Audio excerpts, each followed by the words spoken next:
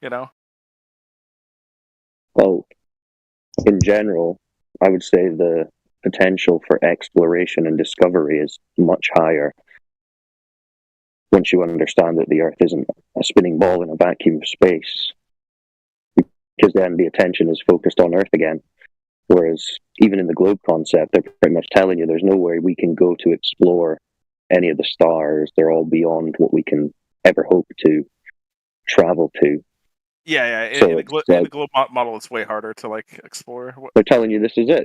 We know all of what's on the Earth. You've maybe got the odd island here or there, but it's all pretty much mapped and charted, and Ocean's you pretty guys unexplored. can't go and check it out anyway because you got to go to work. So I'm an Overlord glue sniffer, but not Overlord flat earther. Yet. Get there someday, buddy. but come on, someone must have a sensible point or question about the Earth. Hey, my point wasn't bad. No, that was good. Thank you for your participation. I try. I try not to be a voice chatting freeloader. Yeah, that's good. We appreciate the contribution. A lot of free rides going on here today. It's annoying that geodetic surveyors have to assume corrections for their measurements. Just blows the whole science out of the water.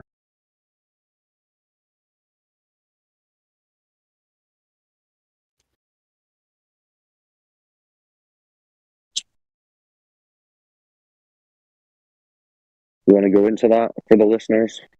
Expand?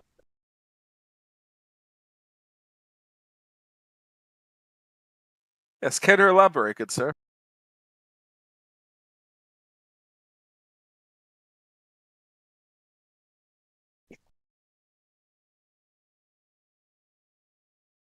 Yes, that was it.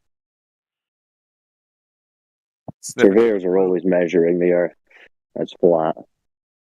But yeah, in geodesy and things, they might mathematically transform it into a curved surface for an assumed globe.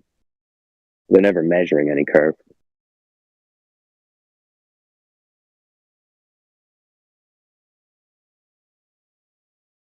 Does anyone here think curvature has ever been measured?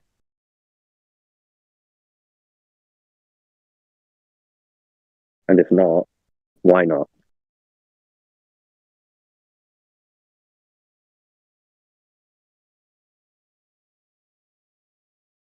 Is it too big, man? Such a big ball. It's just flat everywhere. Every person on Earth experiences a flat, motionless Earth, wherever you are. Australia, Asia, Europe, Africa. We all experience it as flat and motionless, but somehow that means it's a ball that's spinning.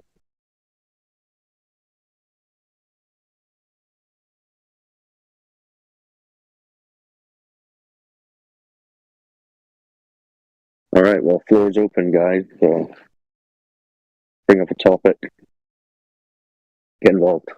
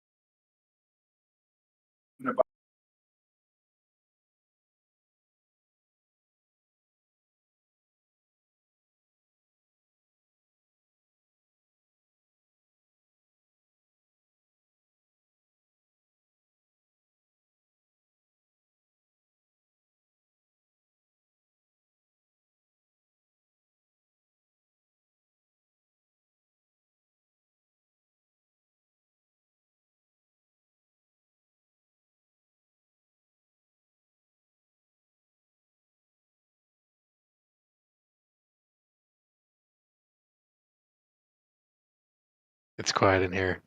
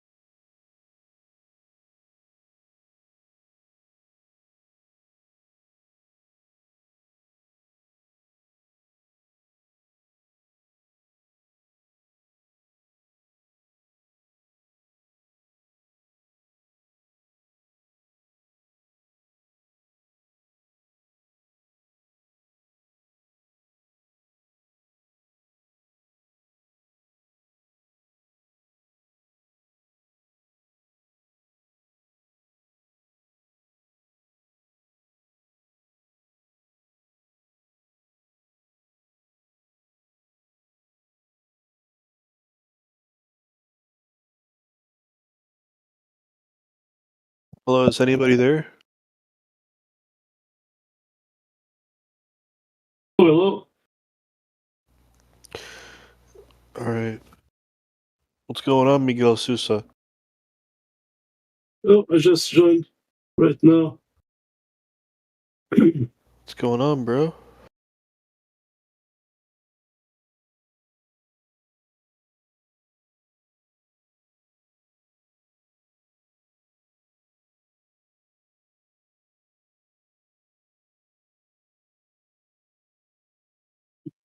There's a side chat going on.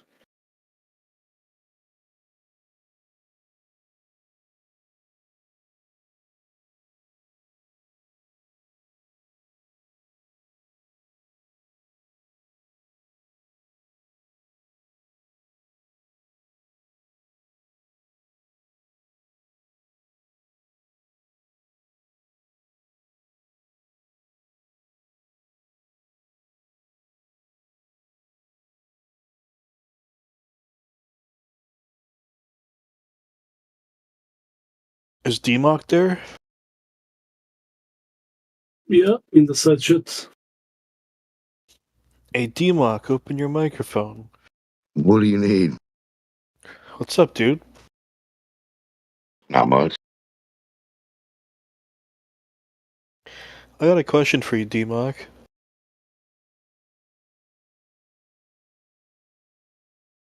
What? Can you explain the whole gyroscope thing to me? A gyroscope thing? Yeah, what does it really measure and why does it not measure rotation of the Earth? Because the Earth's not rotating. There's no simpler way to put it. And if you believe that, what you would need is an actual 3D rotating object. Go put it on that while it's rotating. Go around in a circle. You know what I mean? Exactly every movement you think the Earth is doing. Repeat that with the ball and put that on there. And I'm Like guaranteeing you hold the what it. gyroscope on the surface of it and then rotate Nah, it don't around, hold right? nothing. Why would you hold anything? It's supposed to hold its own rigidity in space, is it not? I don't know. I don't even, to be honest with you, I don't So know what what a I'm saying, gyroscope really does. right? It doesn't exactly. It does nothing. It's a cat toy, dude. It does nothing. There's an action or a reaction that happens, just like when you drop stuff or helium balloons go up, right? We have an action or reaction, right? Yeah. And then people equate that thing to other stuff like magical effects, like Earth's precession, Earth spinning, Coriolis. Do you see what I'm saying? Yeah. Yeah, these are all attributes of just an action or a reaction, and they give it that wild name or idea. Well, what do you think's happening there, Coach? Why? Oh, because you're on a big ball in this. You see, We- if you're not on that big ball and you're not spinning, then everything that they said has been clearly negated. I mean, you understand that, right? Yes. Correct. So, I mean, that's the main point. Where would you or I get the reference of the spinning ball versus a not spinning thing that's sitting there, sitting still? If they keep telling you, you can't get that reference because you're on a thing that's moving. I'd rather start from a reference of not moving and then go get a spinning thing and say, look, I'm on something that's not moving. Here, how this is how this acts, and here's how something acts on a ball that's spinning. See this ball spinning with that thing on it? That's what it should do. I mean, it's no more. It can get no simpler than that. Or a Cavendish or a Foucault, any of it. The pendulum swinging, the fucking the drift that they get with the ring laser gyroscope. It's all an action or an attribute of the cat toy. The thing itself. If a human didn't start that thing, the Earth wouldn't show you an attribute of movement through it. It's that simple. Because they don't go count leaf movements and say, "Oh, the Earth processed because the tree shook or the leaves wiggled." That's ignorant. Mm.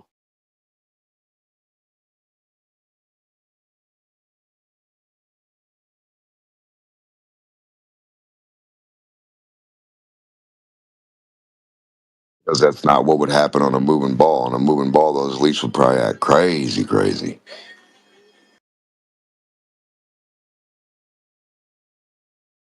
I mean, have you ever, does any of these people that explain how things work on a moving ball ever put them on a spinning ball for you? No. Isn't that weird? I'd say that's the number one thing they need to do if that's what they're trying to prove is a spinning ball.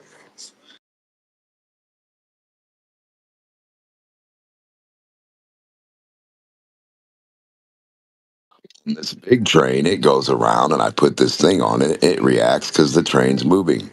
On the little train, you get the same action or attribute. It shouldn't be no different.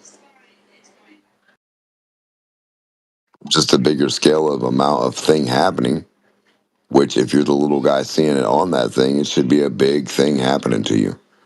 If we're so microscopic, the amount of procession for something would be like it'd be astronomical to us.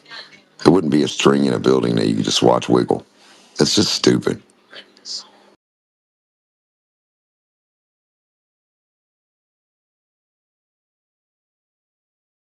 You would see 1,000-mile slow motion spinning string above your head like a helicopter blade, and it would be spinning with the earth, but really, really fast. So it would be going real slow, like sitting still but moving with the earth, stuck up in the air. You ever seen that string? No, that I have not seen. Well, once you see a string levitate out up from the ground that way or any way like that with a weight on it or something, then you're on a spinning ball.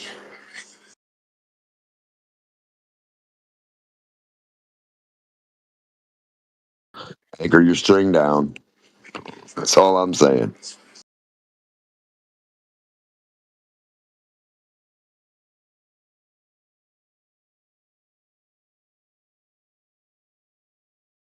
Because if all it takes is energy to separate mass or movement or anything like that, then every bit of energy that the Earth imparted on any mass connected to it or with it, it would fling it off.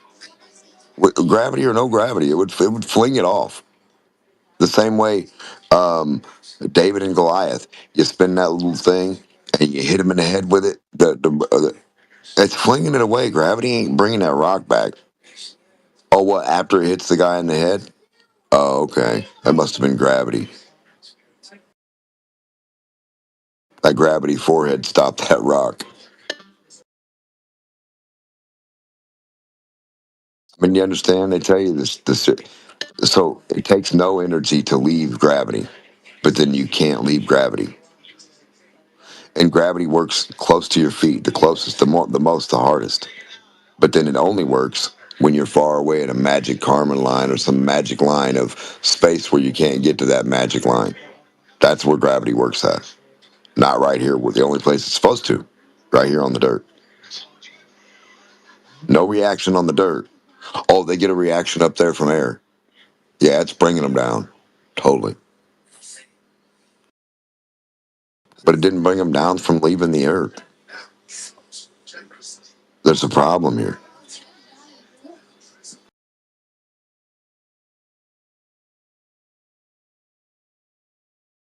Energy, mass, and acceleration are all the same damn thing, depending on what attribute or how they get uh, registered. So stuff is moving. How much does it weigh?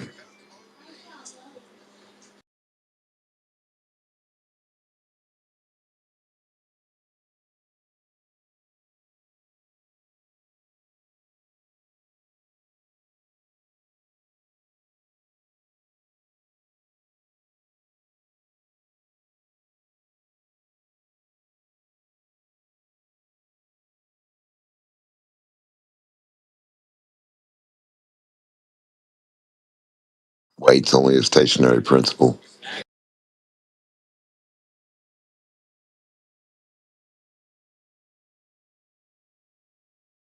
That's why it's both words. Wait and wait.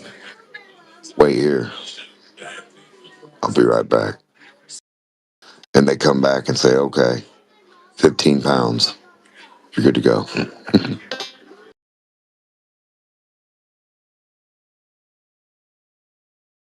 Hello, whoever joined.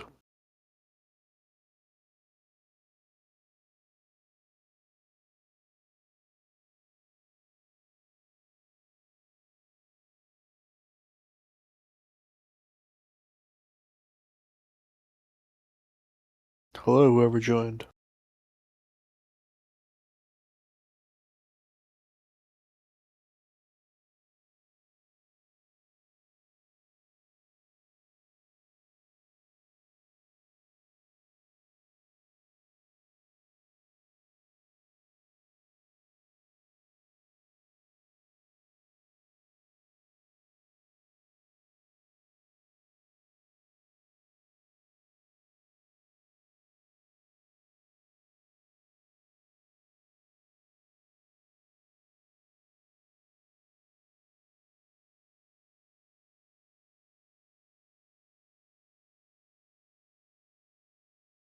Emok, these people who are joining, they don't want to talk.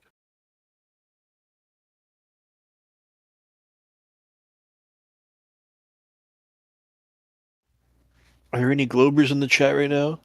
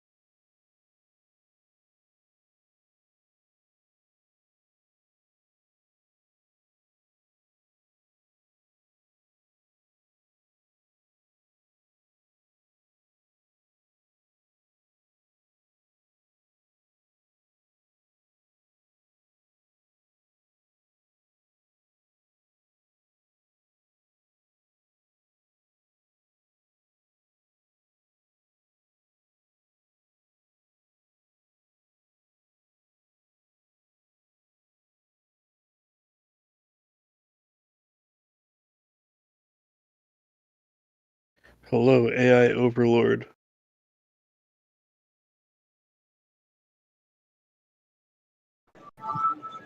But What's going on, dude? nothing much.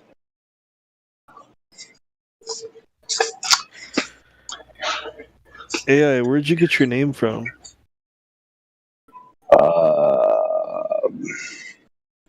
Oh man, it's complicated. But I have a funny story about it.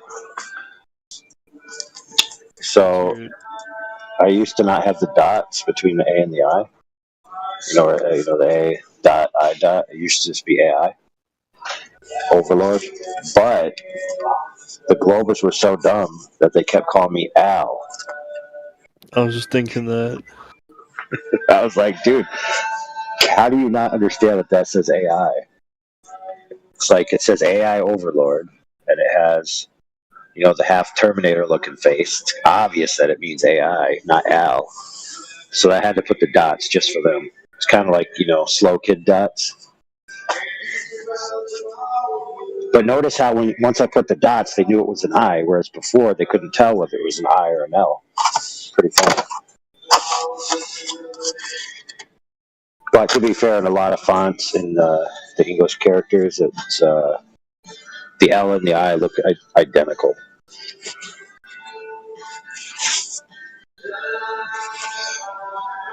Yeah, they do. Do you like AI or something?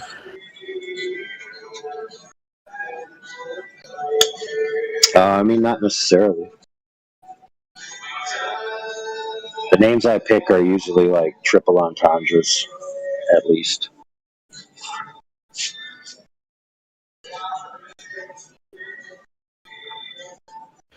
I got So- no idea what that means. Means they have multiple meanings.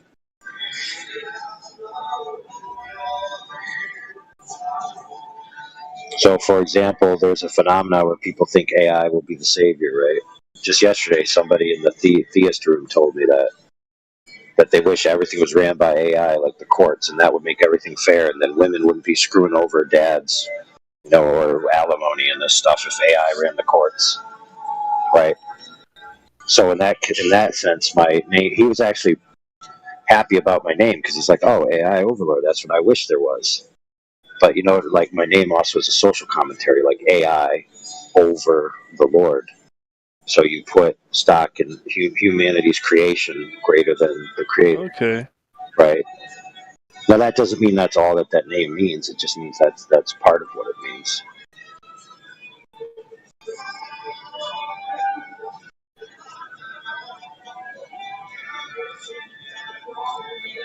But yeah, it's a commentary and a persona all rolled up into one. I saw you were playing Tekken, I think, yesterday or 2 days ago. Yeah, dude, that end boss there on that game was ridiculous. I forgot his name. Azazel. Right. Yeah, I gave up, dude. Is that the final boss? Yeah, for Tekken 6. Yeah.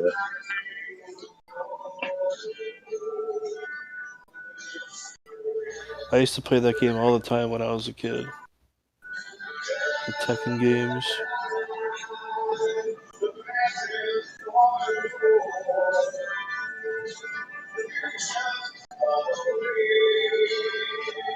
I think I like Tekken 5 better because the end boss was Mishima's grandfather. So he's basically just a big buff dude with crazy hair, rather than a dragon. Buff dude with crazy hair.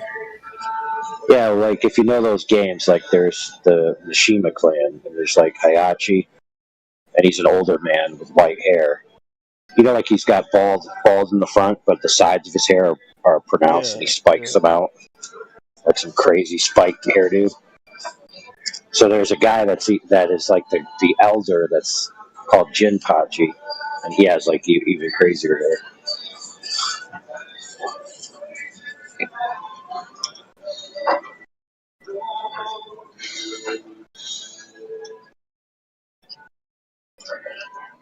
I actually didn't even remember that was the end boss because usually when I played Tekken 6, I played online against human opponents, not the arcade mode.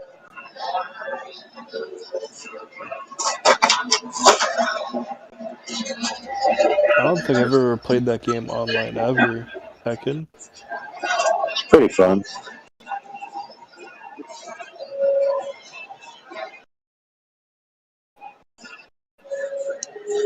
What other games do you play?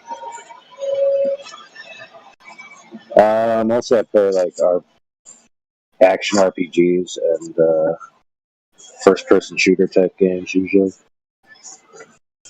You don't play on the computer, do you? No.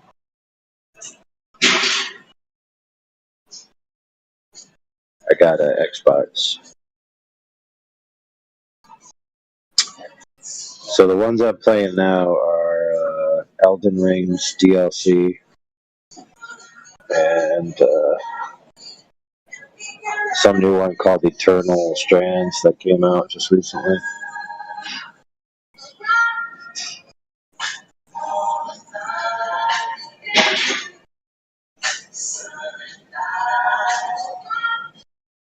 But Dark Souls games like Elden Ring, Dark Souls, and any game along those lines, that's what I like.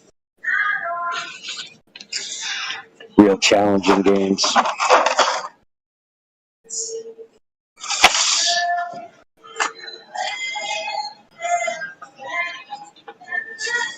I got to get a challenge in my life. Because talking to Globers isn't much of a challenge during the day, so I got to get my challenge fix at the end of the day for the hard video game. Chess? Oh yeah. Played against DJ last night. I got beaten pretty bad.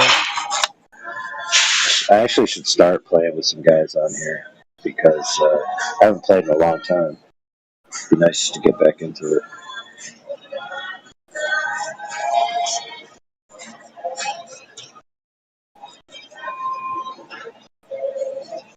No, it's fun, dude. Not as good as I used to be, though. You should play chess where every space is another chess game that you have to win in order to take that space. What do you mean? Well, like you want to move to, this square. In order to take that square, you have to win a whole nother chess game. What the hell? So how many squares are there? What, 32? I don't know. Let's just say there's 32.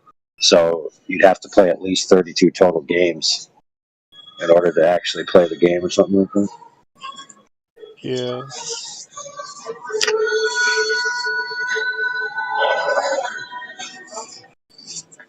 Who joined? Was that Timbo?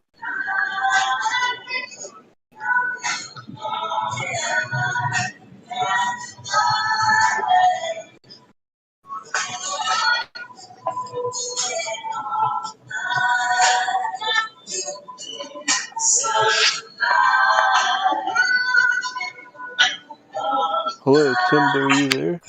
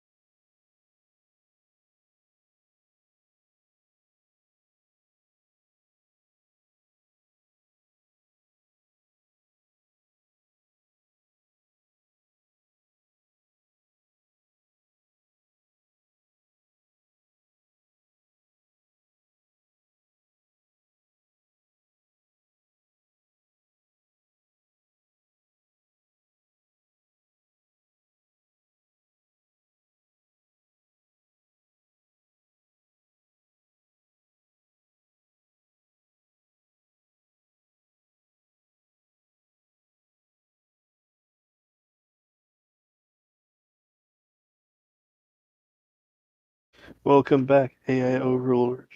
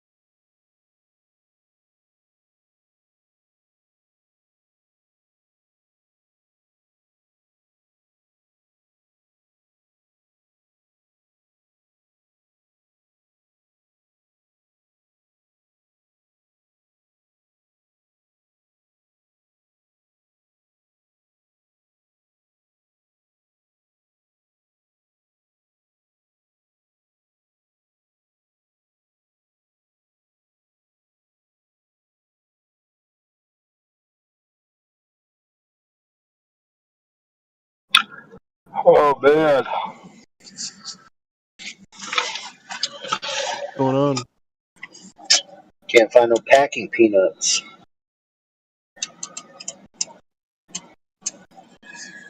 All I got is bubble wrap.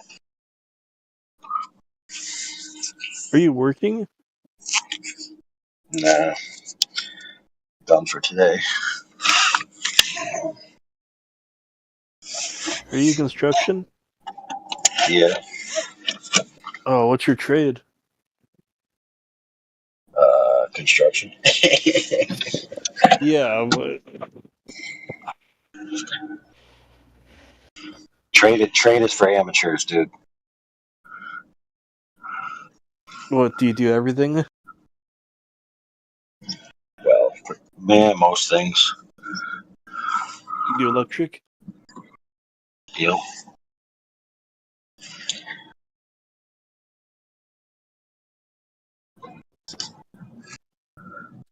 What kind of style do you do? Like, do you do renovations or new construction? Lately renovations, but I've done new construction, a lot of new construction. Have you Around ever town up found? here, we built a bunch of new houses. You ever found electrical connections buried inside walls? Yeah. It's my favorite thing to find. Find knob and tube transition from old to Oh new. fuck, I hate that shit.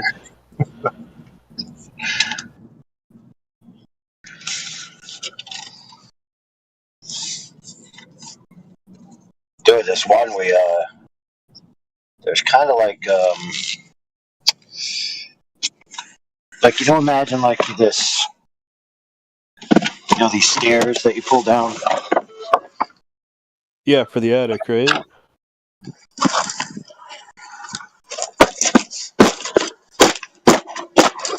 Sorry, I gotta get rid of this fat box here.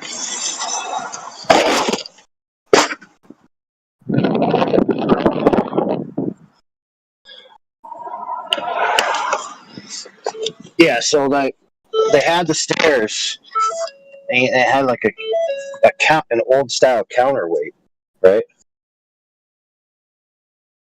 Like really heavy,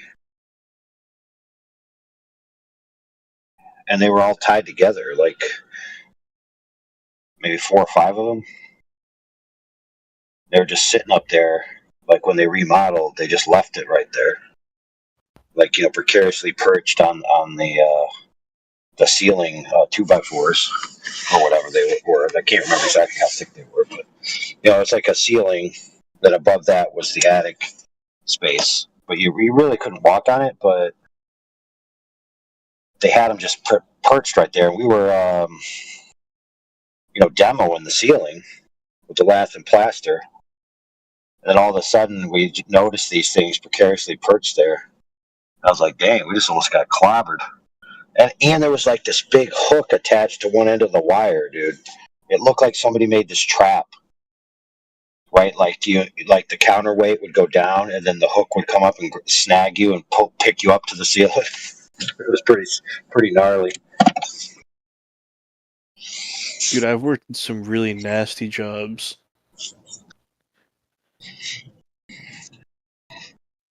Raccoons in the attic, bro.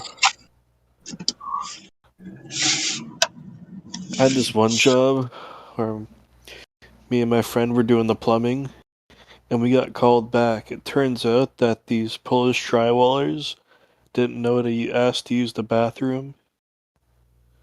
So what they were doing was they'd board up one side of the drywall, then take a poop inside the wall, and then board the other side. Dude. It's fucked. It's fucked, dude.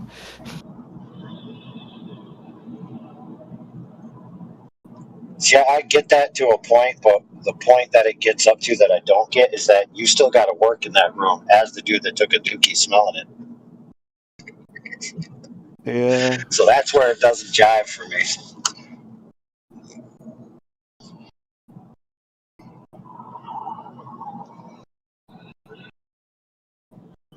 Home Depot bucket special, that's a different story. Because the Home Depot buckets, they come with a gasket seal on the top of the lid. Right, so you get those as a little, basically a shopping cart when you go shopping. You take it with you with the lid, and then you can take a dump in it, put the lid on, and it's sealed, vapor sealed, like you can't smell it or nothing. And as long as nobody's stupid enough to open the thing, you're good.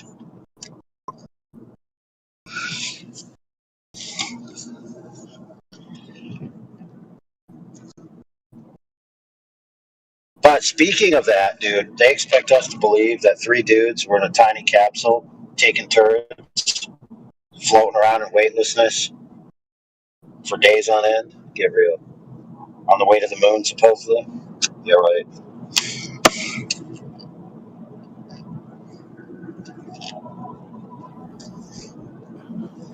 Well, they were weightless, dude. They're either on a plane, uh, getting flown around in zero G, or they're on a movie set somewhere.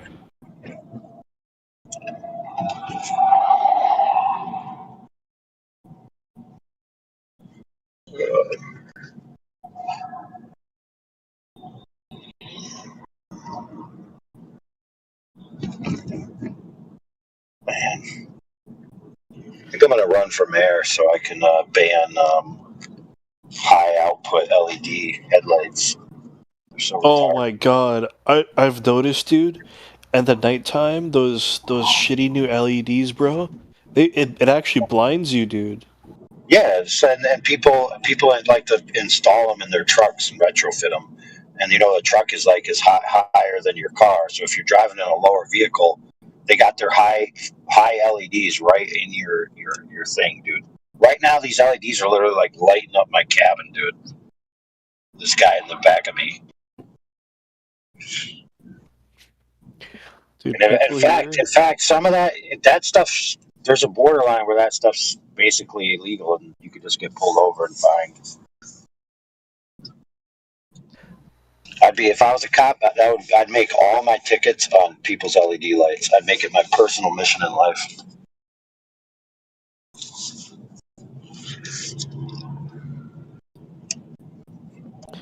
You ever have a road rager behind you or a dickhead high beam you with those? Yeah, but I got a Caltrops deployment unit. What is that? Oh, Caltrop, you know the game Jacks, where you throw the little jacks out. You know what those are? You actually, there's no way you have that in your truck. As far as you know. A deployment unit? I plead the fifth. Dude, what the fuck?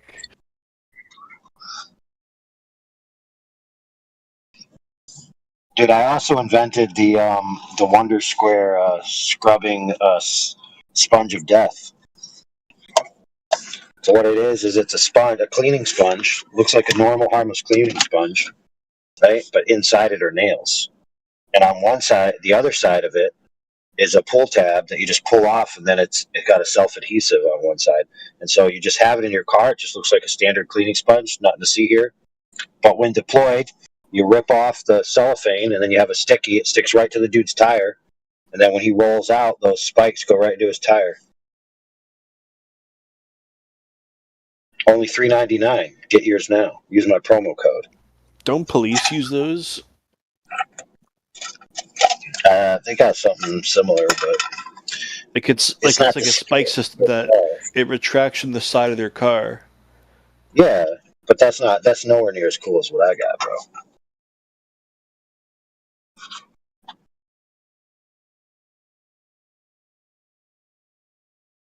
Well, they got one that like extends out of the front of the car, and then it goes under your car and then they get you. Yeah. But they got to be tailing you with that one. That one's kind of a little. I didn't really like that one that much. But they have another one where it shoots out of the front of their car, and then zips along and goes underneath your car and then gets you.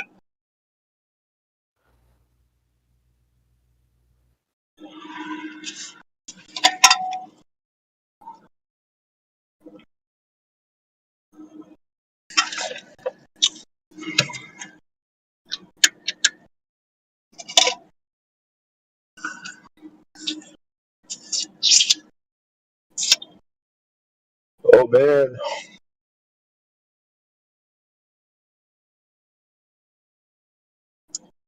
Dude, I'm gonna go in and eat some emotional health food, and then maybe I'll get on Sexy Mike. What do you mean? You know, cake and ice cream. You're getting cake and ice cream? Yeah, for my emotional health. Okay, I have a prescription. What's it to you? Nothing.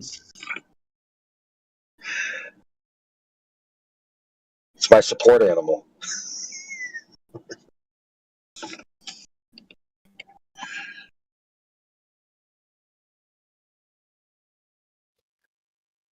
Hey, I already. Have you ever seen how people? You've seen how people put on corner beads, right? Yeah.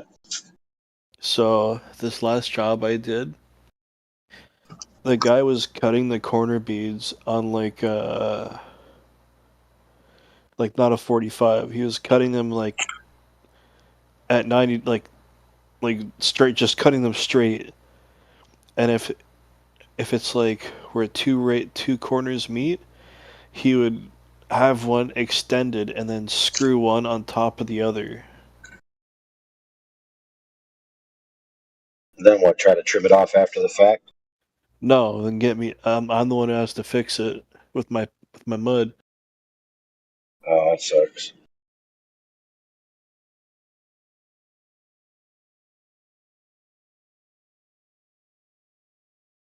I don't mind those too much, but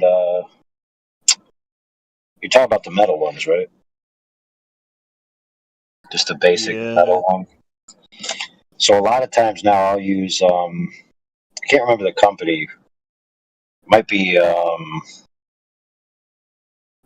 Straight Flex, I think. But they make a paper covered like nylon corner bead, and it's really flat. So it's basically like they have the paper edges built in, and then it's over a 90 piece of plastic, and so you don't actually screw it in or nothing. So it's not quite as strong as the metal one, but when you're doing like a corner that you want to really look nice and flat, man, it's awesome. Because like a lot of corner bead, you actually have a lip in the wall on that corner, because it sticks out a little further than flat compared to the wall. So you actually have to float it quite a bit in order to have it be like a really non-accentuated corner.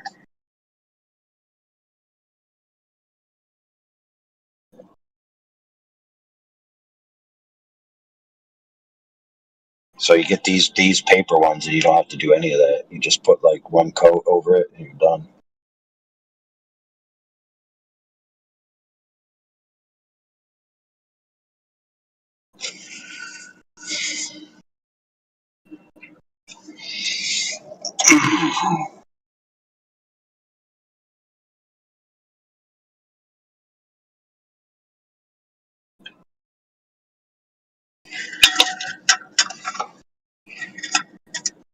That's the beauty of something that's actually 90 degrees. Yeah, that's also considering that you made your wall 90 degrees. Good luck. Dude, this one guy I've worked with, when we have 45-degree corners, I usually use a special tape. But one of my coworkers once fucking put 2 corner beads on 45 degrees. And I swear to God, dude, I had to use probably a 3-foot long piece of drywall to feather out the hump that it gave. Dang. Yeah, you got to use that Straight Flex tape. Is really good for that. Even do curves with it.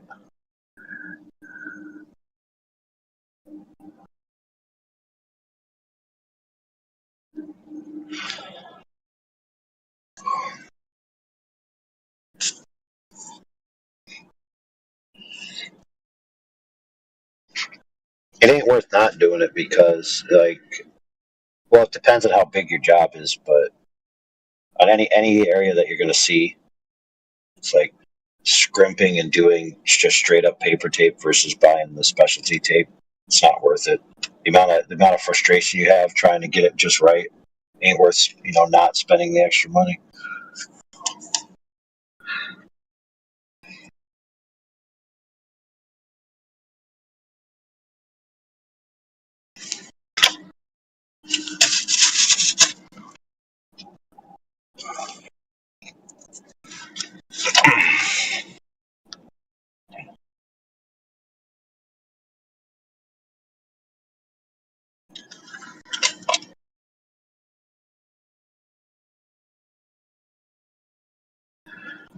I'll be back a little later to actually talk about the topic.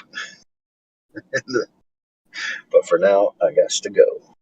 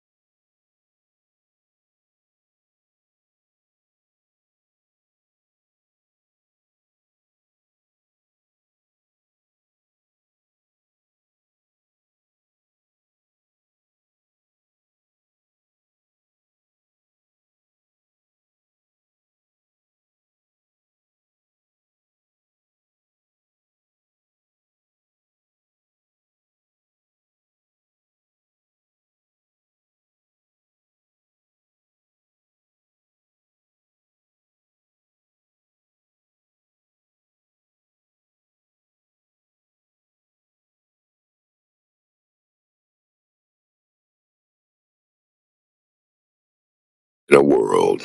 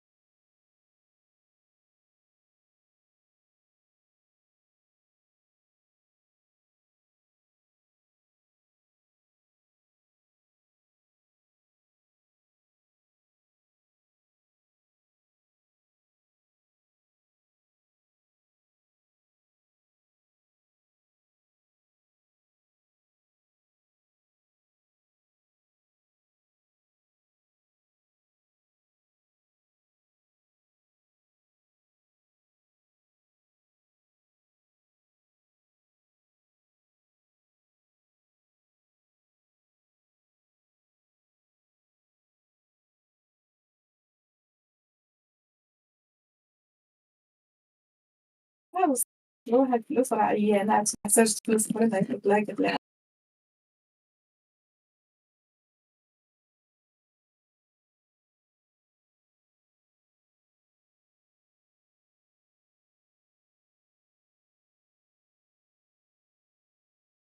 The loser is the loser. The winner is the cool guy.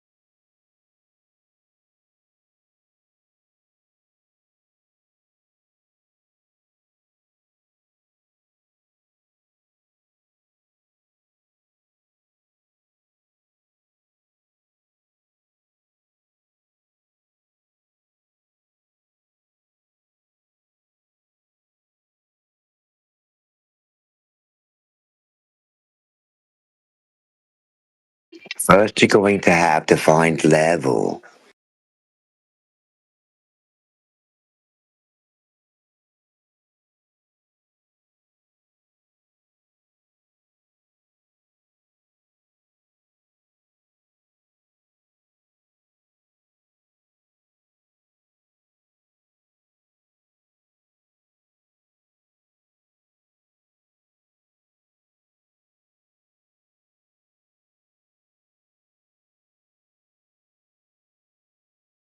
Pecans.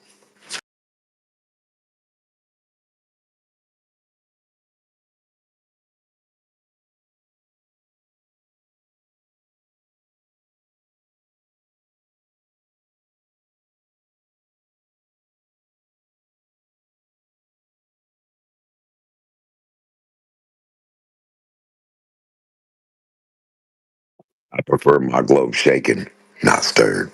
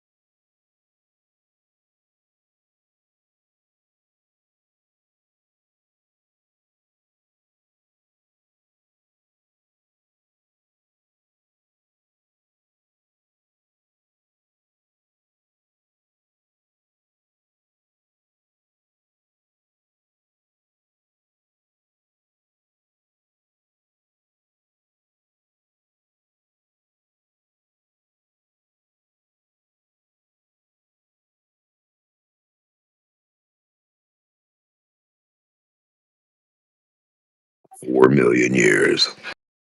We've been looking for the cube.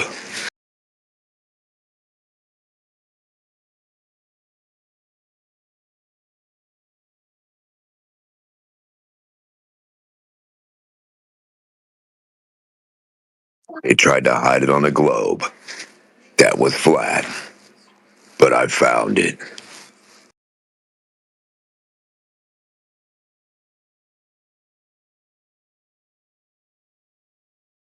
They said once you find the flat globe, you found the cubes. It's the source. It's a really big ball. It's so big that it's horizontal. It's so horizontal, it's a ball. A big one.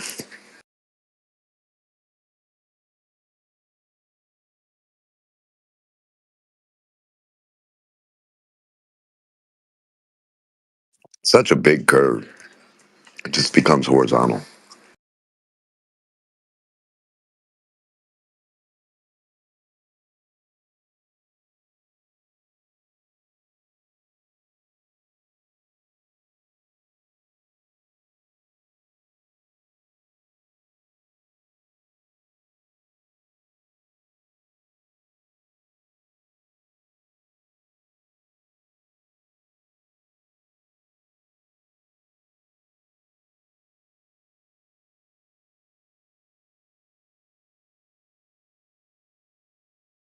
How would anybody know where the Earth is in space anyway?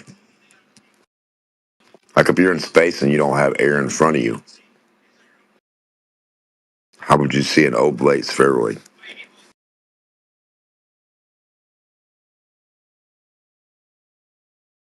Don't you have to have atmosphere around you to see other stuff in space?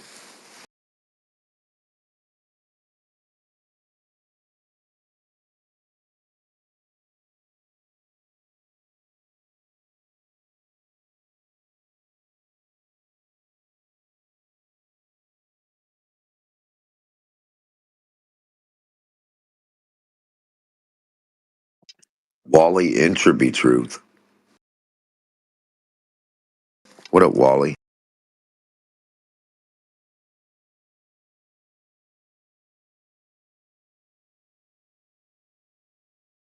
Zero.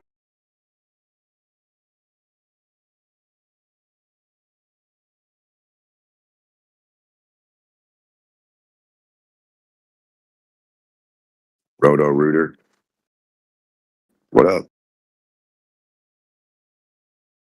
Yeah, hey man. Thought you were talking to some dude named Wally.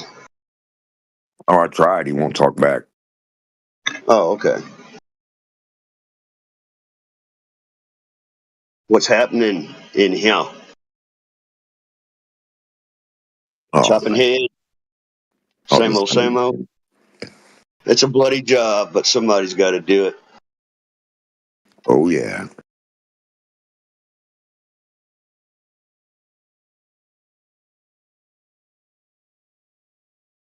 I was just wondering how they see stuff in space. When they're in space, when their eyeball exposure isn't good enough, and then they can't see anything because it's all black, and then they can't see nothing that they're going to or coming from because they don't have air around their eyes. They tell you need air or atmosphere to catch the light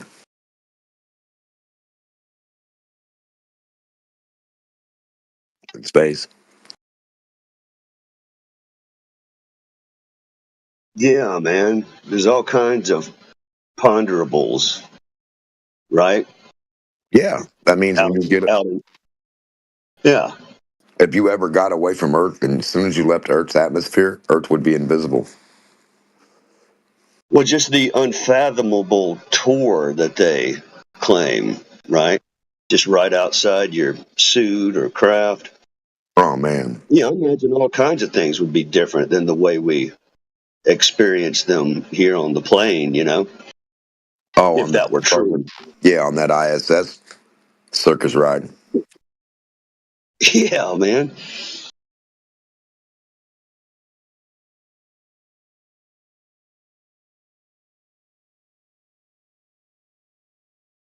I think it's funny that they put two guys at the bottom of the ocean or some whatever, and they're like, "Oh, save them, save them." Oh, there's some boys in the well. Definitely save them. Definitely save the guys in the well. We don't even really care about the people in the sub. We don't even really care about the people in space. Save the people in the dirt. Isn't that weird? No, I mean, I'm not saying that. I'm saying the government and everybody, like the whole media, the news, they're like, "Oh, save little Jessica in the well. Oh, save this kid. Save this person. Save that person." But there's two guys up in space, and fuck them. We'll do what we can when we feel like it. That's weird.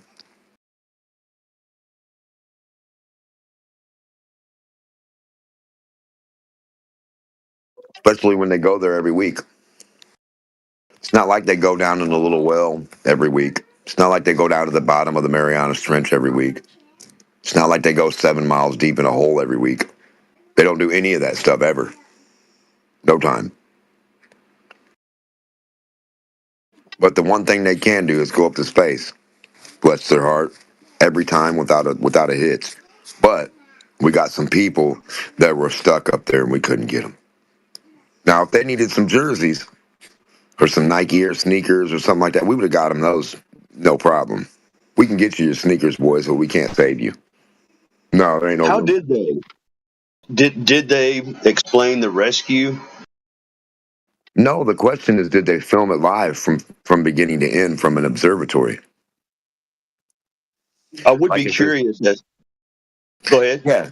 Well, I'm saying the observatory, being the ISS itself, should have filmed the thing coming up to rescue the people, and then it should have filmed the people being rescued and going back to Earth. Because if I'm paying for this shit, you better believe I want my fucking live videos of all this shit happening. Or else I wouldn't give you one red nickel to pay for the gas or the equipment or anything, like the funder, right? So somebody got to have this footage.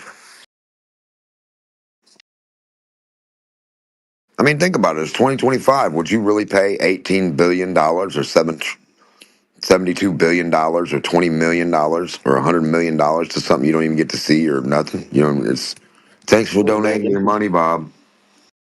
they should be wowing us with spectacular views from the state of the art cameras, man. You know? But seriously, catching up to something going 17,000 miles an hour to orchestrate that.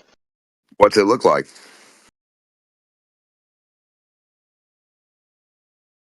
What does 17,000 miles an hour even consist of? How do you get there? How do you know? What's your reference? Not you in general. I'm just saying for us as humans. How would you and I sit there as dumb or smart people and know what the hell 17,000 miles is? Compared to what?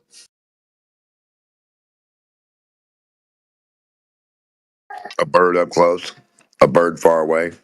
A jet far away? A jet up close that doesn't supposedly go anywhere near that? What do we compare it to? A balloon that runs out of air and goes left to right really fast, like it's going 17,000 miles an hour? Like, what do we compare it to? You remember the little vid from the 80s where the dude's in the little jetpack and he's going that fast. He's like, wow, what a ride. The Yeah. astronaut guy. Oh, yeah. Wow, what a ride, he says. Yeah. What a ride's ass. If they, I mean, being on an airplane is one thing.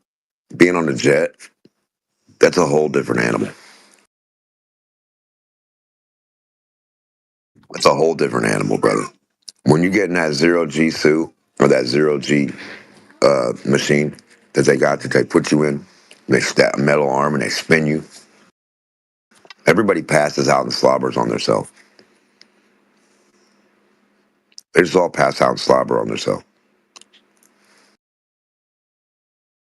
So while you're doing that in space, how are you controlling anything? How would you even know when you landed or what happened? How do you know when you're going to wake up? These questions and a whole lot more. That's right. Oh, the tangled web we weave. I'm just saying, when they put them dudes in a jet and you look back, most of the time the dudes that can't handle it'll be passed out sleeping.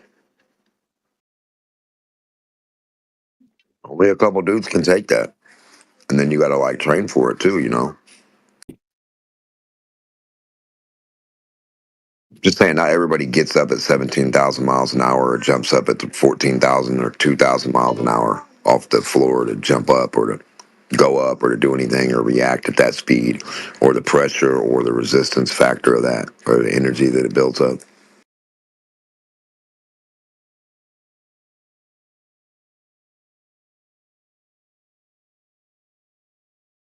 Fucking kinetic magnetic energy kickback it gives your eyeballs when they swell up. When the dude was on the ground trying to go over the land speed, he was trying to go 300 to 600 miles an hour or some shit like that. His eyeballs swelled up. They had to put Oh patches. yeah, man. Yeah, they had to put Oh patches brother, on his eyeballs. it'll flap your jowls. Oh man, dude, it messed him up, dude. His eyes were messed up. He looked like a. I mean, they literally had to put the white tape and the gauze over his eyeballs.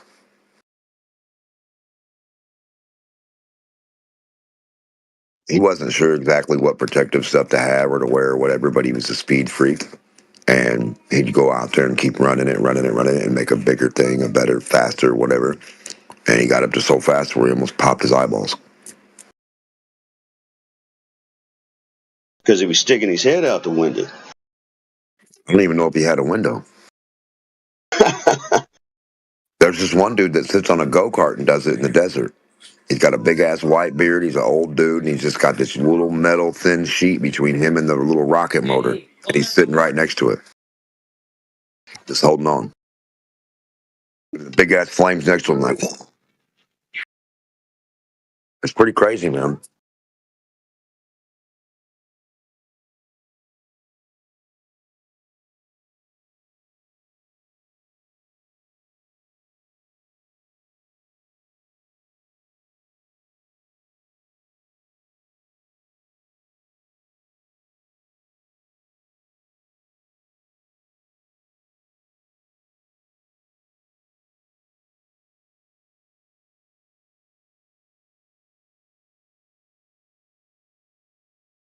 That's why I like the sure footing of the ground. Yeah.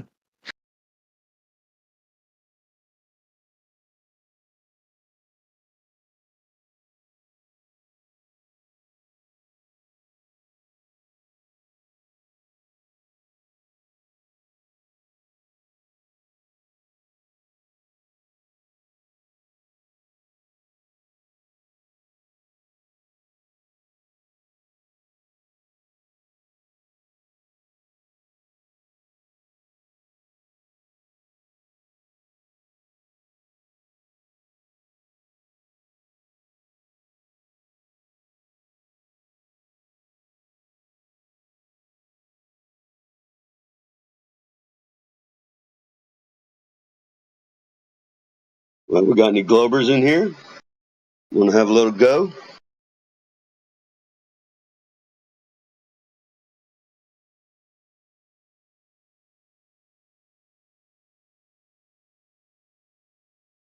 I mean, friendly conversation. Yeah, I just want you guys to like comment on this video.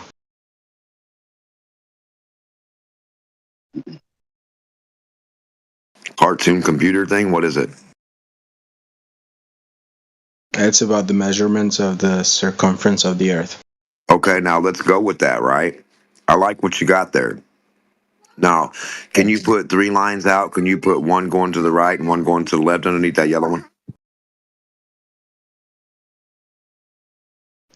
Well, he put 2 lines, and apparently one is a little bit on the side compared to the sun rays. No, listen to what I'm asking you. You see how there's that little yellow line that's a straight line? Yeah. Okay. Now at the bottom of that line, put a line going out to the left and a line out going to the right. Huh?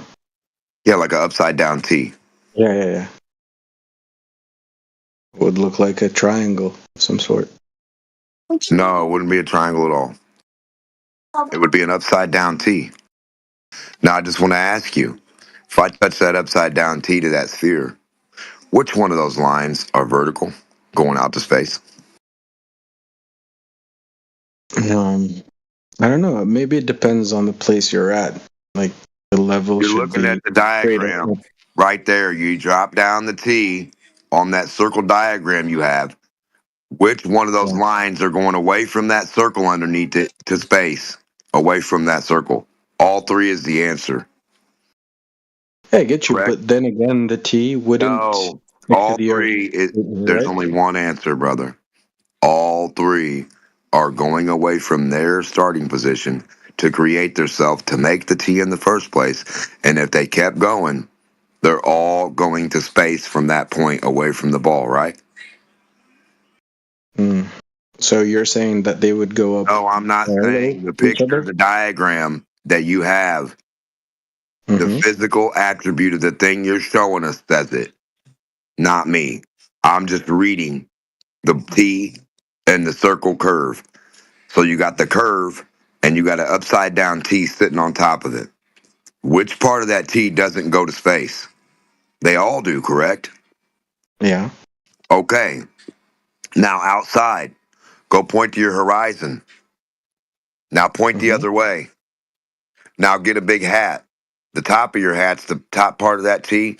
Your right and left arm are the bottom of that T. Every portion is supposed to increase into space the same rate, at the same rate of change. At the same angle? No, listen to what I said. The same rate of increase of elevation. So if I move 1 inch up away from the ball to the clouds, that's 1 inch increase in elevation up, correct? Now, if I Yeah. move 1 inch out to the horizon to those clouds out towards space that way, that's supposed to be 1 inch up vertically too. They're all going vertically away, increasing their altitude away from space, away from the ball, away from the dirt, right? Yes. Okay, now, but in reality, on what we're standing on right here, when you point out to the horizon or anything goes horizontally perfect that way, you're never going to hit clouds. You're never going to hit space. You're only going to hit 5 feet where your hand is. You're always going to stay 5 foot high going that way. You'll never increase your elevation. Mm-hmm. Only if you're on a globe does that happen. So if we I were guess on a on a globe, flat Earth, the hold on, brother, difference in the hold on a shadow. minute, hold on. I just have to make sure you comprehend this because a lot of people act like they don't comprehend the simplest No, thing. no, I do comprehend. I was about to Okay, now like. listen. So listen. Mhm. So on a flat Earth, there's no increase in elevation horizontally across the whole plane. That's zero. That would be a zero reference of elevation. Now, Mm. they tell you on the globe it's a curve line that drops below the horizontal, keeps dropping and dropping and dropping. And they tell you that's a change rate of zero, just like our horizontal. But you can't show that nowhere in reality that you can drop something down or move it forward and move it backward and increase in elevation. You only decrease. Or you don't do anything with elevation, you only increase or decrease distance. So there's a problem. Okay. Yeah. So that T that's supposed to increase in all directions in elevation as well as distance away from a thing, away from that spot, in reality, it doesn't. So that proves we can only live on a flat earth because no one can point that way. And every little dot on your arm should be an increase in elevation to the end of your finger. The same way every little dot from the ground is an increase to the clouds. Each one should be an increase to the clouds. No matter where you're at, it's just an increase. I'm not saying it's going to match. So you go 35,000 feet, you hit the clouds going vertical. But going that way, you need to go 3959 and then 35,000 feet, and you should hit the clouds. But the conundrum is you're never increasing elevation to show that you ever went over a curve, not even one dot. Not one dot, just like you go up to the clouds from the vertical portion.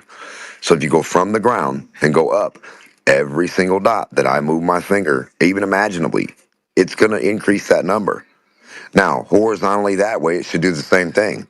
It shouldn't be the same number of, distance per whatever, but the rate should be the same because it's up a dot, over a dot, up a dot, over a dot. both of these are going up a dot and up a dot to space. Hmm. Yeah. I get you. And I have like an explanation for why the beam of light, the shadow is different and curved to the other side on the second, Okay, second go stick. ahead. Well, I was just simply speaking of elevation and how an altimeter Yeah, and I know. elevation. Right now you can go ahead with your angles and what you're saying with Yeah. the shadows. No, so basically, why he says that the angle of the shadow changes is because he assumes that the Earth is curved and the sun is really far away and it gives off parallel beams of light.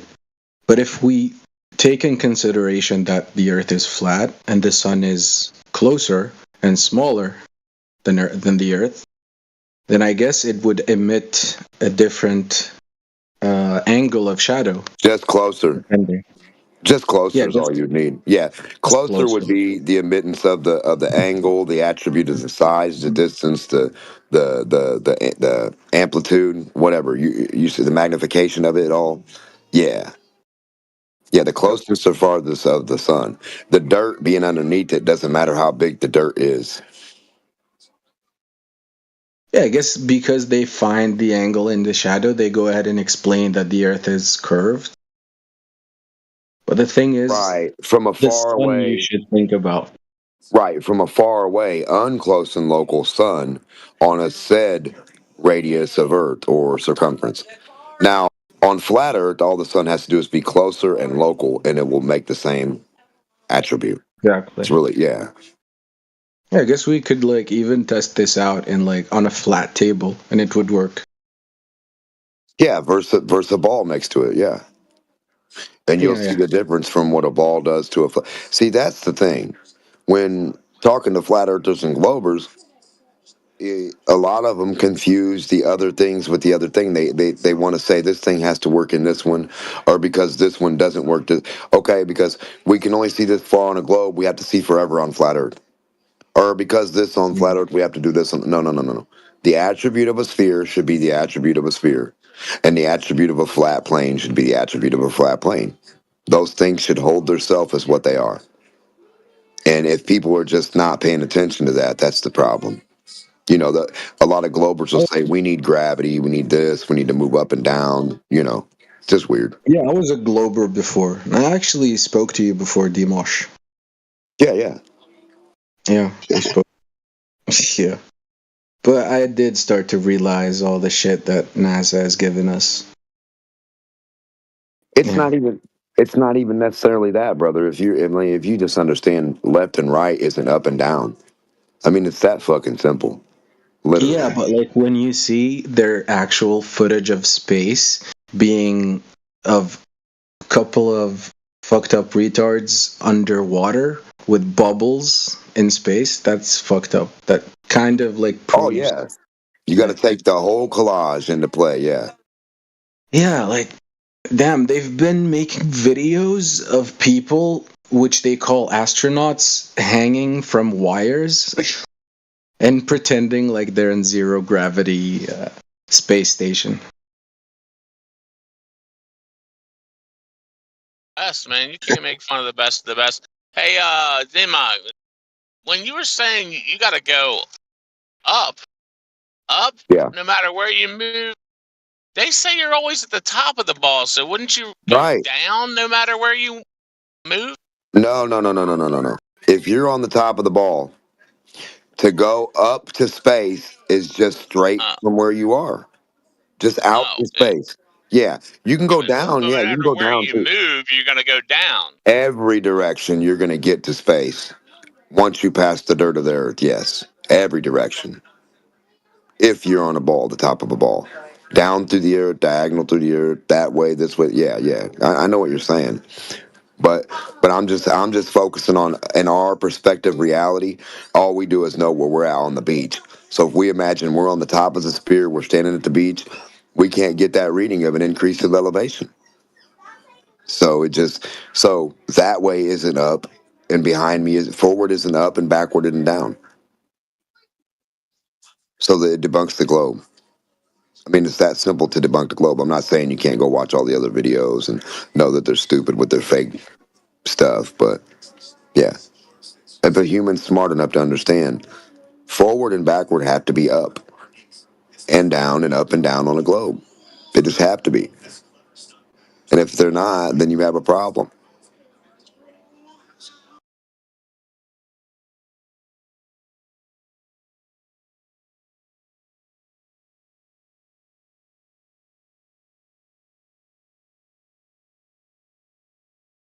Anything else swaying you towards the Earth being a level plane other than fake space videos and photos? Well, it measures flat.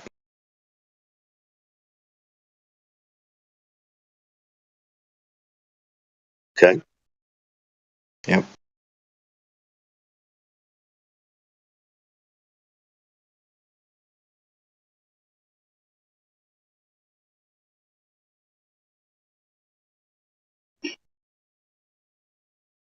Observed flat? Oh yeah. Not measured. I said measured, not observed. Right. Is it also observed flat? Well, yeah, of course.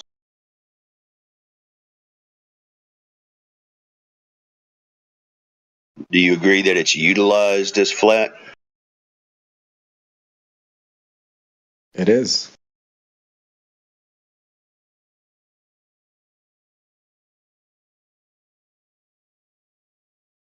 There is no single evidence of curvature. Even when you take a theodolite and you try to shoot a beam, a laser beam, there is always a tolerance level of a couple of centimeters that you need to account for, which always gives false reading. How did you first start getting it? What, the theodolite experiment? No, just that it's a plane. Well, it's just that we experience it flat, we see it flat, we measure it flat, we mapped it flat. What else do you need? We want proof all pictures and photos and flat maps are flat. We want proof that all your flat phones are flat with a flat screen on the flat GPS, on your flat app and Exactly. flat computers. We want to prove that all the angles are flat. Oh, they are. We want to prove that all the hardware stores have flat utensils. Oh, they do? Oh. This retard was asking me to show him the edge. If the Earth was flat, I need to show him an edge. If the Earth were flat, nothing would work. No map, no model, no distances, nothing. Unfortunately. Too bad it all does, unfortunately. Right. Too bad for you. Yeah, tell that to Jaren. Tell that to Curving Up Smiley World. You live on a smiling world that smiles up. Like Your I ocean said, we smiles up. love to imagine the world being flat and nothing working. No, you love to imagine flying around in circles and nothing working. Show us how your elevation works on your concave. Or shut the hell up, Jaren? stupid. Who gives a fuck about Jaren? Why the fuck would you? Hey, Darren's too fucking retarded to know forward isn't up. Tell that Literally motherfucker fucking come on in spent here. 10 years Nuh-uh. debunking fucking NASA fucking shit. Bring stupid ass Jaren in here, and I'll debate that motherfucker on forward and backward and left and right, not being up and down. If him and you are too fucking stupid to understand that, Now Jaren's their buddy. bring Now that McToon he's in been here, at it for Jaren. 10 years. Hilarious. Listen, man, set up a show with all of them in one room, and I'll go to the show. Me versus 5 or 7, Jaren, fucking McToon, FT, Professor. Put them all in a room, and I'll come to that room. I promise you, I'll show up, and I'll out debate every one of them in a fucking circle. I'll sit in the middle on live TV.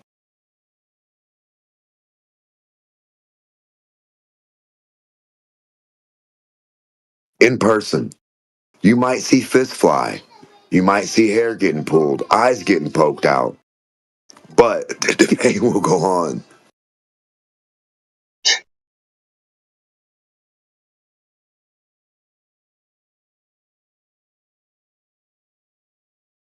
No, I'm just saying though. I mean, for all those people to say they have a high school education or even a third grade understanding of reality, dude, that way isn't up.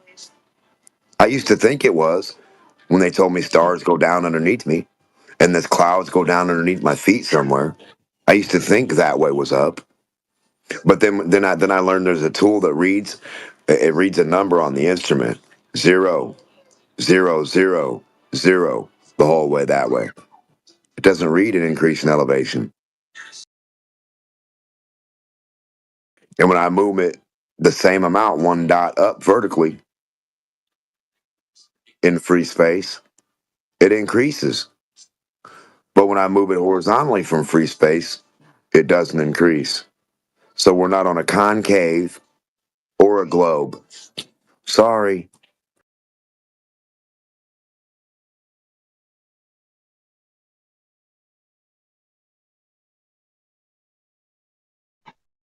What's the whole concave deal? They think water upturns. No, it's where you fly horizontal and hit the dirt and water and just fly straight into the dirt and straight into the ocean, past the horizon. You just fly straight into the water head on.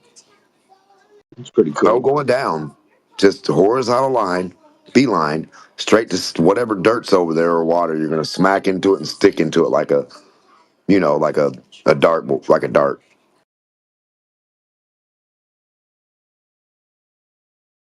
And you can dive up through the water and swim up diagonally to the surface.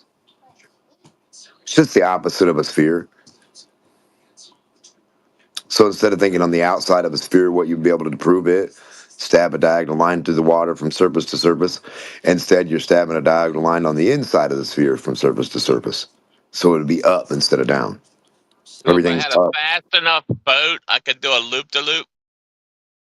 Yeah, yeah. Like that Hot Wheels track. Yeah. Over my head. You can be speedboating over my head and back around. Dude, I had the Tyco glow in the dark double loop wall ride shit when I was like 12. That was the shit. The thing I got that was pretty cool, it was a used hand-me-down version, but it was the one that you could build your stuff from scratch and put the little cars together, and you could put like 5 or 8 or 10 batteries on the top of it, and you could smack the little plastic cover on it. I never really put the cover on it. I just had the batteries sticking out. But the more batteries you put on it, it could get up to like 80 or 100. It was like a real professional little miniature racetrack you put in your house. It was pretty cool. I had the old style, like the orange track, and Yeah, I never got those. I never got into so that I Hot got Wheels. It pissed those, me off. but parents love to light you up when you didn't act right. Oh, I So got that. I got whooped with the anyway, trash. so they had the little red like things you put the sections together with, and then it came with a loop-de-loop thing, and then I had this thing that took like 4 freaking D batteries, and it was you put the orange track going in and the orange track going out, but it had 2 little wheels that would spin. So when the car, if you build it just right, it would shoot it on out and send it through. You know, if you built it just right, you know, it would barely make it back to the little house and then Right. shoot it on out again. Badass, man. Right. That was engineering. Yeah, then they came out with all that shit where like they had like crash up freaking like jump and all kinds of crazy shit. I think I like the old shit better. Like I rather was than like always the ones jealous of where my you're friends like that where you had got the that. joystick, you know. Man, I like every the time one I go to my steering friend's wheel house handheld. and they would have all the cool shit like you. And I'd be like, you rotten little motherfucker. Why do you I got didn't all have the a cool lot of shit? fancy shit. I had a lot. I Not had a you nice in bike. general. I'm saying I would just I whisper had that a to nice myself. skateboard. I had good baseball equipment. Got to go to the college gym all the time, jump on the trampolines. But other than that, nah, I didn't have like tons of nice shit. I didn't either. But then when I got like 14, I said, man, forget this. I'm tired of not having stuff I want. I started working. I was getting $300 a week and $200 a week. I was banking, boy. I was buying whatever I wanted: Sega Genesis, a bike, whatever I wanted. I was buying. Yeah, I started working when I was 14, making $3.25 an hour. I think that's what minimum wage when I started working. Same here.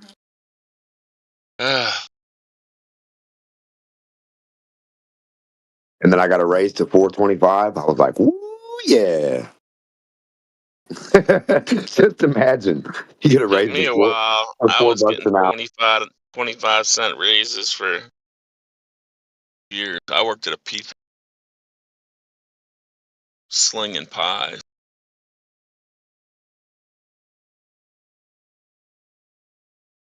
Dope. Cows.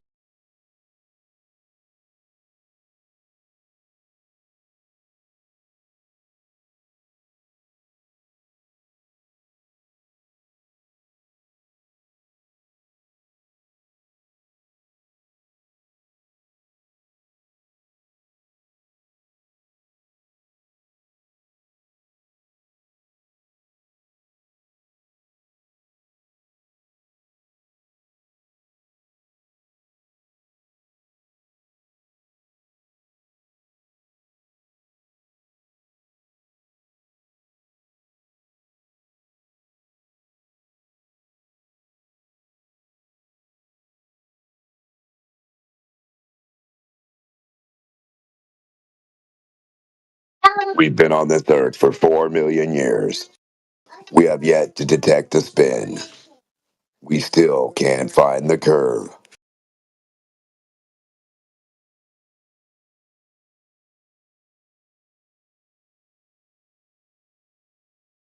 What the hell is gravity?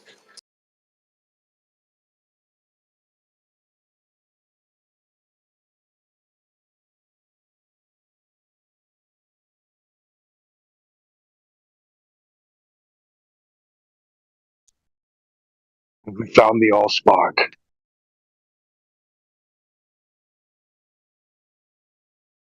They tried to bring up gravity. I told them drop it, and they wouldn't let it go. I tried to bring it up, and they said drop it. It's gravity.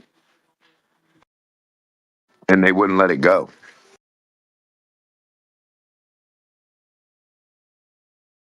So I can't drop gravity. Can I? They said, yeah, you're supposed to drop gravity. I said, oh. So if somebody brings up gravity, you say, just drop it already.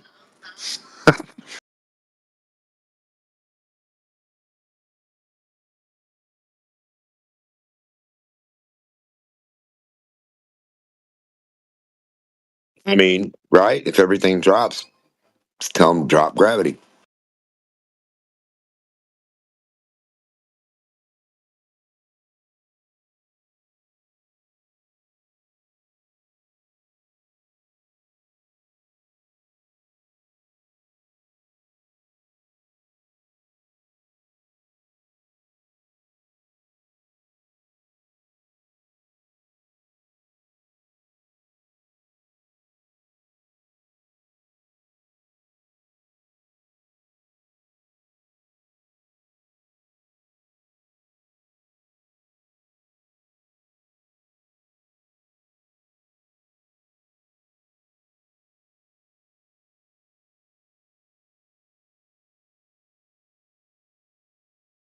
They keep on bringing it up. They can't stop it. Talking about gravity, man, just drop it.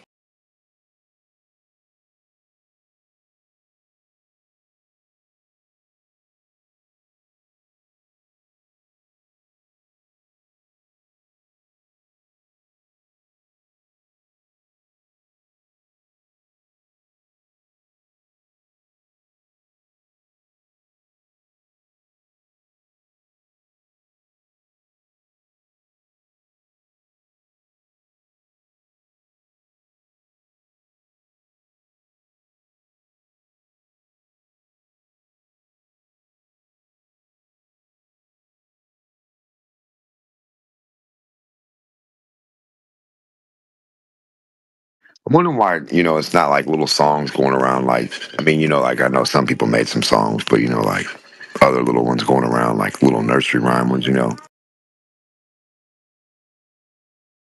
earth is flat and you can't stop it. Don't bring gravity up. And I say drop it.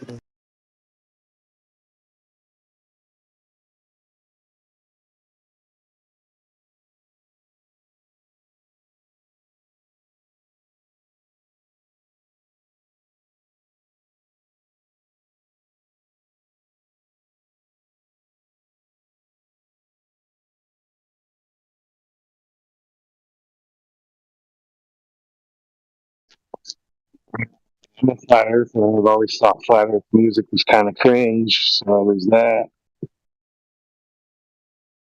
You do, really? Oh, yeah, man, nobody would ever listen to this except flat earthers who get it. And even then, it's just like a breeze and passing. It's nothing I would want to listen to multiple times.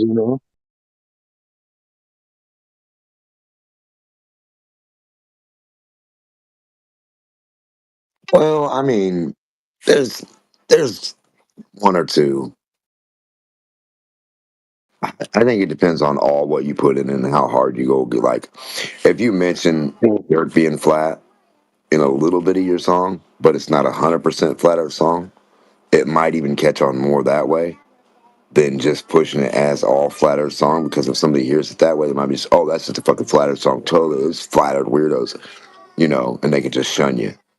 But if you put like a cool song and then a little bit of flat earth shit in it, they have to accept it more.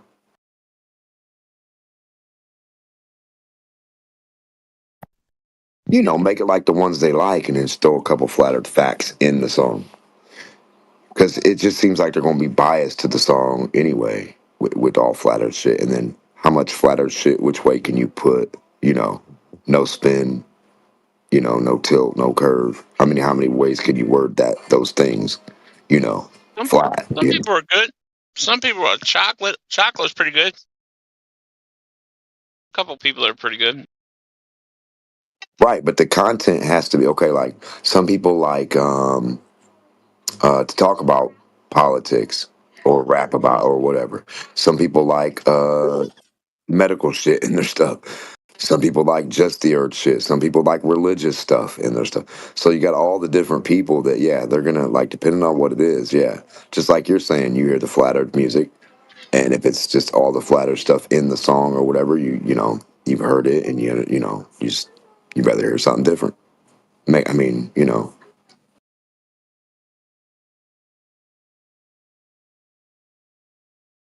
But it's not to say I don't think he's saying every song in the world or every song that a flat earther could make would be bad. He's probably just waiting for one that's a little more different.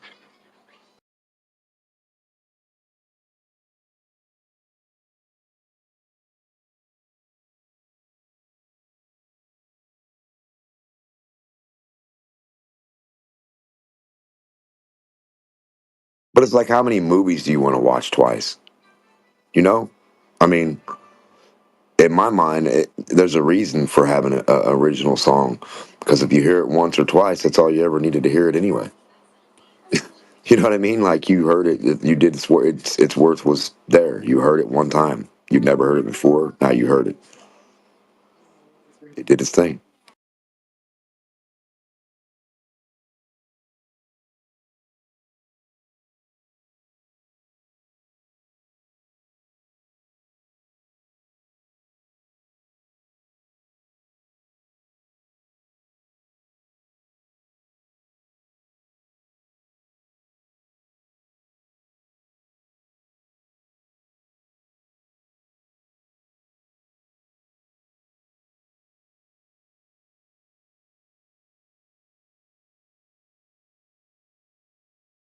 Mine would have comedy in it. It would be totally being like comedy. I just like the idea of putting comedy in with truth. I don't know why.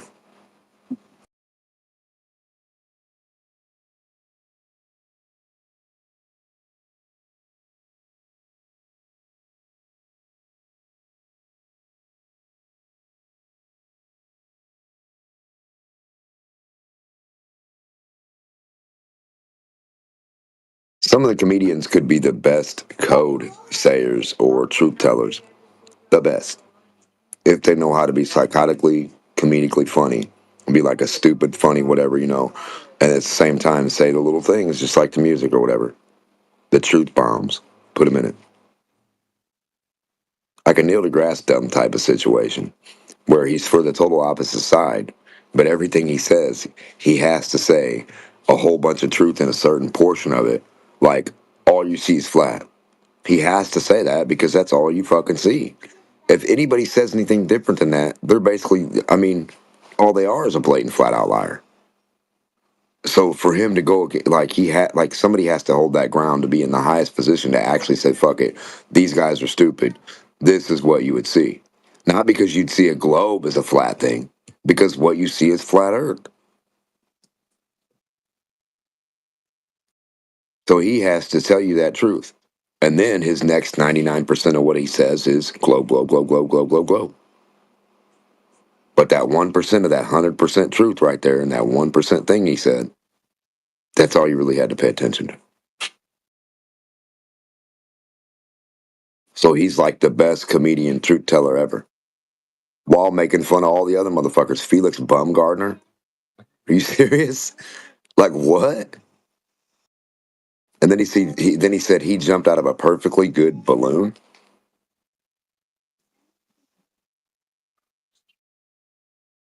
A perfectly good balloon. So Neil deGrasse Tyson was mad at him for wasting a helium balloon.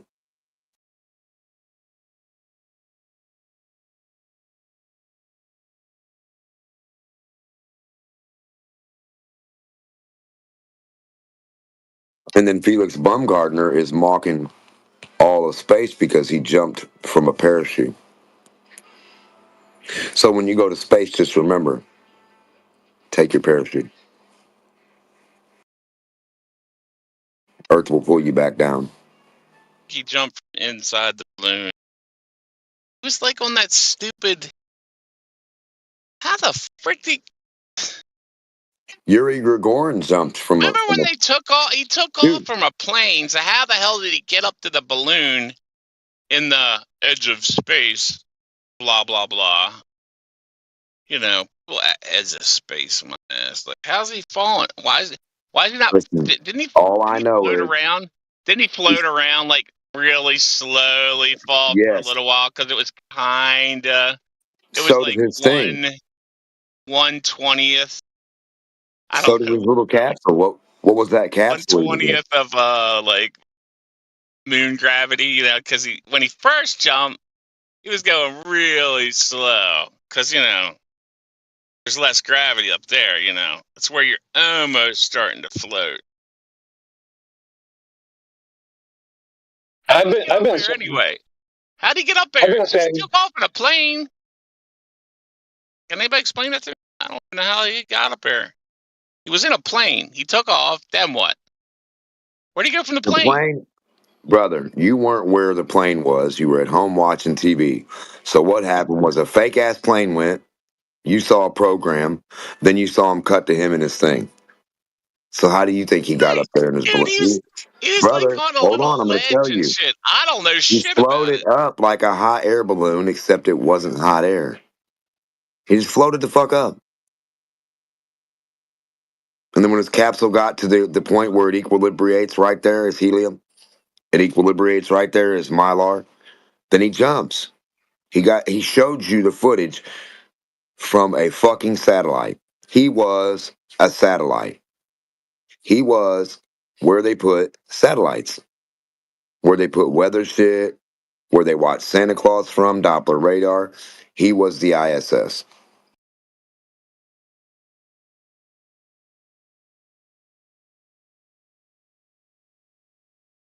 Why would they need to take an airplane up there if all they had to do was fill a fucking helium balloon and send you up? What airplane would be needed?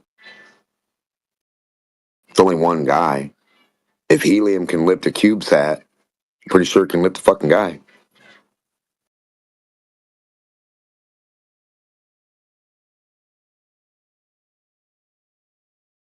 Helium mixed with hydrogen or whatever else they want to put in there.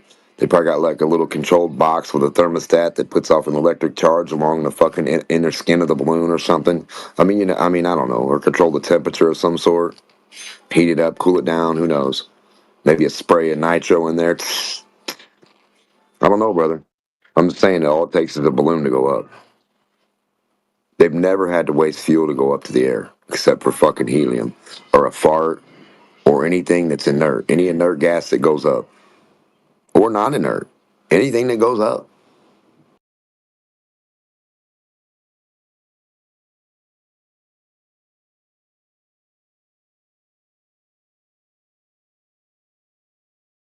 Heat doesn't go that way to space. If space was in all directions and you're on a sphere, heat would go in all directions just like helium. Anything to disperse would disperse in all directions, like you say gas does. Elevation would, and heat would too. Right?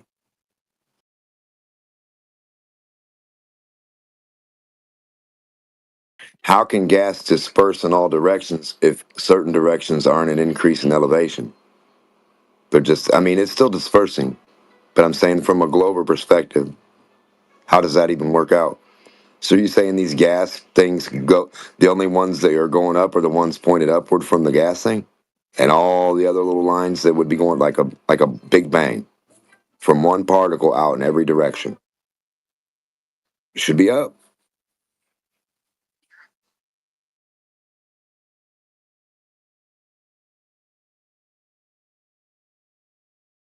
I don't think they understand the reference of free space either. When you talk an elevation increase, I'm not saying when I go up to 35,000 feet and I've only went 35,000 feet from the dirt, that's going to be 35,000 feet that way for this stick. This stick is going to go 35,000 feet that way, but it's not going to be an increase.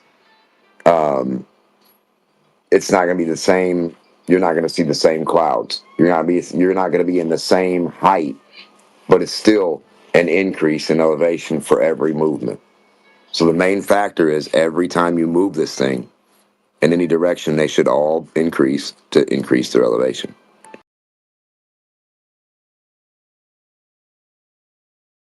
From any free space any dot you pick in free space. So if I put a dot on the wall, every way away from that dot, it would be vertical.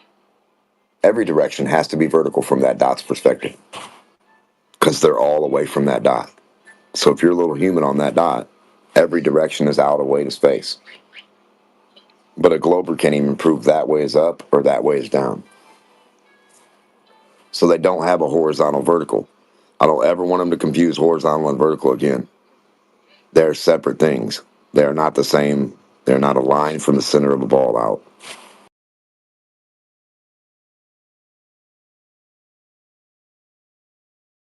Yeah, and ask a glober. Say draw the horizontal. I only want you to draw horizontal lines from the center of the ball out. And then when they get done, say, okay, do that with orange. Then they say with the blue marker, draw all the vertical lines from the center of a ball out.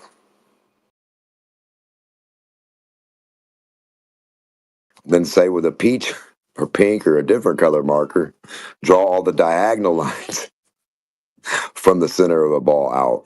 When they get done, all they're going to do is have all the same lines around the ball. Just a whole bunch of lines going out from the ball. And they're all going to be the same fucking lines. That's why globers have a problem comprehending what vertical, horizontal, and all that shit is. It's all the same line. It's all the same thing to them. There's no difference.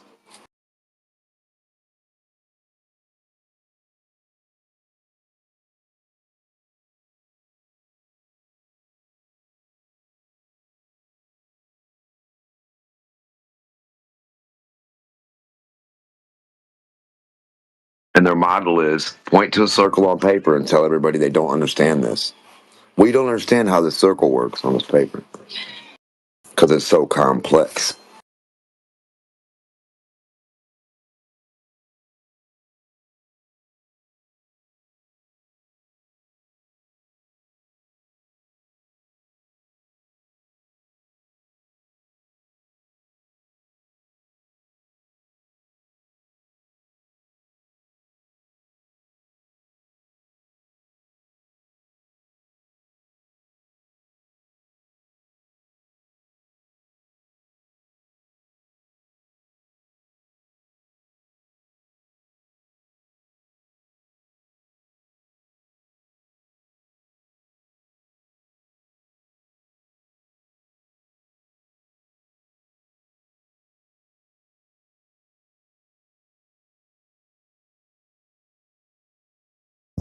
So has anybody got like proof of gravity, man?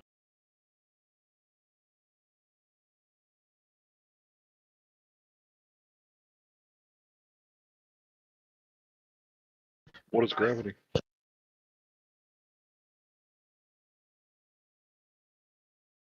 It's like that bendy warp time stuff.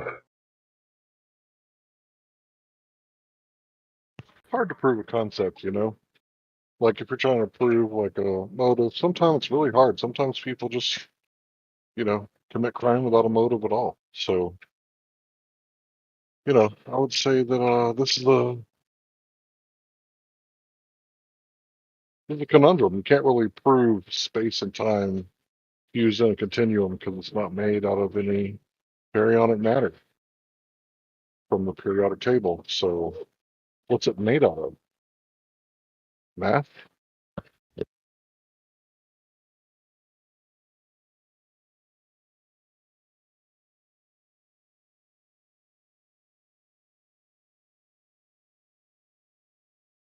I don't know, man.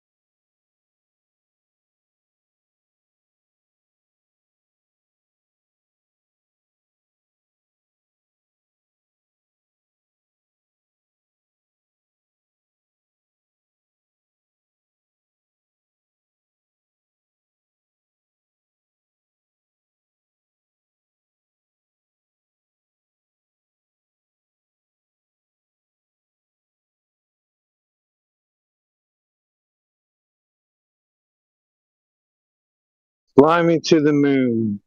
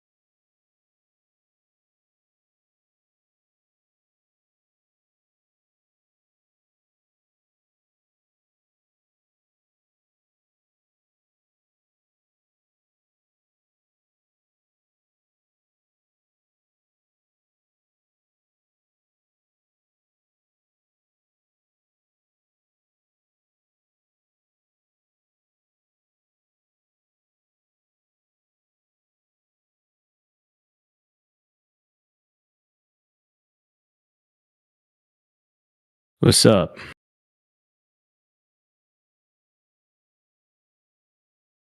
Anybody here? I'm here. How we doing? Good, just chilling. You? Same.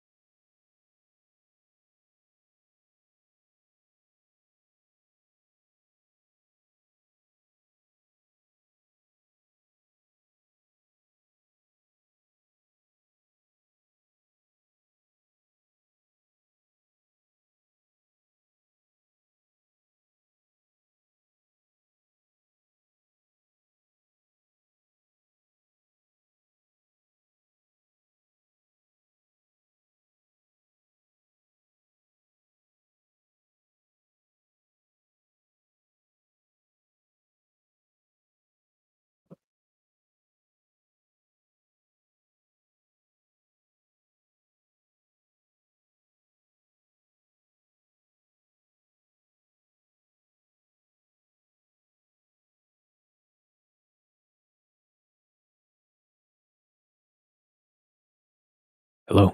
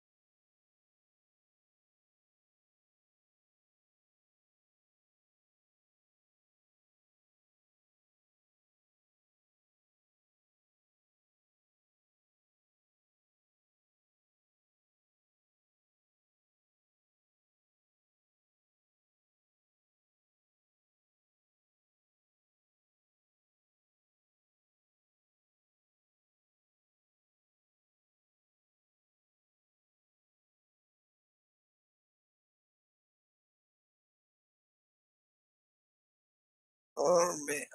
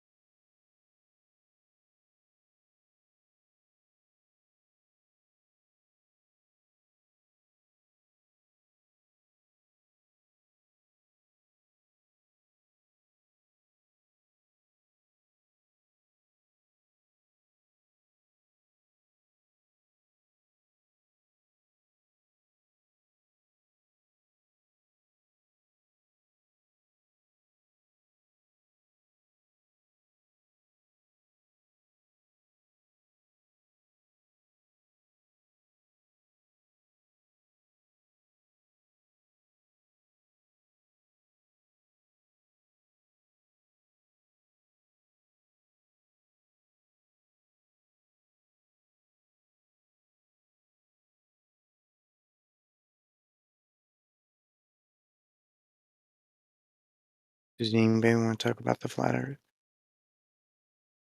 Sure. What do you want to talk about? I mean, do you have any measurements or evidence for the flat Earth? Why do I need them?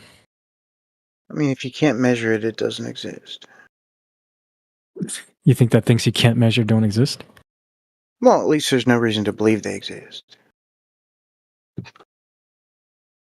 You think you don't have any reason to believe in things you can't measure? Yeah, if you can't measure it, I don't think... You sniffing glue again? If you can't measure it?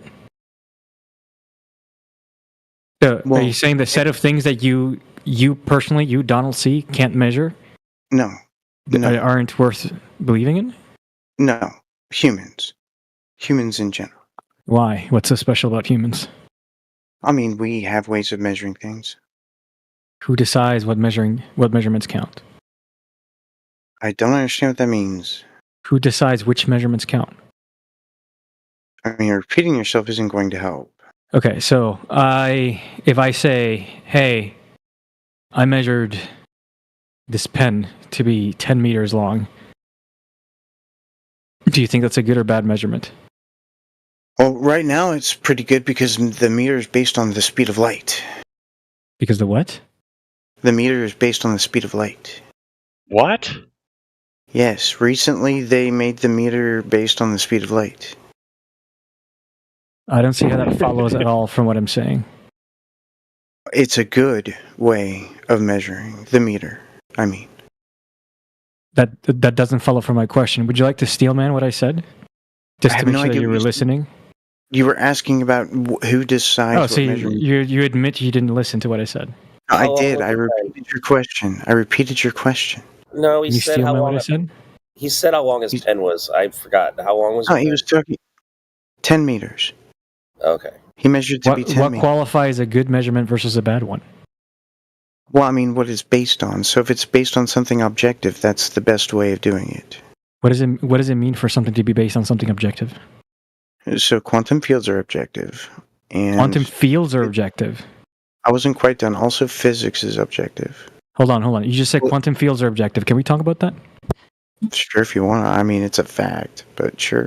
What do you mean by quantum fields are a fact? Well, I mean, do photons exist? No. I don't want to talk about photons. I want to talk about quantum fields. Photons are quantum fields. No, they're not. They're excitations in an alleged quantum field. I want to talk about quantum fields themselves. You said quantum fields are real, right? What do you mean by that? I said quantum fields are objective. I mean that they exist in objective reality. How do you know that? Because we can demonstrate them. No, you can't demonstrate them. We have math, right, that predicts... No. Yes, we have math that predicts behavior, right? That's not what I'm talking about. Yes, and that behavior seems to fit data well. However, to declare that they are objective, therefore they are objective, I don't see how one follows from the other at all. How much do you know about these quantum fields? Mountains. I'm not using math to Really? demonstrate. Mountains? Yes. You know mountains about these? Okay, what does it mean for two quantum commutators? For two quantum field operators to not commute? What does that mean? Not commute means they don't interact. So I'm not. No, that's not what it means. You don't know what you're talking about. I'm not going to do this quiz. I'm not going to do this quiz thing. Well, you said you knew mountains about it, right? So I'm trying to demonstrate that you actually don't. And maybe you should be a little bit more humble about what you say. It doesn't mean that I know everything about them. Just because you know an esoteric bit of quantum physics it's not that I don't esoteric know. at all. This is quantum mechanics 101. It's not even quantum field theory. Is this how you win debates, by not letting the other person talk? I'm not trying to win this debate. I'm trying to demonstrate to you. I'm trying to suss out what mountains means to you. So you do that by letting me finish sentence for starters, but okay. So when it comes to quantum fields, photons are quantum fields. An excitation of oh my god, an excitation of a field is the field. You think the excitation of something is the something? You cannot excite something that does not exist. I agree with that, but that doesn't follow an from what you just excitation of said. a field an excitation of the field means that the field exists. No, that's not what you said. You said the excitation of the my field God. is the field. You said the photon is the field. That's what you the said. photon- yes, the No, photon. no, that's not true. Is a ripple in water? Okay, is that the same thing as the water? Water is not quantum physics. How is it quantitatively different in this analogy? Because how is it qualitatively different? Excuse me. Because we're talking about things that are smaller than atoms. Right, but how does that make what I'm saying not apply? Because electrons are fields. You're not Photons answering are. at all. I am. Electrons are not fields. Electrons are excitation in the electron field. Electron field, yes. So yes, you cannot excite something. That doesn't mean that they're the same thing, right? In Christ, you cannot. The hairs on my body are not the same thing as my body. You cannot excite something that does not exist. What makes you think that I'm saying that it doesn't exist? Yeah, Donald, just give up. I mean, I can't even finish a sentence here, so yeah, sure. I don't want to talk to someone who's not going to let me finish sentences. This is insane. I'm only interrupting you as soon as you say something wrong, I promise. You're not, though. I am.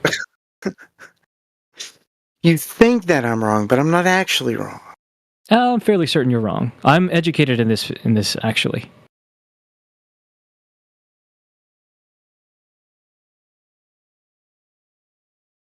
Deafening. All right.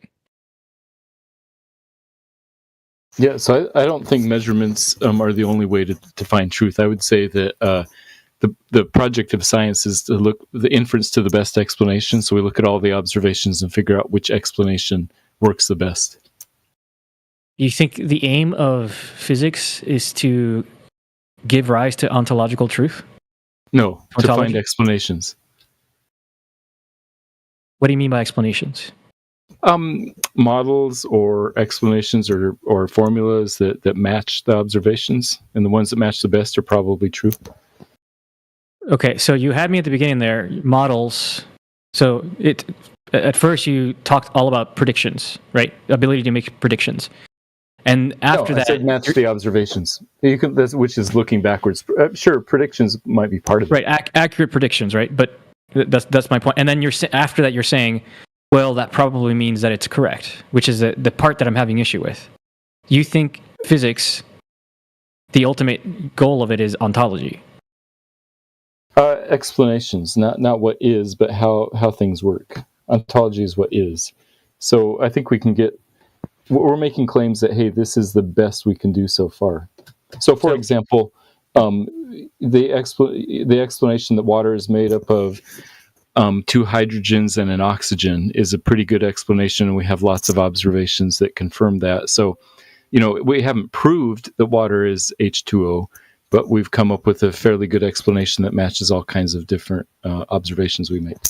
Question. If you have 2 theories which at some fundamental level cannot coexist because they disagree with each other, both insofar as they're able to be used, all of the data matches both of the predictions, right? Are they both equally true in your view? No. When you're comparing 2 different explanations, that would be one criteria which one matches the data best, but there's also other criteria like which one's is simpler, which one has fewer invented entities. So there's a whole bunch of different criteria you'd use to judge between those 2. So if they both make the same predictions and there's one that is simpler than the other, you think that the simpler one is more true in some way? No, I'd sort of. I would say that counts towards it. I mean, obviously, all of these factors you'd have. What does it mean? What does it mean that it counts towards it? I mean, do you mean that it's more likely to be true, to be ontologically true? Yes. If something is simpler, that counts in favor of that theory. Right, but it doesn't determine it just by itself because there's lots of criteria. Right, but I'm trying to suss out. Are you saying that all it does is that it raises the likelihood for you that is actually true? Like it's evidence for its case. Sure. Yeah, I could say that. Sure. Okay. I mean, but you're totally willing to accept that it may actually be true that the true nature of the universe has, ad hoc complications for no reason, and that our search for a mathematically simple answer may not give us the most accurate ontological view of what's actually going on. Sure, I would say that's possible. However, in the history of science, it's almost always been the case that the simpler, more elegant, better-looking equations and all that type of stuff end up being true. Sure, but like that's by philosophy, design, right? Right, metaphysics. That's not really the goal of physics, I would say. Yeah, so maybe it's the metaphysics. So, what do you think about quantum mechanics? I don't know it well enough to be able to talk very coherently about it. It seems, from what people say, it explains a lot of stuff, but it also seems kind of radically weird to me, so I'm like a little bit suspicious. But that's just me not knowing the equations and not knowing much about it.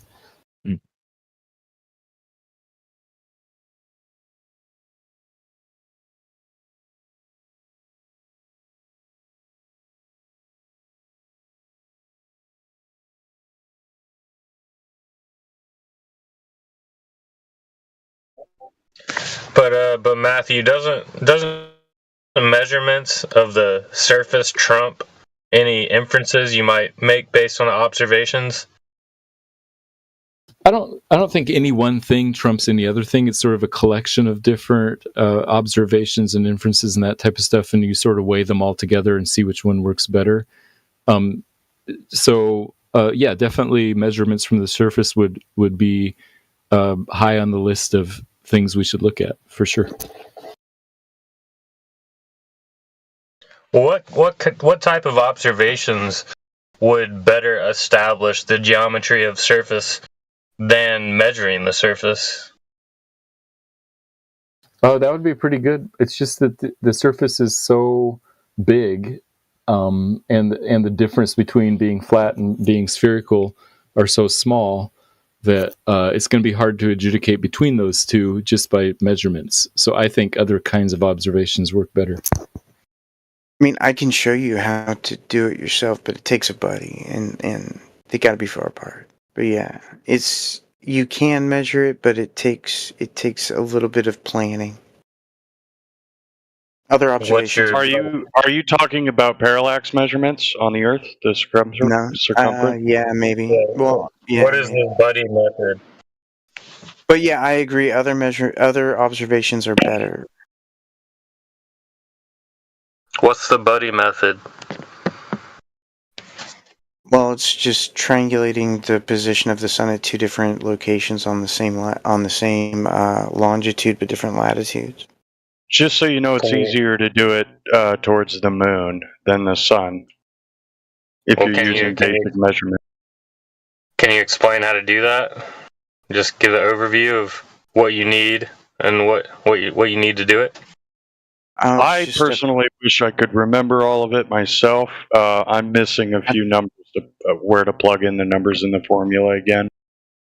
I've done it recently, so I did it from my position. I didn't do it from a second position. I just took a known position from it.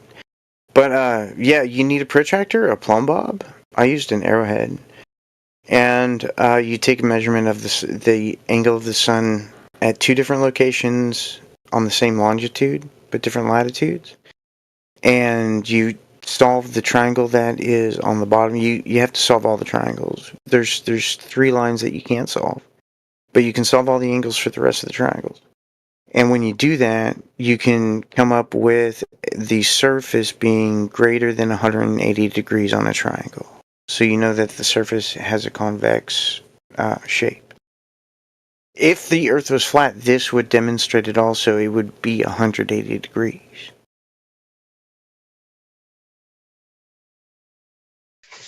I'm totally confused by your explanation, but that's only because I'm stupid, probably. Who knows? I have a diagram. Do you want to see the diagram? So you take a measurement and you use a plumb bob to get horizontal. So you take from that horizontal, you measure the declination to the sun. Is that what you're saying? I use a vertical. Yeah, but you're using the vertical to get the horizontal, right? No, I don't have to worry about a horizontal. I just take the inverse sign. That's all. Copy image. Where is it?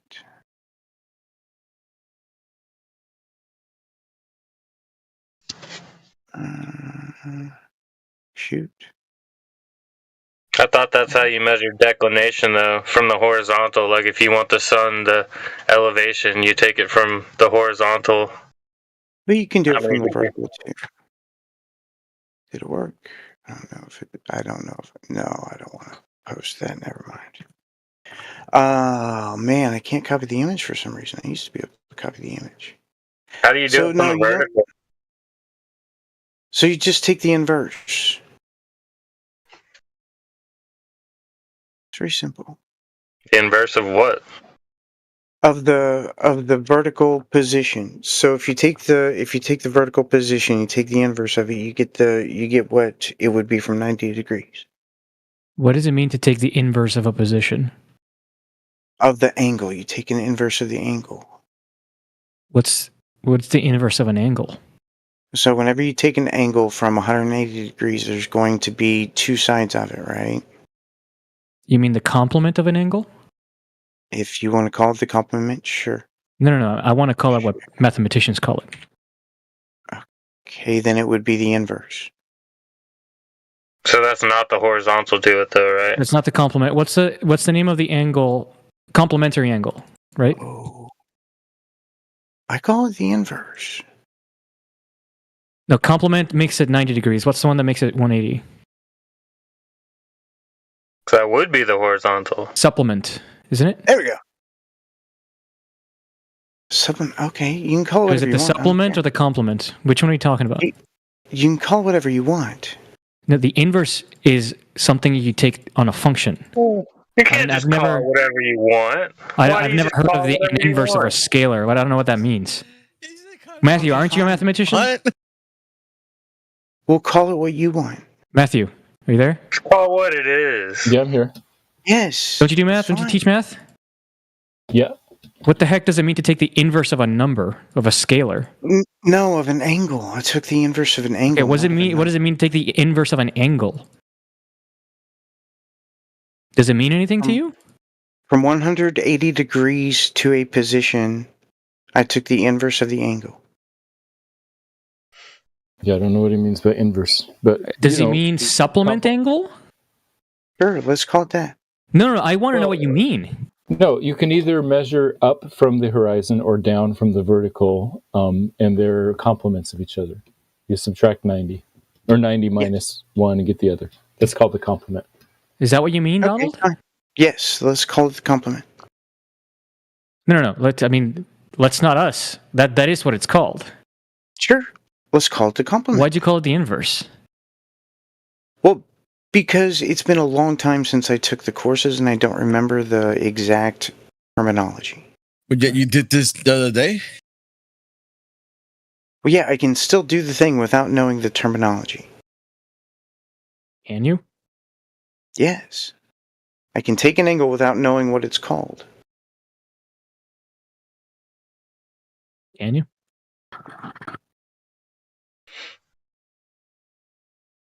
So I have a diagram. So do it, glue sniffing pretender clown. So instead of taking the angle, the declination from the horizontal to the sun, you're taking it from your zenith to the sun? Vertical. I call it, well, look, in the diagram. So I have a vertical at the right side of the triangle, and there is a zenith of the GP of the sun at the other side, right? So I also have a buddy that is on the same longitude at a different latitude, and he takes also a measurement to the sun. Now, the guy that said that this is parallax, that was correct. This is a parallax measurement, and parallax works very well for finding positions. We use it all the time with radar. That's how radar works. So once you do that, you can solve for the triangles. Well, you can solve for the angles. And when you do that, that bottom triangle there ends up with more than 180 degrees. I did it from DFW in Oklahoma City, so you have to do it from a significant distance. Makes it easier to get the angles, or to get the excess, spherical excess.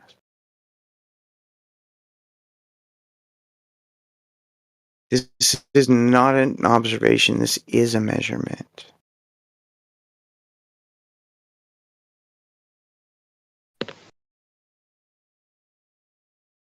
I never use the horizontal. I use the vertical. Alright, I'm going to do that tomorrow. I'm going to measure. Because I got a protractor and I got a plumb bob. Sure, you need a buddy on a different latitude on the same longitude. And you both take a measurement at the same time. Well, I mean, you can do it any time, but you have to know what the ground position of the sun is at the time of the measurement. That's why I used the solstices and the equinoxes.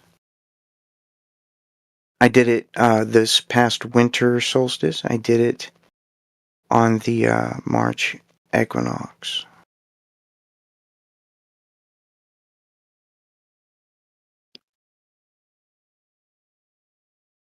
I also have my measurements.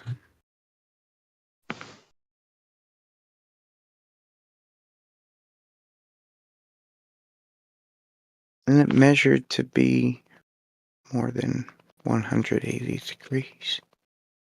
It's weird, right?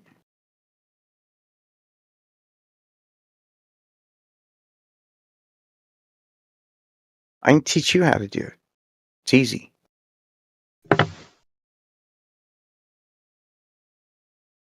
And if the Earth is flat, this will show it.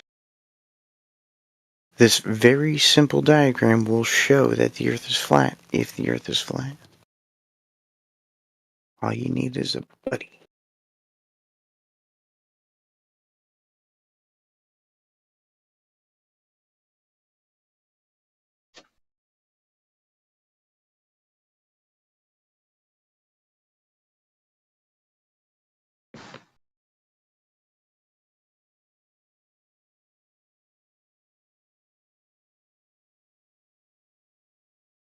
Does anybody have any measurements of the flat Earth?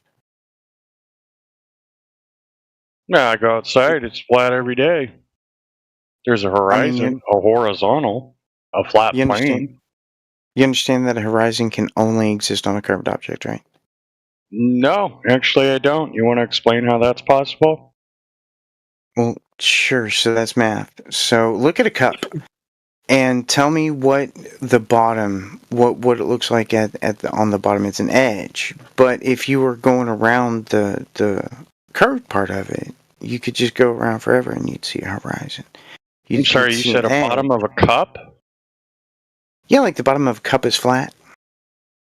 So you see an edge on the bottom of the cup, but on the curved part of the cup, you'd see a horizon all the time. What curved part of the bottom of the flat cup? Do I see a curve? I don't understand what that means. What do you mean by horizon? Can you define it? Well, the horizon is where the sky appears to meet the ground. You don't think on a flat Earth, like on a flat infinite plane, that there wouldn't be a place where the sky would meet the Earth? Well, it wouldn't be a crisp horizon. It would be a fuzzy line because on flat objects we see edges, not horizons. I mean, potato. I mean, you're just wrong. If the Earth was flat, right, and it was like an infinite plane, there would be a part where you would see the sky, and then there would be a part where you would see the Earth. But so, it would be a fuzzy. It would be a fuzzy line, not a crisp edge, or like a crisp. I didn't mean to use that word. I apologize. A crisp horizon. It wouldn't be like a crisp line. It would be a fuzzy edge. Well, of course. I mean, you got atmosphere in front of you that's distorting. But we have vision. A crisp. We have a crisp. No, I mean it's not perfectly crisp, right? Like, why are you using these vague words to delineate between the two scenarios when, I mean, I think it's pretty clear if the Earth was flat and it wasn't an infinite plane, there would be an edge, right, where you would see the sky, you look up past. Right, so that's the horizon. So what's the problem? Edges are not potato, right? No, it's not. They're different Yes, it is. It's absolutely. I mean, I think even the Globers here will admit that. Matthew, are you here? Yeah, I'm here. Okay, if the Earth was flat and it was on an infinite plane, would there be a horizon, a line where that would divide the Earth and the sky? Yes, if there were no atmosphere, but if there's an atmosphere, it would likely be hazy and fuzzy. Right, but that's wonderful. But my question was, would there be a horizon? I don't think there would be a sharp horizon. There would be a fuzzy horizon. Kind of like if you're up high in the sky. Like every time you go, if you fly somewhere and you're up at cruise altitude in an airplane, and you try and look at the horizon, that's what it'd look like, something like that. Thank you. I appreciate that. Okay, so there would be a horizon. What's the problem here? No, he agrees with me. There would not be a horizon. There would be a horizon. He said yes. No, he said it'd be a fuzzy line, just like I said. There'd be Matthew, did you not answer in the affirmative? Yeah, there would. Well, I don't think it's. It's not one or the other. It's not horizon or not horizon. It's what kind of horizon. Would the horizon be sharp and defined, or would it be fuzzy? And I think it'd be fuzzy. It'd definitely be fuzzy. Why? Because of all the atmosphere. Because it would sort of disappear in the distance with the atmosphere in front of you. Because there's no limit to how far you can see. That's why. Which is what they claim refraction is. But I don't know anybody who claims it's an infinite flat plane, right? It's infinite. It doesn't make sense. So if it's not infinite, there'd be an edge. No infinite equals edge for flat. Doesn't matter. You can look if you're going to talk about reality. Space. Hold on, dude. Someone else speaking. If you're going to talk about reality, okay, the atmosphere occludes at approximately 300 miles. So you don't need no infinite anything because you're only talking about within 300 miles because that's all you could possibly visibly see. What if you leave the atmosphere? Yeah, that you'd be talking different. Yeah. So is it possible to leave the atmosphere? I mean, it's possible to get high enough that the atmosphere wanes to effectively nothing laterally, but not diagonally. I'm talking to the flat earthers. Flat earthers, is it possible to leave the atmosphere? You need to prove no, because it's a violation of the second law of thermodynamics. You need to prove gravity first before we start talking about the atmosphere to begin with. Why do I have to understand gravity to light a rocket and send it Because up? gas pressure needs a container. That's all there is to it. Okay, but what does that have to do with a rocket? Gas pressure. Going to space. What does that have to do with a rocket going to space? Do you I just understand how fucking gas told you, pressure glue works? sniffer. So if I send a rocket up, where does it go? It curves and probably falls into the Atlantic Ocean like the rest of them. Who fucking knows? That's But not they my don't. claim. There is no Sometimes, surface. sometimes they don't come back. Where did they go when they don't come back? Oh, okay. So you're in the land of misfit toys, as far as I understand. Misfit toys. So when the shuttle went up and it was gone for days and days and days, where was it? And it landed. Probably in the Atlantic Ocean. Who fucking knows? It's not my How did claim. it go up again? After it came down, how did it go up again? Needs rockets for that. Didn't have those anymore. Who knows? Plus we would have seen it. I know. It was in space. Where do you think it was? I don't know why you keep making these claims where it could very well have been the case that it landed somewhere uninhabited. How did it go back up? I don't know. Maybe they had rockets somewhere uninhabited. Do you know how expensive those rockets were? Do you know how long they took to build? Do you think the absence of us having seen them means that there must have not been there? Or that because the cost is prohibitive, therefore it didn't happen? Look, what is this argument? You have to demonstrate in some way what you're saying. I can demonstrate that. No, I don't have to demonstrate. I would like to way. finish. Yes, I can demonstrate that the rocket went to space. Pretty high on glue. I can show that rockets go to space. I can show that the shuttle went to space. All right, bring your CGI.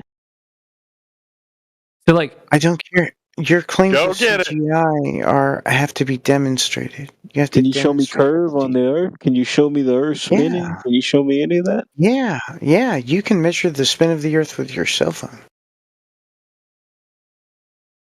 You can measure gravity with your cell phone also. Get the fuck Hold on, you out can of measure the here. spin of the Earth? Yes. Please enlighten me. I can do that. So you can use your cell You were phone. doing so or you good. Don't spiral. Don't spiral. You were doing good. Hold There's on. no You could use your cell phone to measure the spin of the Earth? Yes, I can measure the spin of the Earth. Show it. I can do it with my cell phone. So you download this Show me. app called Physics Toolbox, there's a measurement of the spin of the Earth on that. Or Do you know demonstrate it? how that thing gets Wait, its what? actual You're just saying measurement? stuff. What? You're just saying stuff. You No, demonstrate- I'm listening. No. Let him talk. Just saying stuff. What do you mean? You It's not download this just- app, and what does this app do, Donald? It measures it uses your accelerometer to measure Measure what? the spin of the Earth and gravity. You can measure the spin of the Earth and gravity. Are you saying? Hold on. Are you saying that the accelerometer on the phone is sensitive enough to measure what? The spin of the Earth and gravity. What do you mean the spin of the Earth in gravity? What does that mean? So the Earth spins. That's what you're measuring, and Right, gravity. and there's a centripetal force as a result, right? Yes, there's a real force. Well, it's argued that it's not real, that it's a pseudo force, but whatever. What is it? What is it that the accelerometer is measuring, according to you? No, centripetal force is not pseudo. It's real. I mean, pseudo Let him answer forces the are question. real. Hold on. Okay. We don't want to go into the meta. Well, That's not meta. It's not meta at all. I want you. Phone is measuring. I want you. Hold on, but I want you to because you asked him a question, and I don't want to go on the pseudo is real or not. I want him to actually answer the question you asked him. That's important. Yeah. What is it that the phone is measuring? Gravity and the spin of the Earth. Okay, you think the accelerometer on a phone is measuring both gravity and the spin of the Earth, right? How is it that the accelerometer is able to discern what is gravity and what is the spin of the Earth, and be able to present both of those and tell me, hey, you're getting this much pull from gravity and this much from the spin of the Earth? It just shows axis of movement. It doesn't know anything. You set this phone app measured using the accelerometer both the spin of the Earth and gravity. Yeah, it shows movement in multiple axes. There is a 1G movement. There's a 1G movement in the axis of down, no matter how you turn the phone, and there is a 15 degree per hour movement of the phone in the motion of the rotation of the Earth. You think the accelerometer shows this? Yeah. How's that even possible while you're walking around and moving around with a phone? How do accelerometers measure angular change? I'm going to give you a paper on how accelerometers work. No. I know how accelerometers work.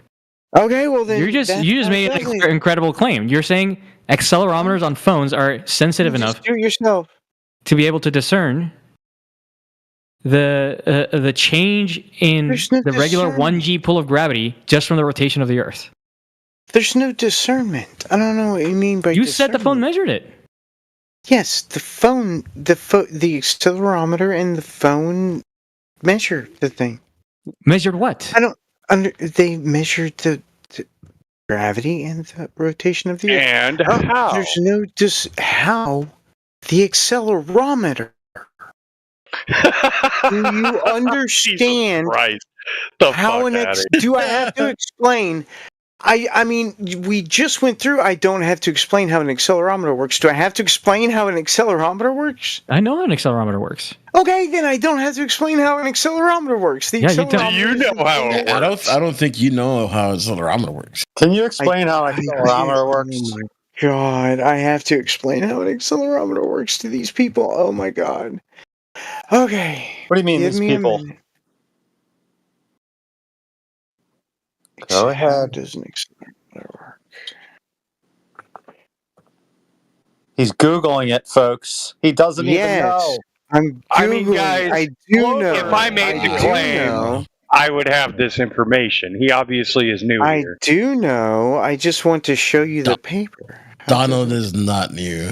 You know nothing. I do know. I just want to show you the paper. I'm getting the paper. How does it accelerate?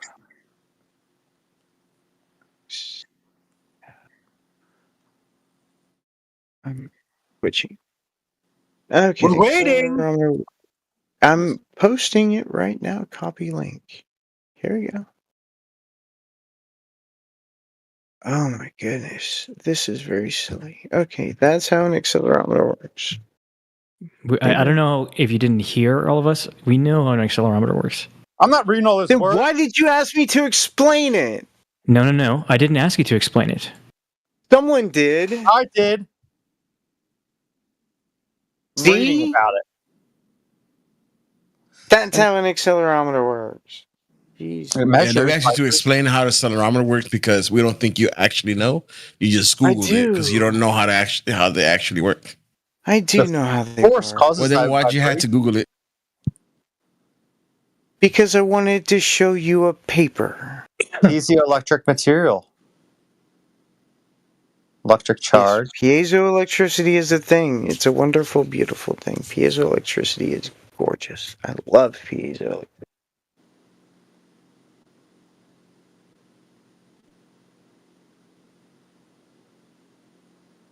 Doesn't Use tell it you Earth for- moving. There's just a force. How do you know which is moving, the Earth or the sky? Because sky cannot break the laws of physics in that manner. Oh yes, it How can. far away do you think the stars are? Like 3,000 miles, probably. Do you think all the stars are 3,000 miles away? Not all of them, but the closest ones. How far away is the farthest star? 4,000 miles, maybe. Maybe Well, 5,000. I think the How'd you figure that out? I think the farthest star is like Guess. 13 billion miles. 13 Well, billion. that's crazy. 13 billion miles? You just Is believe that what you just said? No, that's.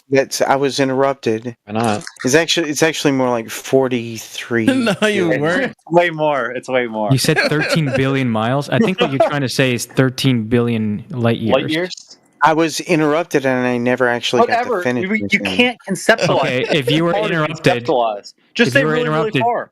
please, what sentence continue, or what words continue from you saying 13 billion miles? I never got to say. I never said miles. By the way, I never You ever did. said miles. I didn't. Yes, you did. So it's more like 43 billion light years away. Okay, there you go. That's the farthest answer. stars. Do you understand? That's crazy. That billion sounds light- nuts. It's not crazy. Why? Donald. Why? Why? Because it sounds made up. Because that's what they did. They just can made measure it up. it. It's fake But because we it don't sounds measure made up. your number too. But we can measure it. You can't measure it when light doesn't travel the speed of light in the atmosphere, and cold temperature changes the speed of light. It slows That down. doesn't happen in. What do you but mean we light don't doesn't see travel the that. speed of I light? mean, Only in a vacuum I does it mean, do that.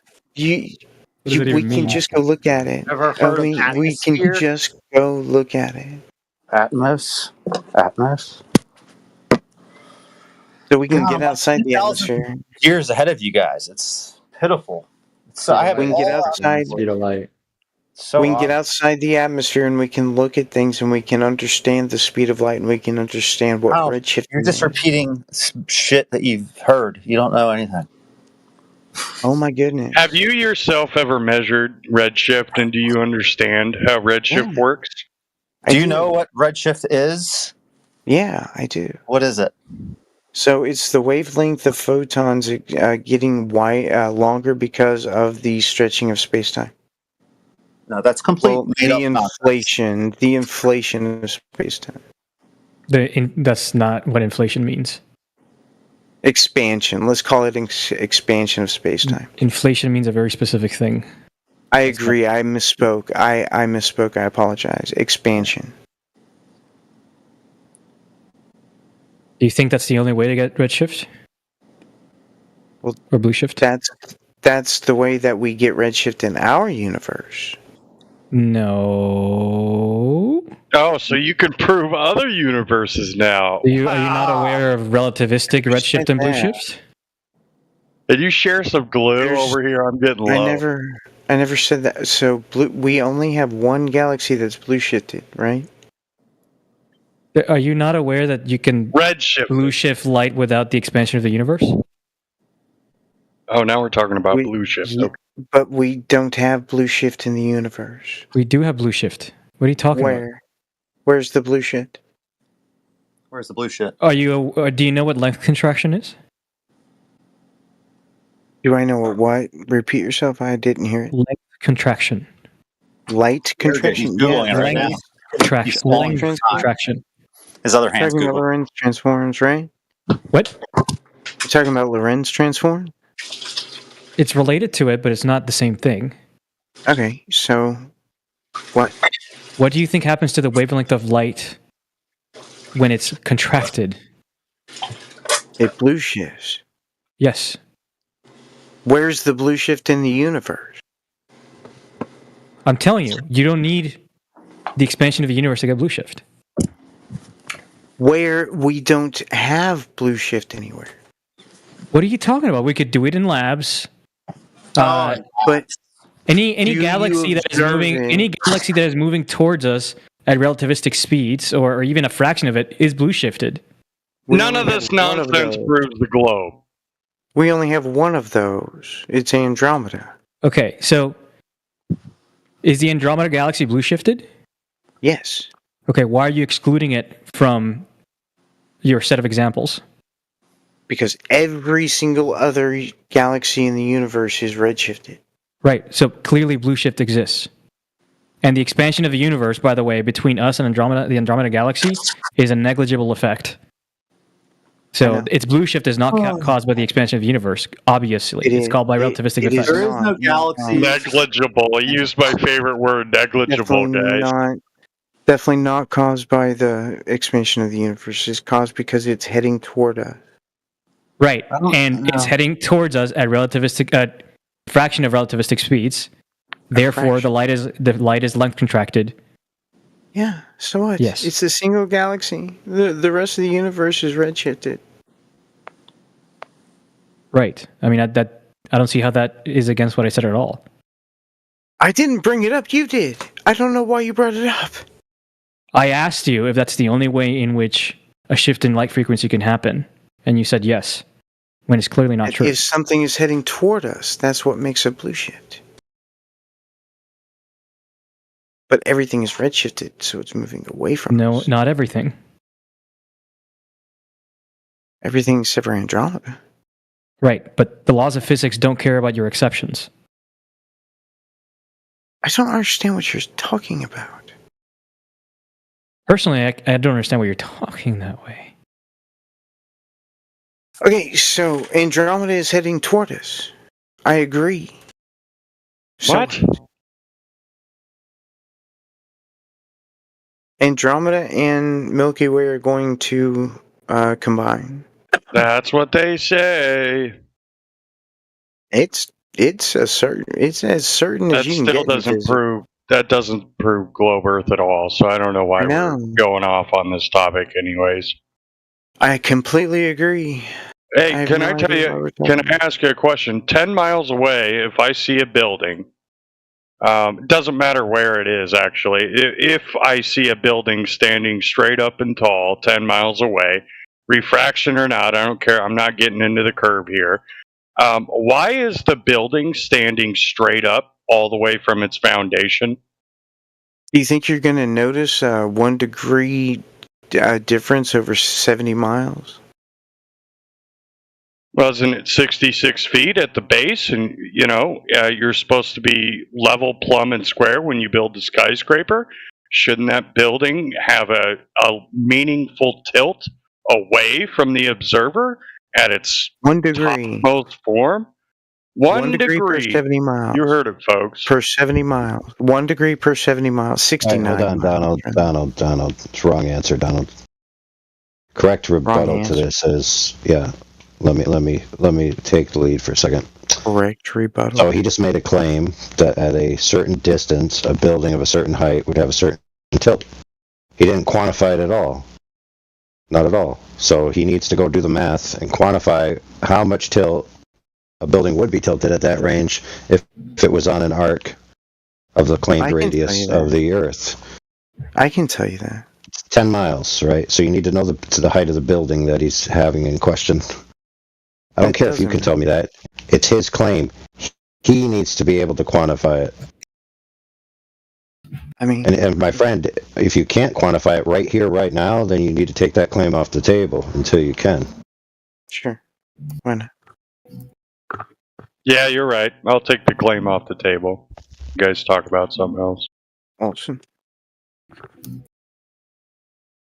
So does anybody have any evidence of a flat Earth? That'd be amazing.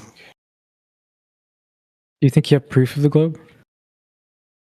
I mean, it depends on what you consider proof. In the epistemological proof. Measurements, maybe? So, I mean, I can prove it mathematically. You can prove it mathematically. That's where proof lives. Sure. What do you mean prove it mathematically? So I can take a measurement and then prove it mathematically that there's... Right, those measurements depend on certain assumptions, right? No assumptions. Yes, they do. Give me all measurements. If they don't have uncertainties on them, they're trash. And if they do have uncertainties on them, they have inherent assumptions. No. Uncertainty is not assumption. That's not the same thing. It absolutely is. No, I cannot accept that. If I measure something and I measure, hey, this fence is a meter high with a standard deviation of 5 centimeters, right? Is there a possibility that the fence is 1 centimeter high? Uncertainty is always. Answer my question. Yes. Excellent. Okay, so you don't know the height of the fence. You do. It's 5 meters. No, you have a distribution over heights. It's centimeters, dude. No, you have a distribution over heights. Listen, uncertainty is a part of reality. It's going to be in every single measurement. Every single measurement. Yes, I agree it's a part of reality, which is exactly my point. You're never going to have a measurement that's exact. And therefore, you're always going to have the possibility that your measurement is massively wrong. So any logic that you do on those measurements, which are your assumptions, the conclusions depend on very sharply defined. Finish my sentence, please. I didn't get to finish my sentence. Yeah, you mentioned that. Go ahead. Thank you. So uncertainty is going to be in every single measurement.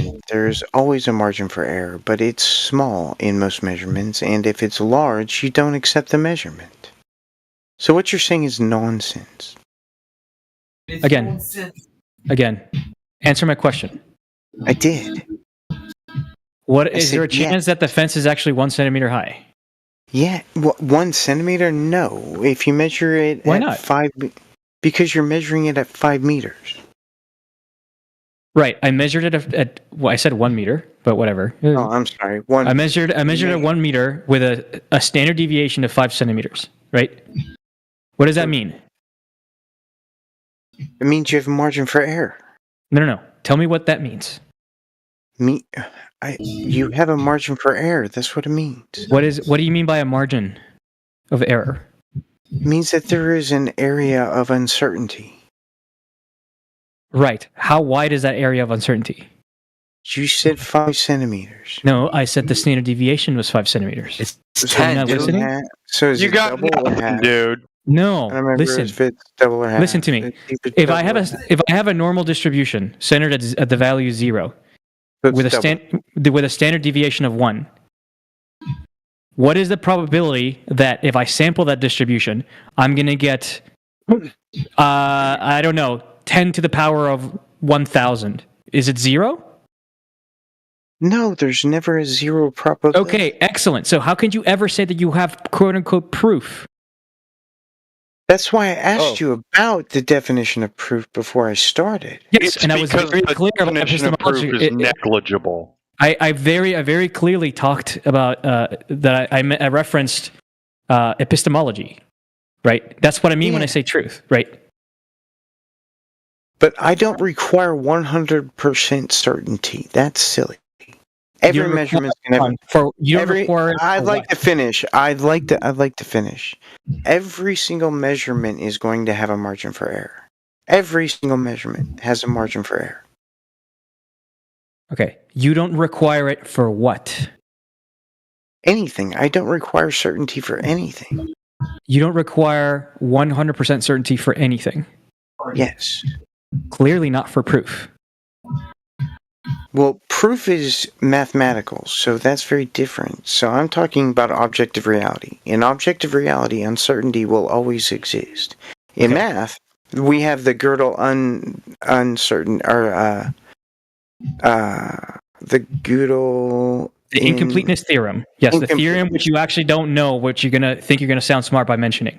No, I don't know. Gödel's incompleteness theorem, which states that any axiomatic system of math will have true statements which cannot be proven. I'm very familiar with this. What does this have anything to do with this?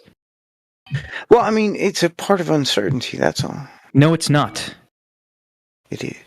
No, it's not. Did you mean to mention Heisenberg uncertainty principle? Is that what you're trying to mention? No, I was talking about math.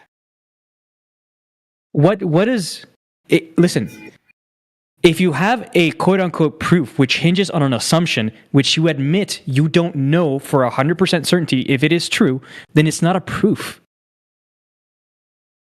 You don't have a proof. That's why I wanted to talk about the definition of proof before we got started. Yes, and I very much wanted to get there. Let's do that.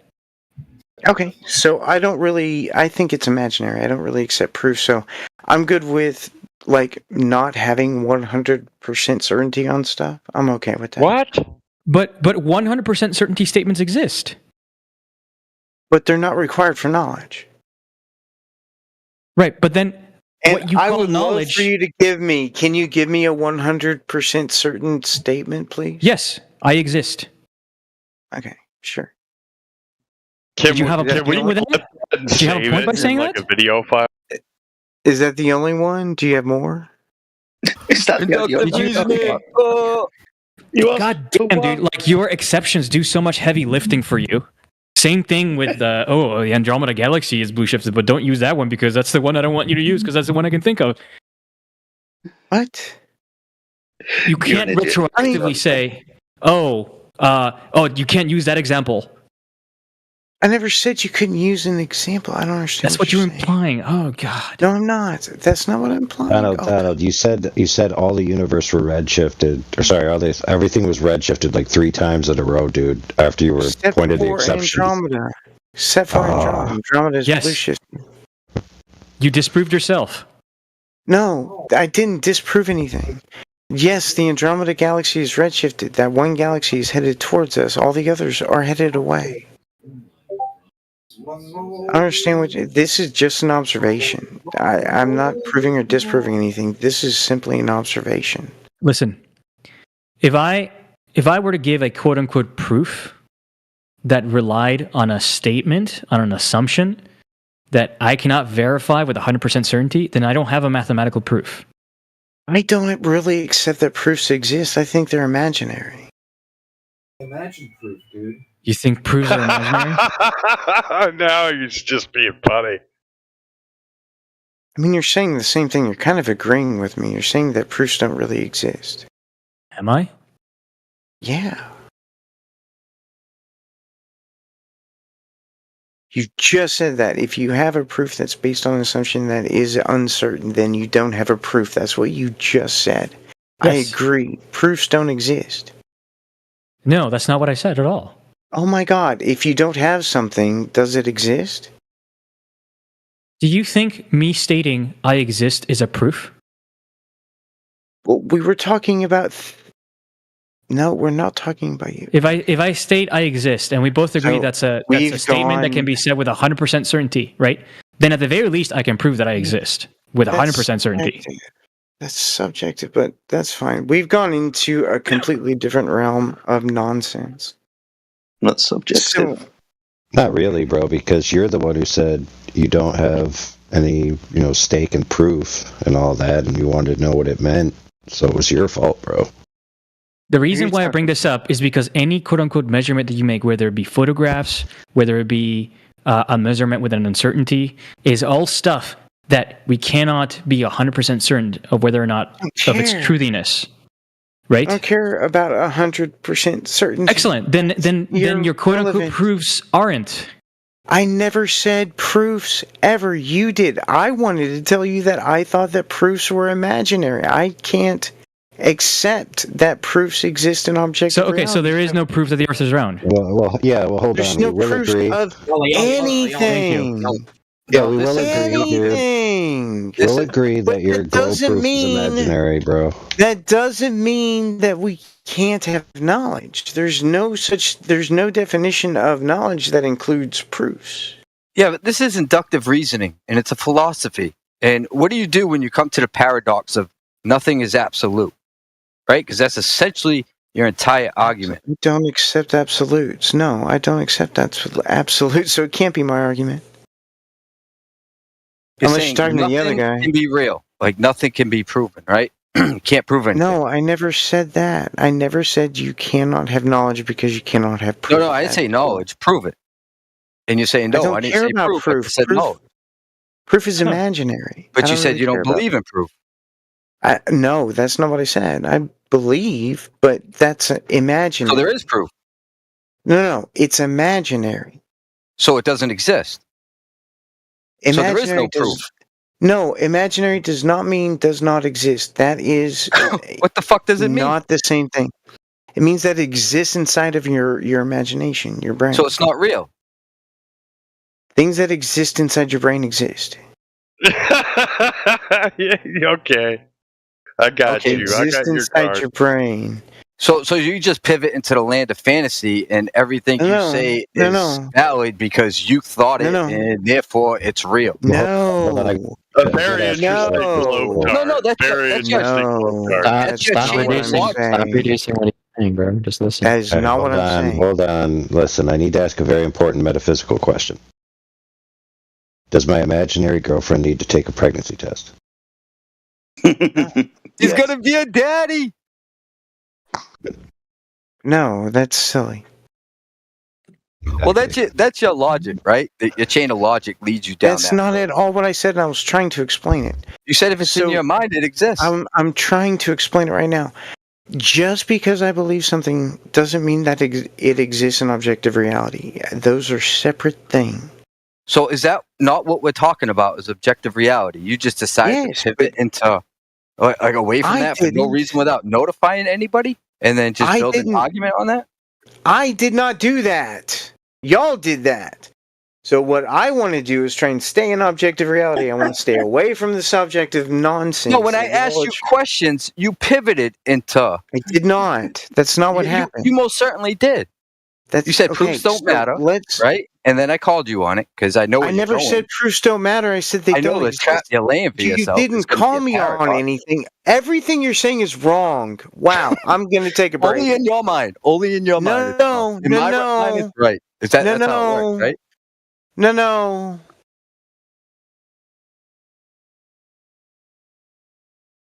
So proofs are real. Proofs of something. You can prove something. I can't prove you just said that. Apparently. Dude, the only thing you can really trust that's real are things that you imagine that you can't prove. Yeah, it's some stupid inductive reasoning philosophy bullshit. I was listening to people try and defend it earlier I do in think Earth Awakening. Donald's It's nonsense.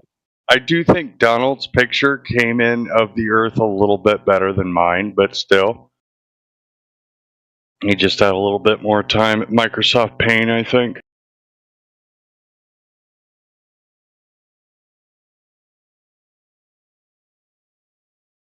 It exists in my mind, so it's real.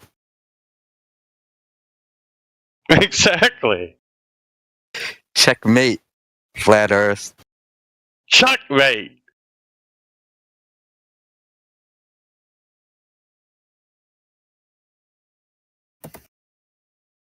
So he was saying he can prove the globe, and now there is nothing, no proofs, nothing. Is there 100%?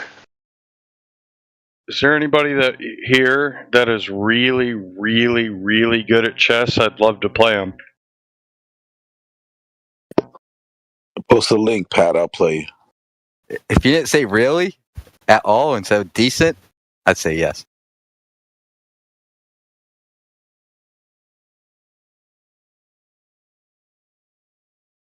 Post a link inside chat, Pat. I'll play.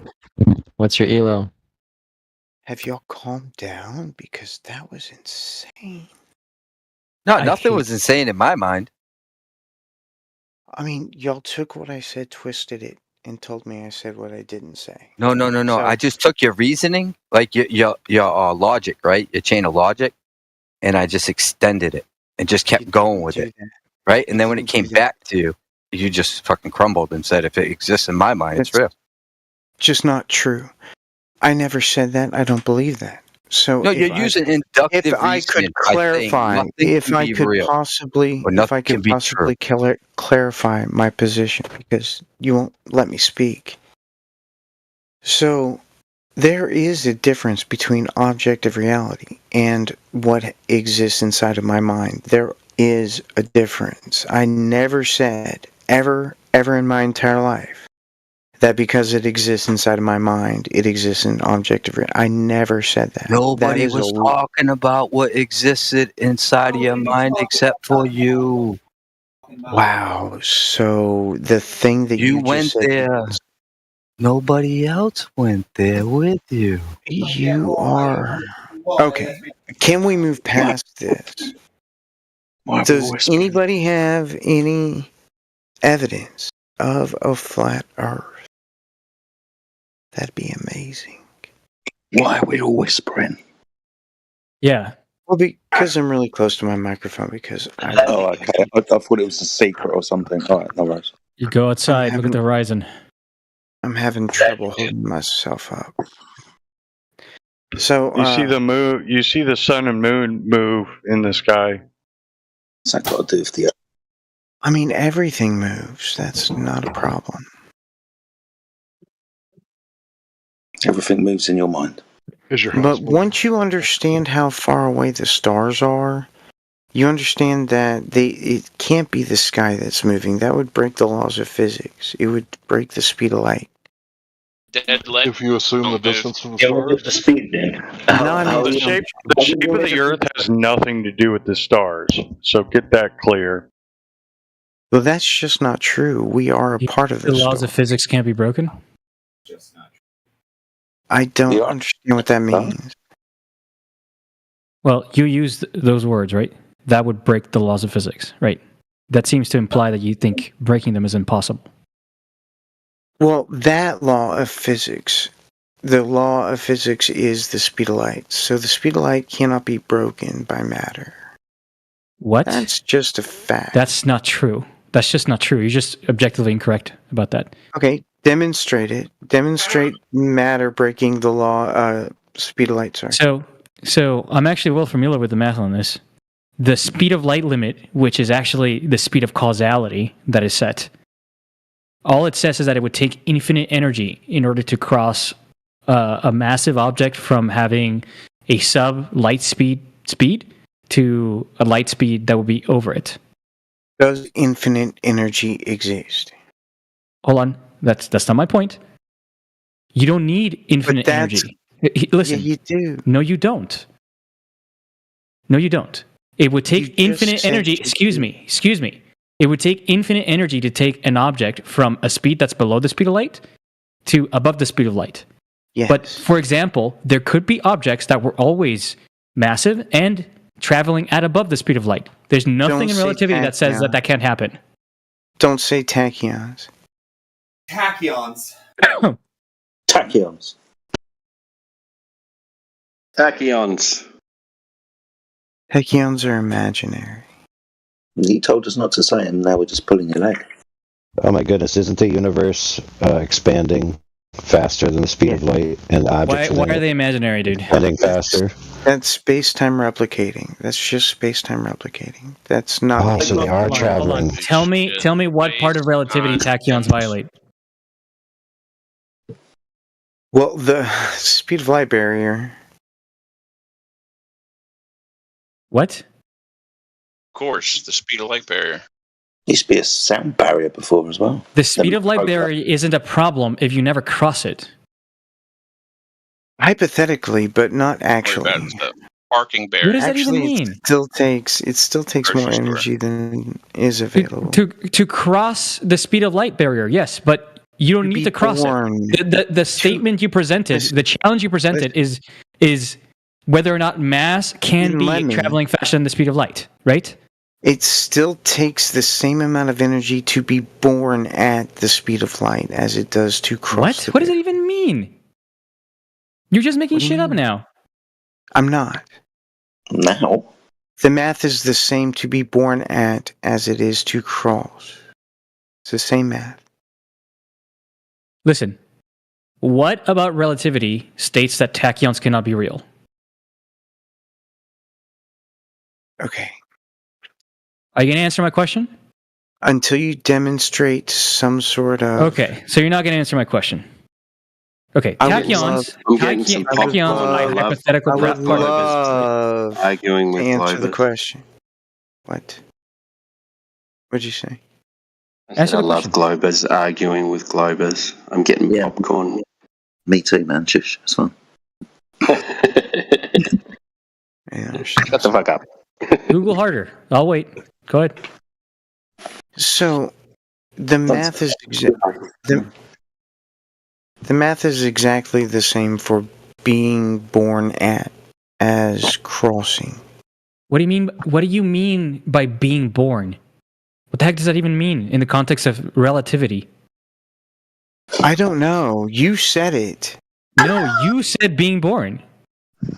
You said being born. I copied you. And I never said being born. I said always Oh my existed. god! You said being born at the faster than I never said that. Fucking words. I never said that. You're lying. Bullshit. Oh What my I God. said is that a massive particle could have always existed traveling at faster than the speed of light. That's what I said. Okay, that But takes don't the lie. same amount. That Don't okay. lie. Okay, fine. That takes the same amount of energy as crossing the barrier. No, it doesn't. You're just lying. I'm not. Yes, you are. You don't know what you're talking about. Do the string theory because that's What? Due to string theory? Is that like a dog? What does string theory have to do with this? Tachyons are string theory. Excuse me. Hold on, Excuse me. friend. Excuse Hold on. No, hold on. We have an error on the table. You misheard him. He didn't say due to string theory. He said due to string theory. I thought you said do the string. Thank you. That's a very high contribution. Thank you, Overlord. So, do the math of string theory. It takes the same amount of why energy. are you invoking string theory to it when you said relativity? Tachyons. Tachyons are string theory. No, they're not. They're Yes, they are. relativistic objects. No, You don't know what you're talking about. I do. String theory hasn't even proven to be correct. String theory doesn't make any predictions that we can test. I know. So why are you using it? I'm not. You're just lying. Tachyons are string theory. No, they're not. Okay, I'm gonna Google it real quick. Okay. Let's see what Google says about tachyons. Because Make sure to add to your Google string theory so it gets you an argument that will favor you here. Tachyons, is it CH? No, just type tachyons. Go to the first wiki article and just read. That's why. Be honest. You don't fucking load your Google search. Tachyons. String theory. No. You don't get to fucking load your question that way. That's not a loaded question. That is a loaded question. Yes, tachyons, hypothetical particles that always travel faster than light, are predicted by bosonic string theory. They are string theory, buddy. I'm right, you're wrong. They're not string theory. They're relativistic particles. You're just wrong. Well, you are lying, and I think you know that you're lying. I'm not lying. Yes, you are. Why? Okay, why do you knowingly lie about this stuff? Cite your source that they're relativistic, please. Donald still breastfeeds off his mother. So I'll cite my look at the very first. Oh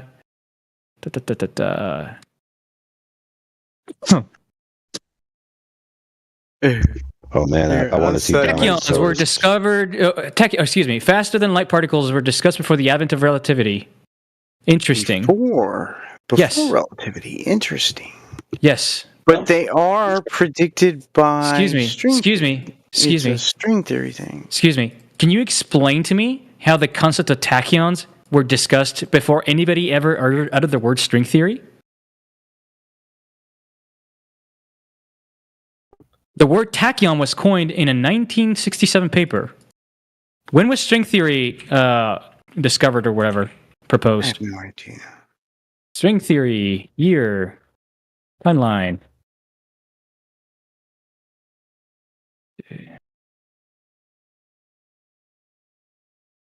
So I posted my source that says that tachyons are string 1984. Theory. Post your source that says that they are relativistic. Sure, he will in a moment. He's just currently reading through stuff, but he will post it in the chat. He's a good lad. Jedi, what's his source?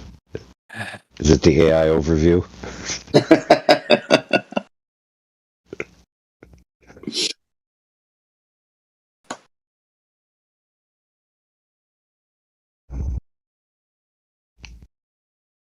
Oh. So does anybody have any evidence for flat Earth? You'll just deny it. This is more interesting. Silence is more interesting, God. No. You and our friend having a conversation. Baller versus baller. That's a lot of fun. Let's go back to tachyon. We have actually already told you simple evidence. He just ignores it. So what's the point? Possibility of faster than light particles.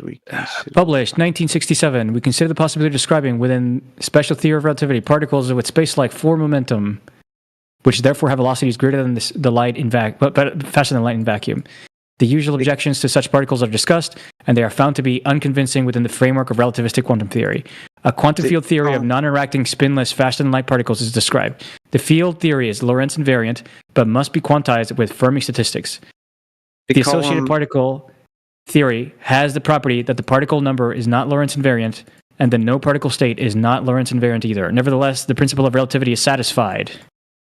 They call them tachyons? Yes. Where?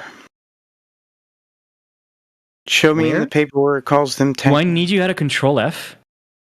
Yeah, do that. Sure. Find where that paper calls them tachyons.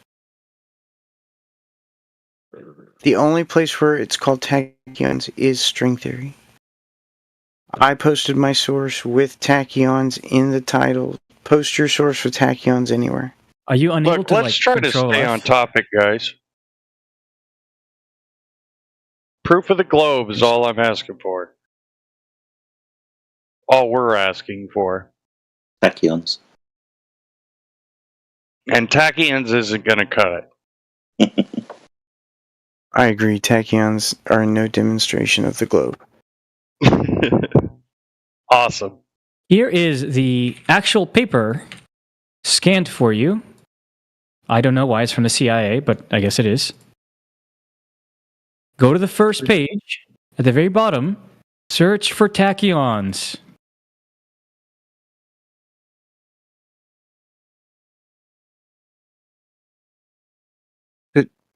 there? Do I need to circle it for you? Would you like me to connect the dots?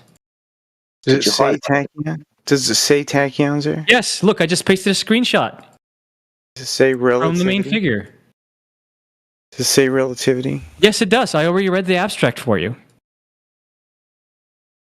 Charlie, I'm not supposed to ask personal questions, so I'll try to word my wording very carefully. Do you not work for the CIA? I see no relativity there. Where does it say relativity? I'm not going to not say that I don't. Doesn't say relativity.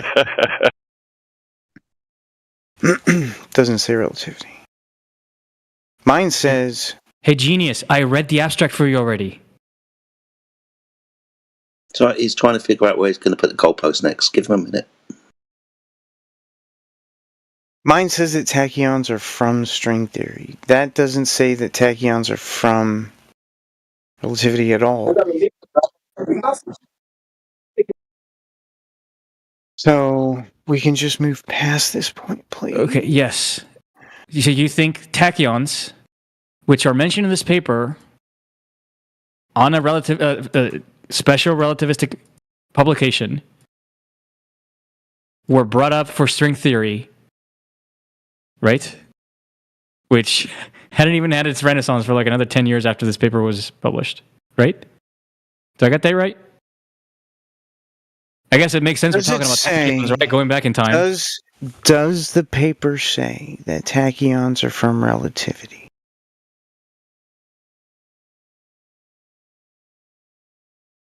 No. You think a publication would have, for example, if we're talking about wave functions, there's going to be a paper saying publication says wave functions are from quantum. My publication says that tachyons are from string theory. Okay, buddy. So what you have to do... I don't really respect what you have to say at this point. You lie. You lie through your teeth, and I think it's just because you're trying to convince yourself that you're intelligent. It's not my paper. Anyway, if I keep talking to this guy, I'm just going to be like rude and obnoxious. It's okay, mate. Join the club. So I yield.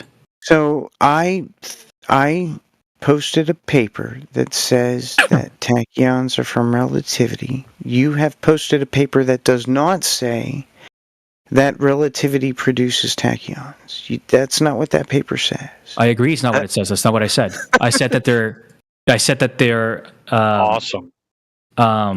What's the word? Relativistic particles. I forgot the point of this. What is the they point? Don't violate relativity. They're compatible with relativity. Yes, absolutely. I'm trying to compatible is fine. I can agree that they're compatible with relativity. We're trying to figure out. You said that they were impossible. Yes, they do not exist. No, that's not the same thing, genius. Jesus. You said that they were impossible. Have contradictions, but they No. You said that they were impossible, presumably because they haven't been observed. But there's nothing about You said reality. that they would violate the laws of physics, and I'm asking you, which law of physics would they violate? You're just lying. Charlie, it's much simpler. It would take. It's much simpler. Here we go, Donald. You said it would take infinite energy. Okay, can you prove that? Yes. Oh, so now there is proof. Oh crap, you screwed yourself. I've never heard that claim in my life. Not even by it's math. mainstream globies. AI. Excellent. It's math. You guys, the smartest scientists on the earth. See, there's the problem. So let's all stop for a second. Here's the problem, homie. Math doesn't actually change reality, dude. I agree. Okay. So it could be the case that your assumptions in your math are wrong, and it actually is the case that particles can go faster than light without infinite energy. Right? But you wouldn't know because you can't prove anything. So you suck. He's saying I don't understand the existence of tachyons imply that an infinite amount of energy was put into creating them, which is just a lie. Didn't he say it was also comparable to general relativity? What? Wasn't that what he was? It was on the same of him talking about the same thing due to comparable to general relativity. The results of this experiment. or whatever this was. This is just a hypothesis. This is not anything that's been demonstrated. Is this a hypothesis? The existence Well, of it's not gonna work. tachyons would not imply that it took infinite energy to create them. You're just pulling that out of your ass. That's just a lie. Wrong. The math says that anything faster than light. No, the math says anything that is accelerated either from above or below the speed of light across the speed of light barrier takes infinite energy. Says That doesn't mean that stuff that already exists below or above the speed of light takes infinite amounts of energy to cross it. You're just lying. It says that also. No, it doesn't. You're just lying. I know the math. Okay, fine. I don't care. It doesn't matter. None of that's going. I know you don't care because you're not intellectually curious. All you do is fucking posture. Oh, no, here. I am. No, you're No, not. you're not. You just said you don't care. Because there's no way to test that particular claim. I care about other stuff that we can test. So test the claims, and then get back with us, and then you'll probably be a flat earther. Not only is there a exactly way the to case. test it. Not only is there a way to test it. We had an experiment something like 10, 15 years ago at I believe it was CERN, where they thought they had detected tachyons. They thought they had detected tachyons. They were wrong. They were wrong. Correct. They were wrong. They were wrong they were wrong on a theoretical basis. Okay. No, they were wrong on an actual basis. It wasn't like they detected something and thought, oh, this must be wrong because our current physics does not allow for it. No, that's not what it said. They were wrong because of a wiring issue, not because the physics didn't allow for it.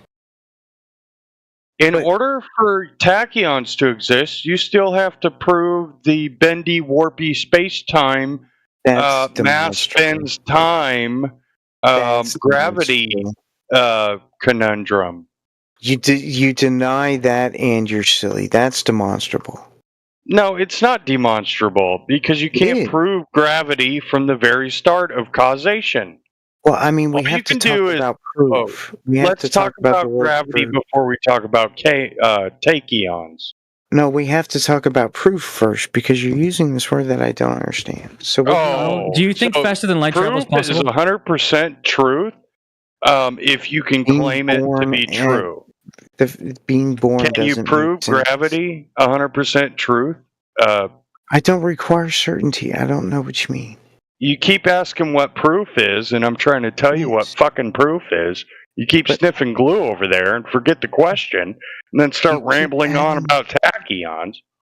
No, I'm not doing that. The other guy is. I don't understand. You are. No, I'm not. It's pretty simple. I don't understand why you require 100% certainty. Why is that?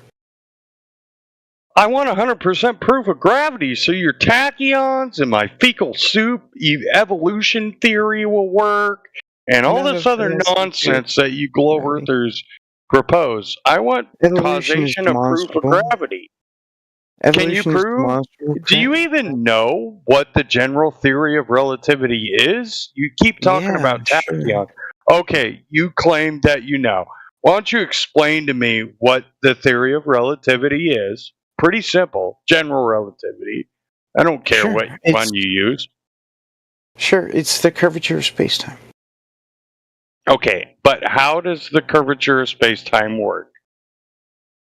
So there is a tension in the 4 dimensions of space-time that makes things accelerate. And acceleration happens because they essentially fall. What? Okay. So you're confusing acceleration with things that fall right now. That worries me here. No, but those are the same thing. Donald, can you describe to me the Einstein field equation? I have it written down. I don't have it memorized. No, you don't. You don't know the fucking equation. What's roughly on one side and what's roughly on the other side? I don't have it memorized. I have it written down. I have all 10 Einstein field equations written down. All 10? There are 10. You realize it can be contracted into one, right? Because it's all tensor math. Sure. Okay. What does each tensor represent? Dude, I'm not doing a fucking quiz right now. Okay, you don't know what you're talking about, dude. You are wrong. Just because I cannot spout an answer to a quiz question that you're asking does not mean that I don't. I'm not asking specific. Just tell me broadly, what does the Einstein field equation say? What's the interpretation of it? I don't care. Of course you don't care. You're not intellectually curious. I don't care about your quiz. I don't care about your quiz. Your silly little quiz. I don't care about your silly little quiz. It's not a quiz. It's important because it's the general relativity theory. You should know this. I do understand it. It's just very difficult to explain. Yeah, but it's really not though. Try it simply. It's really not at all. It's really not hard. I could do it right now if you want me to. On one side, you have the stress energy tensor, which measures the energy content of space-time, and the other side of the equation tells you that the curvature of space-time is given by the mass distribution in space in it, right? Awesome. So on one side, you have the content of the universe basically as energy content, and on the other side, you have the curvature of space-time. That's it. Not a lot of memorization happening there, is there?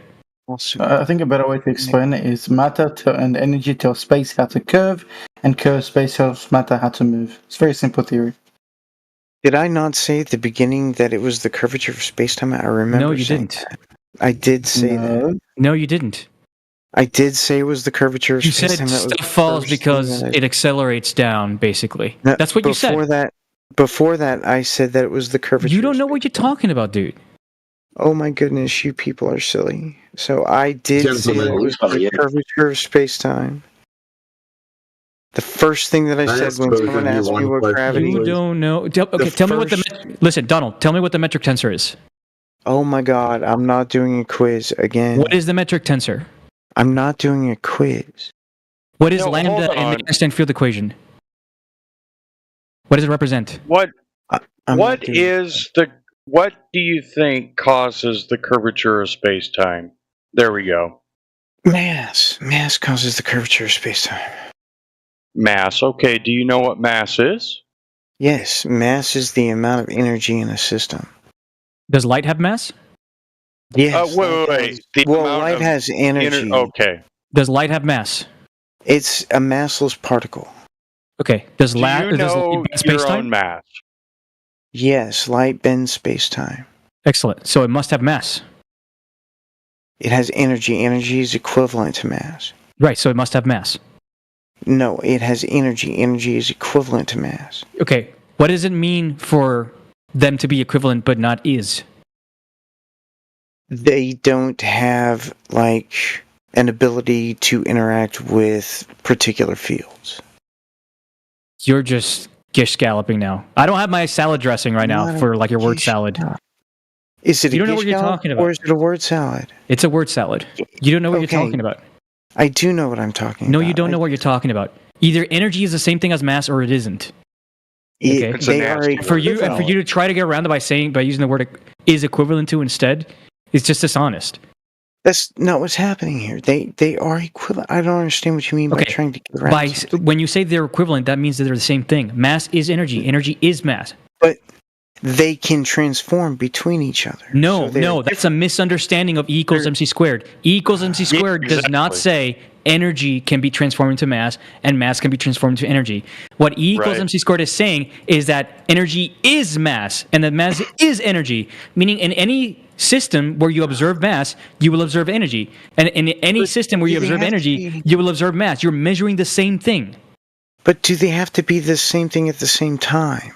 Yes, they are the same thing at the same time. Yeah. What if they transform what equals means? That's an incorrect interpretation of E equals mc squared.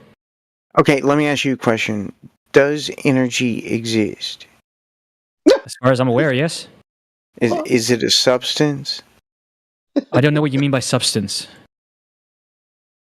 Like something you can touch. Not necessarily. Sometimes I can touch energy, sometimes I can't. Alright. Well, that's a start. That's a base we can build on. We might have to do it later.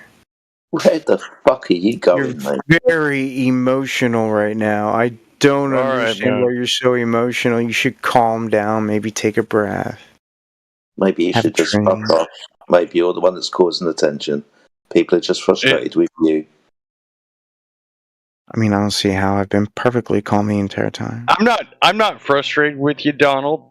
I think it's really funny how you're not basing any of your claims and you're just digging like a bigger and bigger hole for yourself here. I It's not wish true. That's not what's happening wish here. I could be on your side and just kind of Everything like I've fill said is the hole based a in little bit with something, but everything I've said is based in physics. Just so you know. No, it's not. You don't know what you're talking about at all. Wow! Oh my goodness. Do fields exist in objective reality? Question. I'm going to paste a link for you. It's time stamped at 40 seconds. Einstein. It's a video from PBS Spacetime. Okay. I hate PBS Spacetime. Why? Because you don't understand it? Because it simplifies things to the point of inaccuracy. No, it doesn't. Give me an example of something where they've done that. All of the video. Oh my god. All of the videos. how simplified, like, how misunderstanding is your brain? I'm trying to psychologically think about this. So when you see a flat surface, it must be like a giant ball, right? Not necessarily. It can be, but not necessarily. Could you read to me what the guy says from 40 seconds on for like 5 seconons? Turn on captions and just read out loud what he says. You know. Really rather not. I know you'd rather not. That much is very clear. If you don't, he will. 40 seconds in. Yep. Turn on captions and just read what he says. 40 masses frozen energy. No. Come on, be honest here. Read what he says. Go ahead, I'm waiting. I'm working on it. I'm getting to it. Just M equals C squared? No.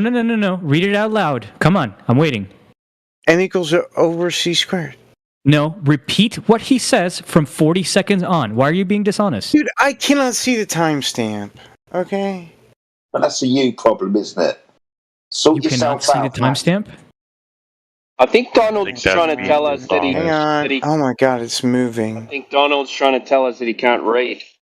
Yeah, but you can't prove that. Because you can't prove Yeah, because I can if it's in Donald's head. I don't care, dude. This is crazy. You don't care. I cannot hear both the video and you guys. That's why I told you to turn on captions and just read what he said. Mute the video, turn on captions, and just read out loud. We do not From care. 40 seconds on. Go ahead. I mean, I'll probably accept anything he says. Okay, great. So read it. Can you please just tell me what he says? You want me to read for you? I just want you to... Okay. So read. I'll point my finger at it. Okay, now. I don't want to put on my glasses and get a headache. And it said, you'll often see statements like mass is a form of energy. Mass is a or mass is frozen energy. Say your ABCs without singing. Or mass can be converted into energy. Oh, that's the worst one. That's Unfortunately, fine. none of these statements is correct. So trying to make sense of them can be frustrating.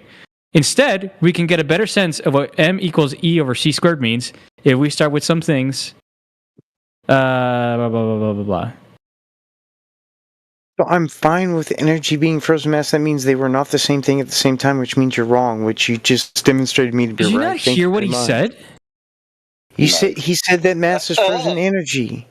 If it's frozen energy, then it was something else at a different time. You are wrong again. He's saying that's what people say and that they are wrong. Are you not listening? Oh, my bad. Donald doesn't listen.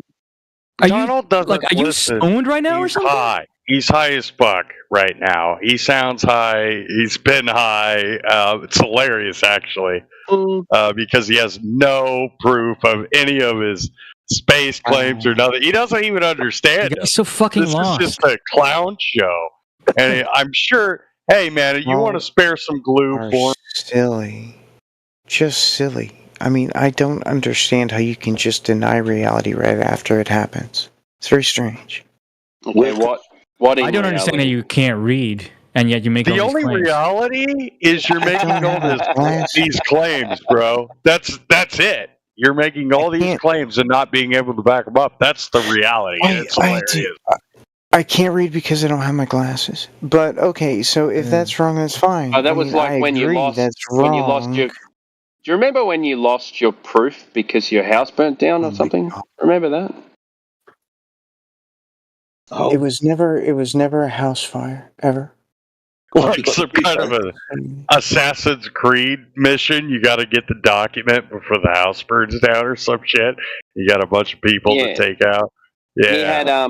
He had proof of Earth curvature, but his house burned down. So, but that is never ever what I said. All you're doing is lying. I never said that ever. I never ever said that. I never ever Correct said me and that I'll admit ever. that I'm wrong. Go ahead. What did you say then? Yeah, let's start with the tachyons and work our way backwards of stuff you couldn't prove. Fuck the tachyons. I did demonstrate that tachyons originate from string theory. I posted a paper that said the same thing. Donald, if I take a spring and I stretch it, will it have more mass? While you're stretching it, it will. What? Donald? No. Think really hard. If I take a spring and I stretch it and I hold it in a stretch position, is it going to have more mass under that stretch position? Oh, What's no. mass? No, it'll have more weight, not mass.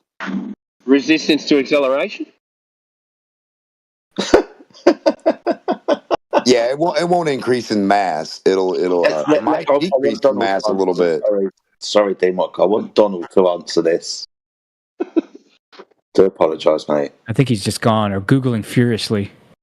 No, I'm just not going to engage in a quiz. Quiz. Quiz. I thought you fell asleep, Donald. Donald, does a charged battery weigh more or less than a discharged battery? I'm not going to engage in a quiz. Okay. Dude, we're talking about mass and energy being 5 the same plus thing. 5. It's like fucking ridiculous, Donald. We're talking I'm about not mass going and to energy being engage the same thing. Quiz. All right. What's wrong? I think I What is wrong broke him. with you guys? Yeah, I'm not broken. I just don't care about your quizzes. Yes, mate. Well, Donald, I thought you were here to express your position in these things.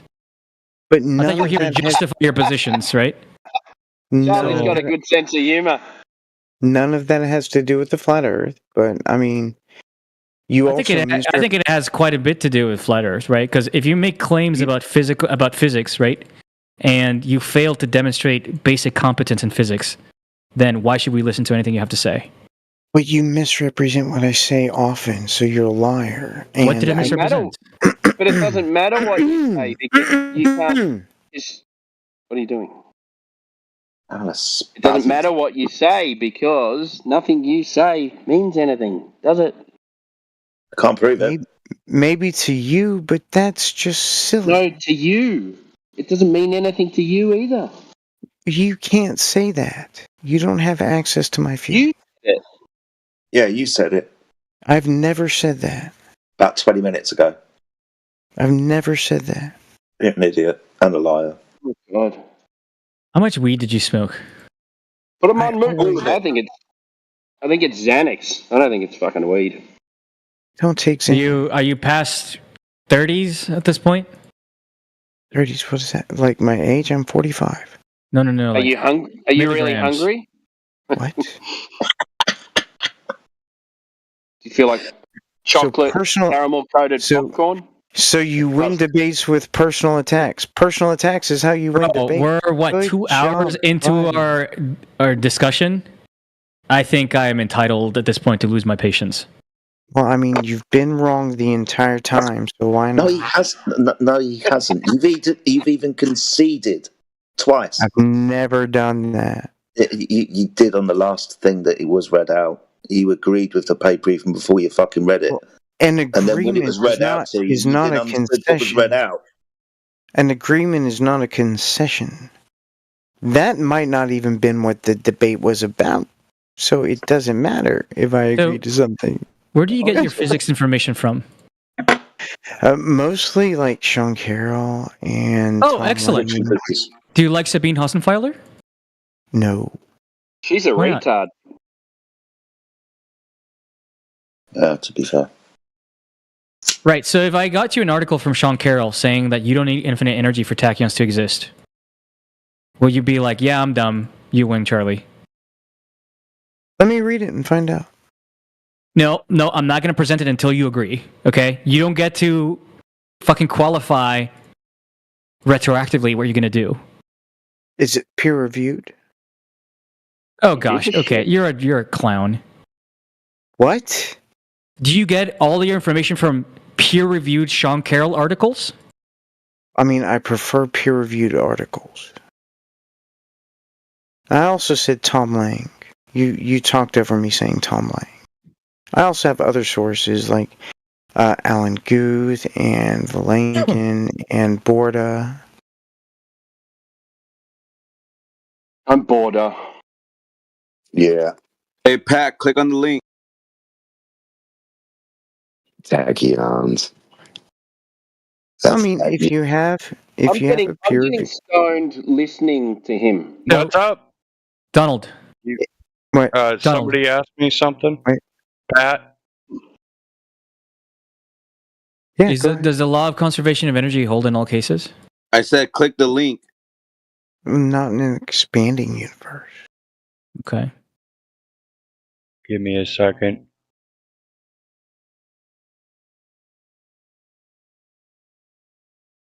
I do not know about a collapsing universe. I don't know if it holds there or not. I haven't done the research on that one. I don't think you've done the research on anything. Oh, I've done research, buddy. 30 years of research. What's the most advanced math you're aware of? Fine research. Like calculus, like differential and calculus. You've been doing research. How many years of it have you taken? Well, I didn't take it. I've got textbooks. So I read textbooks and I ask professors when I have questions. Okay, which textbook on differential equations do you have? Oh, let me see. Let me go get it. Wait, which one of you is the flat earther? Is it Charlie or is it Donald? None of them. Some. This is some gay ball on ball action.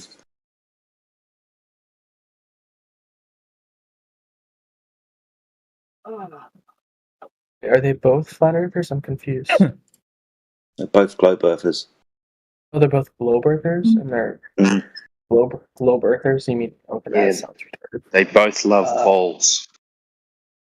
Wait, who am I speaking to? They're both pretender clones. Wait, so who in here is a flat earther? Me. Why? Me. Wait, why? I just want to know why. Like, can one person So answer? I'm tired. Why are you a glober? Well, So I'm tired. No, this isn't about me. I just want to know what you guys believe and why. I'm not trying to debate. I just want to hear your side of things, you know? Okay. We say the Earth is flat because it's measured that way. Show me that measurement. No, we're not talking to you. We're talking to this guy. You can shut up now. Yeah, mute or be muted. Wait, so when you say it's measured that way, can I ask what you mean by that? Like, okay. Sorry, I'm just a little bit confused. Okay, you understand what horizontal is, right? Yes. Good. So a straight line from left to right or right to left, perpendicular to vertical at 90 degrees. You understand that water is used as a horizontal reference data. We can find level from the water level, right? Yeah. Cool. And we understand that 70% of the surface of the Earth is water.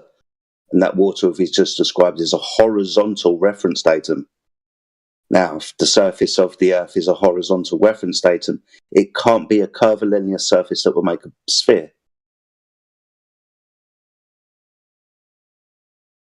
Okay. I just graduated high school, so I'm not like extremely intelligent on mathematics. I can't really debate you. But yeah. Thank you for there's nothing to debate on though. You can have a conversation without a debate. Well, I mean, like, I inherently disagree with the idea of a flat Earth, but I don't know enough. Okay. Mathematics. So then you would have to go, okay, why I disagree. Why do you disagree with it? Because we have satellites, images of Earth, because we have satellites, period. The internet proves that the Earth can't be flat. Hold on. Sorry. Etc. Stuff like that. My friend, the internet, that runs on 99% cables underneath the seas and towers. 99% of all earthly communication is done on land and towers. Where's the other 1% then? That would be in the sky. That would be in the sky. But you made the claim that the proof that the Earth was a globe was because of the internet. Come on, Dave. On a flat computer screen.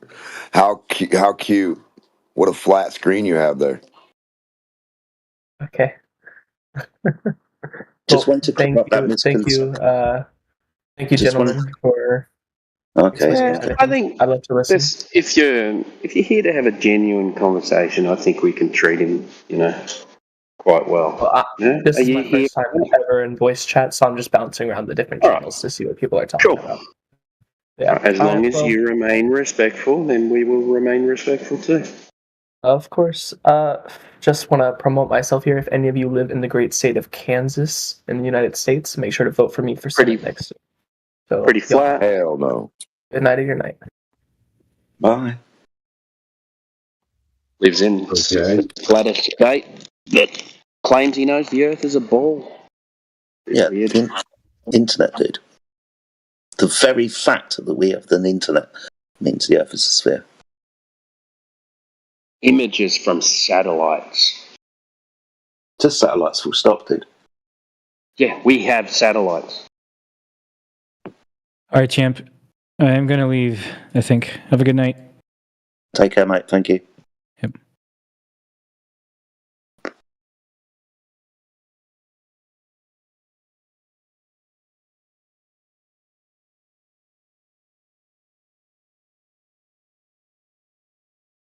It's not often we get a bit of ball-on-ball action, but that was quite funny for half an hour. Yeah, it was. I was like thrown off for a second. I thought Donald was trying to flat smack the other dude, and I was like, "That's weird." Yeah, it was a bit weird when I first came in here too. What the hell's going on here?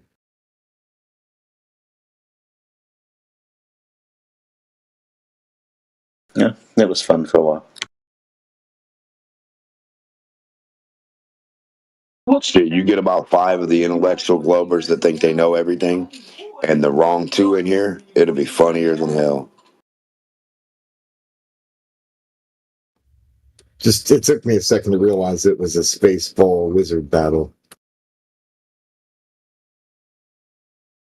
I wasn't thinking for a second when he said, "Does the mass change or whatever?" Like, bro, the spring doesn't change, no, but the weight of the spring can change while you move it. It was a wizard battle. Just listen. The one guy said expecto patronum. The other guy said tachyons. I know.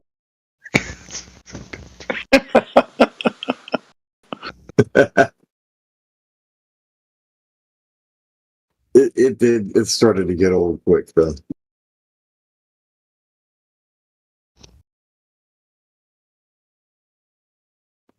I think they need a globe Earth versus globe Earth room.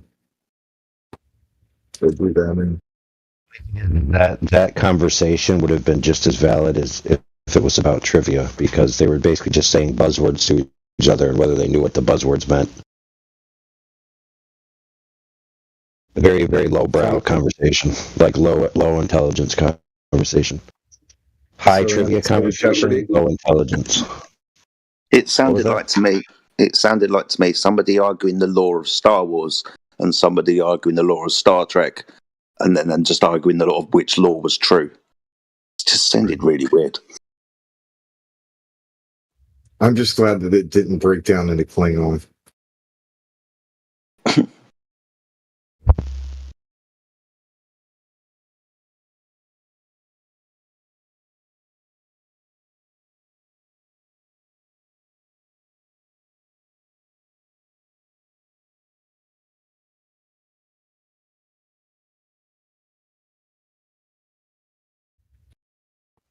This one guy in the side chat tried to claim that the barrel distortion of the rocket turning for that V2 White Sands rocket launch was the curvature of the Earth.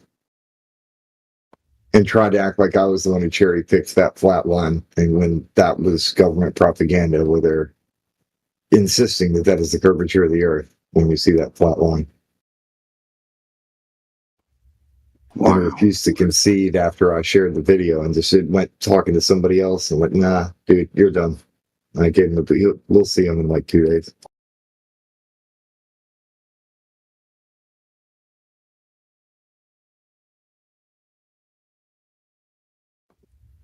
I'm going to start getting strict about that. If I see somebody walk past something and we show them directly, literally right in front of your face, and they walk past it like they've got blinders on willfully, gone.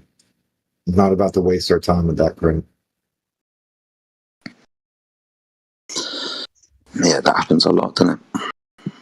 Yep, and I expect a civilized debate or discussion in my presence, and anything else is unacceptable. Intellectual dishonesty is disgusting.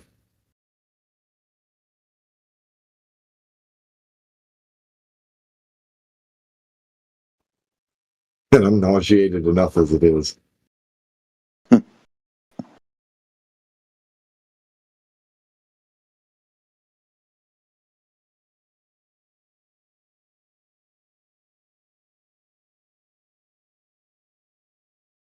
guys having dragon steaks.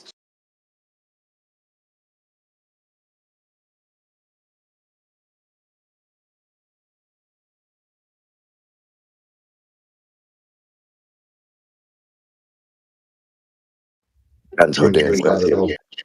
It was no good.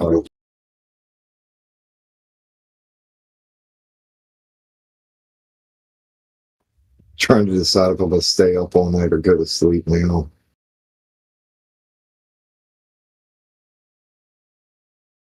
Be cautious going through green lights is all I'm going to say. Some of us still have to go to the gym. Just be cautious going through that green light, because you never know what retarded person is going to run through their red light. Or if somebody will whip out in front of you going like slow as hell while you're going 60 miles an hour and almost cause an accident between you and the 3 other people that are around you. Yeah. It happened to me, happened to somebody I know. Certain people, once you reach a certain age, get off the road. Damn it. Oh, well, for me, it's the kids. Like one time I was driving down the road, I turned on to the busy road, got into my lane, started going down the road.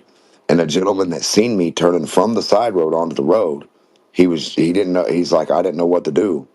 Because after the incident, he like came across the road, crossed it from his side of the curb, crossed the free lane, crossed the dotted line or the double, yellow line, and hit me head on and off to the sidewalk, knocked poles. I mean, it was crazy. It was a while back. Damn, dude. He was young, and I jumped out of the car. I was like, or he came up to my car. He's like, "You all right?" I said, "Yeah." "Are you all right?" He goes, "Yeah." And his car, like, I looked at his car, and it was half of a car. He had no wheels. Like, his airbags were hanging out the windows. It was crazy. It won't his time to go yet. It's just won't his time to go. That's the funny thing you say about that. Well, the dude was like, "It was my fault, whatever, I'm sorry, whatever." And he knew one of my sons. He was buddies with my sons, real good friends with my sons when he was a little younger.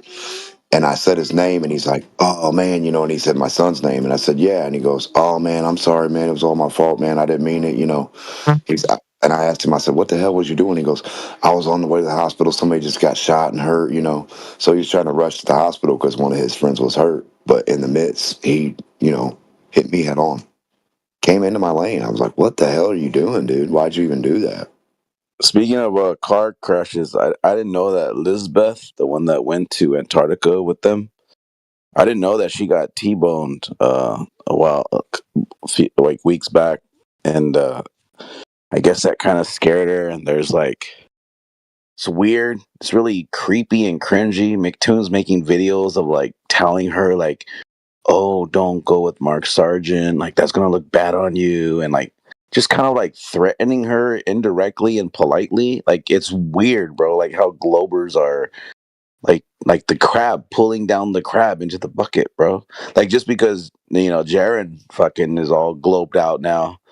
Like I guess they're trying to get Lisbeth to come with them too. It's really fucking creepy, bro. Like these guys are sick, bro. But yeah, I guess she got T-bone, so now she's like scared and shit. Like what the fuck? Someone do that on purpose or what? Nah, somebody hit me on purpose too the other day, kinda. Through a green light. I was going through the green light, coming home from work, and the motherfucker crammed right into me. Through the red light. Literally. Yeah. So red light, green light. Are we going to keep talking about accidents? This is bad, and it sucks. As far as I'm still here. It's good though. It's good. It's a good thing. As far as Lisbeth goes, it was an accident. It was just an accident.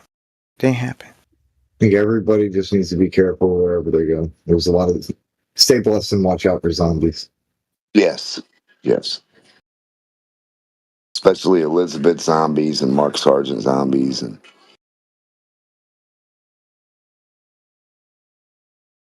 Oh, dude, there is a lot of weird, creepy stuff, but then most of it's speculation that people have about things, and then speculations about somebody else's speculation, and it gets freaking weird. So we can just move on because there's nothing there. Yeah, it ends up being imagination and stuff, that's all.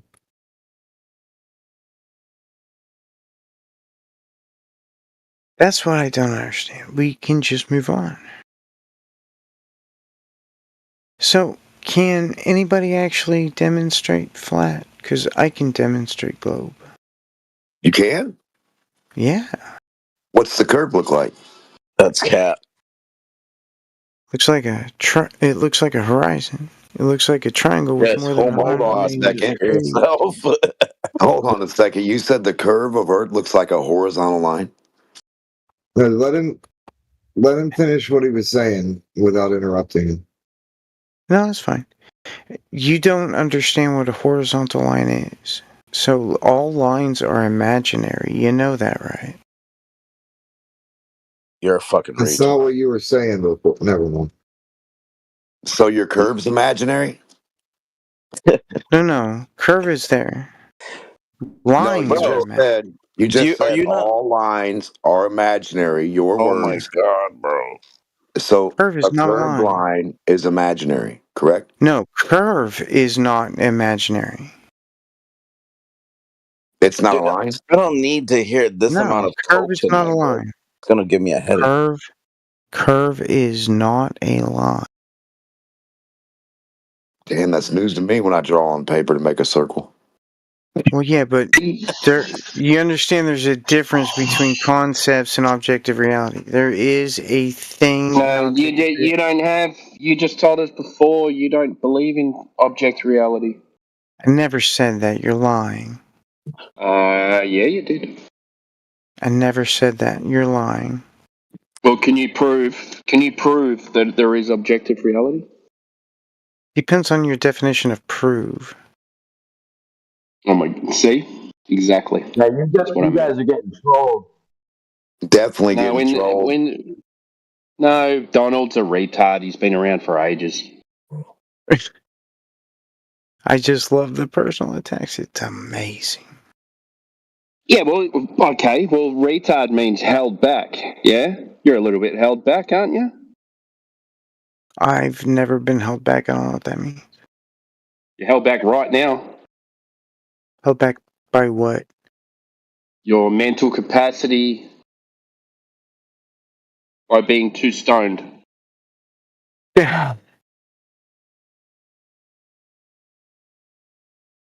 Nah, I can be stoned and still be fully aware of reality. Yeah, I know. He's too stoned.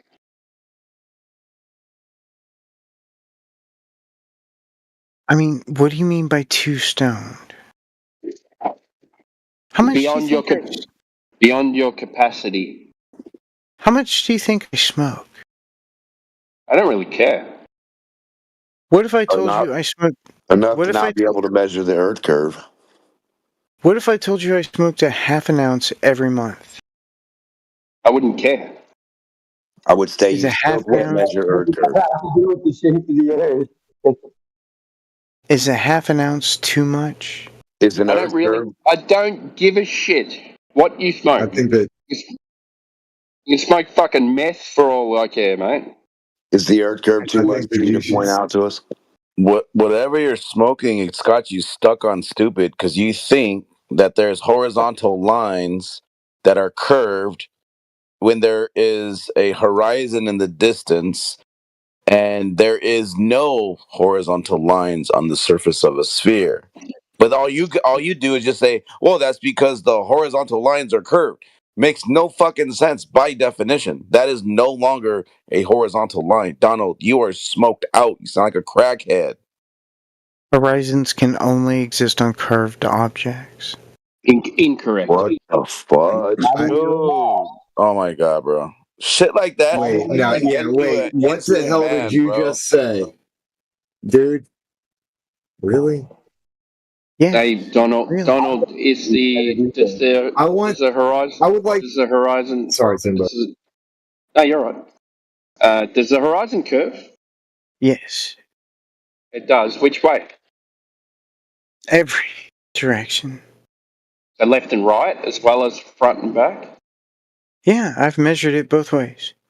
Okay. So how do the lines meet up? If you turn 90 degrees and then draw another curved horizon, and then turn another 90 degrees, draw another curved horizon, turn another 90 degrees and draw another curved horizon. Meet those lines up. Where do they meet? Do you have 4 humps? Yeah, you have 4 humps. He lives on fucking Clover fucking Earth. 21 Hump Street. Is that what you have, Donald? What? No. What? You're so stoned, you don't even fucking understand your own claim. Oh no, your math is wrong. I Math? didn't tell you any fucking math. Angles. Angles are math. You gone, said dude. angles. Angles are math. I was Just talking so about you know. turning in a 90-degree fucking action. Angle. Yeah. Dude. That's an angle. That's math. Okay. Oh my god. He's making people dumber just fucking hearing him, dude. Like, come on. Yeah, he is, dude. That's He needs the to be most muted, intelligent thing I've APOC. heard in the past 10 minutes. I Right. have this Billy Madison moment right now. Can you just fucking get muted so you could just go to sleep and we could try again tomorrow? Because I don't know how long fucking this. Yeah, come back. I don't want to mute him, but if you want to mute yourself, Donald, and go and have a nap or Fine. something and I'll do that, but I'm correct. recover. Oh, go to sleep. I just want the It's okay. conversation either Snip go back to the flu ground or or Tinder clown. What did you say, Aether? just trying to bring the conversation back to the ground and out of the woo or the weird meta math magics bullshit. And I digress. Right. Yeah. I wanted him to prove a causation of gravity, and then some Globers fought about space. That's about how the last 3 hours went. Fuck. I mean, I can demonstrate gravity. 3 hours? What? I'm going on 10 years in this bitch. Hey, Donald, instead of demonstrating gravity, can you demonstrate curvature? Yes. Okay, go ahead. So you can do it yourself. Yes. All you have to demonstrate it. No, demonstrate it. You said you could demonstrate it, so that means that you're going to do a demonstration on curvature. Yeah, I'm going to teach you how to do it. No, you're going to do it. Oh, you said you could do it, so you're going to do it. Yeah.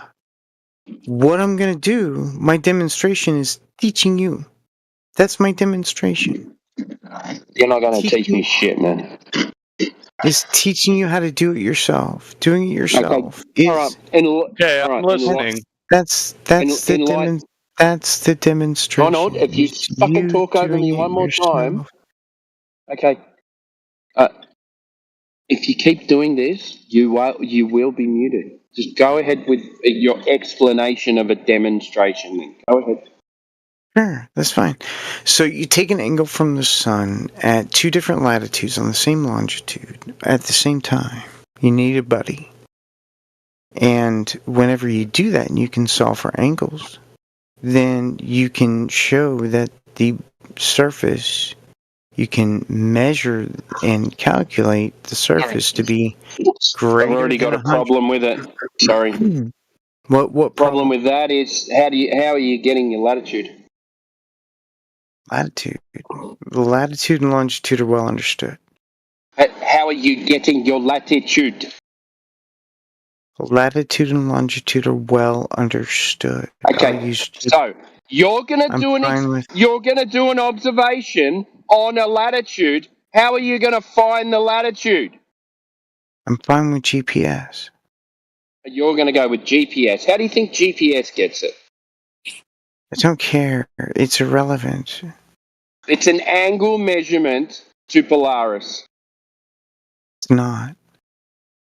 Oh my god, bro! If you're just gonna be lying all night, and we have to like constantly correct you because there's listeners, and we don't want them to steer away from the truth with your bullshit responses, like it's not even. We shouldn't talk to you then, dude. Because all we're having to do is like damage control of the mess you're making because all you're saying is lies, bro. I don't lie. Yeah, and you're going to take an angle measurement to the sun from a latitude. Yeah, and then what are you going to do? Two different latitudes on the same longitude at the same time. You need a buddy. Did you say latitude or longitude? Both. You take from the same longitude but different latitudes. I don't think we're going to listen to you anymore, man. Sorry, yes, this is retarded, bro. I admire that. He said he didn't lie, so he never lies, right? That's a claim that I said I don't lie. Say, probably. Donald, just mute yourself, man. I never said I never lie. Okay, I'll do it for you. Yeah, I call bullshit because he claims he needs a buddy to do this. I don't think he'd have a buddy. No,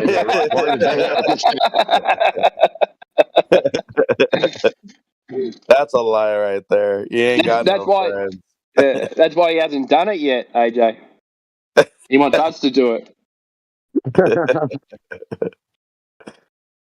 Oh man, it's retarded, man. This guy. I mean, horizontal is curved, guys. In case you forgot or didn't know. Yeah, you just don't understand it. And then he said, "I don't tell lies, bro." Well, okay, so what that means is exactly that.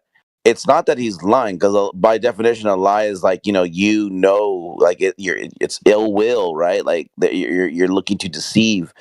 So he might be telling the truth and saying he's not lying because he truly believes that he is telling the truth. But we're pointing out to him, dude, that's a lie, or you're just wrong. You're. I guess he's not lying because he doesn't think he is, but. All I can think of is George Washington and the cherry tree. I cannot tell a lie. All right. It's just crazy, dude. Instead of saying, with these people. I don't know. But my issue is this. I like. Sorry, go ahead. No, you're right. Go ahead, man. He kept on making it about himself and then kind of drawing attention to himself, ad-homing himself. And then you got it's just fucking weird. Because when you start making it about me, instead of this is the subject matter we're discussing, well, now it's the me show. It's not very often. It's not very often I wish for QE to be here because me and him don't get along very well. But I gotta tell you, I wish QE was here for that shit. It wouldn't have gone for that long. No, not at all. We're gone for about 2 He knows how to sentences. put it. And then Yeah. I was just going to say he knows how to put a military grade steel toed boot up Be somebody's head. careful what you wish for. He might pop up like Beetlejuice if you say his name too many times. Yeah, you say it a third time. Yeah. QE. Oh, She's man. gonna pop any second now. That'd be hilarious if he did, by the way. Attention! It really would. But I don't know, man. I think that's dangerous when you hear somebody like full-hearted, like convinced a horizontal line is curved. Then you know what we're dealing with and what you have to like break down. Like this is his brain on drugs, and like, but that's what it is, though. Like, and that's what we're dealing with. People that genuinely think that is even possible. It's crazy.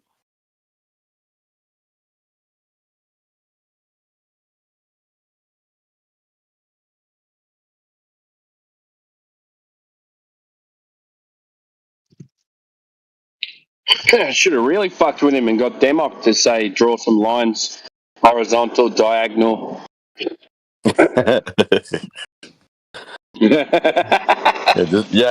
Just release DMOC on He'd it. go, wait a minute. He'd go, wait a minute. They're all the same lines. Yeah, it's like, Donald, you're talking crazy. Well, let me introduce you to crazy. Go ahead, DMOC, get him. You got to fight crazy with crazy. DMOC will mop him, bro. Yeah, I mean, I think I was the first step, right? I'm below DMOC, and I gotta say it would be too easy of a cleanup. Yeah, that guy's a train wreck, man. One day he'll come in yelling and screaming and sound like he's about to start crying. And then the next day he's over medicated. Like, what the fuck, man? Yeah. How can you have such ups and downs? That can't be healthy. Not at all. I mean, I hate to say it, it actually sounded like he was really high on like some kind of opiate or something. Yeah, that's what I was thinking. But that's the thing is when folks are on something, it doesn't matter what it is. I don't like them being on the live stream at all. The minute that we figure out, hey, this person might be on a substance, they should be muted and booted. Timbo, check out that meme I just posted. And the reason why I say that is because you literally cannot consent to interaction if you're intoxicated.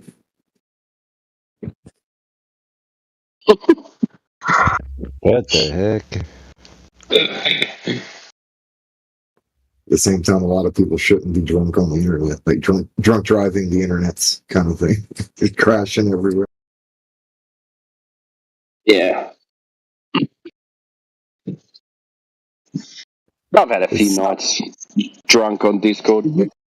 But you can have medicine that a doctor gave you, right? And it makes you feel drunk. Even then, you don't get on Discord when you're not 100. Yeah. I've never done that. Yeah, right. And I'm also, I've never been a shithead, and I've never been silly. Oh, God forbid. You know when Flatsy's drunk because she says entropy like 10 times. Good to know. Good to know. Take a shot for every time that Flatsy says entropy. That might be a terrible drinking game.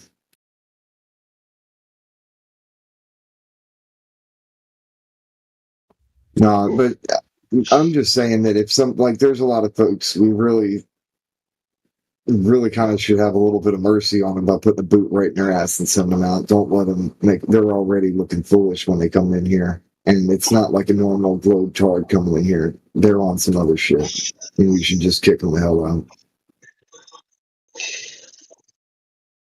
But go have a nap, come back when you're rested. They're on some globe shrooms. Yeah.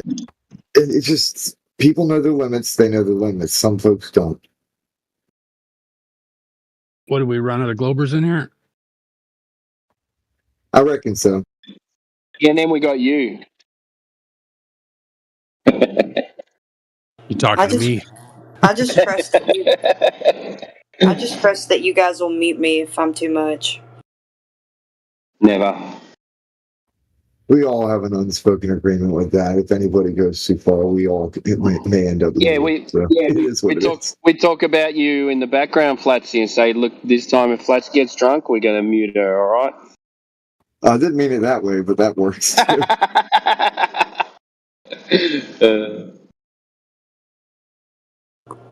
I'm literally saying it right now.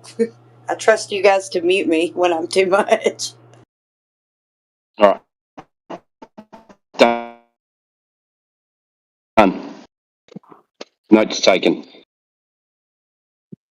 One of my favorite things is just to tell somebody they're hot micing when they're clearly not hot micing. Me neither. Let me read it. Sorry. No, I I'm can't sorry. Go figure ahead. this out. No. Sorry. No, you were talking first. Aether. I was just saying one of the funniest things I've seen y'all do is they're clearly not hot micing, but you want to tell them to stop. So you tell them they're hot micing in the middle of a sentence. Yeah, I'm definitely hot micing, probably. Sorry. APOC's the best drunk, I gotta say, man. I appreciate that. Bro, you get going, man. I get angry. Helio, you're hot micing. Classic.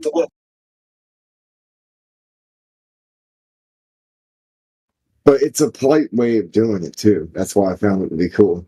Like instead of just being an ass about it, it's like, look, you're hot mic. Mute up.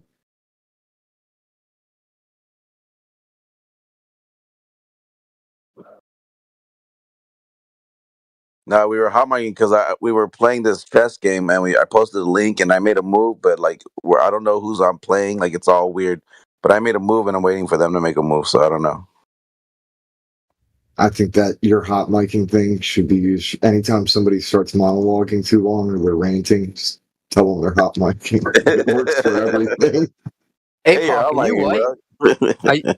Are you white in that game you linked, APOC? No, I'm black. Oh, all right. I'm waiting for white to move. I don't even know who it is, to be honest. Yeah, I'm trying to click on it, but it just brings me up to a random screen. What? When you click on the link, it'll take you back to the game, and then you can play again. If you got out the link, you click again, and it'll take you back to the link. Let me try again here. Sorry, guys, for talking.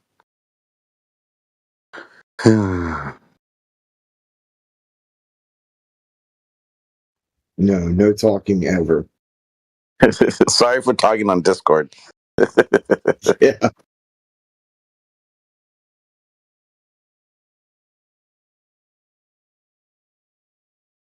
Yeah, I don't know. It's weird. All right, I want to restart this. All right, so just forget this game. I'm gonna create a game. Hey, let me try something. Okay.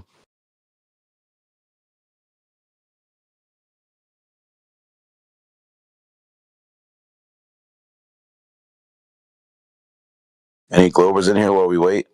Oh. Yep. And if not, then I would say I'd pose the open question to anybody. What is the coolest Flat Earth related video that you have seen recently? Recently? I like the older ones. Oh, they can be old videos, just something that's new to you. Like it could be from like the 40s, 50s, or like it just something new that you saw recently. Today I was on a cool show. Didn't have to watch it because I was on it. There you go. Well, that's making history.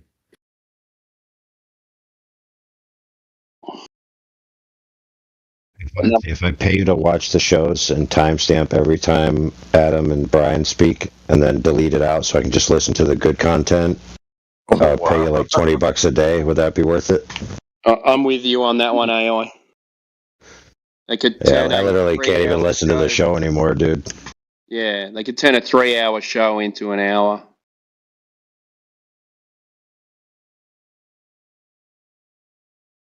Just let QE talk or something.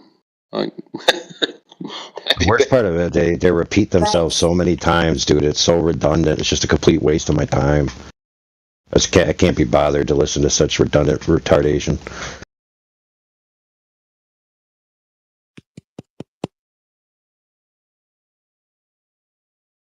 Trying out, Pat. They all feel they have to like Sorry, comment on fucking, I every can't figure it single. out, man. They have to comment on everything.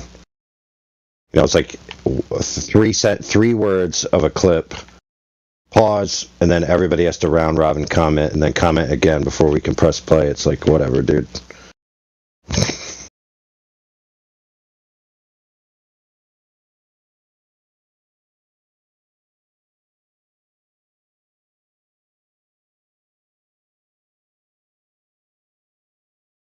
I remember you getting muted for exactly that same comment, AI.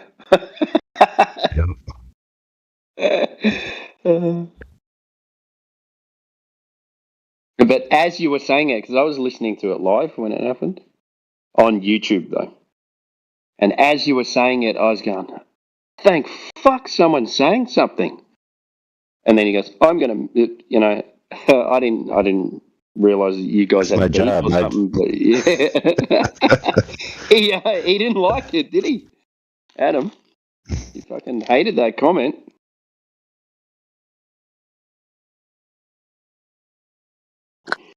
Can somebody click the link just so I can make sure that it's working, please? Only if it's not chess. It's the only thing it The is. 10-minute game one where white's Yeah. on E4. Yeah. Yeah, no, I can't click anything on that. Make a move. You can't control the black? I couldn't even if I want to. I tried to mess with it to see if it was open. But there's Yeah, already same thing happened to me for some reason. That means someone clicked on, if you can't do it, that means someone clicked on it, so they need to make the move. Yes. Well, are you white or black? I'm white. All right, so you went E4. Yeah, I can't go black. Someone else. I'm like I'll go dark see if it helps dark white. I'm like kind of in between. Like, you're gray. That's funny. Pat, I think you clicked on it, but I don't know what's going on with you. You're just, I don't know. It's not working. I think you might be a pretender clown, a glue sniffing one as well. Living up to your name. Here, I'm gonna cancel this game. I'll just create a new one. Who's concave Earth? Yeah, let somebody else try first to see if I'm really sniffing glue and retarded, because I think I am. It sounds Maybe like you're you should eating the glue now. Play Yeah, with the friend. maybe you should meet up with Donald.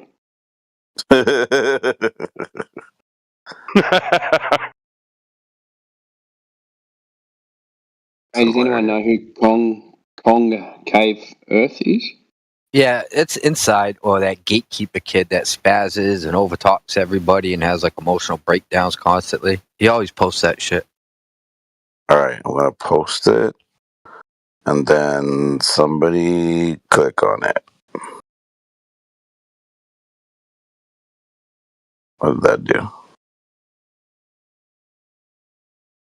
I'm gonna make a move.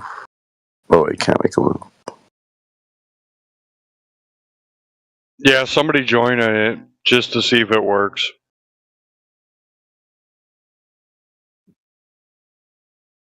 Man, I just want to watch the game. I don't want to play. White You to guys play. just smoke me. Who's I white? watched you play. You're way better than me. I can't figure this out.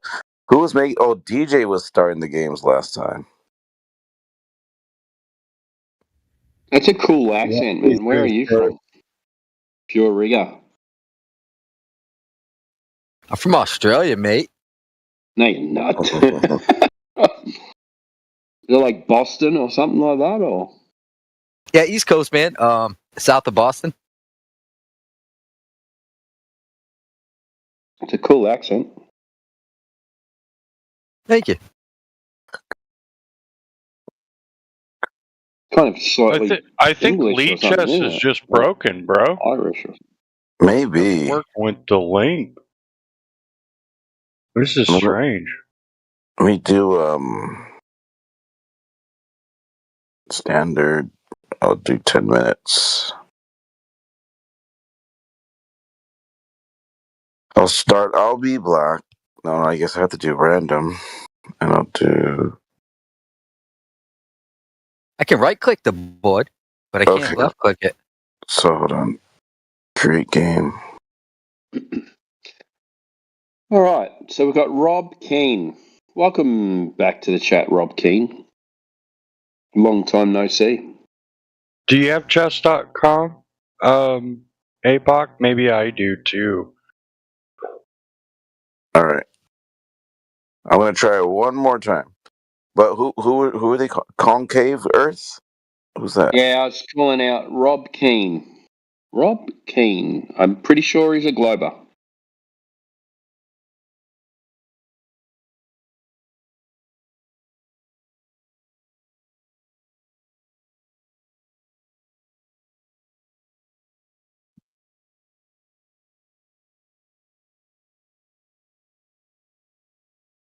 Pat, did you click in the link?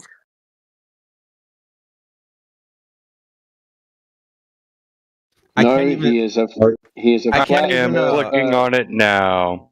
I can't even talk to you guys Join the about flat Earth. game. Okay, now I can move, bro. Did you move guys, your pawn? I did. You can move the chess talk to another channel if you want. Yeah.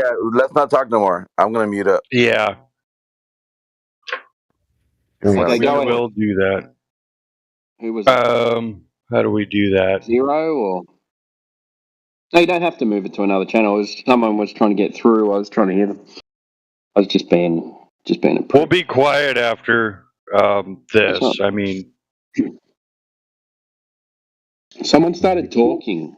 Is anyone here? Is anyone here interested in modeling, like for flat Earth? Yeah. Modeling. Not just nothing, bro. It's just crickets. It's like there's like physical, emotional reactions. I literally just said, "Welcome, Kong." Can you Yeah, what are hear? you talking about, dude? Are you just playing a narrative in your own mind of what people are saying and responding to that? You What they guys are into actually say? models. Holy crap, dude. I think he's having his own conversation. Yeah, that's what I was just saying. I want to talk about models. I want to talk about the shape of the world. Yeah, I like Christy Brinkley. That's what I thought. You guys have a good one.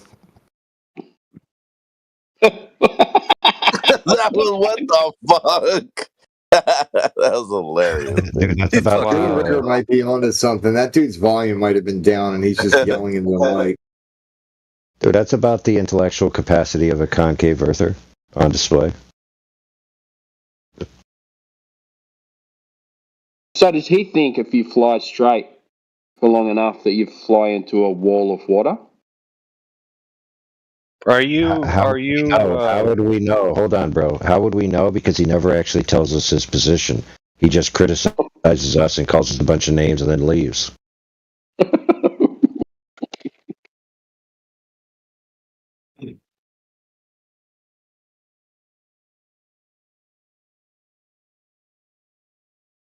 It's a very emotional reaction. No. You Today, get a the jet floor. ski that does like Mach 3, you can do a loop-de-loop on the frickin' concave Earth. Earlier today, I cleared the floor for him to present his case because somebody asked after he was muted, and then he just said about the same stuff. And I said, "Dude, the guy asked you. He wants to hear your position." And he's like, "I don't know." He said some more personal stuff, so then he left.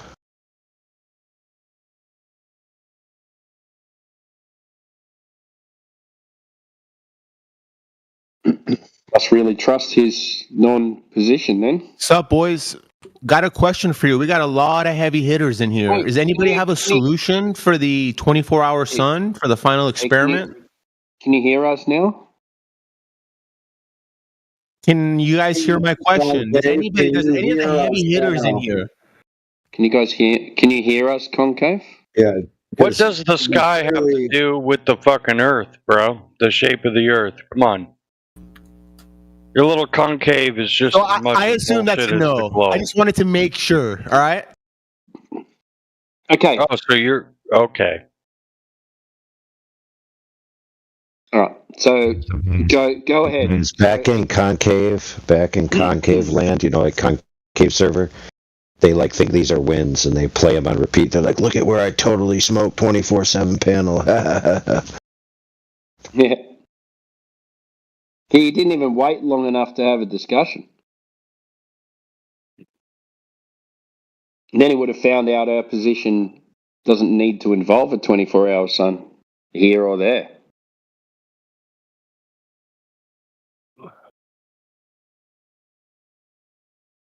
Hey, Puck, did you get the move by chance?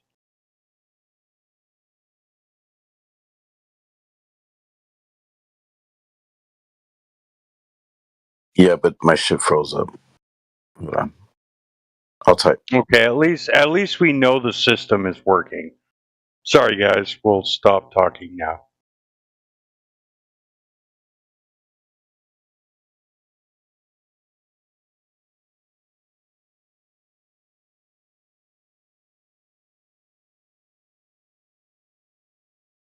Inviting Rob Keane to the panel.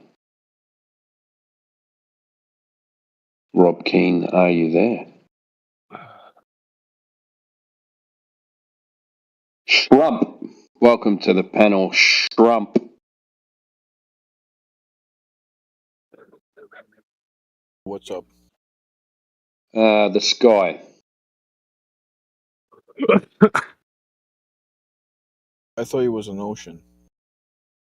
Who said that?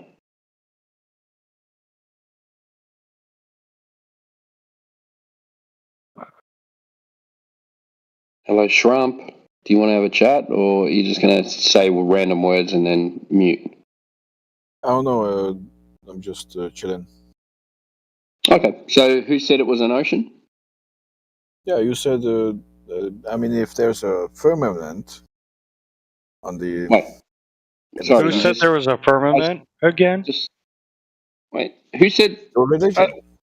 Why do we keep on going off the planet? What are you talking about? So, who said there's an ocean?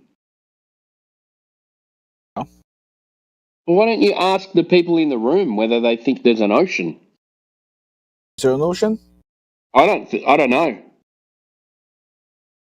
Do you? An ocean above our heads? Yeah. How far? Anyways, I need to. I just want to ask for shits and giggles. How far is this ocean above our heads? I don't know until you've reached the firmament. I want to know. But why are you straw manning the conversation? None of us have said any of that. Why? Where is all of this coming from? Why are you talking over me? I'm not straw manning. Yeah, you are. That's a definition. You came in, stated a statement, and then argued against a statement that no one said. Okay, what are you guys saying? Like, Why don't you? That's better. Okay, so what would you like to ask?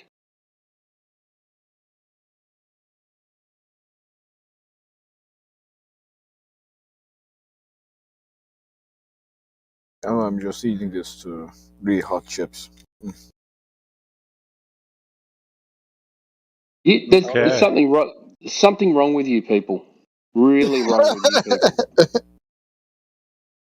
You have no idea how to have a conversation. I'm asking you to ask me what I believe, or I know, or I think, and you can't even do that. Ask me a question. It's a very broad question. Is it flat? Is it spherical? It's Do you definitely fall off flat. the edge? Or is it infinite? It sounds like you want to get cooked like shrimp. That's what you sound like right now. So I didn't say edge, right? I agreed. I said yes, it's flat, definitely. And is it infinite? I have no idea, mate. But the If surface it's not measures. infinite, yeah, but if it's not infinite, then there's an edge. No, it's not a true dichotomy. No? Nope. So infinity means that it's endless. Yeah, you can. What kind of edge are you thinking of, though? You know what the boats usually fall off of. Boats. Oh, you are an idiot, aren't you? Boats and hoes, boats and hoes, boats and hoes.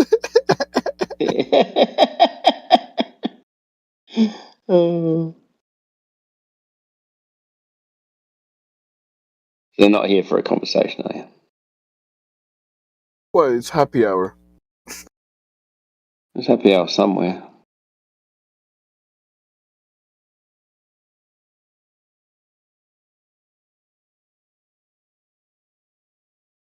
What do you believe? It's a sphere? Well, yeah, it's actually a sphere. Okay, it's actually a sphere. How did you come up with that conclusion? I went up to the CN Tower and I saw. Okay, what height's that? It's about like 170 floors up. Okay, do you think you can see the curvature from that height? Mm-hmm. What, left to right? Which way? I could see the curvature. Can you explain? Just give me a description of what that looks like. Like if you're looking at a ball, you know. Yeah, so like it would curve, like so there would be a line in front of you that curves. Yes. Is that right? It wasn't flat. Okay, so the left side would be lower than the right side. No, the center would be the highest, and then the two. Oh, okay. Sides would So be down. what if you turn around 180 degrees and does the same thing happen there? Same thing, yes. Okay, where do the lines meet?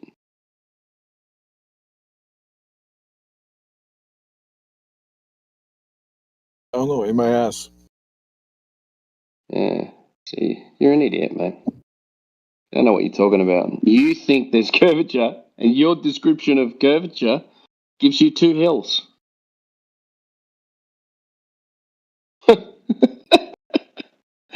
Oh, you are a shrump.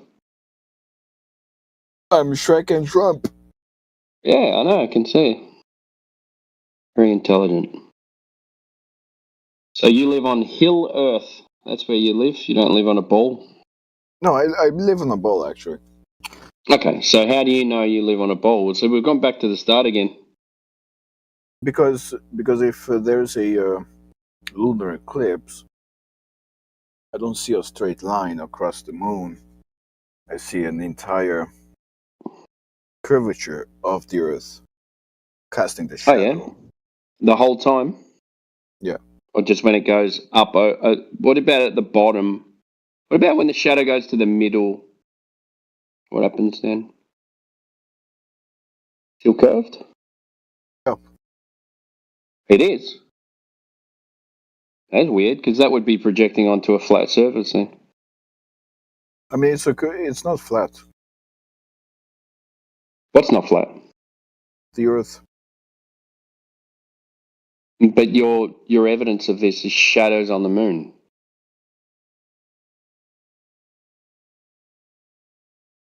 Can you get a curved shadow on a curved surface? If you have a flat line, like a flat shadow, and it gets projected onto a curved surface, could you have a curved line? No. No. Only a flat line. Onto a curved surface. We need to. You're wrong. you got no spatial awareness at all. Oh, you should try it sometime. Get a perception. light. Yeah, don't talk over the top of me. So get a light, and then what you do is you get a flat piece of paper, and then get a basketball, and then hold the flat piece of paper in between the light and the basketball, and you can make a curved line with it on the basketball. Yeah. Doesn't necessarily mean that the Earth is curved or the moon is curved or anything, because you don't even know. Because you don't even know if that shadow that you don't know either, because you don't know. I didn't make a claim. You didn't even know. You don't even know if that shadow is. You're making the claim of the Earth is flat. Yeah, no, because it looks that way, it measures that way, and it's practically used that way. You don't have anything like that. Yeah, but you don't practically use you don't practically use the Earth as a globe. You don't visualize. You don't see it as a globe, and it doesn't measure as a globe. So all three of those things are exclusive to a flat surface and cannot happen on a ball. You don't have anything exclusive to a ball that can't be explained on a flat surface. You don't have any of that. Yeah, but in a three-dimensional space. So you're agreeing or not agreeing? No, I'm trying to understand what Don't go into three-dimensional spaces because everything's three-dimensional. Yes, everything is three-dimensional. In a three-dimensional space. Yeah, so is three-dimensional exclusive to a ball? If it's flat, there should be an edge. Where is it? You just keep shifting. He keeps shifting the goalpost, dude. Why does every time he asks you a question, you keep shifting, dude? Answer the question. Twice you have already not answered the question he's been asking you. Why are you doing that?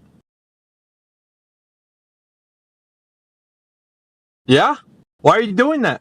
He asked you a question, you shifted to another question. Hello? You talking to me? No shit, Sherlock. Who the fuck you think I'm talking to? In a three-dimensional space, where's the edge? Yeah, you keep saying that, but prior to that, the conversation was that he was asking you a question, you diverted to this question. Why do you keep doing that? I think it's because he's got no answers. Because you don't have depth perception. Depth perception, really? So is three-dimensional space only subject to it being a globe? No. Okay, then. All right. So thank you for that. So thank you. That's all we need to know. If it's not exclusive to that, then you don't need to think that it's only. Then you don't need to think it's only a globe. That should be the end of that argument. In a logical sense, if I'm looking at this piece of flat plate in front of me, a piece of flat plate, or whatever the fuck you think the planet Earth is. No, just describe something. Give us an example so we can use it as an analogy. But use something. What's flat that you think that we would consider flat that you would? A flat pizza. Okay. Pizza. Yeah, okay. Pizza. Okay. Where's the edge of that pizza? Yeah. Why do we got to talk about something that we know the entirety of? A pizza, we know the entirety of a pizza. Yes. The Earth, we don't know that. You don't know. Yeah, nobody does, dude. So you have your entire life thinking. Nobody does. You want me to say it a little slower than that? Yeah. You don't. Nobody does. Yeah, but how is it is it infinite or does it have an edge in this? So I just finished telling you. I just finished telling you that no, you dickhead. I just finished saying that nobody fucking knows. You need to clean the wax out of your ears, bro. Like, what's going on? He's trying to think, dude. He's like, what other question should I ask that would get him to make it sound ridiculous?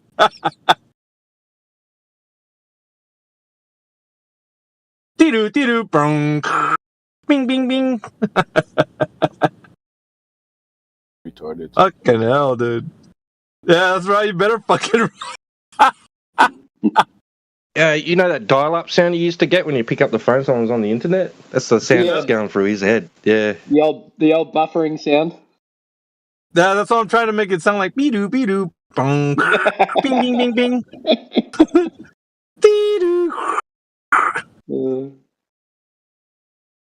Oh, you guys are. I don't know why they still make these left to right curvature claims.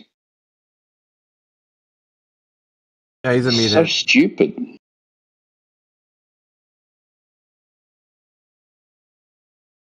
Yeah, man. Is that it? How can someone not grasp the idea that a flat edge object will cast a curved shadow on a curved surface? Yeah, I know. Yeah. Nobody's ever seen that like actually in practice. They only imagine globe on globe action. So, well, it's funny because like a curved surface onto a curved surface can create a straight line or an S. Yep. But depending on what angle it's hitting at. But the Globers don't know. They'll just be like, no. Okay, now, dude. Where the ballers at?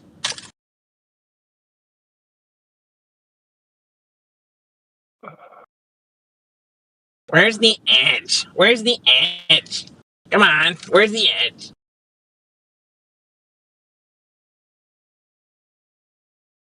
That it? Oh, bitch. Dost thou leave me so unsatisfied?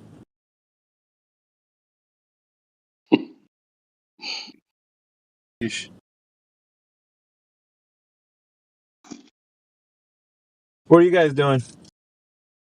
Yeah, just got home from work. Oh, yeah? Yeah. You sound a bit tired.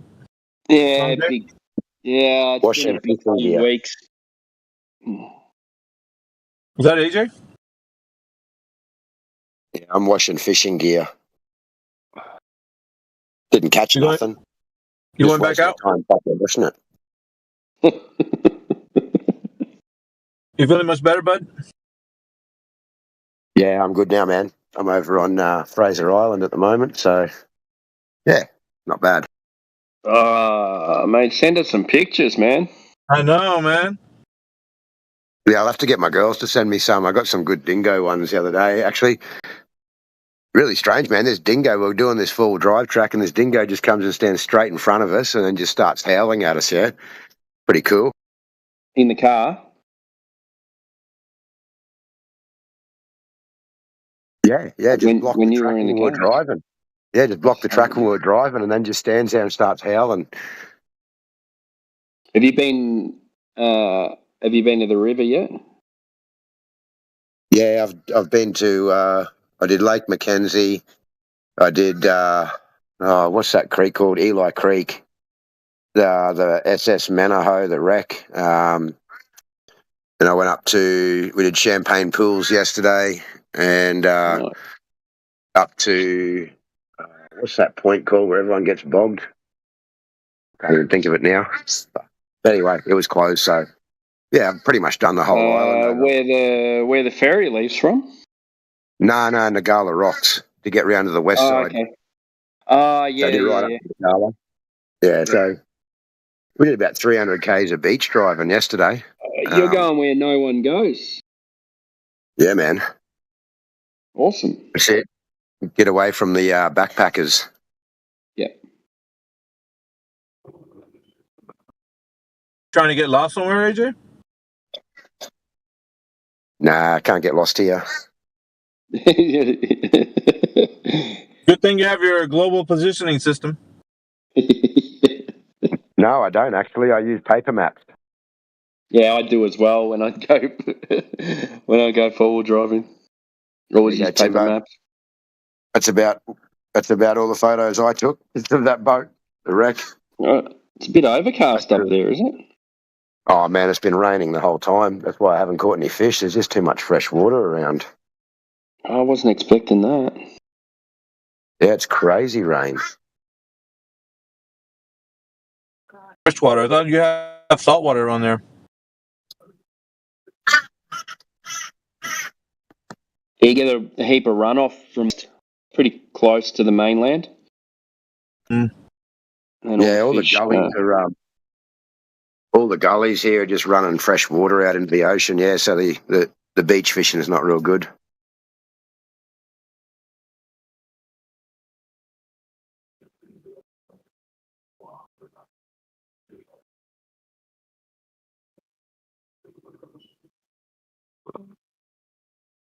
That's cool. There's a shipwreck.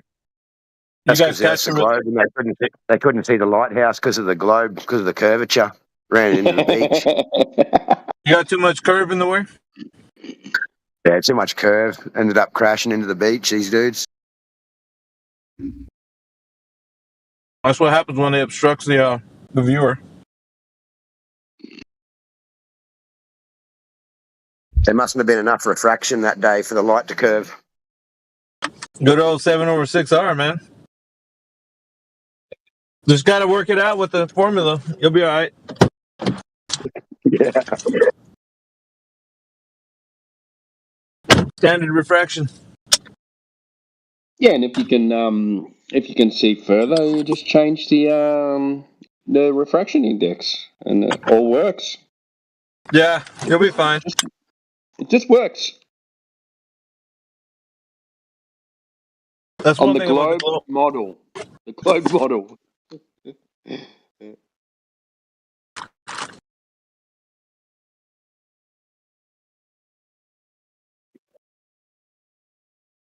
Fucking hell. Yeah.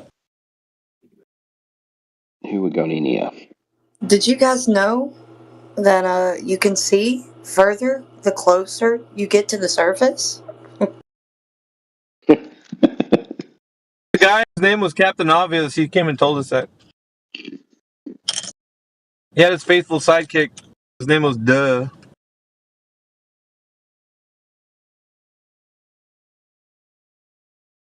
Buster. Welcome to the server. Who, Buster's here? Yeah. Where's he at? Under you. Oh shit, I don't see him. Is he here? Does anybody else see him? I don't see him here.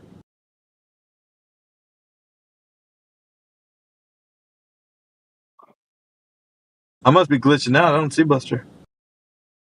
You might have to reset. I see world famous Buster. Oh, he changed his name again. Yeah. Back to Buster. He should actually change his name to Mountains Are Not Flat. That would Was suit he him one better. of them? Hell yeah. He's a Bevite. Try hard thinking. Bev try thinking. The try thinking should go behind each one of the Buster try thinking, everybody else. Yeah, and then that would complete the cult. Yep. And RTH is in that too. If he's still in here. Yeah, he was before. RTH try thinking. Buster try thinking. RTH said Rob Keane was a Bevite, but I thought we'd spoken to Rob Keane. I'm not sure. He was a Glober, wasn't he? Shit, dude, I thought he was a flat earther. Oh, okay, maybe I'm thinking of someone else then. Oh, I know who it is. Yeah, I gotcha. Yeah, I think Rob Keane was flat earther. It's the guy with the bad mic, yeah? I don't remember. I remember he was talking to us one time about using theodolites. And then he started talking about, I learn a lot from Bev. Yeah? That's the guy. Yeah, maybe. Yeah. Hey, Pock, you here? Yeah, what's up, bro? My bad. I was Fuck, playing bro, you don't chess. say what's up. No, fuck that, dude. You don't say what's up to the homie. Bad, It's like bro. that, man. It's I'm like over that, man. We I'm doing it like that now? well, I don't want to interrupt, bro. I'm like over here being Fucking hell, quiet. dude. What's going on, man? I see how it is, man. You know how homies we take offense to that, man. You don't say what's up. Yeah, I'm here just chilling, bro. What's going on? I don't know. We're looking for Glovers, but Hey, mate, Donald was in earlier. he's in here now. He's just I deafened. muted him. Yeah, I muted him. Yeah, he gets in his feelings and deafens himself when you do that. It's really weird. Like super weird. Who, Donald? He's like really stoned or something today. Yeah, he's got two modes, dude. He's got like really hyperactive and like super slow. Super Emotional. slow. Super weird. The only time I've only heard him screaming. Yeah. I've heard him in both modes. Super slow and screaming loud. I posted a meme perfect for what you're talking about. I'm gonna post it again. See.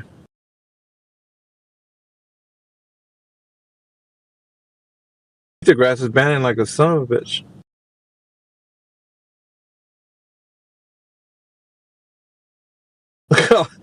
Hold on, partner. I'm overstimulated. Right? That's kind of how you have to say it with that southern drawl, huh? Yes. Yes.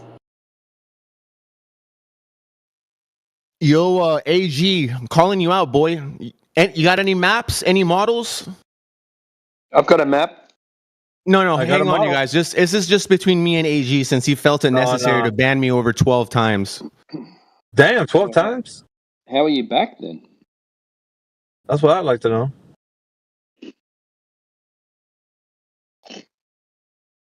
I got a map. Do you want to see it? Yeah, he clearly has like a cracked version of Discord, or maybe he's hacked the bot. I don't know. He's got some workaround, and I have my ways of constantly banning him for the rest of the night. I can go to sleep, and my computer will keep on doing this. He's trying to skirt a ban, huh? You guys, take it easy. I'm asking him an honest question. This is Truth Seeker, okay? From one Truth Seeker to another. AG, do you have any worldly idea or conception of how the continents are laid out in your worldview? Not their worldview, not Flat Earth's worldview, in your worldview, AG.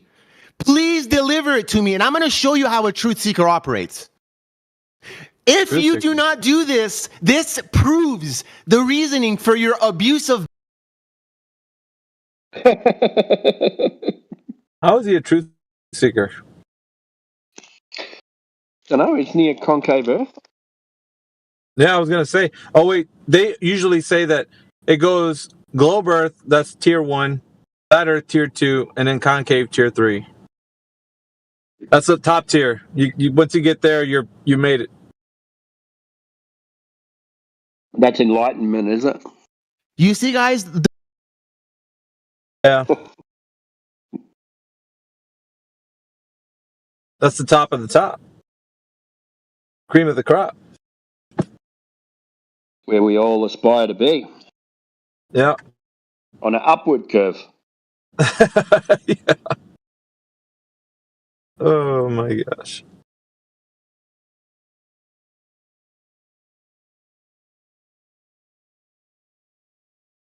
So does that curve up at 8 inches per mile squared? Matter of fact, it does.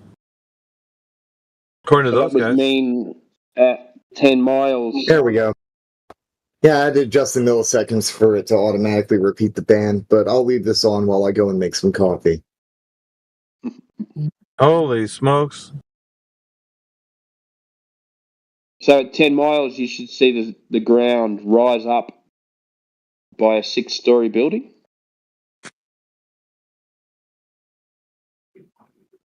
Yep. When you start to see a wall of water,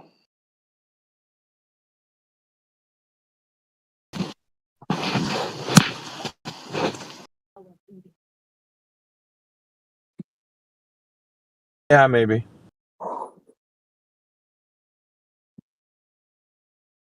I wouldn't well, know. that The Earth's would not are they Yeah, when claiming these- that's what that would explain the 3-degree nose pitch up of an aeroplane?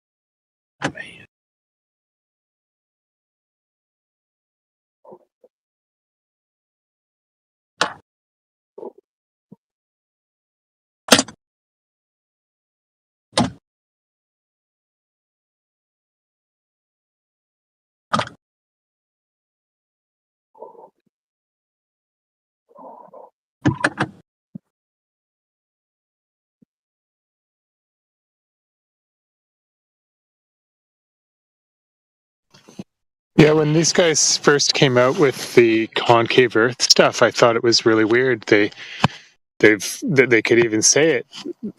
It's just an opposite curve. We don't see a curve. We don't measure a curve, and now they're saying it goes the opposite way. It's really weird. Yeah. Inside out globe. Yeah. So if I look up, I'm looking at you guys. Well, you couldn't see us because we're behind the the sphere, the space. Like vacuum of space. It's a sphere in the middle. That's why you can't see it. Do they involve perspective at all and Rayleigh criterion, angle of angular resolution to concave Earth? Man, I wouldn't even advocate for that position. So they're on their own. They're gonna have to explain that to you. Yeah, it's like they just dropped everything they knew about the flat Earth and started substituting concave Earth stuff. There was a documentary, the Brazilian one, and it's funny because that's the one that really helped to convince my parents that the Earth is flat. But as soon as they got to the concave stuff and the extra, what else? They were talking about space even in it. And I just thought, holy shit, this is crap. But it actually worked to convince my parents. Like, it was just that nudge they needed because there was a lot of good stuff in it. But then they went to concave Earth. Yeah, you kind of got to like pick out what's good on some of these ones, and then when they start in the speculation realm, you just go, okay, well that's enough. Yeah. Yeah, exactly. I mean, because I already knew, but when they watched it, it was all new stuff for them. I was trying to help them learn, and that helped them. Who knew? That's good. That's different for everyone. Yeah. That's why you gotta have like a variety. Different people in this server. I might be able to give a good argument for someone that might change their mind, and next day it might be APOC, next day it might be Crit, that kind of stuff. It's good to have a variety of people doing it. Yeah, it is. That's why I like to listen to it, because I still hear kind of a new way of approaching these topics from people on the server, from the mods. Everybody's got their own approach, and it's really nice to hear the different way. I mean, sometimes you hear somebody actually learning here, some new Glober who's open to learning. I like talking to them. Yeah. People who are not like they come in. You can tell when they come in. They come in with a different kind of attitude. Yeah.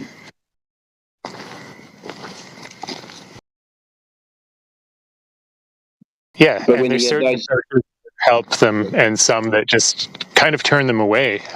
So,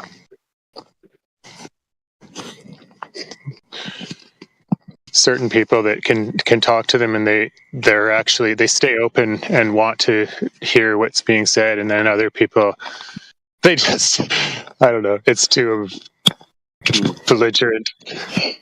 I think with those new people, sometimes you got to find something in common, and then start talking to them. You know, because if they're genuinely here, even if you act like they're genuinely here and you try it, and then they turn into an idiot, and then you can start telling them they're an idiot. But Yeah, that happens. Sometimes they're tricky and they seem like they want to learn, but really they're just trying to get their point out. When you get those hard headed ones, man, you just toss them over to APOC. He'll start yelling and standing on top of his kitchen table. I You get fucking idiot! Like, yeah, I get too angry. he starts throwing fucking beer bottles at the TV and shit. It gets wild. Yeah, they deserve it though. They're just asking for it. That's when you know I'm not drinking, when I'm just quiet. He's not fucking saying shit. Well, that and because there's no Glober in there either, so. Yeah. Oh, there's Donald earlier. That was a train wreck. Yeah.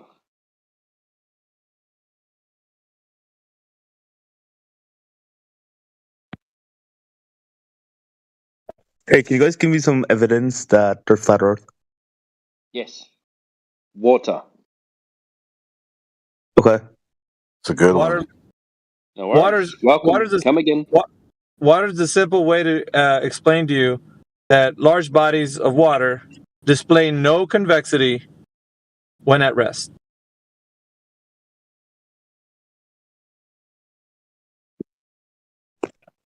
You can take that to the bank. So you're talking about the perception of water? No, the physics. The physics of water. Physics. Can you explain that? The physics of water? Reality. Yeah. Hydrostatic equilibrium, my friend. Hydrostatic equilibrium. Okay. Can you send me like a citation? I would like to know, actually. I'd like to learn. Check this out. You might want to look up LibreText because there's some good physics information on that. Okay, LibreText. Okay. That's very well known for physics. And just look up hydrostatic equilibrium on there. There's like 6 or 7 bits of information there. They're like categorized. There's like water pressure, there's different categories. Archimedes principle, I think is in there. Yeah, and that's only one piece of evidence as well. There's more.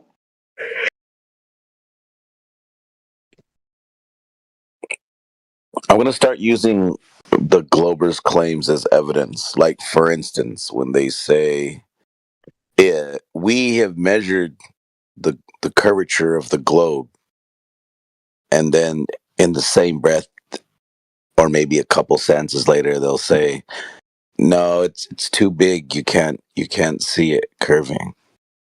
So it's like, did you measure it or did you not then? Because you just said you did. How'd you do it if you didn't see it?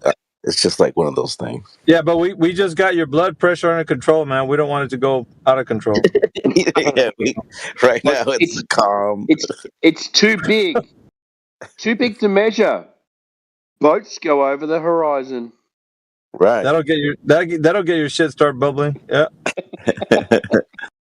It's too big to measure it, but they just said we did measure it. I don't know. We measured it with a theodolite. It's so easy to measure. 75 miles. Yeah. Unbelievable. Like that's Wait, got wait, that's That was a gotta pretty good give us hope. impersonation too. Of Jesse Pat the Light. Yeah. Haven't Got the talked to nasally. Can you guys I've got I've got 10 different dialects. Yeah. Got your flavors right here, baby. Got every flavor you want. What do you want? I've got one from 1908. Yeah, one time he posted a photo and he's like, let me know what you see. And I'm like, well, first of all, that thing's like, when was it last calibrated? That thing's from like the early 1900s. And he's like, I knew. He's like, you're the only one that caught that. He's like, no You one guys, you guys, if I got birds that I'm looking at for 50 years straight and they grow another feather and that feather seems to produce viability to their environment over 50 years of looking at these things and they start, you know, reproducing and they start having these extra feathers, that's proof of like microevolution, right? Maybe. And then that could be proof of evolution, which proves fecal Evolution, what's matter that? soup that we evolved from, right? Evolution, what's that? Evolution, that's where you just evolve into your new environment and you become like the Superman of the environment, and then you keep adapting to it so that you can, keep eating and stuff from other species in the wild over millions of years of time, right? I like soup. Why haven't I grown a straw mouth? Just wait a Like a couple slurper. million years. Wait a couple million years. Well, personally, I like fecal matter soup, so I want to grow like Jesus, another dude. anus. What the fuck? That's All right, man. I don't know what you're drinking right now, bro, but you need to just. What is he drinking, bro? What you drinking, bro? I'm drinking a lot. I'm drinking a lot. Yeah, you gotta take 5, like 1,000 years. You know. No, Maybe if you just if you want to grow gills, you just jump in the water. I'll be right back. You'll grow gills. The funny thing is, he did a full circle because that's apparently what we've come from. Yeah, I know. April Fools, by the way, guys. I'm not a Glover. Really? That was your April Fool's joke, huh? I totally forgot it was April Fool's today. It's the 2nd today. Welcome to the future. It's still, you guys are living in the future, man. it's still Only on the yesterday. globe. Yeah. Only on the globe do people live in the future. Yes, the bending and warping of space-time makes us in front of you. Yeah. That's great. It's quite interesting if you think about it. The only time travel or time difference would be like the man-made construct of time itself. Yeah, it's time travel. Just jump on a plane. Right. I'll go backwards 3 hours or forward 3 hours, depending which direction I head. Yeah, I'll make time stand still. I left Australia at 10 a.m. and I got to America at 10 a.m. Right. Like, man, I didn't lose an hour. I'm right on And then point. you lose 16 hours on the way back. Right. And then you're like, holy fuck, what happened here? That wasn't supposed to happen. Talk about jet lag. I flew to Las Vegas and landed an hour before I took off. What the fuck? Yeah, it was awesome. Time change. That's time travel right there, bro. Yeah, who needs a flux capacitor, mate? All you need is a metal coffin with wings. Yeah. And a time zone.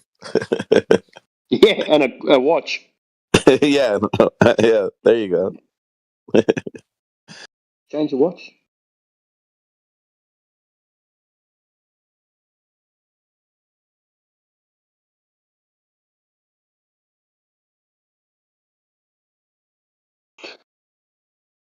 right. Who we got? Yo, guys, I got a question. Oh, good. David's David. Yes. I was wondering if you had a model or a map of flat Earth. Does it have to be accurate? I mean, it's supposed to represent the world, right? Or do you have one of the globe? That is a good question. I mean, I just see what NASA posts as a sphere. Is the sphere a map? Ooh, better question. It's the Because in $1 order million for question. you to say that, because I know your argument's going to be, if you don't have a map, then it can't be real. But you don't have a map of a globe, so does that mean that the globe's not real? Good point. An accurate map? So you want me to explain my globe? No, definitely not. Definitely not. No, just like I want to learn about accurate map. flat Earth. Honestly, Yeah, if you've got it. yeah. No, Honestly, I want to learn about flat Earth. Yeah, but in order to learn about flat Earth, you have to learn about the globe. Okay, I'm not denying flat Earth. I just want to know about it. No, that's okay, mate. All right, we can let's take a step back. Let's have a conversation, not an argument. Yeah. Sound good? Yeah, that sounds good. Yeah, awesome. Right. So, like, when you say, I know what you're doing. Like, you're coming in here saying, all right, do you have a map so you can compare it? Like, what are you going to compare it to? Because if you say, oh, we have a model of the globe, right? Oh, because of maps. Now, there's hundreds of maps. Now, which one's correct? And then how do you know it's correct? So there's two questions in there. Which map is correct, and how do you know it's correct? Because I can just hand you any map. Yeah? I can just give you a map and go, there's a map. Proof of mapping correct? Sorry, can you ask that again? Yeah. Did you ask me you want me to find a proof of a map being correct? No. I'm just asking you two questions. These are two questions to ask yourself. Do I have an accurate map of the globe? And how do I know it's accurate? Okay. I mean, if I look up on Google, right, and it shows me a globe, how do I not know if that globe is a representation of the world? So how do you not know? No, like not really a question. No, because I'm saying like if NASA and if all these physicists, like very high level physicists, PhD physicists, they use the spear, right? Then okay, well, you know what? That's actually good point. Let me look up what they actually use. Let me see. NASA globe. What do you mean when they use? Like what do they use the sphere for?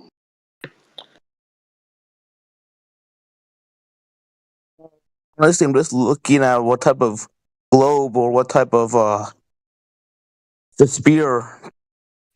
Okay, so according to NASA, it is like a circle, but it's not really a circle. It's more of a spear. I'm trying to look at like the model. Tim, Timbo, has he answered your question yet? No. No, I didn't think so. I'm just trying to understand. Honestly, I don't know. No, that's all right, dude. Because all right, they're going to show you a sphere, right, with countries and stuff on it, continents, things like that. How do you know that is the place where you live? Well, I can go on an airplane. I can go to said country. Yeah, but traveling in a straight line from point A to point B doesn't mean you live on a sphere.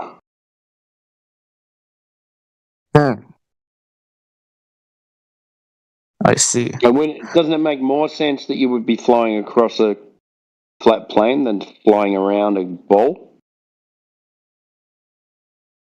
Because you've got to find something that's mutually exclusive. If you're trying to convince yourself that you live on a ball, you'd have to find something mutually exclusive to a globe.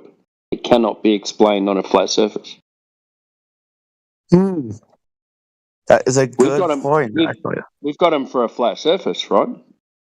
So it measures to be flat. You know, drop over distance, elevation, angles, things like that.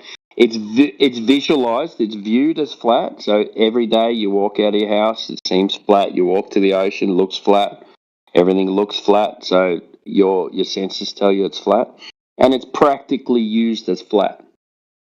Now, do you have anything like that for the sphere? Used as a sphere, practically used as a sphere. It looks like a sphere. You don't have any of that, do you? Apart from Honestly, no. pictures, I'm just looking at pictures stock, from space NASA where you photos. can't. Yeah. Apart from pictures from space where you can't verify where they came from. Well, they're from satellites. You can't verify them. What are using the Newtonian mechanics to for said pictures? The satellites, they have to use the mechanics for that to work. When to get a picture. You can send up a balloon and get the same picture if you want. So, okay, why would NASA lie about a globe? What? Why would NASA lie about the world Doesn't being matter. a globe? We're not talking about why at the moment. We're talking about is it. Well, I'm just asking you because, like I said, my thing I'm using is all right, NASA I'll answer you. stock photos. I have Yeah. no idea what's going through someone else's head. Okay. Yeah. And I'd be a liar if I told you I knew. But we can look at, is it a globe or is it flat? And then we don't need to worry about people's feelings, yeah?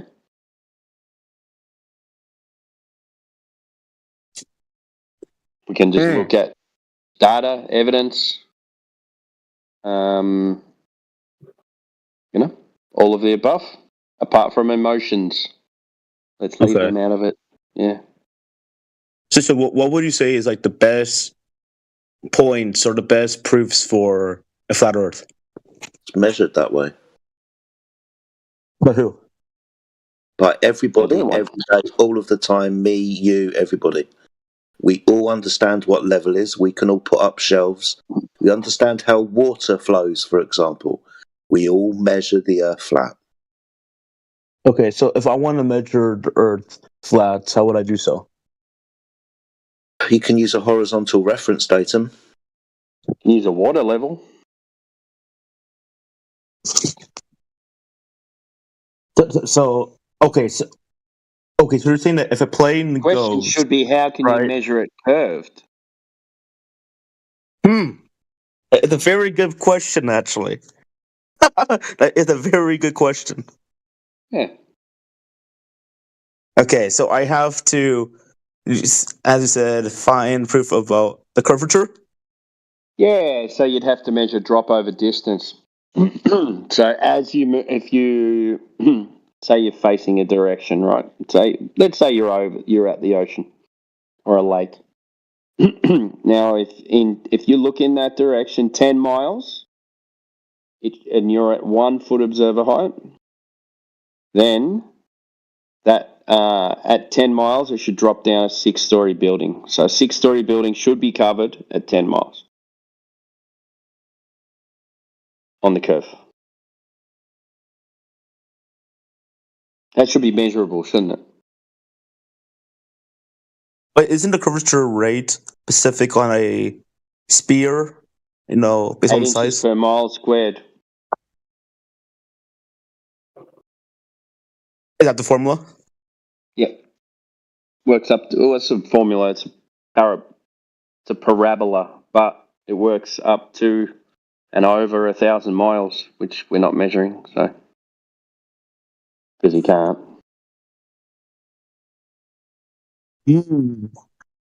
I see.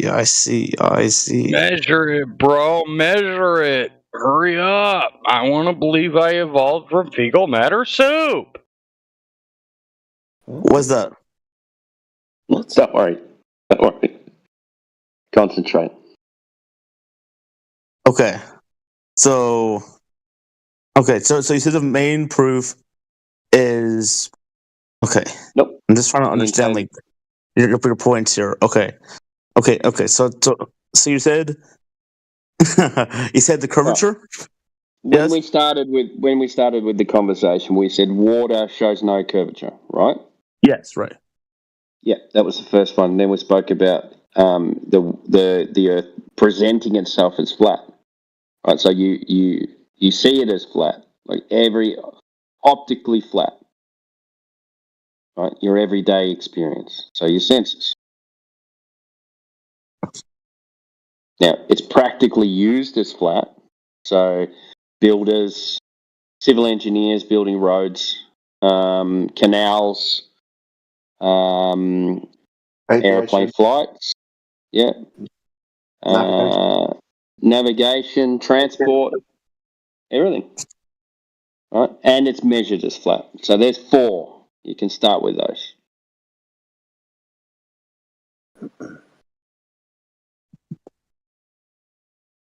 There's more. How deep do you want to dive? I like to dive pretty deep. I like to have a proper conversation. Space is fake. Space is fake. Uh-oh. Wait, you're saying NASA lied about going to the moon? Yes. 100%. Yeah.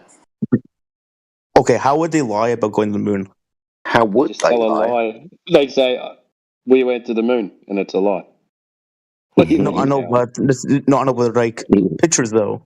I would feel like it would be harder for them to disprove them going to the David, why don't you give me $25 billion a year and we'll figure out how NASA lied exactly, how going to the moon. What? With the calculations and the math. Until then, with a bunch of other stuff, until then, this is a mute argument. Yeah. Okay, I don't understand. It would be the question would be: so can photos be faked? Okay. Can photos be faked? Okay, that's a good argument. Can photos be faked? Yeah. Okay, so They can, can't they? Personally, I think so. Yeah, they could be faked. Yeah. I mean, about Bigfoot, not Loch Ness monster, for example. Yeah, They could be faked. exactly. Yeah. CGI, augmented reality, all sorts. So if you go back to the time frame of when they said that this happened, during that time we had the technology in film to where we had really brilliant people that were learning how to manipulate the lens and just overall the whole whatever it has to do with filmography, I guess you can say. So it wouldn't have been hard for them to do this, and I think that's something that maybe you have to just either accept, I guess, first to start looking into it. First, you have to start with were they able to? So yes, they were able to because they had the technology to do it back then, even. And then now here we are. You either accept that part of it or not. Do you get what I'm saying? Okay. The point that I'm just like trying to get over is like I feel like it would be way more harder to disprove something to disprove it. Like if I prove something, I just take a picture, right? Like if I bench press 500 pounds, feel like it's just easier. Just take a video of me just benching it. Yeah, and then like weighing the plates. And can you create a video of you bench pressing 500 pounds without doing it? I reckon you could. I mean, I could use AI. Yeah, sure. Or you could make the weights out of foam, and you could do it on a camera. But I just said that you weigh the plates beforehand. Do you believe in magic? What? Do you believe in magic? No. Of course not. You understand that they're all tricks that people do. People perform tricks all of the time, sleight of hand, make things believe in an illusion. It happens. Otherwise, you'd have to believe that. Yeah, David Copperfield brought the Great Pyramids into Las Vegas. Yeah, made it.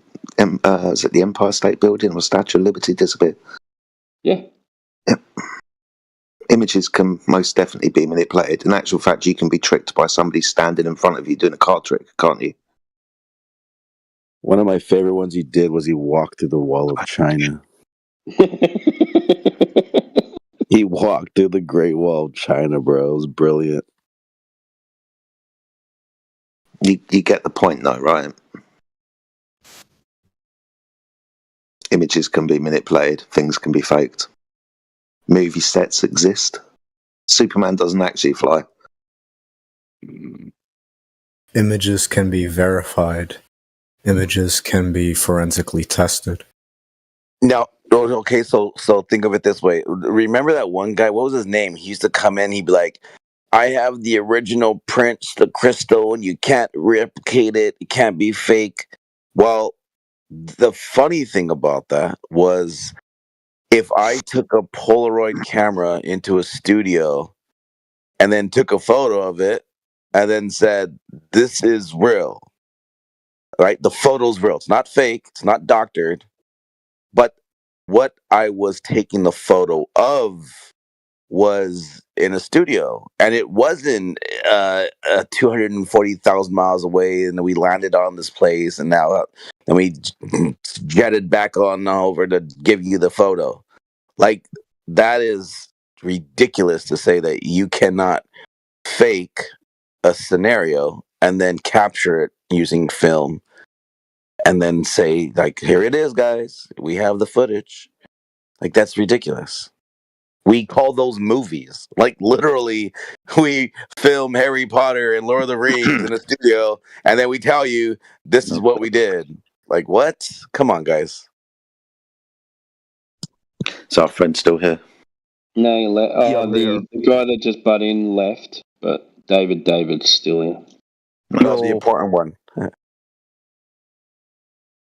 Okay. So, yeah, I'm just trying to write down some notes about things I should look up. Research. Oh, in that case, then, you should look up the second law of thermodynamics. Wait. Hold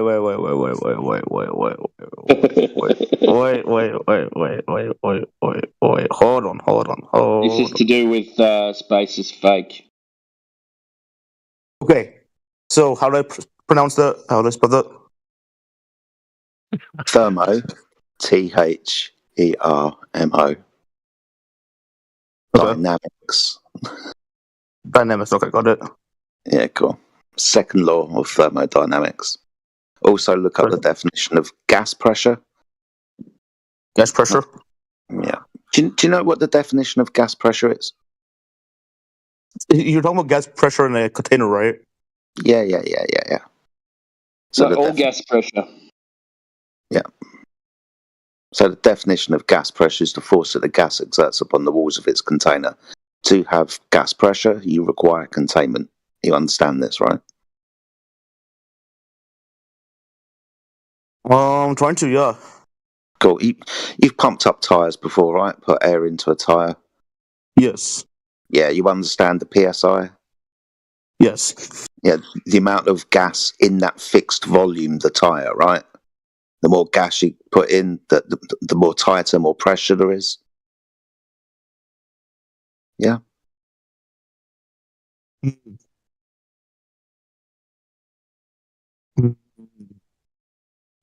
Okay, what else are some good things that I should look up? Those two So, things. so right now I got water shows no curvature. I got hydrostatic equilibrium. I got can photos be faked? Libra text, thermodynamics, second law, and then gas pressure in a container. Just gas pressure, but yeah, container. You'll find the container.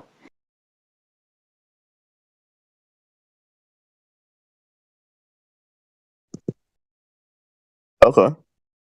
Okay. Okay. Yeah, I got some good homework to do then. You do. You do. Okay, what are some good websites you would recommend?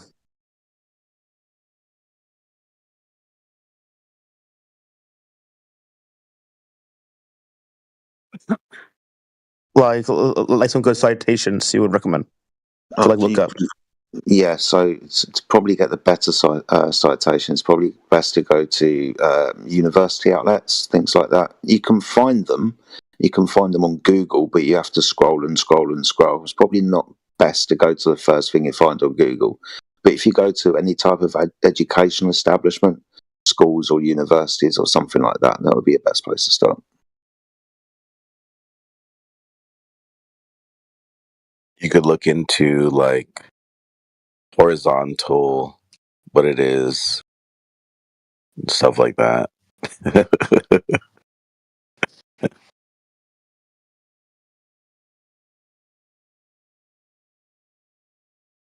The simple things that make too much logical sense. Okay, question. Can you describe to me entropy? Yeah, gas expansion into a space. Probably the quickest way to give you an expression of what entropy is. Entropy is a direction, a bit like time. It describes how energy moves. That's why it's related to thermodynamics. So, for example, a good way that energy moves is if you boil water and you leave it alone, it will get cold. Because hot energy, high energy, always disperses into lower energy environments. That's why high pressure gas will always disperse into lower pressure environments, gas-filled space. So it's just a movement of energy.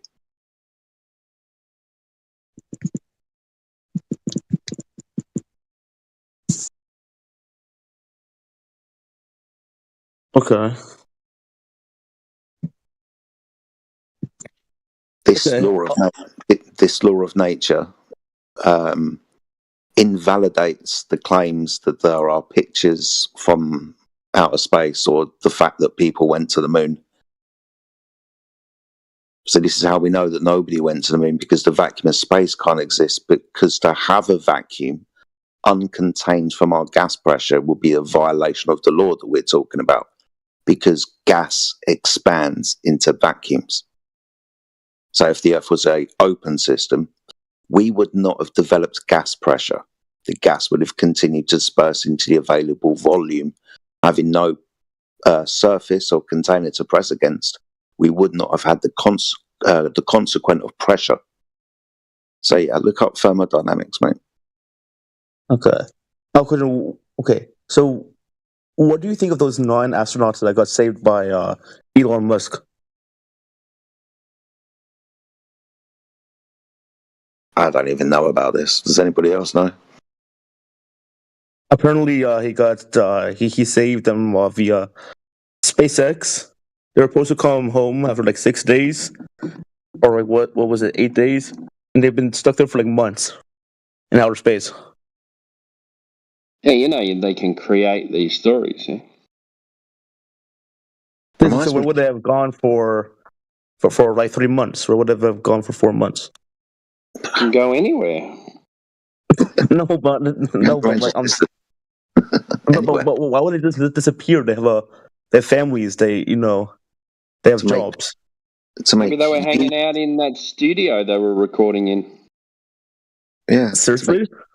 To make you think that they're in trouble in space. Yeah. I don't know. I don't have the answer for that, but Jedi's just giving you some good information to tell you that they cannot be in the place they claim to be. Okay. Okay. So okay, so I'm trying to understand your definition of entropy. I'm trying to just understand that right now. Okay, okay. Are you saying that air molecules they just float upwards? No. Gas expands in all directions, has infinite degrees of freedom. Think of an explosion going in all directions. That's what gas does. Okay.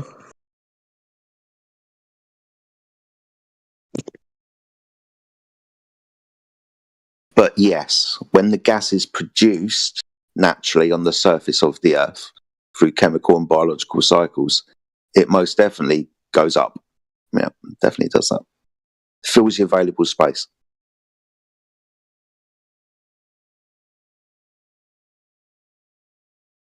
Okay. Cool. So that's okay. Okay. So what type of law is that? Is that what type of gas law is that? Okay, so that's we're specifically talking about the second law of thermodynamics. What gas law Okay. is Okay. that? We're speaking about the ideal gas law, so PV equals nRT.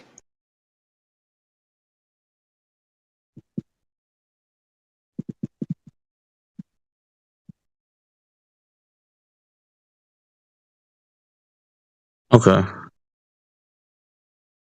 What do you think about energy loss? Is that linked to it? Not specifically with regards to gas pressure, no. But energy loss, yeah, that will work within thermodynamic systems. Energy will always be lost at some point along the chain.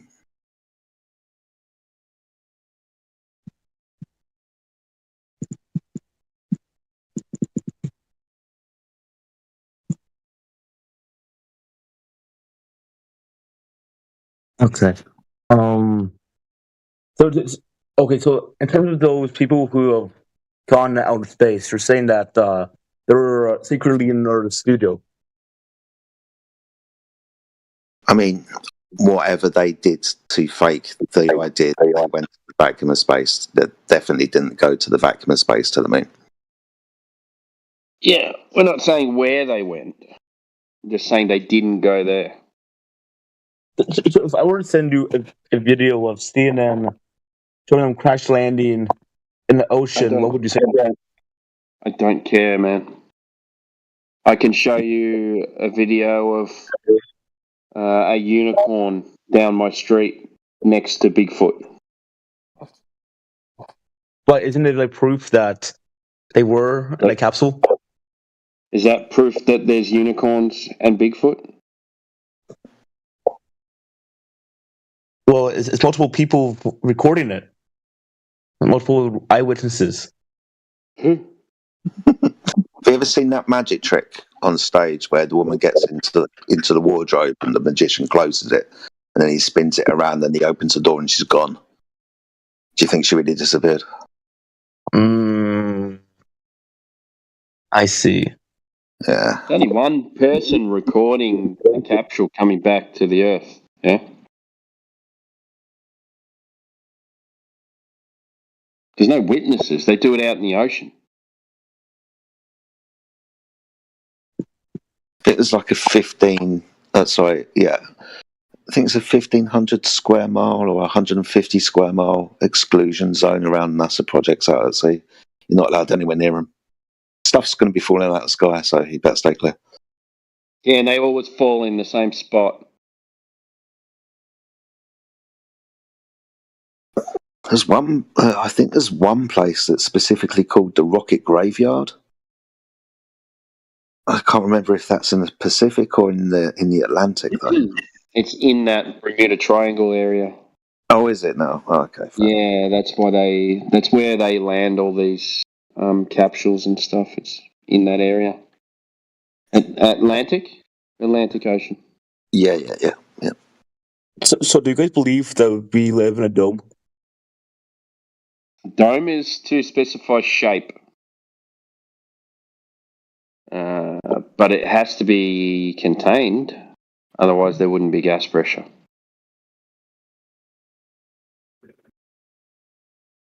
Okay. Unless you can show gas pressure without a container because the Earth is supposed to be an open system. Yeah, remember? Rockets went to the moon and shit. People went to space, apparently. So that's an open system. So when you get high pressure, like at the Earth's surface, and then you get nearly zero outside of the Earth's surface, outside of the Earth's atmosphere, then wouldn't all the gas from Earth rush out into the vacuum of space? So if we never went to space, then why was just a ask you question? Yeah. So the question is why Yeah, I was asked such you a question. a high concentration of space rain? Oh yeah, sorry. Yeah, what? I asked you a question. What's the question? So you were just, while I was talking, you were just thinking of your question. Honestly, man, I kind of dozed off, to be honest with you. Okay. I didn't know I had a boring voice. No, it's in your voice. I literally just worked out, so I'm like elevator, and I'm like sleepy. Cool. Go ahead. No, but like I legitimately do want to, learn. I would like to learn.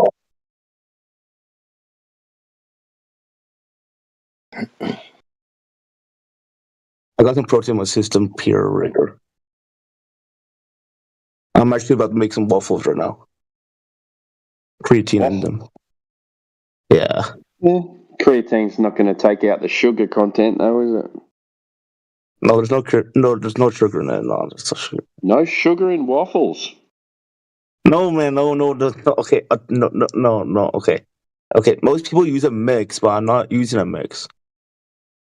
Yeah, you make them out of flour, egg, sugar, and melted butter, right? No, I know. I'm not using butter. I'm not using sugar. So you're having flour, creatine. No, it's just okay. Let me tell you what I use. Okay, so I do use a mix. There's some protein. You said you didn't use a mix. Okay, well, I do have a mix, but I don't necessarily use it all the time. But I do have a mix. Okay, so let's say I use this mix, right? Okay, it's called Kodiak. It's called Kodiak. It's called Kodiak's mix. It's like a bear, the bear logo, but it's supposed to be like a high protein. I know what a Kodiak bear is. That's fine. Okay, cool. I wasn't born yesterday.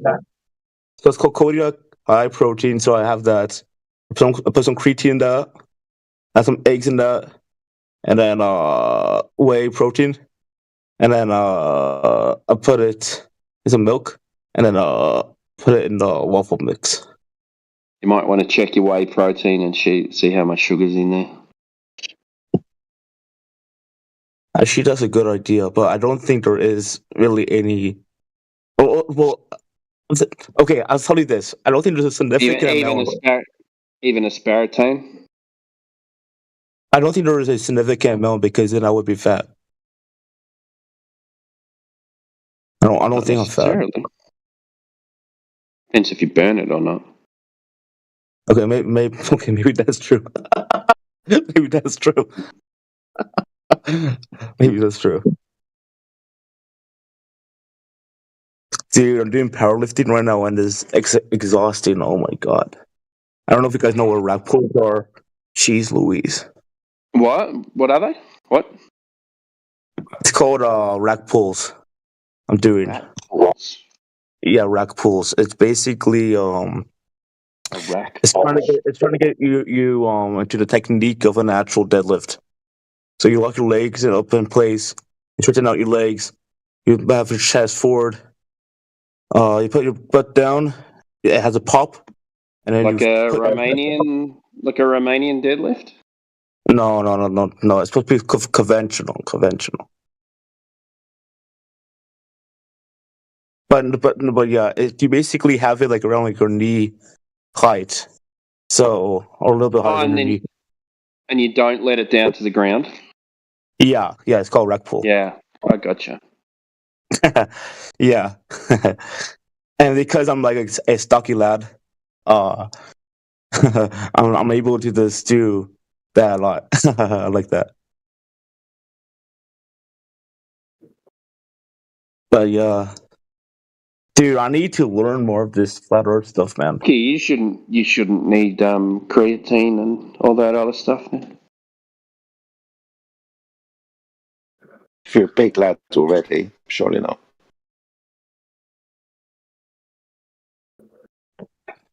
Yeah, I mean, my coach is saying that you can only grow to a certain point, but you know, he calls me Golden Boy. That's what he calls me. He calls me Golden Boy. He literally calls me Golden Boy, man. I'm like, I don't even know what that means. Really? Maybe he thinks you're going to go for a gold medal in powerlifting. Maybe. Yeah, right now I can do 4 plates, but I'm trying to get to 5 plates right now.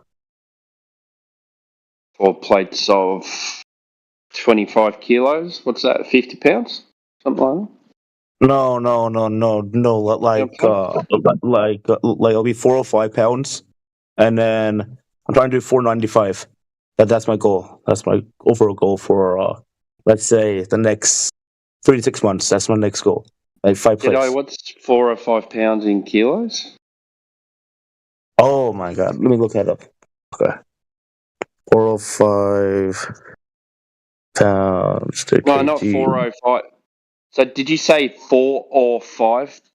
Or did you say 405? 405.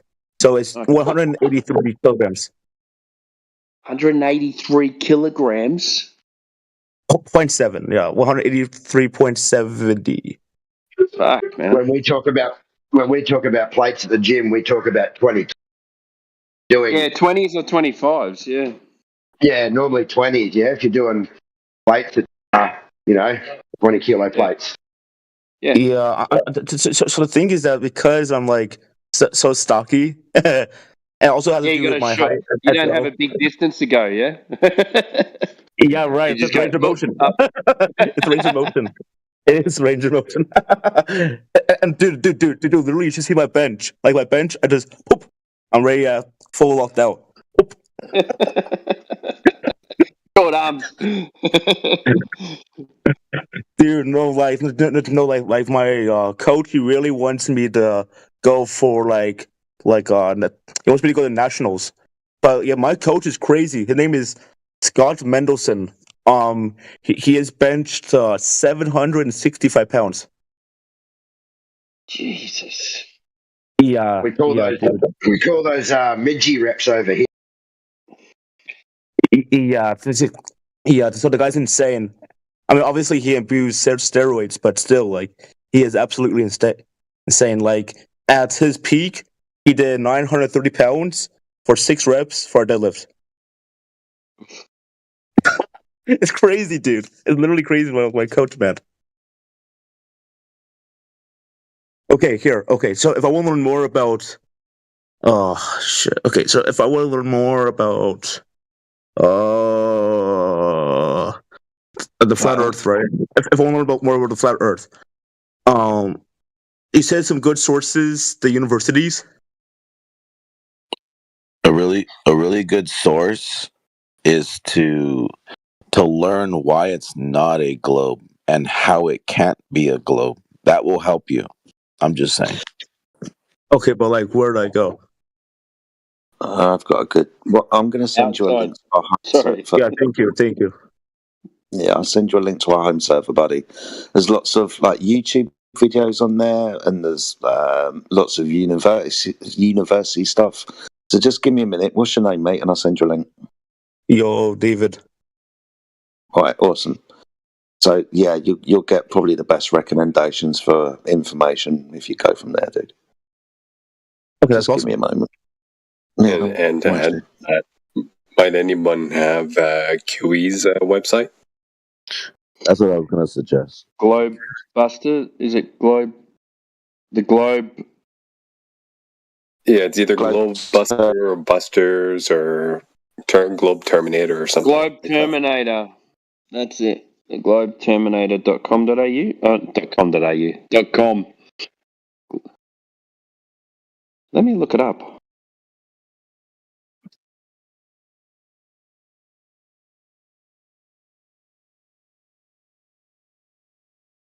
So, David, you still there, buddy?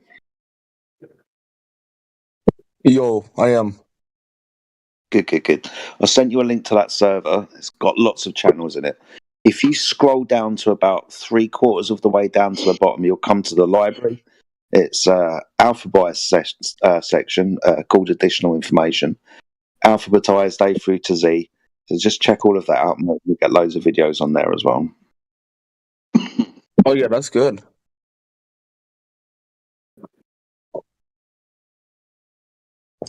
I'm gonna post something else in the chat too for you. Oh, Mick's already done it. Yeah, Mick.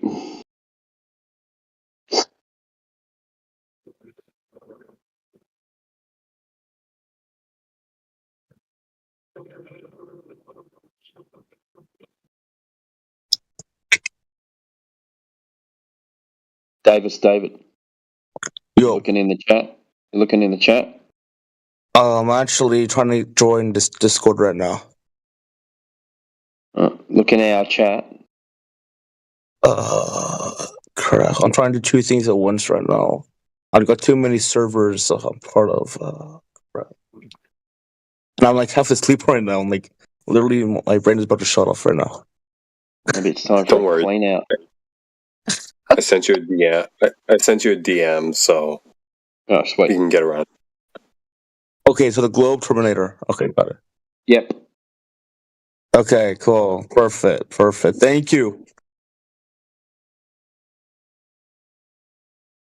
Yeah, no drama, mate. You're more than welcome. Yeah.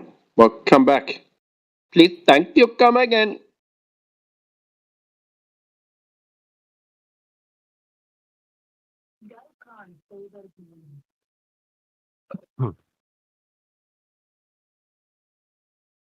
I did laugh then, Timbo, but inwardly. That's all right. When I said it, I thought, oh, it may be bad. He might be like an Indian or something. I don't mean it to be like racist or anything like that. I like it. Oh, dear. We have to be so fucking careful. Us middle-aged white guys. Be careful. I know. Anything you say will be taken as offensive and as racism. Okay. I reckon 2 or 3 times a day I get someone say to me, "Oh, you can't say that." What? For fuck's sake. What do you mean I can't say that? Is it not true? I just fucking did. It's true, but you can't say it. So you're telling me I can't tell the truth now? That's fucked up. No, gotta hold the truth within. Yeah, and tell lies. Yeah. Weirdos. All right. Who we got in the panel? And can you imagine like bringing someone from the 80s into here, straight into here from the 80s, man? They'd be fucked. Yeah. You got that age shit? You must be gay, man.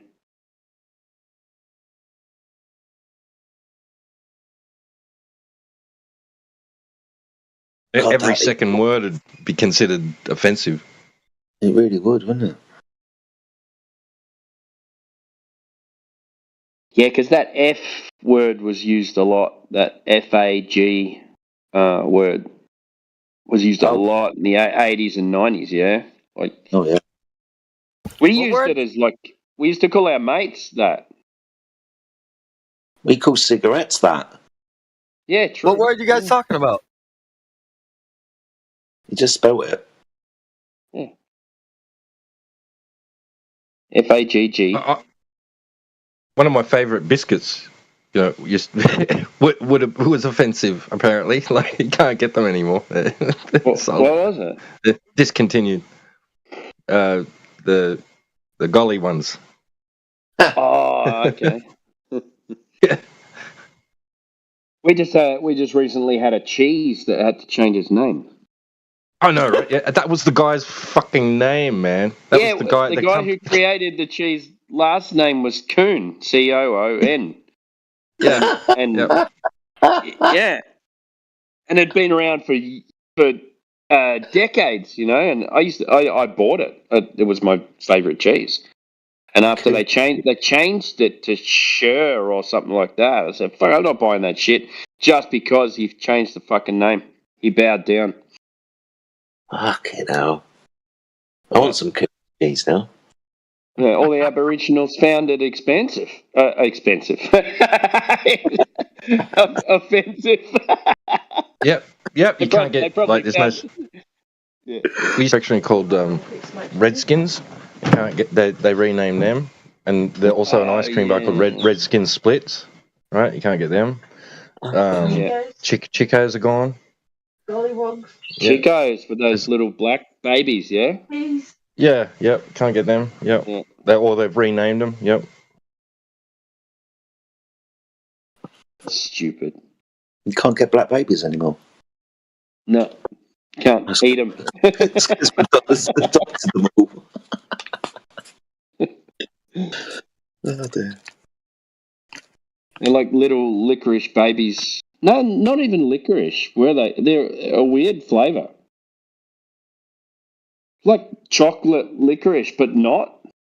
I don't know. How do you describe it, T-Dub? What's that? The Chicos, whatever. Cheekies, they called now.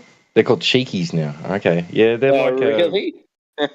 yeah, they're like gummy. Yeah, they're a chocolate flavored gummy, like basically. Yeah, okay, that's how you chocolate flavored describe gummy it. bear. Yeah. My description was chocolate licorice, but not.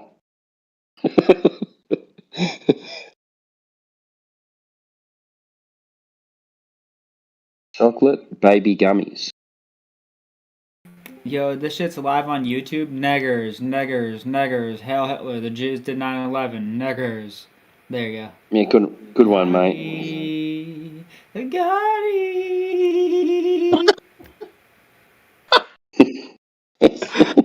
What an idiot. I just tend to let them go now. I used to be like, quick, mute them. Nah, fuck it. Just whatever. Just get it out, mate. I'll get round to banning you in a second.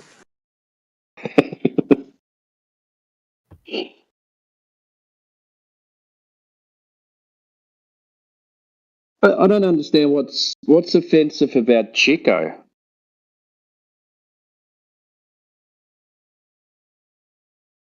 Because we still have Chico rolls.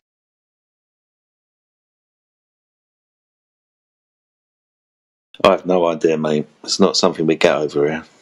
Whatever Chico is. Yeah, what's Chico? They're these little black babies, like gummies. But I don't know what they had to change the name, but I don't understand why.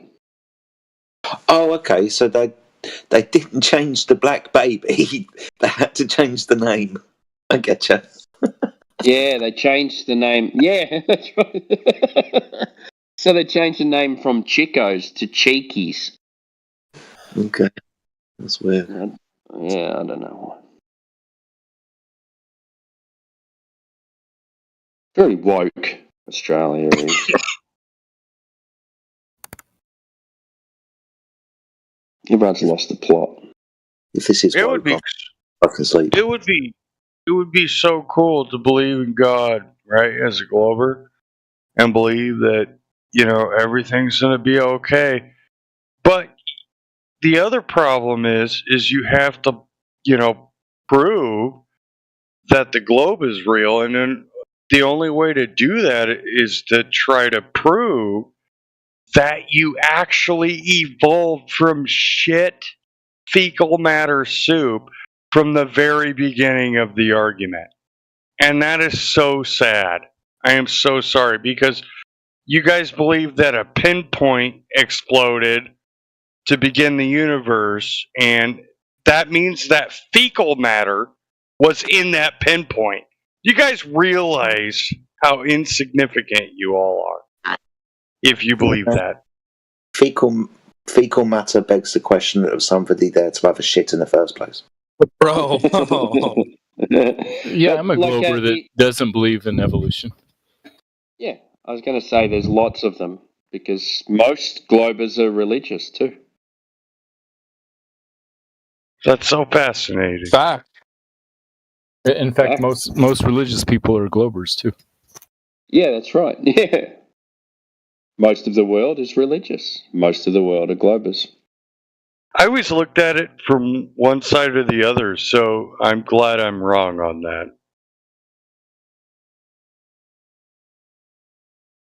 What's And going they on, got, I chat? know a lot of people who aren't religious or flat earthers or Globers that don't believe in evolution as well. Or the moon landing. Oh, I don't think anyone believes in the moon landing anymore, do they? Except for Matthew Lawrence. It's always yeah. good. I think And we Donald agree. C. also. Okay. Don't bring Well, him in. I guess, Timbo, it's always good when you can pick and choose your reality from the vast choices that we've all got. Oh, what is this? BYOB Earth, bro? What the heck?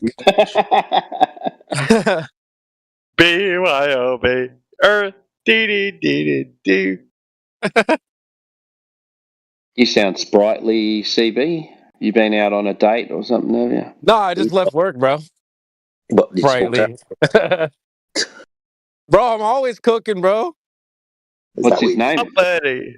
Yo, man. What the heck? Oh, let me guess. Uppity up, or downity down? Did I do a lot of cocaine in your line of industry then, CB? What do I? Sorry, say that again. Sorry, I'm not going to, mate. It was a quick joke. It was only Nah, I've never done that, bro. good stuff. Why not? Why not? I don't know. I just you gotta prefer try things it. that, like, maybe if I could dust it off of a plant or something, but, like, I don't know. This synthetic shit, I'm not super into that. If it's growing out the ground, I'm cool with that. But if you gotta, like, go to a lab and cook it up, I'm not sure if that's for me, dude. Well, actually, you got that backwards. Actually, cocaine is natural. It comes from a plant. Meth and all that shit, that's purely synthetic. Oh, Just No, saying. don't you have Maybe to I'll have to actually do reconsider. something? Don't you have to actually do something to the plant to make it cocaine? Come on now. Yeah, no, it's an extract. Yes, it's an extract. Yeah, you got to add chemicals to it as well. It's an extract. Yeah. Well, also, I don't live in fucking Colombia where it's just, like, pure white. It's like, I don't trust that shit. All right, I'm sorry I steered the conversation. Jedi, look what you did, man. I'm already got people fucking. I got my haters saying crazy shit about me, bro. That's the last thing I need. Do you have the flight pass from Columbia cocaine fields from Flight where your house pass. is? And can we prove that on a glow Earth? Bro. Get your flight pass out of here, bro. How does that work on a flat Earth? Oh my god. I'm sorry, I'll steer my plane the other way. Holy. How do they make glass on a globe? Timbo, I'm glad you brought that up. I know how they make glass. I know how they flatten the glass. They With float water? it on fucking liquid, don't they? Wait. Who should we cook right now? Let me have a look. Did you guys see Donald C on camera the other day? No. No. Bruh, should I post his mug on the chat? Hell, if he left his camera on, shit. He wanted to be on camera. That's embarrassing. Look at this shit, bro. Yeah. I was dying, bro. I feel like you might need some eye bleach after this, though. I'm not gonna lie. Oh, that's him? Bruh. Looks like the guy from Breaking Bad. Why are they always looking like gremlins and goblins, man? What the heck? You know, I was very surprised about that. I saw that, and like my brain couldn't put the voice and the face together. I know. No, it's not working. I could. It didn't work, dude. When I hear Donald C. speak, I think of like a young, like 17 or 18-year-old boy with like long hair. I don't know. I just can't help it. I was thinking of like a midget or something. Feminine as hell, though, man. Yeah, I mean, transgender midget. it's like a blend of like I get like, you know, those really fast, rapidly changing, alternating GIFs, right? I got like a young lad and Brenda that kind of just alternate back and forth. No. It does give Brenda a little bit. Does anybody I feel like she's gonna join the channel and beg us to go to McToon's channel any second now. I don't know Any why. second now. Facts. Does anybody notice how Brenda sounds like Donald C? Yeah. Okay. Yeah, you know who I thought? That was my joke. I hate to say it, it's not a joke, but it doesn't sound like a woman at all. It sounds like a man. Yeah. Wait, which one? Oh, no shit. Who, Brenda? Brenda? Right. Brenda. Fucking the thing, I'm just calling it for now. Yeah, It's never really identified as anything, so whatever. God damn. You are in the vicinity of correctness. Do you know who I thought when I logged in today and Charlie was speaking, I thought it was ITR. Yeah, I get you. I wasn't looking, and I was about to jump in and go, "Hey, how you going? Long time no hear." Because he was cooking a Glober, and I was like, "Okay, if someone's talking about his speciality, so I want to hear this." And then I looked, and it was Charlie, and I was like, "Oh, fuck, they sound exactly the same."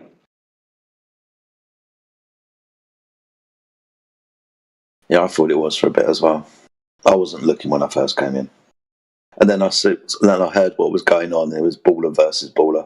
I thought that was fun. It's like watching two women wrestle naked. Misogyny.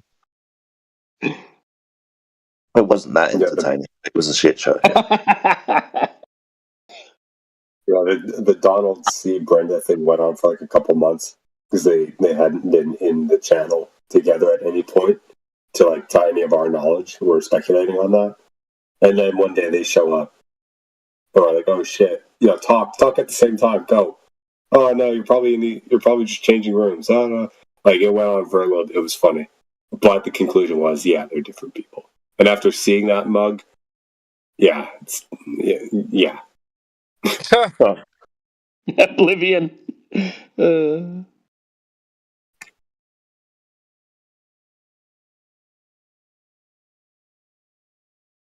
All right, let's keep cooking, chat. The show must go on. Who else we got in there then?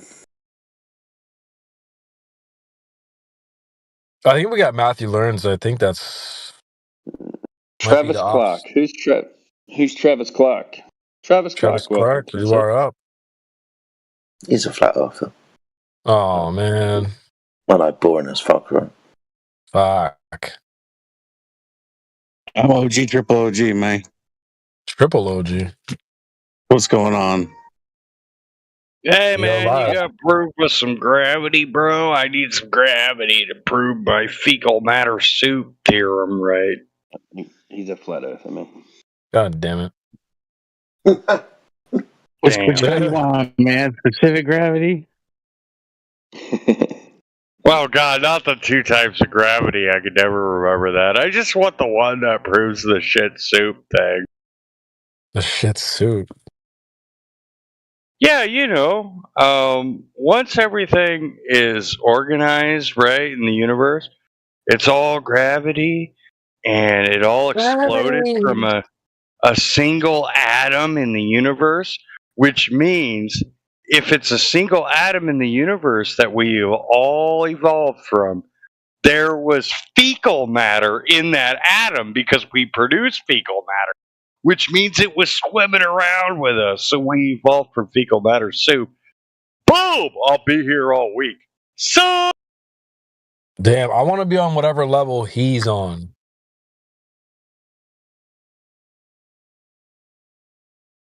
Well, stick around and find out. Welcome to Flat Earth. Too much W's fecal, in the though. chat. What'd you say, Oblivion? I said too much fecal, though. I don't get that. Oh, well. I don't want to get it. Did you know that aspartame is E. coli fecal matter? Yeah. Sorry, but since Golly. the topic was on there. Yeah. Dude, is it really? I actually thought it was like, oh no, aspartame. Okay, I thought aspartame was like the same as monosodium glutamate, and I heard that actually came from what was it? Sardine fish eyes that were rotting. I don't know if that's true or not. MSG is just comes from like flour and stuff like that. It's just like a carbohydrate. Really? Yeah. So it's perfectly healthy to consume. Yeah, it's just like gluten. Yeah, it's just like a pure form of gluten. They just used to thicken stuff up. For some reason, I think you're full of shit. Oh, damn. Damn. I don't know. Hey, haven't you? Is monosodium glutamate healthy? That's a cool claim. No, you don't have to say, is it healthy? Because if you're gluten intolerant, then it's not healthy. But if you can tolerate gluten, then it's totally fine. You've got to say, what is MSG? That would be the question. Well, I don't think anyone can really tolerate gluten. Have watched the documentary about gluten on South Park. Your wiener flies off like if you. Hey, Travis Clark, what was what did you say about aspartame? Aspartame, it's a sweetener used for diet colas or diet sodas. That shit is trash. And it's a like fecal sugar matter replacement, from yeah. E. coli. Yeah, it's a sugar replacement. Yeah. It's fecal matter from an E. coli bacteria. Really? Did you guys know it also turns to wood grain alcohol once it's processed in the body? What the? What? Yeah, so wood grain alcohol, what that does, basically the effects on the human body, wood grain alcohol, you might not know this, it'll give you like weird rashes on your elbows, but the more distinct effect on the brain, and call me crazy, I don't care if you call me out, there's no research papers on this, I know from firsthand experience, but it makes you feel like you're in a dream state when you have too much of it flowing in your brain. It makes you feel like you're looking at something like you're thinking that you're in a dream, but it's reality. And it's not to the point where you don't know it's reality. It's like a barrier almost, like you're thinking, yeah, I still know it's reality, but this is a weird dream state that I'm in. You feel like you're in a dream state, like a lightheadedness constantly. And that's what wood grain alcohol does on the human brain. I've heard that wood grain alcohol, I've read somewhere that wood grain alcohol was dangerous to the brain. I don't know if that, like, as far as, or deadly to the brain. I don't know if all that's true, but I'm telling you my personal experience with drinking diet stuff all the time as a kid. That's Shit is all I have to trash. say. Yeah, it's all trash, bro. You shouldn't drink It's all sodas at trash. all. Do you guys remember those Snackwells snacks back when we were kids in the 90s? Snackwells, it was like fake freaking cookies and all sorts of crap. Okay. I don't. What about it?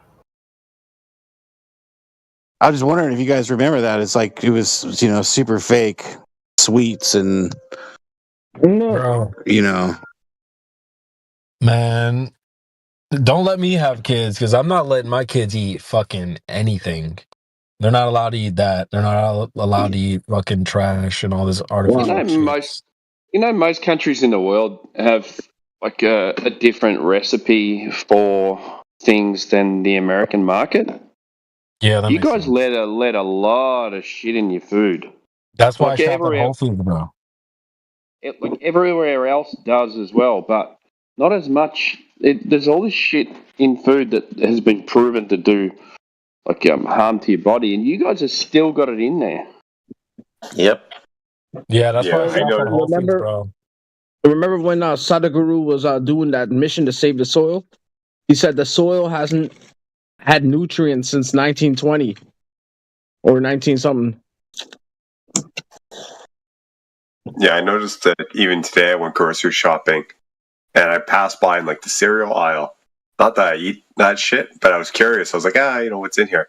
And I picked up a box, and where one would expect there to be like high fructose corn syrup and all sorts of shit, up here it's just brown sugar, and it's still shitty, but it's not. Yeah, but at least it's like, not too ultra refined, or Yeah, I mean the wheat brand and stuff like that. It's still highly processed, but it's not like injected with high fructose corn syrup, which is a big thing. and chemicals too. Like. Yeah, well, there's still the other shit there, which falls in that category, but it's really just the high fructose corn syrup that's like gives that distinct taste. Like there's that something about Coca-Cola. If you buy it in Mexico, it's made with cane sugar, but in the States, it's high fructose corn. And like, not up here. I hate to think about it, but like hearing that it comes from like rotten sardine eyes. If I suck on in 50 years in the future, is it going to be considered healthy to suck on rotten sardine eyes and say this is pure monosodium glutamate? This has to be healthy because the government told me so. Just like they told me it was a globe. Like, who knows what the fuck's gonna happen? What's with the sardine eyes? What the fuck? Yeah, I know. I'm gonna read you something. All right. Okay. MSG or monosodium glutamate is made by fermenting natural ingredients like sugarcane, sugar beets, and cornstarch, and then combining the resulting glutamate with sodium, so salt. So starches and salt. There's not sardines. Literally, there's nothing about fish eyes in there. No, I take my claim back. I'm sorry, guys. I fucking fucked up there.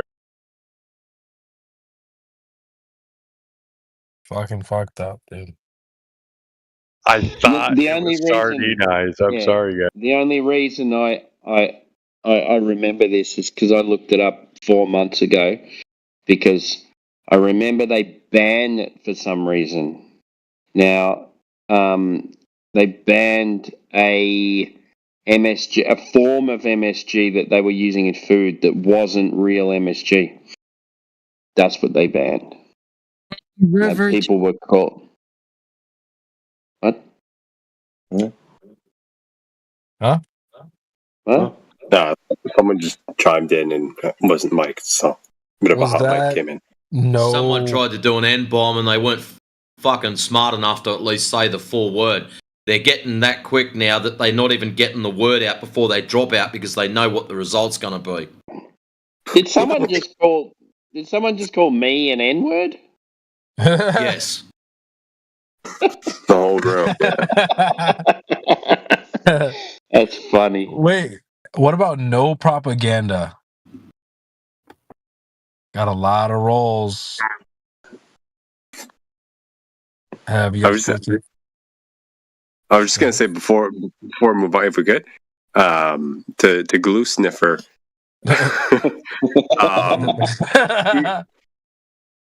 Even if the fisheye thing was not the case, there's still reason to be skeptical, dude. Like there's everyone's heard of all the what was it the artificial vanilla extract for vanilla flavored XYZ from like beaver butt or something, or beaver apple glands or some shit. I literally, I just remember years and years ago, I saw a video. Sorry, Milk. Yeah. Mick. Yeah, that's it. But there's more to it. There's that, and then what was it? I think it was the artificial strawberry flavor that we're accustomed to. Also comes from like some, what is it? Like a beetle carcass, beetle shell. Oh, is watch that out for that color or shit. the actual taste? Is it Watch the out for that taste shit. Like, itself? do you know Airheads? You heard of Airheads? It's a confectionery bar and it's strawberry flavored. Oh, I I was bought going to say I some. used to know many of them. Yeah, I bought some from the supermarket on special, and little did I know they were fucking out of date. And my son and I were sitting having some, right? And the next day, fucking vomit, diarrhea, both of us, man. And it was the only thing I could put it down to, man. I'll never touch a strawberry flavored fucking lolly again after that, man. It was out of date. I can't. Fucking sick, man. I was so. I didn't even know lollies could go out of date. Yeah, you'd think it's Yeah. sugar. Yeah, that's right. Yeah, I've bought out of date sugar stuff before, and but it was something to do with the fucking flavour, and I swear. No, I don't know, man. I forget where it was, but like, is someone confirmed there? Was it like a beetle shell or like a dung beetle carcass or something? It's something gross, Like the strawberry flavour, I think. Beetle shell. or the red. Yeah. We Yeah, use all strawberry countries. We want to taste like strawberries, not beetle's ass. Well, I'll never eat a sardine again. I don't care how healthy it is for me. I'm never eating a sardine. I don't even like fish, really, but sardines, no. Good source of omega-3s. You do that, Jedi. That's probably why you're way smarter than me. It's fucking cat food. Let him have it. He's got like the pure MSG hiding from everybody that he doesn't really, he doesn't want to really share the secret that he has the pure MSG. That's what's going on. Got real strawberries as well, yeah. You sprinkled strawberries on your sardine eyes.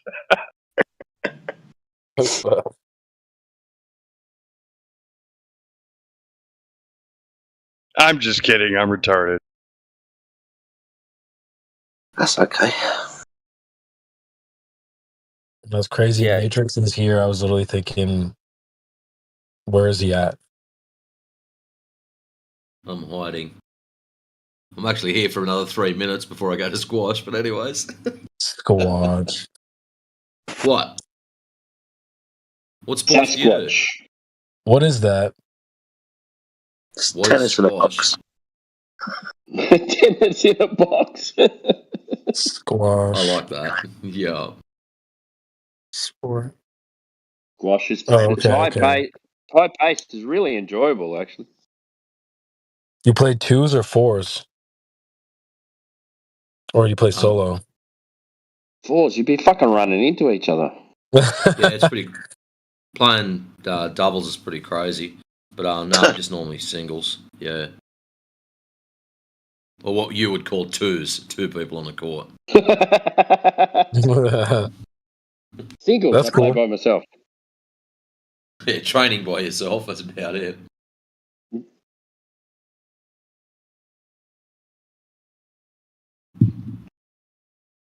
So you've had much entertainment today?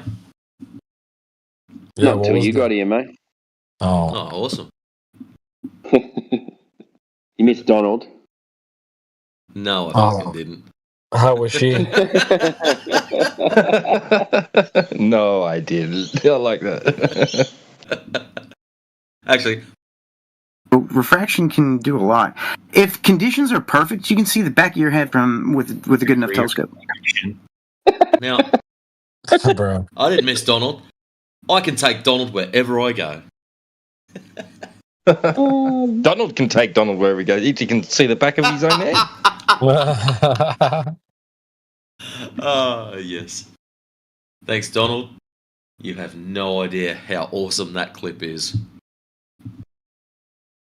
Have you played it to like new people or normies yet, or what do they say about it? No, I don't want to scare him too much. Yeah, that's pretty deep. That's like some deep lore right there. Oh, you reckon that's good? Welcome to the mind of Bev. Your mind is not within reality if you're not imagining reality. So, What? What? What the heck, dude? That's right. Your That's mind. that's the level of thought we've got going on around here. Shit, I was just gonna. can't do it. I was just thinking, be grateful it's not videos of clips of them saying that stuff. Yeah, true. Because I've also got one of Brenda, so Your mind. the Brenda one's not.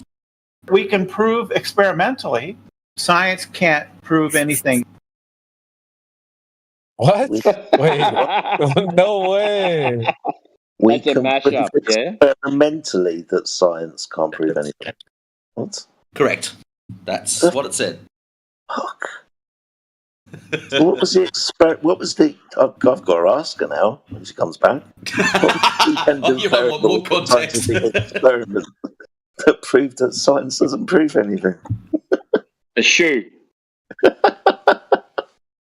So I'm on a bit of a mission now. So I'm after awesome clips like that. So that's my first 3, and it's going to be bloody hard to beat them. Have you been through QE's numpty clips? No, I don't. QE's got his numpty clips. He can have those. I want fresh meat straight from this grinder. Yeah, How much some that new going? shit. Matthew, say something. Ah, That's nasty. He'd be too scared to say anything now. After hearing that. well, think about the stuff that gets said when you're not around. Maybe you should clip him saying a clock moves twice as fast as the Earth. Usually, when I'm too scared to make a claim, I just bounce out for hours. Well, you did claim that MSG is sardine heads. God damn it. So sardine heads. And you're still here. The S. So what's the M? No. Well, that's only because you remembered it.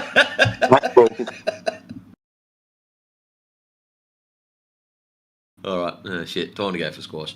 Anyways, guys, I'll be back a bit later after I've gone to de-stress myself, and I'll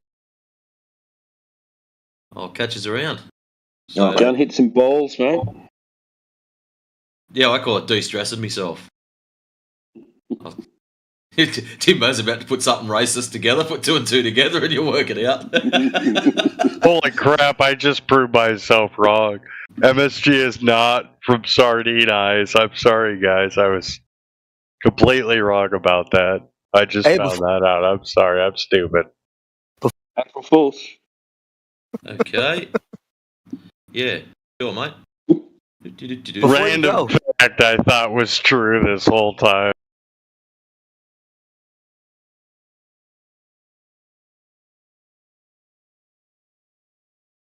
There was someone else jumping in there. Who was that?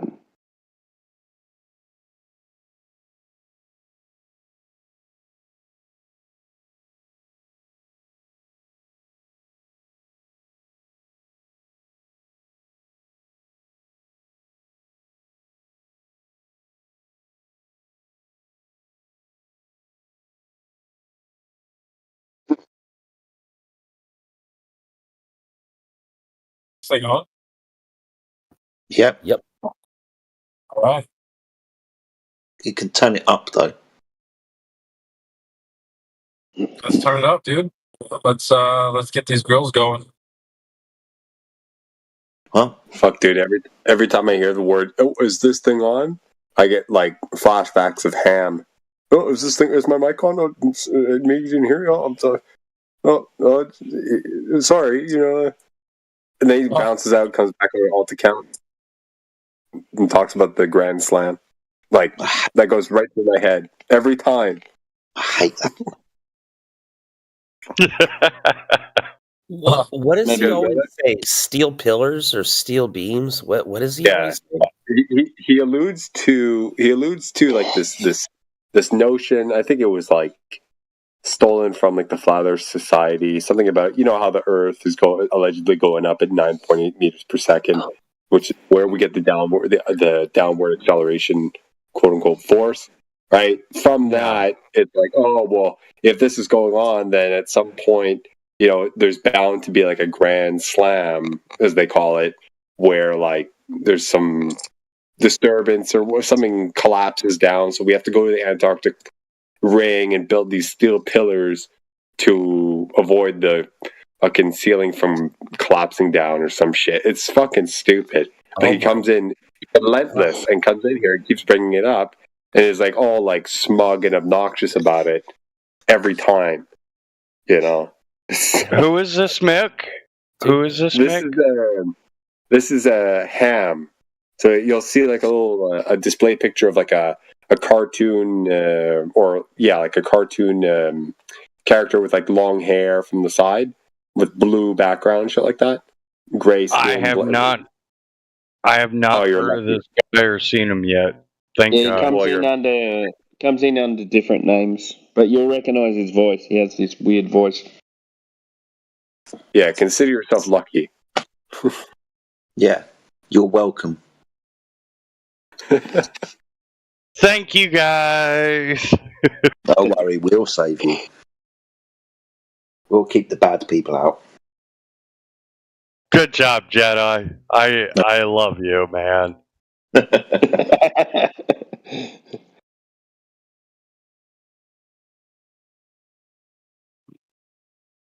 I'm just going to let that hang there and make it awkward. I'm not going to say I love you back. You better not. So help me God.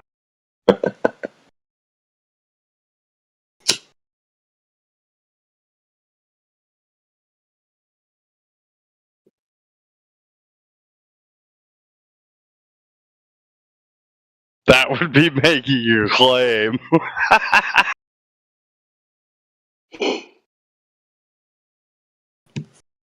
Any other claims about Glowbird?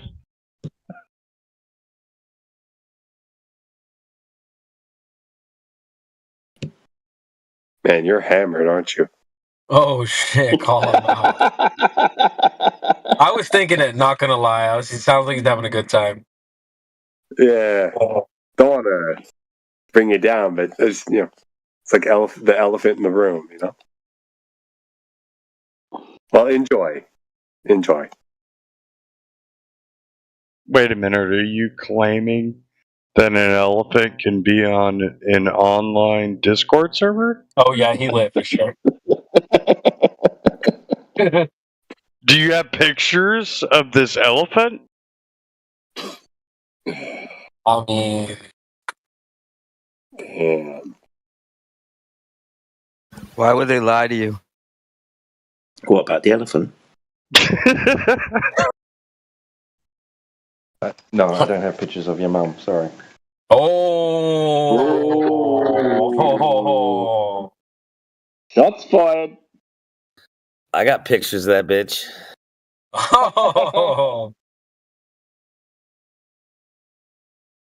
I mean, I'm a big fan of the Donald. real elephant is the ambiguity on whether or not it's alcohol or glue.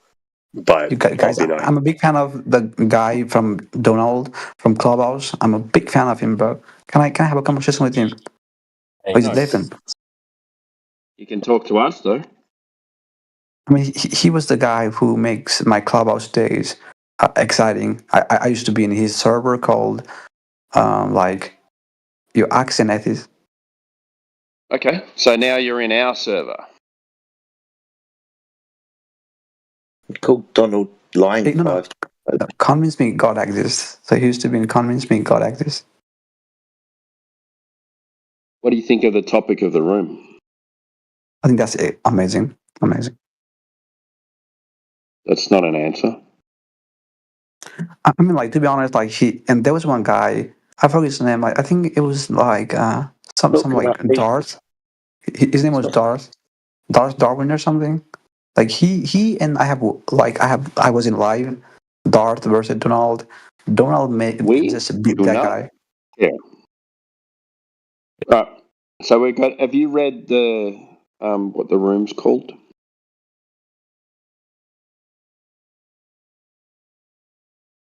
No. Okay. If you haven't, I'll point you to the top of the room. What does that say? I'm sorry. That's okay. I accept your apology. What's at the top of the? What's the room called that you just entered? Me? Do you have a claim fishing what the of the Earth being a globe? I mean, that's what we're trying to ask. You Earth being globe. I mean, like, I think Earth is a globe. Yeah, Earth cannot be flat because it's retarded to be. If you think Earth is flat, That's not an argument. That's not an argument. Why is it retarded to describe the surface of water as horizontal? it's because it cannot be. Then it to be an endpoint and Earth not having an endpoint.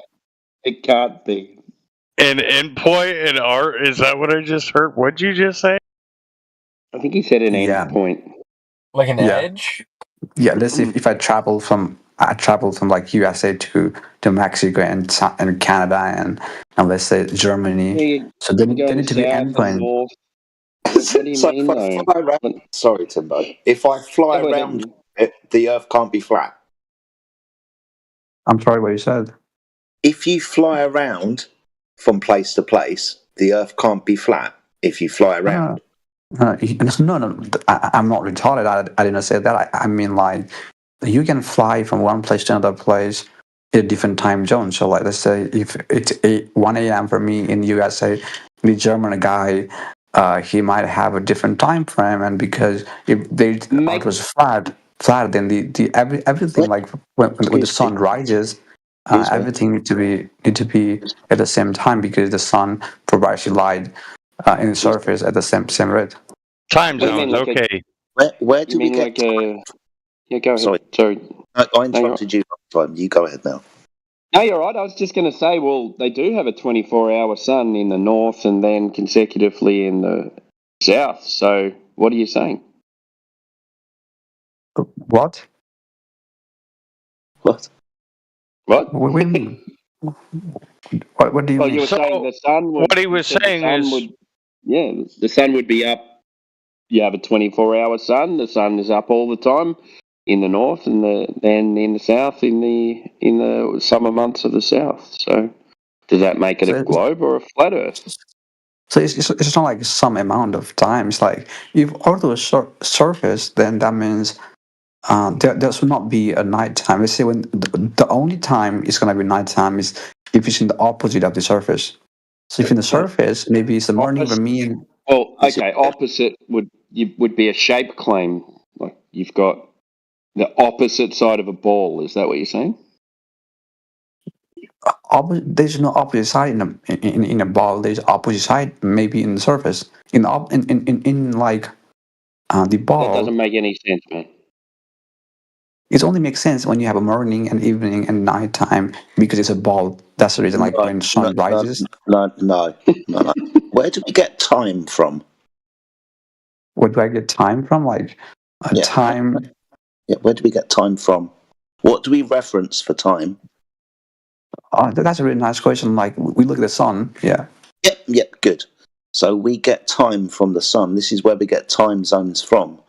Because the sun moves across the earth, it can be at your zenith at one point. We will call this, I don't know, I'm in London. We'll go by GMT. The sun is 90 degrees south of my position.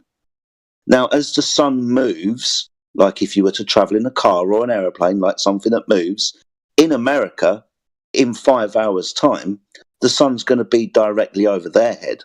But for me in the UK, as I look west, the sun is closer to the horizon. Now, we measure time by the motion of the sun moving across the sky. Let me ask you this. When you go outside, what does the sun do across the sky? Does the sun move across the sky? No, I cannot physically, with my naked eyes, can see the sun moving or the earth moving. I disagree that sun moves. The only thing that moves is earth, and sun do moves, but it moves to different way. It's like yeah. Okay. So like I Okay. cannot physically feel, but like let's say if No worries. Okay. you can let me complete. So what's the difference between the sun and the moon then? Sun and the moon, basically, moon comes at the nighttime and the sun at the daytime. Not always. Yeah, sometimes we always. see hold on. So sometimes we see the moon during the day, but it's not my point. In one instance, you've got the sun moving across the sky, but that's because of the rotation of the Earth. In the other instance, you've got the moon moving across the sky, but that's the moon moving. Yeah. The earth cannot be flat though, right? You understand? Wait, I understand all the wait, Jedi, can I ask you a couple of questions real quick? Yeah, man. So you said that we determine time by the sun. When you said that, do you talk about the, clocks that we use for time of day? Well, right, so we first started using the sun with sundials, right? It's one of the earliest forms of... Yeah, but I'm talking about today. I'm talking today. Yeah, of measuring time. Do you know what longitude is? Did you say long digit? Longitude. Do you know what latitude Oh, is? longitude, yeah. Longitude. All right, Wait, so...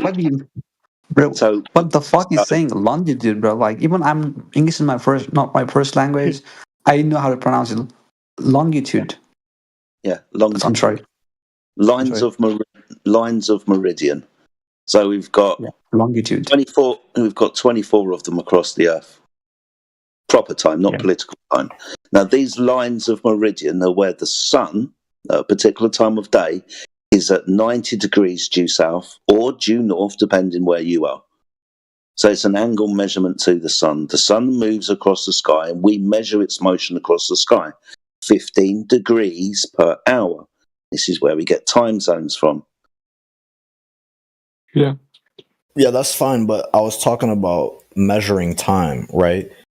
Because I was wondering if you think that we measure time by looking at the sun, because I'll tell you right now, like a watch, it's not observing the sun. You don't measure time. Yeah. So a watch. Well, you don't measure the sun from the clock or from the watch, anyways. Regardless, That's what I'm saying. and like, it has nothing measurements. to do with Measurements of time. That's hinging on some other truth. When you look at your clock, you'll notice that it's sent to your area's local time zone. For me, it'll be GMT. For you guys in America, you'll have several. You guys in Australia, you'll have 2.5 for some fucking reason. Right, but these are all lines of meridian, also known as lines of longitude. This is where we get our time zones from. Now, it's a little bit more complicated than that because we can start using the equation of time. We understand that a sidereal day is slightly different than a solar day. The times are slightly different. So we standardize our time. We standardize our time because of the motion of the sun in the sky. This is where we get time and seasons from. We can look at our clock, but we can... Okay, so you weren't talking about measuring how long time is, just, attributing time to some kind of daylight, something like that. Like, You can't measure how long time is. Well, you can. That's actually Well, you could just look at things that have consistent time intervals. So people used to use springs, and then we use the oscillation of crystals, and now It's not measuring advanced time. equipment, which is looking at the rotation of electrons around an atom, which is highly consistent. And now it's even more advanced than that. We use the quantum oscillation of various particles like Cesium-143. But leaving that aside, we can easily measure time. That's something that we do so precisely that the military uses it to calculate exactly how long it'll take from something to get from point A to point B. Cesium atoms. You can guess it. So actually, You're not measuring time. So would you consider something a measurement if we make a prediction based on how many oscillations there are going to be between time A and time B, and then our prediction is accurate? No, because you could then what changes? Okay, bro, you lost me. Over Man. time. You're weird, over bro. time, does it change? So you're talking about carbon dating, aren't you? No. No, he's talking about the vibrational oscillation of atoms. Like, bro, okay. if you hit a crystal, for example, it will oscillate at a certain frequency. And that frequency is consistent. It is the exact same amount of time between each oscillation. You understand For that, how right? long? For how long? I mean, I don't got those numbers off the top of my head, but I could Google that shit for you, right? It depends on the crystal. Different crystals have different oscillation indexes. And what's the maximum length of time that it'll oscillate for? I don't know. You want me to look it up? Is that relevant anyway? Sure. Like, I can Yeah, look it is up. relevant. It would be relevant too, because Well, just tell me how. Like, give me an example number and how it'd be relevant. Doesn't it? Well, if you stop Oh, talking. wait. I thought you were talking about how much time there is between one oscillation to another. Like, if you're talking about like how long it stays oscillating, you realize that you could just keep the process going by adding energy, right? That's how our watch used to work. We would have batteries that use electrolysis, and it so you're not measuring keeps time. the crystal You're just oscillating measuring, until the battery measuring dies. oscillations. Yeah, what's your standard? That's measuring time, bro. What are you confused on? You sound Measuring weird. oscillations. What's your standard? Yeah, those oscillations have the same amount of time from one to another. So going from oscillation 1 to 2, that's going to take the same time as oscillation 2 to 3. I think he just likes talking, T-Dub. What's the standard? What do you mean, what's the standard? Okay, so you've got an amount of oscillations between what?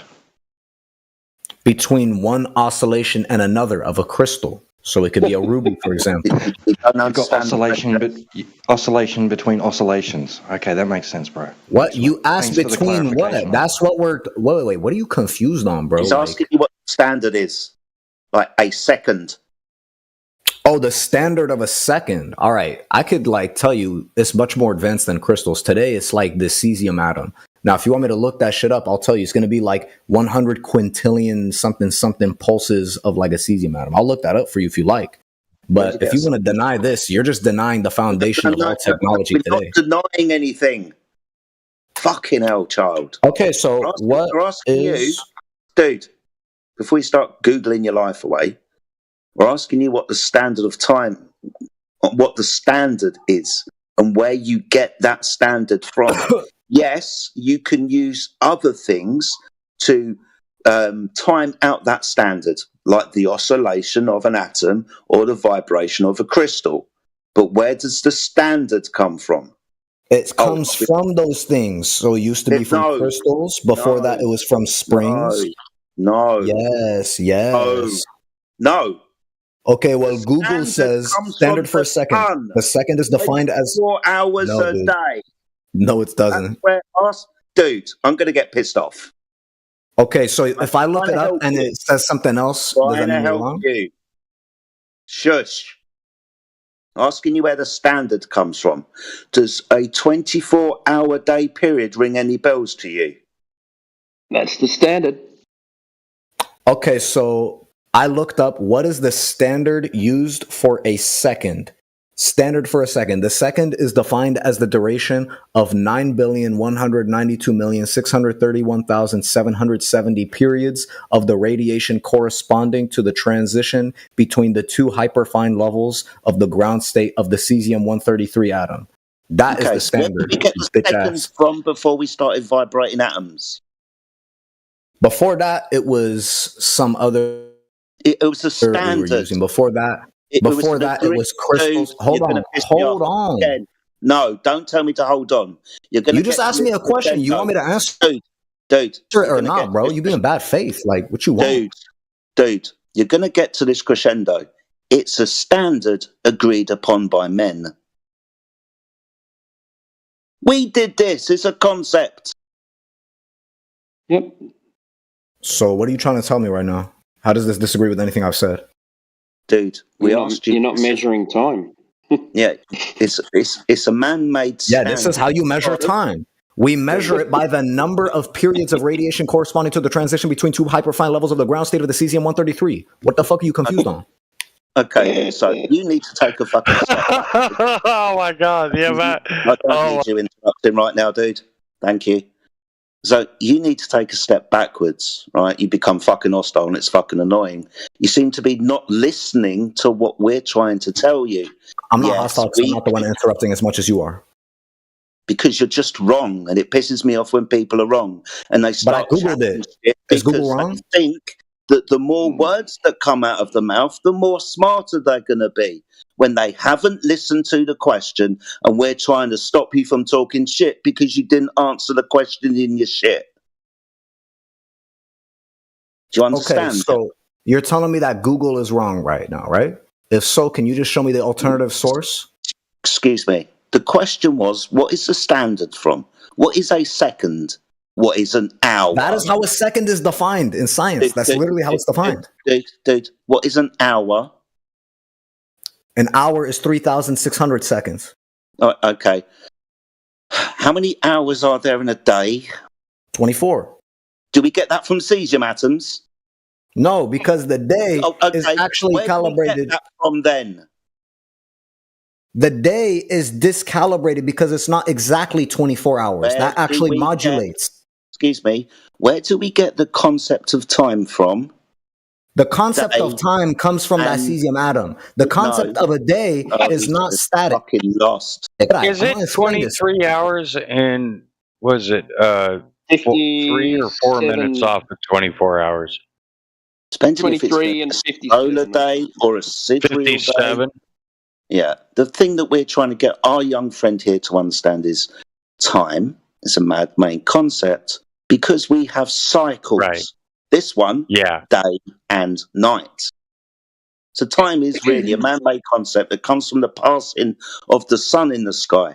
Yes, we can use atoms to more accurately describe and define and measure things like a second or a minute.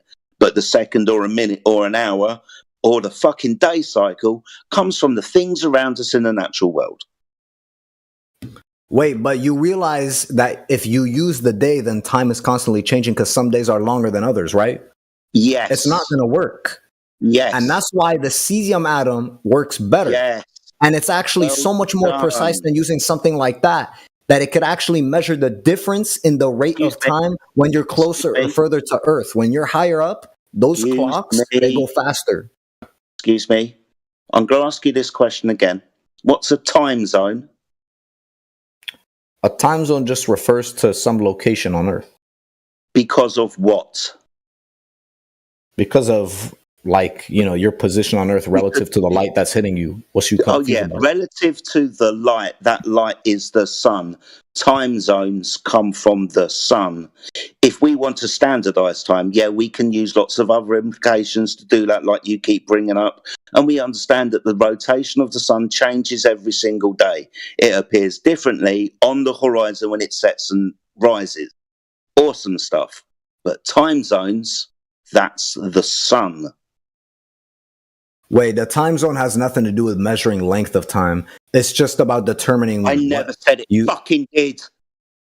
Well, then, why are you even asking me about time? This is not related to time. This is just related to what you set some number on your clock to. That's not about how long or short a day is. That's not even related. Excuse me. Time zones was the question. Hold up. Even your friends probably agree with what I just said. Excuse me. Time zones are not related to the length of time. Time zones was the question. Not cesium atoms, not what we can do now to more accurately define time. The question was time zones. Okay, that's fine. So what you're talking about come from the sun. Okay, so what you're talking about is not length of time. You're just talking about time. Okay, if you were never talking about length of time, then that's fine. But I don't know how you didn't just say from the beginning, time zones. We're talking about the length of time. We're just talking about something else, zones. Right? Because then I wouldn't have brought up cesium atoms. But you told me to define a second, right? When you start talking about defining a second, that makes me think of the length of a second, not like maybe, just maybe, you should listen to the question because the question is, what's the standard? Well, yeah, that's the standard of a second. That was literally what it said word for word on Google. Oh my God. And that's based on scientific sources in which I can link you to, like Stanford EDU. Excuse me, you think this is science, what we're doing, do you? Yeah, the standard of a second, that's science. Is it? What's the naturally observed phenomena? Well, like I said, it's going to be the 9 billion periods of radiation corresponding to the transition between the two hyperfine levels of the ground state of cesium-133. That's literally what's being observed. Awesome. And another question, what's the cause of that? The cause of that is going to be stimulating it by, bombarding it with like certain particles. I don't know exactly how that shit works. Well, okay, but that would be the science bit, not the time itself. What? Wait, what do you think science is defined as? It's defined as like performing actions and observing, right? So the observing. Oh my God, you asked a question. That's funny. So I told you just now that you've done some science here when you isolated a dependent and independent variable and you caused the oscillation by manipulating the cause of the oscillation. That's what science is. I just demonstrated it to you. But what we're talking about, the passing of time, that's not science, dude. To figure out a time zone, that's an angle measurement to the sun. What? No. That's a different subject. Time zones are not related to the length of time. That's a completely. We know. All right. So, do you agree that the National Institute of Standardization and Testing is doing science when they've worked up a definition for the second? I don't know. You'd have to give me the hypothesis. Okay. Well, the hypothesis is going to be something like if we double the periods of the radiation corresponding to the transition, right? Then it should last for exactly double the time. And that's something that can be observed. Awesome. So no, not in this regard. It's like the Glober version of Witsit. You got any more questions? Yeah. So, like, moving off of the time subject, since you weren't talking about the length of time, I'm kind of curious. Never fucking was.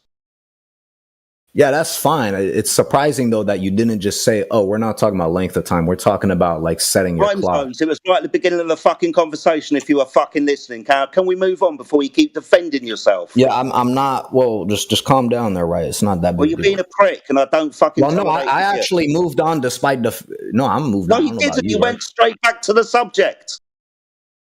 No, I'm actually just moving on. And you okay? Good. Anyways. Move on then. Don't bring up time. Can you do that? Because if you bring up time like you did just a minute ago, then that would just be you bringing up the fucking subject again, wouldn't it? Idiot. Anyways, so the question I have for you was, what shape of the Earth do you believe in? Do you understand that we don't make a claim to the shape of the Earth? You understand that flat is perfect? The answer would just be none, I guess. Yeah, no. So the answer is they can't think of anything. So no, fucking glue sniffers, man. Because flat's a surface description, isn't it? Flat doesn't mean shape. Well, that could be part of a shape. Like if you believe that, like the surface is flat, that would somewhat satisfy the question. It could be, but at the moment we're just describing the surface. When we can't at this moment make a claim to shape. So you don't have a belief on what kind of geometry the surface have? Yeah, geometrically it's horizontal. What is? Yeah, exactly, horizontal. Oh, so you do have the belief that the surface it's not a has belief. like a horizontal presentation. Hang on. Yeah. What, mountains and valleys don't exist? The Earth's surface is completely horizontal. No one's saying that. It's a horizontal reference. Oh, that's what you just said. So, moron. Horizontal reference. Horizontal. Idiot. Stop. Horizontal reference plane. Everything is measured from a horizontal to a point. Horizontal. Okay, so the claim you make is that the surface overall topographically, excluding things like mountains and other things, averages out to overall like a quite flat, non-curving surface, right? Yeah, 70% kind of. Surface of the Earth is water. Water is observed, measured, and practically used as a horizontal reference datum. So if the surface of the Earth is primarily water, which is horizontal, then it's horizontal. All right, cool. So I got a question. Do you disagree with that? So also, I think I do. I don't think we measure it flat. But let me just ask a question. Can you demonstrate? No, we're going to stay on this topic for a bit. Well, actually, I just wanted to like figure out what the claim was before. Okay, well that's not. I'm not done figuring out the claim. Okay. Well, wait. I don't even know what my opponent's position is. Why are you trying to like move me on when I'm trying to like really understand them? Why is it always an opponent? Why can't you just have a discussion? And why does it always have to be an opponent? Fine, partner, whatever you want to say. I don't know if they're an opponent. I can't. Stop talking. Stop talking over the top of me. Right? Just listen for a second. Okay. You said you disagree with what Jedi says. So what would you put in place as a demonstration that would show water curving? Oh, I mean, it would just be like. I mean, first off, I didn't even want to answer this, but since you're insistent, right, it's just going to be the fact that boats are disappearing bottom up when they get far away enough. Why? Okay. Why? Why? Oh, yeah. I mean, the hypothesis that has the highest explanatory power and greatest it's not a simplicity hypothesis. is that if I put forward that boats are disappearing behind a curve, that is a hypothesis. That's literally the definition of a hypothesis. But anyways. Okay. Anyway.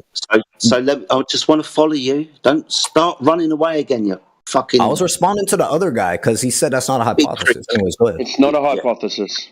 Anyway, you're wrong. Go, Jedi. Yeah. So what's the boat disappearing over? It's behind, and it's disappearing behind a curve.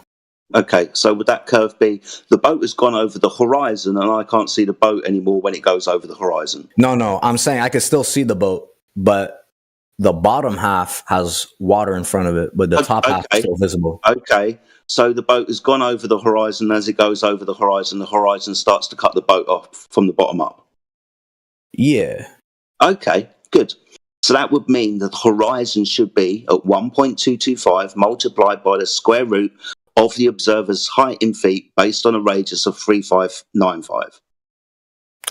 If by should be, you mean excluding intervening factors like refraction, then sure. But if you got refraction in place, it's going to slightly modulate. But the fact is there will still be a distance, if not closer. Before you claim refraction, so. Well, you guys actually accept refraction. You'd have to prove that the Earth is that size it is for you to claim that it's not. Oh, I didn't make a claim about the size. Why do you have to? Why do you have to? Oh, well, you have to. No. Yeah. I just said it's curved, bro. I didn't say what size. So it can be any size. I don't have the size even memorized off the top of my head. I just know that if something's going to disappear bottom up, that invokes a curvature. What curvature exactly? Stop talking. Okay, cool. Do you claim you live on a ball? Yeah, of course. Okay, then you're given a size because boats disappear. So you don't think that they're correct on the size? Who's they? You're talking to me, bro. Dude, the size matters. The size matters because you're saying boats go over the horizon. Now, what it says is they have to go over the horizon at a certain distance based on... To be round, I disagree. Of 39, 50. Okay, you disagree with the size or what? I disagree that it needs to be a certain size for it to go behind the horizon. Because I could get a basketball. Well, hold up. It's the first rung on the cosmic ladder. So in order for you to have the sun in the position it's in, the moon in the position it's in, the ball has to be a radius of 3959. I didn't make any claims about the moon and the sun. Now, if you want to try to extract a contradiction later, you could do that. However, what I want to start... Yeah, no, he's not listening. He just wants to talk. Yeah, I listened. I'm saying that stuff will not have an application here. What did I just say? You said that any certain size won't necessarily be compatible with these other observations. I'm telling you, we're not talking about that yet. And if you want to point out a contradiction later, you feel free to do that. But that's not where we're at yet. Now, as I was saying, before you so rudely interrupted multiple times, I was just trying to explain that you can have multiple different radiuses of a round surface, right? You could have a basketball and I could put a little toy boat and see a distance. Are we talking about a basketball or are we talking about the Earth? That's not the point. So you're not even listening. You're now that's the irony. You told me. Sorry, are we talking about basketball? Are you putting boats on basketballs? putting boats on back. No, I said toy boat. Like, what do you? What? Okay. Are we talking about a boat on the Earth? Yeah. Good. So can we use the Earth in the example then that's got a radius, please? Yes, but I'm explaining to him. No, but Yeah, we do you realize why I was saying that? Concept. We understand the concept of something going over a curved surface like your mate walking over the top of a fucking hill. We're not stupid. We're just trying to get you. No, that's not why I was saying that. Oh my! The reason I was saying that, Jedi, dude, why are you interrupting? I'm explaining myself, bro. Stop doing that, bro. You're not cool, bro. You don't need to explain yourself. I'm trying to be cool in the conversation. What do you mean my attitude? I'm the one that's getting interrupted. There's like 3 people talking over me at once, and I have to like juggle it. You don't need to explain it. Like Jedi said, we're not. Yes, I do, because you said that it has to be a certain size, and I'm pointing out why the size don't matter. No, so listen. Go. Run with it. Like he didn't listen. We had a whole conversation about not being on a basketball. We're observing the fucking boat on the Earth. We get the concept of things disappearing behind balls and hills and curved surfaces, but we're specifically talking about the Earth. We get the fucking. So just to be clear, we agree that the size don't matter. Yes, it does matter. I can tell you why.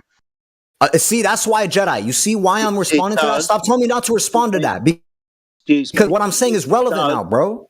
It does now. We're going to be talking about the boat on the Earth. Oh my God. Listen, I'm explaining why, even if we get round objects of different sizes, it's still going to impart the same claim that I'm making about an object disappearing behind a curve. The fact that you agree with that doesn't necessitate that this other person is agreeing with that. I am happy to talk about the Earth once he signs off on the idea that the size is not what's going to affect the property of something disappearing behind a curve. Full stop. Yes, it is. Yes, it is. Oh, okay. So, like, there's something of a certain size where you won't disappear behind the curve? Is that what you're saying? That's right. If you're on a, all right, give me a ball, give me a radius. Give me a radius that's not compatible with that. You don't want to hear my answer? If you're on a ball that's significantly larger than what it's claimed to be currently, then it wouldn't occur at a certain point. It could even be so large that it disappears from your view just by perspective alone before it actually went over the curve that would have been responsible for you not seeing it. Yeah, and to be clear, if I may add, what's her name? Illuminaire. I think it is understood in this room that the curvature rate, right, is a function of the radius and the distance between the observer and an object, okay, is a and how much of it is cut off is both a function of both the height of the observer and this radius and the distance of the thing. So you're correct in that the object itself possesses this property that at some point, depending on all these factors, there will be an obscuration or some obstruction of the view, right? But all these factors need to be taken into account, and that's what's being challenged in here, because you are given a fixed radius. Right. Well, I didn't make a claim about when the boat's going to go over the horizon, so I could just dispatch to that first point. Now, the second point he made about perspective, if by that he just means that the resolution of your eye is not going to be high enough to observe something if it's like really, really, really far away, because like your eyes just don't have that resolution, or some technology we have doesn't have that resolution or something, I would just say, okay, fine, but that's an extremely goddamn far point. So far that all he would be having to say is that the curve of the Earth is not like some gargantuan ass amount. That leaves a whole range of acceptable radiuses, which is all compatible with my claim. Notice that. Excuse me. Okay. So just to clear it up, though, are you content with what I was pointing out before to assuage your seemingly agitation to the idea that people in this room were not accepting the property of curvature obstructing something? Because that's what you're fidgeting about. No, right? because that's not interacting with what they were saying. Because what they were saying is I have to give some exact size and then prove that exact size. And I said, no, there's a whole range of sizes that are all compatible with what I'm saying. There may be like some range that's not compatible. Like we would say like over a billion kilometers is not compatible, for example. So that's why I came in and granted you, yes, these properties exist. All of these variables have an interconnected, intertwined role determining how much and how far of the object from the observer will be cut off. How you're going to test your so-called hypothesis, right? Because it's not enough just to say that effect, I observed that effect, therefore the surface must be curving, because you're eliminating any other possible reason why that could be occurring. Oh, okay. So you're gonna Do you have another explanation for why? I don't need one. You need to show that is most definitely the reason that's why. the point. No, that's the point. What you talking about? Okay, listen. This is your claim. Yeah, listen. Hold up. How are you going to prove? Glove is on you. Shut up, guys. How are you going to prove that the reason you can't see the bottom of that boat is because it's gone over a curved surface? Because it's the hypothesis that has the highest explanatory power of any hypothesis that's been posited, so it has the highest probability. Show how it has that. Show it. Show. Well, I mean, I could just show you a video of like a boat going behind the horizon. You want so to see you're that? just going to appeal to the single event that you observed and say there's no other reason. Show me the process and the methodology you use to eliminate all other potential possibilities. Oh wait, you don't need to eliminate all other potential possibilities. Like, look, let me explain. Hold on, homie, I got you. Listen, wait, just let your guard down for a second, and I'll explain this. Shut the fuck up. Yeah, fuck you. That's funny. He painted himself into a. Boats go over the horizon until they don't. So you're going to see boat go over the horizon. What about when it doesn't go over the horizon? Is that still a curved surface? It has to be according to them, right? What do you mean when it really, doesn't? really big ball? Sorry, that's why size comes into it. What do you mean when it doesn't? It does. That's how both go. Shut your fucking mouth for a minute. Hold on. Were you just about to show us an image in the side chat of a boat disappearing over the horizon, bottom up? Well, actually, a video, but yeah, a video. Why? Okay. Why you ask? Why? Because that would be on the Earth, wouldn't it? And the Earth has a specific size, and depending on how high you are, the horizon's going to appear in different locations. If you're going to make a hypothesis, then you're going to need to have some measurements within your hypothesis of a ball and the height of your eye above the surface. That's what we've been trying to get to for the last fucking 10 minutes. But you don't want to say that. You just want to say curved surfaces. Well, no, my hypothesis is not that it's going to turn over at some certain distance. He still doesn't get it. Well, no, you don't get it. Listen. Hold up. You don't get my it. hypothesis. Hold on. You're not letting me talk, bro. You scared of your interlocutor or something? So no, not scared at all. Just don't deal with fucking people who keep interrupting and then repeat themselves 5 times like they haven't listened to what's been said.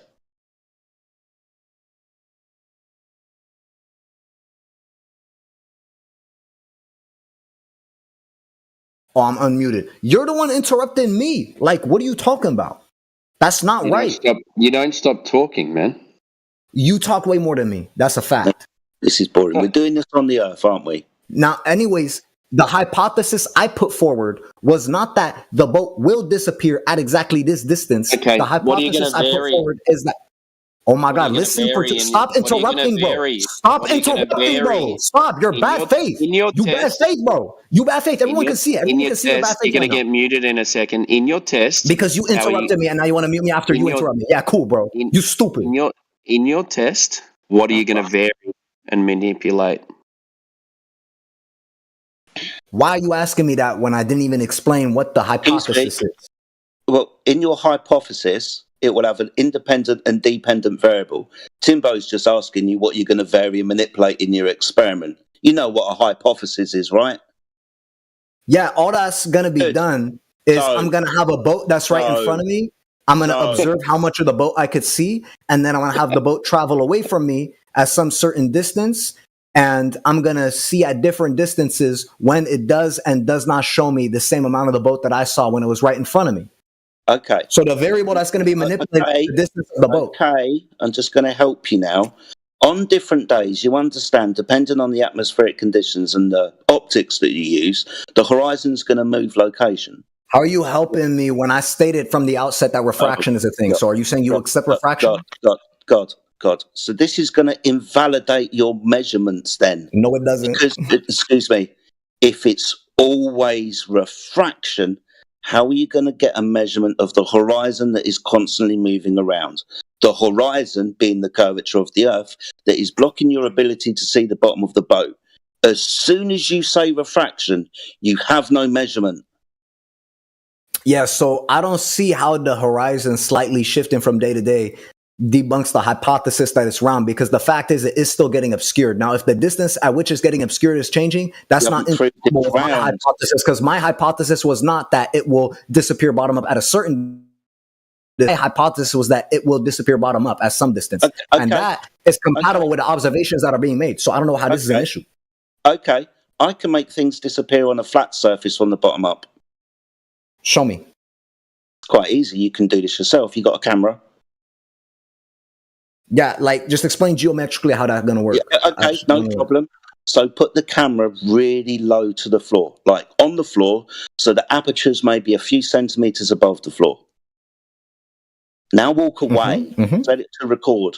If you've got a long enough corridor or a racetrack or a road that is flat, maybe try a supermarket or shopping centre where I've done my observations. An ice rink is also really good for this.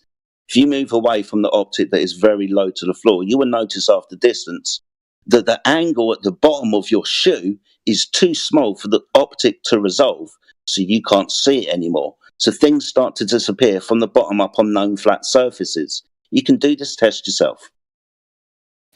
Okay, so you're telling me that when I get a camera, I feel like a phone camera is kind of too weak, especially because the zoom in is digital, which is going to be very low resolution. But if I get, let's say, a nice camera and I put it a few centimeters above the floor, right? And I get something really far away that I'm only going to be able to see the top half of the object and the bottom half is going to be obscured by the floor or something? Is that what you're saying? Yeah. As distance increases, the bottom of the object will become unresolvable to you because the angle is too small. Yes. Okay. I am going to go ahead and call bullshit on that because I've never seen that before. But if you could show me a demonstration of that. I was going to do this for you. I've got 29 videos of this. I was going to show them to you. Now you can fuck off. Where they at? Let's see them. No, sorry, did you not hear me tell you to fuck off? You just called bullshit for no fucking reason whatsoever, mainly because of your own personal bias. No, this can't be true. I've offered you the opportunity to go and do it yourself. Go and do it your fucking self. If you want to find true knowledge, go and do it yourself. Don't listen to people on the internet, you fucking idiot. Go and do it yourself. Yeah, like if we walk into a bar, right, and you say, I could hit that bullseye with my eyes closed, and I say bullshit, the thing to do is just to do it in front of me and like prove me wrong, right? Now, if you don't want to do that, that's fine. You just have a different motivation in the conversation. But all I'll say is, like, if you want me to go do that... Remember before you were talking about measuring time, right? And there was a standard. Remember that? Why are we going back to this? Because I'm going to relate it to measuring the Earth and having a standard that you want of curvature and being able to measure the curvature with a standard. So what's the relation and what's the general point you're going to try to make? You're saying it's measured, you can't measure it because the horizon's always in a different place, right? So what's the standard? I didn't say that. He did. Okay. I didn't say you can't measure it. That's never words that came out of my mouth. I just said that's not what my goal is here. Okay. Can you measure it then? Well, of course you can. How? Now we're getting somewhere.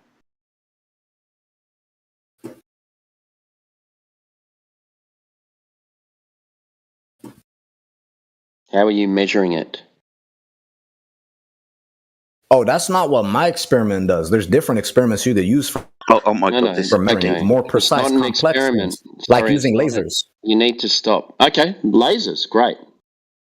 Well, yeah, an experiment is just defined as like performing some stimuli and observing the outcome. Just stop talking. You're not in a show. Just relax, chill out. And I'll say something, you say something. You don't say something and finish and then start again. Well, actually, Okay, I was so we- responding to something you said, but Okay, you so know. we're going to use a standard of measurement to measure the curvature of the Earth. You said lasers. Great. So how are you going to do this? Well, you could take the lasers and you have some sort of height from the ground that is supposed to presumably match what might be considered equal points of distance from the center. Now, if you do this, you could look at the predicted position of the laser versus the actual position, right? You could predict, all right, if it's flat or something, you would expect it to hit this point right here. The amount that it is above that point is predictive of how much the Earth is not flat. Okay, can you show me this? Yeah, I mean, if you want me to pull up videos of like people getting lasers. Yeah, drop over distance measuring the Earth's curvature. Yeah. Yeah, I mean, I'm sure there's like tons of these. And do lasers, because you were talking about refraction too, so do lasers refract or not? They have very slight but much lower reflection than these other things. And the reason why, how do you measure that? Because of the different atmospheric conditions that you could still be able to use lasers in. So, for example, how do you measure how much refraction they have? By looking at things like the temperature and moisture in the air. You could do lasers at nighttime. Okay, so you're going to make why are you cutting me off? I'm answering the question, homie. Because you answered the question, right? No, I wasn't done answering. No, I wasn't done answering. You have. You said because you asked me how. No, that wasn't all the things that you got to do. Yeah, just cut me off. You're scared, bro. You scared. Okay, so how do you know? No one's scared. How do you know how much it's going to refract due to those conditions? Yeah, so I was already answering that. So thanks for uselessly cutting me off. So as I was saying, what you do is you look at the amount of moisture and temperature that you have. And to determine this, you could, get some sort of gauge to measure the moisture and temperature. And when you have those two things, you could compare it to a reference sheet that's been used, calibrated against simulated environment. Lower the moisture and temperature. How did they calibrate that? What test did they do to work out that this moisture and that temperature refracts it at this rate? How did they do that? Well, it's a combination of two things. One, you could just get really, really cold or hot things, pour it on a surface and shine light through it, and you could see the light coming out at different angles. And they measure, all right, with this much temperature, how much did it curve? We're talking about things in the atmosphere, not extreme occasions. Yeah, right? that's so not. You said, that's not really disagreeing with anything I said. You realize you're going to take the temperature and the moisture in the air, and you're going to go back to a data sheet where they've calibrated this equation, and then you're going to do that. I want to know where the original equation comes from for the refractive rate. Yeah, so you realize that in a lab, we could do it. I'm explaining it. I'm explaining it.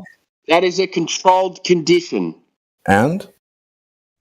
The atmosphere is not a controlled Why'd you say that like it's a problem? Because you are saying you're going to shoot some lasers. We want to control how much temperature in the lab. I didn't finish. You said you're going to shoot lasers and see how much higher they are from the expected target if it was on a flat surface. We're talking about refraction because you said there always is refraction. The horizon moving back and forward and not being able to measure it because of refraction, therefore never seeing the horizon in the original position, right? So now we're trying to work out how you're getting the refractive rate of the lasers because refraction always happens, right? And you cannot measure that. So as I was already answering before you so rudely interrupted, yeah, in the lab we could modulate the temperature to see how much temperature. Whoa. I let you go and you still. Oh my God, you're scared, bro. You're scared. Holy shit. Not scared. You're not answering the question again. I'm answering it. Stop and listen. I'm going to explain it. You need to let someone talk for more than 2 minutes. Holy shit. Dude. Are you going to get back into the lab again? You're so scared, bro. This is like literally feeding my ego. Just calm down there. Just calm down there, right? So you going into a lab? Have I gone into a lab, done this? No, but other people have. No. So do you remember right at the beginning? Right, you said we could do this. Timbo's asking you specifically who has done this. Oh, you want me to send you like Lawrence Livermore Laboratory doing this type of thing or something? Is that what you want? Don't give a fuck. In the atmosphere, please. Yeah. Yeah, Now, you realize that like labs have atmospheres, right? Like you think they're not testing this? I can tell you and reference to universities of how they measure refraction. Because when you said laser and then started talking about it not refracting as much as the light in the atmosphere, it just started laughing at you. Do you know how we measure refraction? You understand that there are different wavelengths of light, right? And different wavelengths of light refract differently through different mediums. You understand? Yeah, this, right? I'm aware of this. Yes, absolutely. I was the one that said that first when I said different moisture and temperature is going to affect the medium. No, the wavelengths of light are the things that I want you to concentrate on.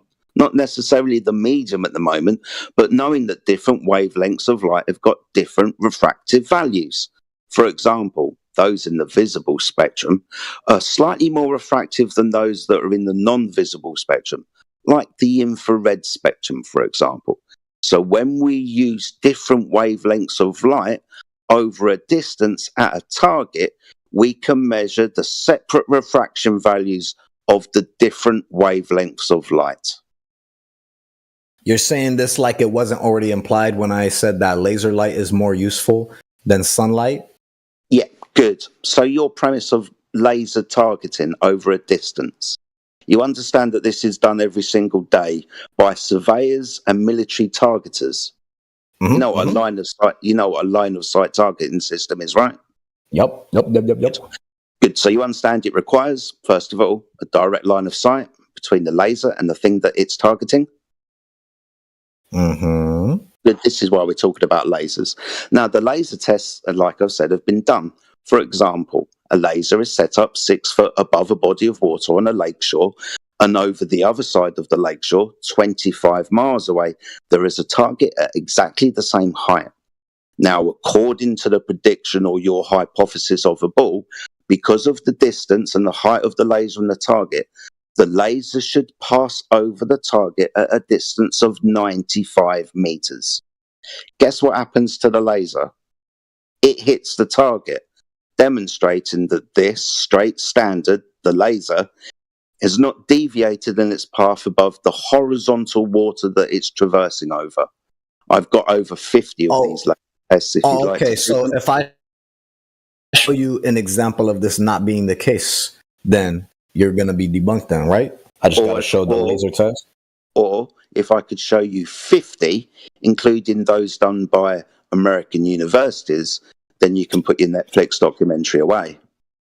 I'm not showing. Wait, I don't have a documentary. I'm just going to like show you. Anyways, so I could just go laser drop over distance and we'll just see what kind of things we get, right?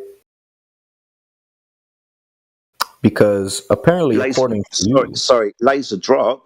No, your laser needs to go over the target, mate. What are you talking about? No, yeah, I'm talking about like drop of the target over distance when you're firing your laser. Like, you know what I mean? It's just shorthand. No, I need you to be more specific with your fucking words. You realize that that's just shorthand because we've already used the term a multitude of times. I'm just saving time in the dialectic. Like, why are you getting all picky like that? You know? But anyways, it was drop over distance you were supposed to be using, not drop of laser. Yeah. Yeah. You already know what I mean. It's like that's just it's like you don't understand what we mean. No, you don't understand what I mean. It's almost like this guy's buying time while he Googles a way to try and find something to bring up, as if he doesn't actually already know what type of material would be suitable in this conversation at this point, right? Because you have not actually seen anything that would contradict what was brought up before, right? No, I'm just trying to find one of these tests. But you thank you very much. Stupid my point. What do you mean? Thank you very much. Wait. Calm down there. I don't know what kind of low tier rhetoric you think you're deploying, but I'm just going on YouTube. Rhetoric, sir? low tier rhetoric. Yeah, when You I'm mean on me just YouTube. bringing up that you're just going to talk I know away you and love to keep ramble talking and over gish because gallop you don't have good while you rhetoric, so type you got to away resort in to like Google trying to to try talk and over find me, but I could something. do the same thing, bro. You're Yeah, not better. so you can just keep, Anyways, so you're going to yeah, try I'm and seeing Google away like to try, laser like I was distance saying before, measurements. I'm like I was seeing actually laser saying measured before, you are distance. actually just trying to But Google what I'm something to not find seeing, yeah, something that you don't you're just actually gonna keep have the clowning, clue ain't of you, bro? already, You're right? To low bring up, I tier. was actually Yeah, saying, you because it's got actually really hurt by that comment, didn't you? Holy shit, man, you still going on. Par for the course. Bro was really hurt by low tier Look, rhetoric. low tier rhetoric. I was just bringing up a point that you're just Googling away to try and find something, right, that you don't actually already have, right? You're just going to on the fly, you know, throw shit at the wall and see what sticks, right?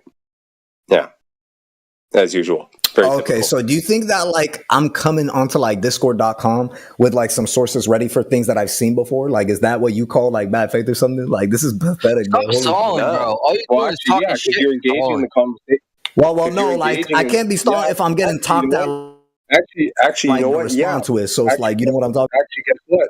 You know what? Yeah, you ought to have, if you're going to be engaging in this conversation at you know, this type of conversation, you ought to have actually maybe have seen something in the past that you can quickly refer to, right? Say, oh shit, yeah, I saw something that actually does do this. Hold on, give me a second, I'll go find it. Not, oh, just, you know, fervently just look on Google and scroll through 5, 6, 7 pages in a matter of 2 seconds and pick one that has, you know, the headline that matches what you think is relevant, right? There's a big difference, right? Wouldn't you say?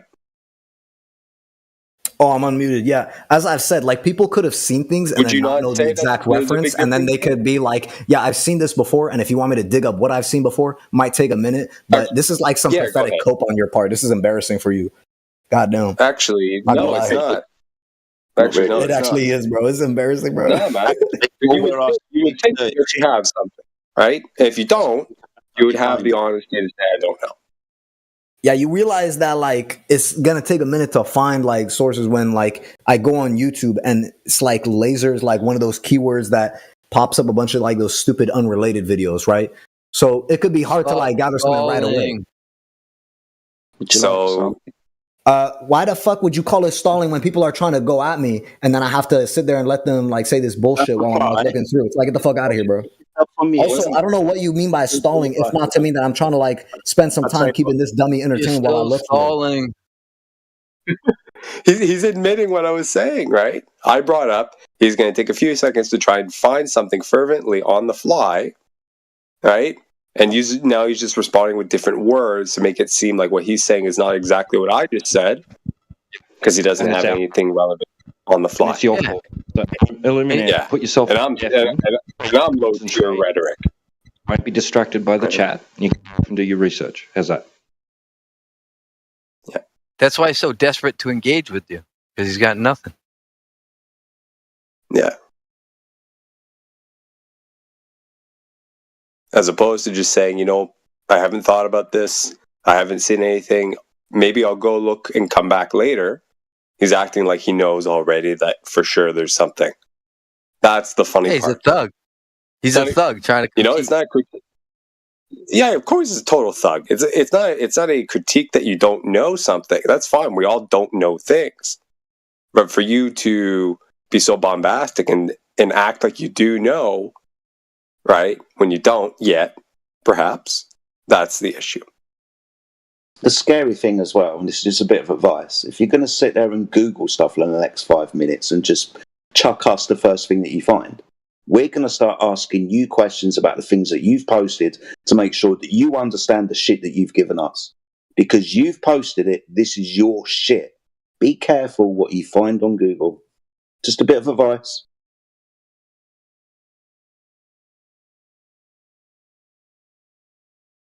But anyway, I guess we can move on.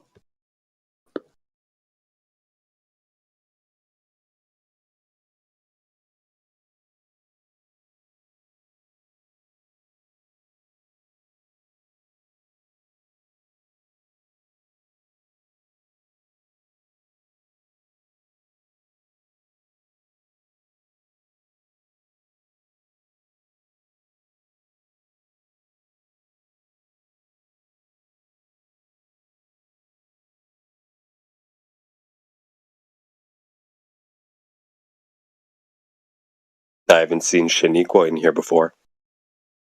Good evening to you, ma'am. Shaniqua. That's a very cultural name.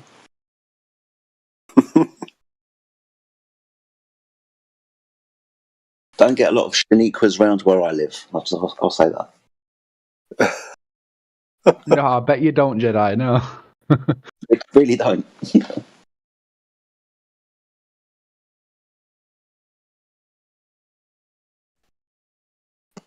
She is in the text chat. It's fucking Muhammad Perhaps she Anab. Sorry. Oh, I'm just going to say she is in the text chat. Perhaps you would want to jump onto the VC. I don't know. But you're more than welcome. There are sure some flat brains around here. Nice to meet you too, Shaniqua.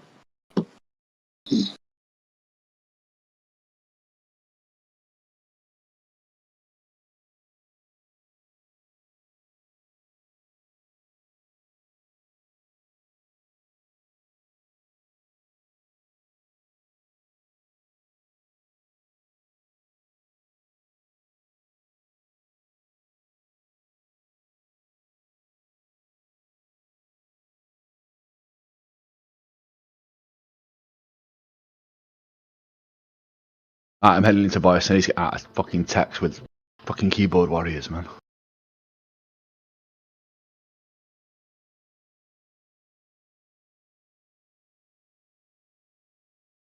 Who's a keyboard warrior?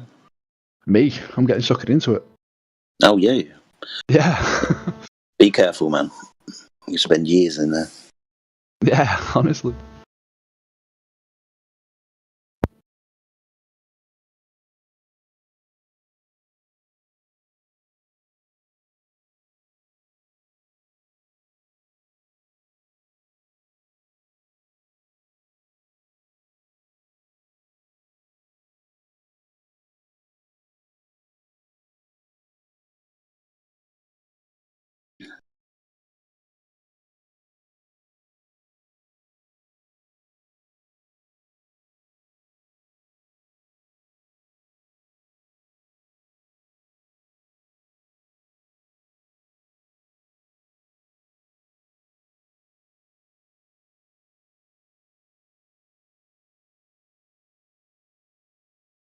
Yo, Kiwi, you're here in voice, bro. What are we doing in text, bro? Let's get the fuck out of text, mate.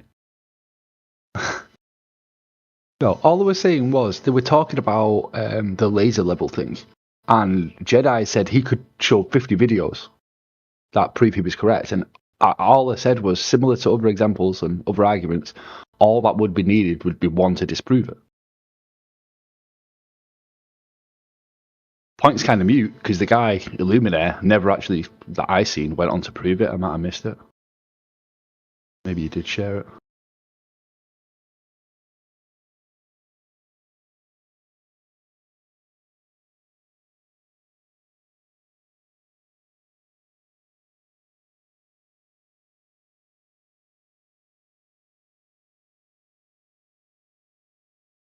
Show one. I don't have one, bro. Like I say, it was Illuminaire.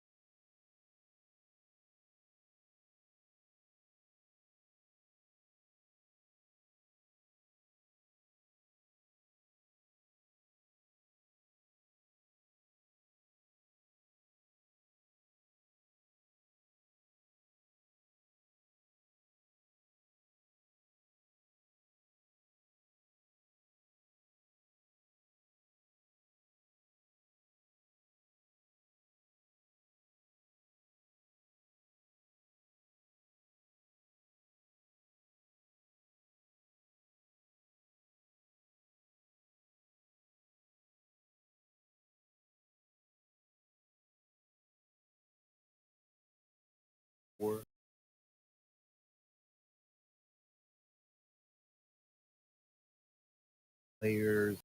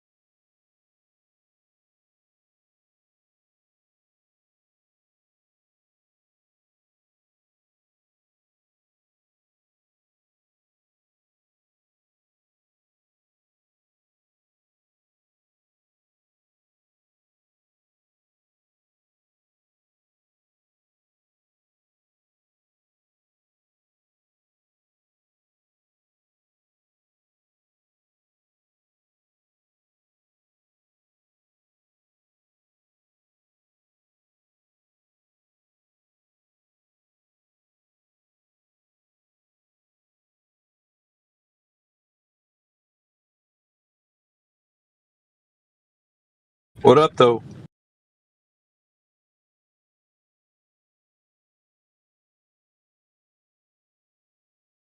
Everybody here? Oh. Oh.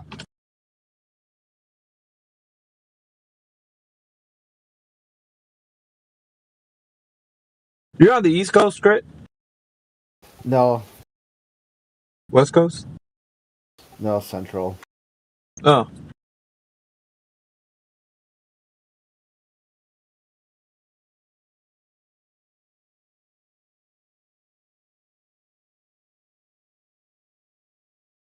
Is Flats here?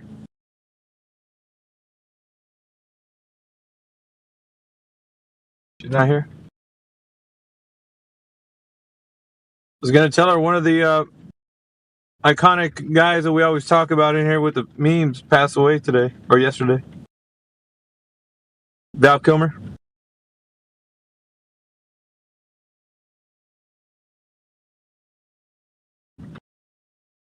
Crazy. I saw somebody that was muted just a while ago. Oh, yeah. I just temporarily muted Dogs and Donald just so that they weren't tempted to interrupt during a conversation with the other gentleman. They can come off mute now if they want. I forgot about that. Oh, Dogs is gone. Damn. Oh, whatever. Who were you talking to? What was Illuminaire? I think he's doing a bit of research at the moment, trying to find laser tests that demonstrate drop over distance. That demonstrate drop over distance? Yeah, he was pretty confident that they should exist because the Earth's a sphere, right? So that should exist. Who did you say it was? Illuminaire, I think we were talking to. I don't He's see in the him. chat. You might see him as Elucidat. Elucidat Art. Oh. Oh, yeah. Okay.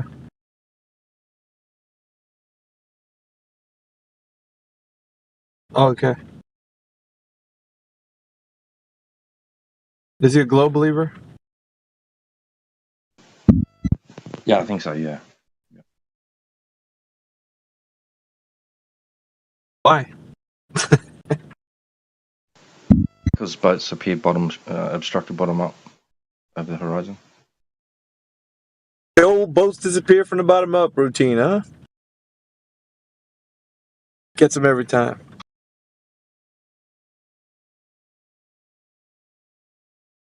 And he said that the size of the Earth, the claimed size of the Earth, doesn't matter. As long as that phenomenon happens, he can confidently say that the Earth is a sphere.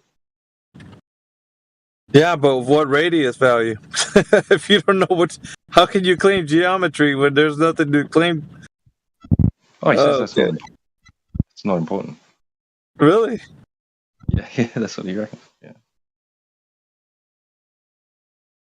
That's a problem, bud.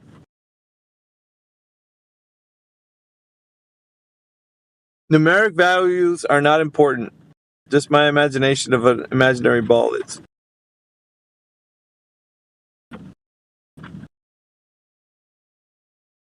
It's crazy cognitive dissonance, man, I tell you what.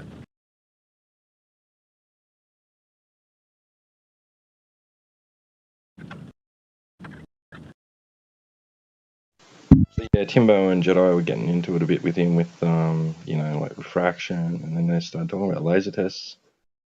And he felt confident that there should be laser tests that have been conducted which demonstrate that drop over distance, where the laser over a distance doesn't hit its target. It would hit a target at above a point, above the surface at the predicted rate of the geometry. So now he's going to appeal to geometry, right? I guess. He hasn't come back yet, so. What the fuck did you say to me, you fucking dog? We weren't talking about. Weren't talking to you or about you. You shut up. Self-entitled there. You're a fake Australian. Fuck off. It's so many Australians around there. Holy shit! You got one of the bogans that come in through here, right? Is this one of those guys? Yeah. He's a proper bogan. He's a proper bogan, huh? Yeah. He's coming in real hard, that's for sure. Yeah, he's got the cut off jeans with the mullet cut. I'm telling you, man. Proper. He's got flip flops and everything, man. I mean, he's got the whole nine. He's got one can of Foster's in one hand. Cut off shorts, checkered shirt, ciggies under the sleeve of the shirt. Only roll-ups as well. He's never bought a pack of cigarettes in his life. Only roll-ups. Only roll-ups, huh? Yeah, there you go. Good God. It's sad that that's actually a stereotype. It really is.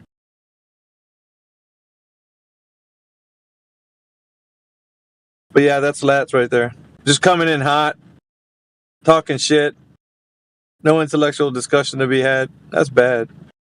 Come on, Lats. Some days, man, you just gotta want better. Maybe not, but just saying, man. Wake up in the morning and just be like, look at yourself in the mirror. You know what? I can do better than this mullet cut.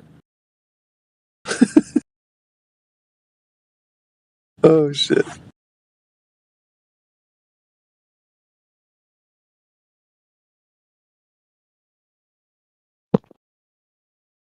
I find it quite curious that he's yet to deny having a mullet. He what? I find it quite curious that he's yet to deny having a mullet. Like he's just sat at home on his computer thinking, how did he know? How do they know, bro? How the fuck do you know? How do they know my haircuts? He's looking around for cameras, like making sure his webcam's not plugged in. He's pulling down the blinds, looking outside, like what the fuck? He said in the chat he's got a man bun. A fucking man? Nah, dude, come on.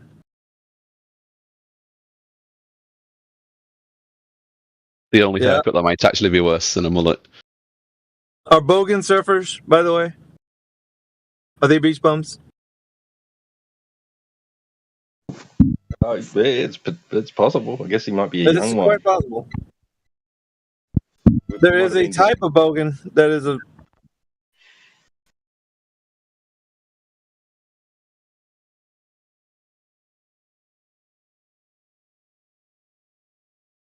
Wait, another cheeseburger, fatty.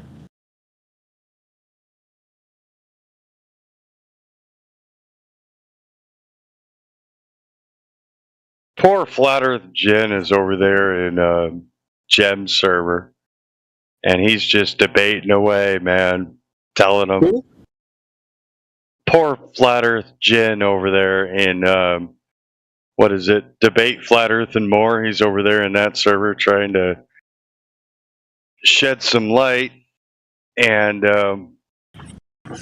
they're just shutting him down. Pretty crazy. Just he likes quiet. No, he likes that. He's already said that before. He likes that. So they're just dealing with him. He's had a conversation with us before. I like Jen. Let's see if this. Where did he leave already? Ladies and gentlemen. Yeah, he's getting a bit too toxic in the side chat, so I had to get rid of him. Oh, no, you're talking about Illuminaire? No, what are the...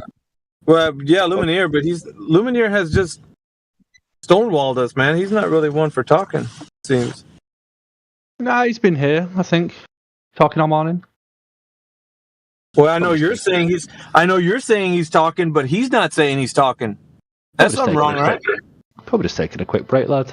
Nah, fuck that, man. There ain't no quick breaks around here. Alpha's all business. You know this, yeah? Like it's go time. Yeah. IRL around here, Look, boys. man. Okay, hell. When you come over here and you're talking about we got all kinds of curvature examples, and then you just dip out of the chat.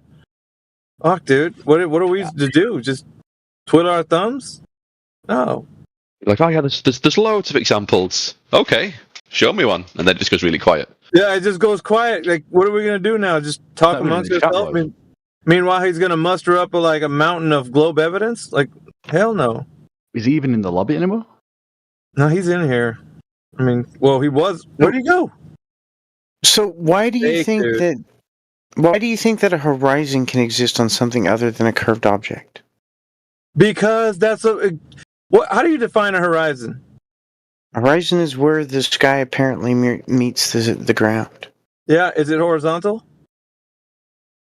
I mean, it's curved, but yes, it's horizontal. Do you understand that that's geometry? Just answer the question. Is it horizontal? Well, sure. Okay, well, is a horizontal line curved? Do you understand that? All right, you're not answering my question, dude. I have to get clarity. You're not have to get clarity, my ass. I do. No, you don't. It's not. No, you don't. No, you don't. Lines can curve. It's definitely Yes, lines can curve. Yes, lines can curve. That's the answer to your question. So is the horizontal line curved on the horizon? Yes, it's curved. Yeah, and what's the measurement for that curvature? Oh my gosh. You can do it yourself. Just tell it to me. Give me the numeric value. Why don't you? It's like the radius of the Earth is like... But I don't need... Yeah, I know the radius of the Earth, dude. I want to know how much it's curving from left to right on the horizon. So 1 degree per 69 miles. 1 degree per 69 miles. How do you measure that? With degrees. Okay, that's degrees are the measurement, dude. Degrees. No, you're asking me how do I measure the measurement? What is the method by which you can measure? I mean, there's mountains of them. You can use whatever you want to measure. Okay, give me one mountain then. Degrees is one of them. Degrees is not a measurement. Yes, it is. No, it's not. What is the method? What is What's it? the method? It's not What's a the method. method? What's the method? It's geometry. What's the method? The method. Geometry. No, geometry is not a... What is the method by which someone measures the surface of the Earth to be curving on the horizon? There are lots of ways to do it. Then give me one. I have degrees. That's not a fucking method, dude. The geometry is the method. Degrees are the measurement. Really? Who's done that? Every single cartographer. Can I finish my sentence? Everybody in the world, everybody. I haven't finished and the I other haven't guy, finished my sentence. and me, I'm telling you, and ain't you, worth it with this one. and everybody Finish else, my sentence, Chad. and That's not what I was you, gonna say. and everybody, That's not and what I was me, gonna say. and you. That's not what I was gonna say. I was gonna say every single cartographer for the last 1,000 years. Really? Jesus, you're a dick. Yeah, I know. Point one out and show that he used that same method. Fuck off then. Yeah, point one out. Yeah, this is my house, not yours, dumbass. Point one, and then show us that he did that method. You're better off saving it for later, Donald. Otherwise, you'll be muted when there's other people there. Dude, I'm gonna fucking kick you out of this chat, bitch. Shut your dumb ass up. How about that? So All right, cartographers. go ahead. One cartographer that ever did that. Why would I just name one? Because that was your claim. You said all of the cartographers did this. Show me one. Yeah, show me one, and then show me that he did that. A cartographer. You're not typing.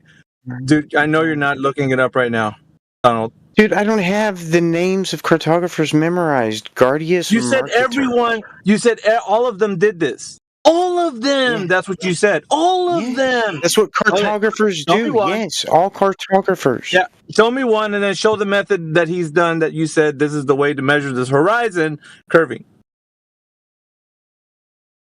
So Gerardus Mercator, he lived 1512 to 1594. God. And dude. he used a theodolite just like we do today. Jesus. It's Mercator, by the way. Oh, thank you. I appreciate that. That makes sense because of the projection. What are we gonna do with you, Donald? I haven't slept in a few days. I apologize for mispronouncing a word. Well, get some sleep, dude, because your globe game sucks. Brother's been up for That's days looking just for not- proof of curvature. It's just not true. Your globe game. How much sucks, Adderall dude. do you do? Fuck's sake. All the cartographers measured curvature on the horizon according to you. Yes. Dude, get some sleep. Every single one of them measured it. Measured it in degrees. Really? Yeah. I want to see the method that Gerardus Mercator did that.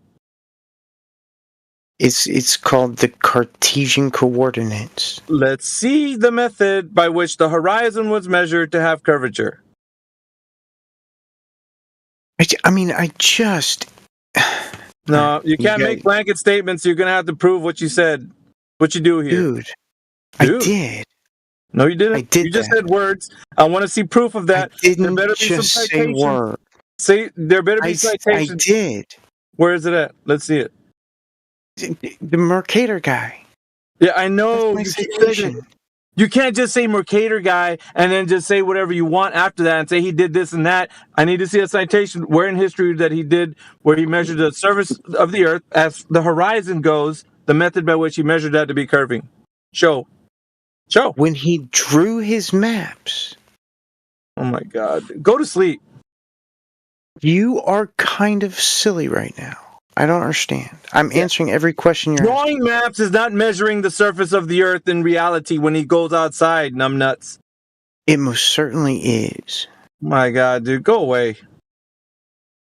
You have to measure the surface to make a map. That's what a map is. Your globe game sucks, dude. Go away.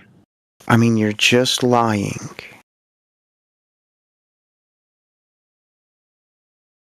You're lying and denying reality. All at the Didn't prove anything, Donald. I'm not fucking lying. There's nothing cited that he's done that. He didn't measure the horizon to be curving. Fucking cite it. You're calling me a fucking liar? I want you to fucking cite your shit. Do it. Every single map. Stop saying every shit. Fucking cite it. Let's see it. Where is it?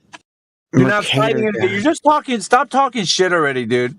I mean, you keep saying the same thing over and over and over that I haven't. You're annoying. You're fucking annoying, dude. Just fucking cite your shit. I'm gonna leave you muted. Cite your shit, or else plug your ears and go away. Cite your shit.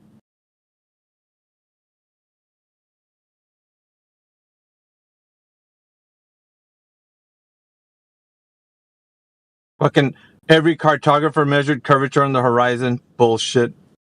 Fuck is this, dude?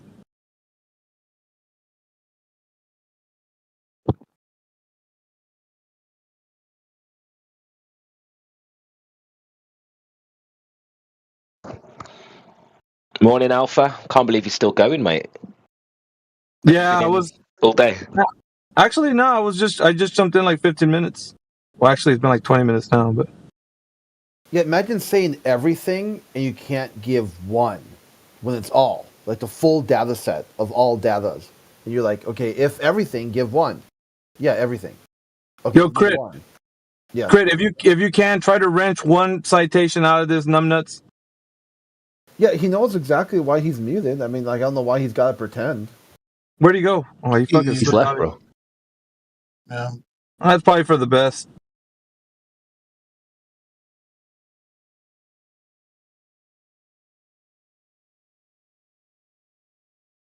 Kind of been in and out, like out of daze. He's a bit dazed, I think. And then Pad's over there white knighting for his dumbass. You just gonna mute you, bro. Like an idiot. You just come across like a dick, bro. It's been pretty chill in here all morning. Yeah, good. Oh, fuck off, dude. Pretty chill, my dude. With you, it's always, well, we're just trying to have a civil conversation. Like I say, mate, it's been pretty chill, but I'll just mute up because otherwise I'll end up getting muted, bro, whenever I speak to you. Oh my! But dude, don't play the victim. That's unbecoming of you, dude. The victim status. Oh, I'm just little old me over here, and I'm minding my business. We're just being chill, and here comes Big Bad Wolf. I agree, though, bro. Flat Earthers are not. I tell you what, Pads. If you carry on like this, you will be muted, mate, because you didn't need to get involved. Are you a glutton for punishment? Why did you get involved? Just why? He's being a dick with him. Yeah. But the guy isn't. I mean, the guy is a dick. Don't get us wrong. I'm not a Donald fan, really. He chats shit, but Okay, well then shut the fuck up. Just give him courtesy. What's the point in unmuting somebody to just berate him to put him? Because he's not going to provide evidence. He's not going to provide a source. He's just going to appeal to authority, appeal to popularity. Yeah. That's it. And we get nowhere with them. I agree. So we got Pads. What I'm talking about right there. So just keep him muted. That's like. Oh my god, dude! You're not running this fucking show, dude. This is our server. This is our room. That's why I said I'm going to mute up. Dude, if you want to listen, Pads, if you want your bleeding heart to help people out, go to another room in the marketplace of ideas and go build your room over there and say, "This is the Pads bleeding heart room. Come over here where you can talk whatever shit you want." Like I said, I'm just going to mute up for a bit, bro. I've been chilling for a bit, a couple of hours, yeah. So oh my god, dude, you are such a. Oh, this guy is a. I don't know, man. You guys might like Pads, dude, but he just fucking, I don't know, he gets on my nerves, this guy. God. I do kind of want to know what twerks you off the most about Pads. I think a lot of people want to know. A lot of people. He's a sleaze bag, dude. He's a sleaze bag. This how many PMs guy. I get about Alpha, bro? He's a fucking sleaze bag, dude. You have got a habit, though, of commenting where you don't need to in every conversation, right? You kind of drag yourself into the fire. So you should expect a bit of, crossfire if you're going to step in front of the, of the gunfight. You should expect that. Roots, check this out, man. This fucking times you've never got a PM from him. Hold on, let me mute him. Let me mute him because I'm going to have to leave anyways. So yeah. Hey, I have to. Otherwise, I won't be able to finish telling Roots because I gotta get going. But see, this asshole, he micromanages the fucking room, dude, and tries to make it to where he wants it to have civil conversations, and it just be like the way he wants it. And dude, this fucking weasel has been doing this shit ever since he's been in here, dude. I'm telling you, that's his game. So just watch out, man, because that's the way he likes to play it. Just saying, just throwing it out there. Anyways, I gotta get going. Roots, I know. He likes being here, and sometimes he can be really, interesting. He can get the conversation started. But I hear what you're saying, and I do think to myself, why are you getting involved, Pads? Just let it happen. Enjoy the convo, and then get involved when you've got something to contribute yourself. You don't need to comment on other people all the time. Yeah, you're right. It's something I'll work on, boys. You are right, and I'm being genuine. You are right. Fuck around and find out. Oh, bro, just There's two things to consider. Unreal, bro. There's two things to consider. We don't like is that putting a you pick your container battles. on you. Yeah, you got one, you got to pick your battles, and two, it's well documented that Alpha hates the British, and that's okay. You know, no, not everybody that's likes ridiculous. I know it is. I'm saying it like in jest. No, it's not like really hating the British. It's just like I can't stand No, their accent, it's their a joke. culture, their- Yeah, there we go. See, Crit gets it. Crit gets it. just that they live on an island. You know, like, This guy gets it.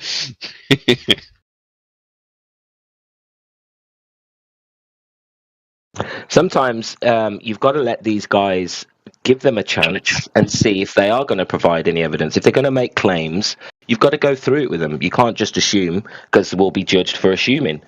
So we do give people the chance to come off mute. We kind of know what we're going to expect, but we've got to give them that chance to, provide the evidence. And if they can't provide the evidence, then we're going to shut them down, because that's what we're asking for. If they're going to claim they've got evidence of direct measurement, but all they're providing is data from indirect measurement, then what? Should we just entertain them and just go around in circles, or should we just shut it down? No, I get you. Yeah, it's the same sort of. I'll treat Donald just like I treat the Nathan Oakley show, just like a bit of a laugh. It's not really. You all know what you're going to get when you unmute him, like you say. See, Pads, you should have been like Donald. Donald, they're looking for direct measurements. They're not looking for data.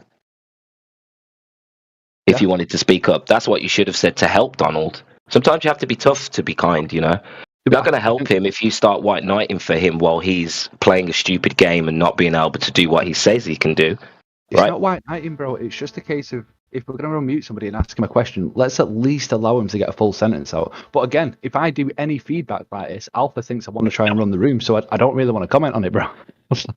That to me just seems courteous. Like, right or wrong, it's courteous. Back to Nathan Oakley, was it? It just kind of seemed like that guy went a little bit nuts on one person for too long of a time, when he should have just muted the guy and went on with his topic. I don't know. During the show, whatever that was, the show or whatever you want to call it, the stream, I just thought it was he did a little too much on stressing over one or two people, and I don't know. It was bothersome. I wanted to keep moving on with his points is all.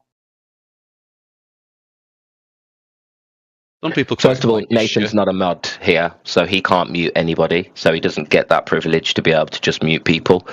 And secondly, that's Nathan's style. When he runs his show, we give him a little bit of space and allow him to do his show how he likes to do his show. We will mod him if he's abusive or if he breaks TOS, and we've actively been doing that. So, but you've got to understand, when it's Nathan's show, Nathan has a certain style, and that's just who he is. If you don't like his style, I'd suggest come back after his show. And I'm not being funny. I'm just saying there's a few people who feel that way. But at the end of the day, he has an hour, I think, maximum, hour and a half. No, you're absolutely right. I don't think I'm going to be around for his show. I do. I come back in a bit. It's not to my liking. I think he makes the topic look like a complete and total freak show, which is the opposite of what this server is actually set up to do. So I think, do you know what? no, I'm not gonna stick my oar in. I'll come back in an hour. Dude, an hour when Nathan Oakley is here once a week shouldn't cause you to say all the hours. That was what I was saying. That's not what I'm saying. I'm saying in that specific hour. So I come back. If I don't like what's on TV, I don't complain, because I understand it's like this. I'll just come back in an hour, and I'm backing up. I'm backing up what the other chap was saying. Like, if you don't like it, and it's not to everyone's taste, because nothing is. So you just come back in an hour. Okay, do you know why Nathan Oakley is like that? I've had it explained to me that after 12 years of being called a retard non-stop, something just eventually snaps, and you're like, well, not at all. He just treats globalists the way they treat flat earthers, and the globalists don't like it. He's one of the dudes who fight back, and that's why he's respected in the flat earth community. A lot of flat earthers just turn the other cheek, be like, whatever, okay, sure, all right, bye. They disconnect from calls. They go. See, the issue is flat earthers, before we started making our own spaces, we would just be on the server, and then people would flood it, raid it, and they would just, all right, bye, go to another server. Then the globalists followed, and they followed, and they followed, and they followed flat earthers around like a lost puppy. And eventually, some people said, you know what? Enough. We draw the line here. Getting sick of being like hounded all over the internet with a bunch of questions that they take no answer. So Nathan's like, hey, if you ask a question, that's a dangerous position to put yourself in, because now you have to listen to the answer, and you don't want to listen to flat earthers. So then and when he doesn't have the mute button, see, on his server, the person asks a question, then he mutes them so he could give the answer. Here, there's not an automatic mute. So then he like fights fire back. And eventually it gets too audio chaos and we got to step in. So you make it seem like somehow all this stuff just happens in a vacuum. Like the whole debate started when you joined it. No, this is stuff going back years, like a decade. There's so much context that you are so far behind the curve that it's like how to catch you up. And this has been explained to you multiple times, and you're still not getting it. It's not the flat earthers who brought the toxic. The globalists did. Still to this day, they still think they can out flat earth the flat earther. They'll say, "Oh, flat earthers are toxic." Oh, really? Yeah, watch, and they'll call you a flurman. Like get off the internet. Jump off a building to prove gravity. So I go, inside their own worldview, they're already contradictory. They think being a flat earther means you're toxic because you're lying about science or some shit. And then they try to out flat earth the flat earther as their only proof of what the globe is. So Nathan's like, sure, let's put a spotlight on that. Because I'm a flat earther and I'll out flat earth you. You really want to play dumb games?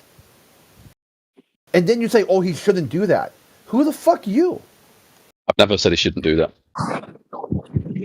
That's not what I said. What I said is that there's different segments in the channel, and if you don't like that particular segment, if it's not for you, you just go somewhere else for a bit. Is what I said. I was backing up what the other guy was saying. Like, if it's not to your taste, if it's not to your liking, that's fine. Like, there are certain restaurants that sell food that's not my necessary, it's not my bag. So that's fine. I don't complain about those restaurants. I just don't eat there. It's not to my liking, so eat somewhere else. And that's completely fine.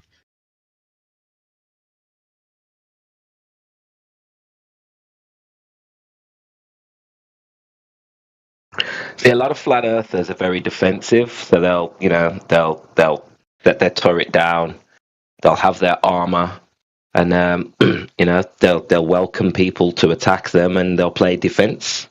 Nathan is on the attack, and I think there's nothing wrong with a flat earther who's on the attack. There's plenty of globers who are on the attack, and like Crit says, we're called scum. I was called scum of the earth yesterday just for being a flat earther. I barely said 2 words. Being on the attack as a flat earther is a rare thing, so that's why it shocks so many people. But it's highly appreciated as a flat earther that there is people out there on the attack like that, because it shows you that you don't have to just be defensive. You don't have to be passive as a flat earther. You can be proactive. You might be aggressive. You might need to be aggressive, but to play offensive as a flat earther is quite a feat. Hats off to him, whether I like his style or not. What do you think the most effective method of attack from a flat earth perspective is on somebody who's like neutral? Like somebody who doesn't, like, not super interested in the globe, but also like doesn't know a lot about flat earth. What do you think's like the main, like, most effective attack route? That's a softball question. Just Google flat earth and count how long, how many hits, how many links do you have to filter through before you find any real flat earth content. If it was really that, like, why the effort? If it was just that easy to prove the globe, why not just prove the globe? Why does it take pages and pages and pages of why the earth ain't a flat before you finally get to any flat earthers talking about flat earth? Just look at the method of suppression. And then who has the ability to suppress, and who has the ability to not suppress? Who's the people in control? That's easy. That's a man. Softball. So you're saying like suppression is the fastest route. Like, hey, look how underground this topic is. There's something to look into clearly. That's what you're saying? No, I'm saying if you got someone who's neutral, said, hey, you know what? I'm not sure. Is the Earth a curved or is the Earth a flat? And you're like, oh yeah, like, so what do you think? The globe side will tell you it's not a flat, and how stupid it is to think it's a flat. And they suppress any flat Earth content to demonstrate how stupid it is. If their claim is, hey, flat Earthers are stupid, wouldn't they want to showcase flat Earth content to demonstrate how stupid it is? Why strawman it? Why at all? Like, would you need to strawman something that you think is dumb? Like, you'd say, here's their content, enjoy. But they tell you, no, it's completely idiotic, it's worthless, it's useless, and it's completely damaging at the same time. Just highlight the contradiction. Look how awful the globalists are, how bad faith they are. Just that alone is enough to tip the scales for just average someone who's on the fence. Like, really, oh, I'm not sure. Is it curved or is it a flat? What do you think? Well, I'm on flat Earth side. Like, I'm Bible believing Christian, so obviously flat Earth. I don't think like the pictures NASA shows and stuff like that. Like, how'd you get that? Yeah. How'd you get from Christian to flat Earth? Well, I mean, it doesn't mention a globe at all. Well, the current astronaut who just got back, Butch Wilmore, said Jesus was with him the whole time in space. Is he not a Christian? Probably not. Like, a lot of the astronauts are like Freemasons and whatnot, so I don't think that they're real Christians when they say they're Christians. Bible to the moon. Edgar Mitchell, Apollo 14, said they could bring one personal item. He said he wants to bring a Bible to the moon in case something happens to humanity and aliens find the solar system. The Bible will be perfectly preserved on the moon to demonstrate what humanity was about and what humanity valued. He might have brought a Bible to the set that they call the moon, but I don't think he actually brought a Bible to the moon. If he says the Bible is the most important book ever written, he wouldn't be a Christian? Well, no, not necessarily. Like, some people call themselves Christians and aren't actually Christians. Last year for Easter, one of the astronauts released a book called Finding Space Jesus. How going to space confirmed the glory and beauty of God's creation. Does that make him not a Christian? Probably, yeah. In my opinion, yeah, it would make him like a Satanist. Okay, Newton said that his model is so perfect, the model of creation is so perfect and so full of glory that it could have only been created by a supernatural being. And the only supernatural being that he knows with this sort of artistic flair and power is the Heavenly Father of the Bible. Does that not make him a Christian? Well, no, that's just like observing what he could see from Earth. Like, I don't think Newton is necessarily a Satanist. Okay, he could be a Christian. Then you've got Copernicus. Copernicus said that his model, the first heliocentric model, had perfect circular orbits and perfect spheres. And this is proof it was made by a supernatural being, because a perfect circle, a perfect sphere can't exist in nature, so it must be supernatural. It was created supernaturally by God of the Bible. Does that not make him a Christian? I don't really care like who's Christian and who's not Christian. I'm saying I'm a Christian, so I believe that the Earth is flat. Yeah, if your Christianity brought you to flat Earth, who the fuck are you? Why is your Christianity some sort of special king secret interpretation? I'm not saying it is. I'm just saying it's one of the reasons I am. Well, you got to think of some better reasons, homie. What reasons do you have besides they've hidden it? The Earth, the physics of water, observable, objectable reality. Yeah, I don't need a supernatural sky daddy. Matter of fact, I purposely avoid those conversations because the globe side has supernatural sky daddies in spades. Before every launch, they pray to God. all the whole astronaut corps, right-wing Christian conservatives. I'm not going to sit here and debate against them about whose interpretation of Sky Daddy is correct. I'll bring it right back to the physics of water. Are you an atheist then? You could say, yeah, as far as the globe is concerned, I'd be atheist. I'm unconvinced. No, I'm asking about God in general. Are you an atheist? Do you not believe in God? No, I'm talking about, if you want to use a term, yeah, I am unconvinced by heliocentric model or models. I'm not related to the globe or the flat earth. Are you an atheist? What we talk about in this channel, listen, be very carefully. In this channel, it's not about debating who Sky Daddy is more important and who Sky Daddy revealed to you special understanding. I mean, you keep using the word Sky Daddy, which makes me take what you say about flat earth less seriously, because, like, for me, when you keep Christianity is a huge part of flat earth. Well, you keep invoking Sky Daddy after all these soft prompts to get you back to the topic. I'm ready to just boot you the fuck out of here and go debate in one of the other channels. There's enough channels here to talk about Sky Daddies. You don't need this one. I'm not trying to debate it. I'm getting tired of you trying to say that, like, oh, hey, you know, Christianity is not a part of flat earth at all. It is. Like, to me, it is. No, it's not It's at a all. huge part. You asked why I believed in flat earth. It was one of my reasons. You just discounted it completely. I did not ask you that. There's a lot of people here that think that flat earth doesn't have anything to do with God.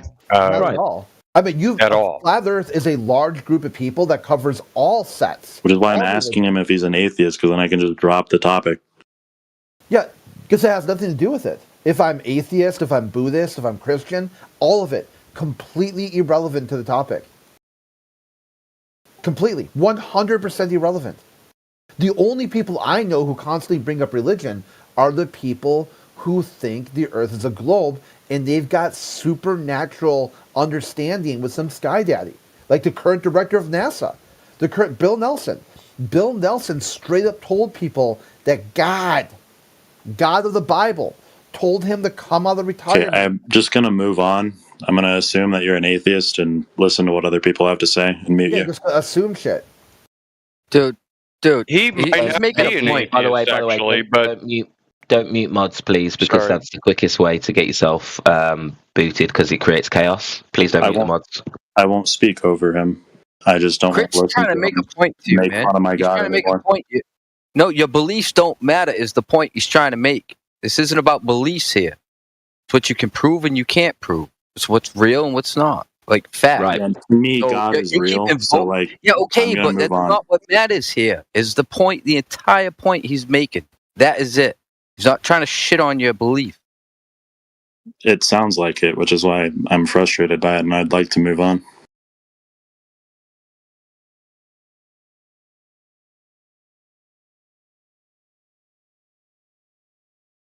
The reason why we're so empirical and we insist that we keep the arguments empirically is because we're trying to cater to all audiences. There are plenty of people who think flat earth is a biblical argument, and whether you think it is or not, here we're not interested in any biblical arguments. We're only interested in the empirical evidence. And I think it takes away, if you take an empirically provable, repeatable, testable argument and turn it into a biblical argument, you're not doing it the justice it needs, especially in a mixed audience. Do you understand? That's fine, but this guy literally just asked him, hey, why do you believe in flat earth? And he gave his own reason. He didn't come in here like saying like, oh, I think that it's because of that Jesus. was a question that was asked. Like he just got asked a question and he gave his personal reason, and then the guy like ridicules him as if he came in here just volunteering to talk about God. You're completely full of shit. He asked me what is the best way to tell somebody about flat earth who's on the fence. And then you asked him why he believed in flat earth. Somebody did. It's important to be honest. I did not ask him. I said, hold on. I said my reason, if someone's on the fence, just look at how the globalists act. They act better than you. They act like Christians. Right. Yeah. They act like they know something. Then he got offended by that answer, and then he said he would preach to somebody who's on the fence. And I told him no. That's not what you asked, Chris. No. What you asked, Crit, was how did you get from Christianity to flat Earth? That's what you asked. Yeah, riddle me that. It was basically like to let him know that his method is complete bullshit. All I'm saying is welcome to Flat Earth.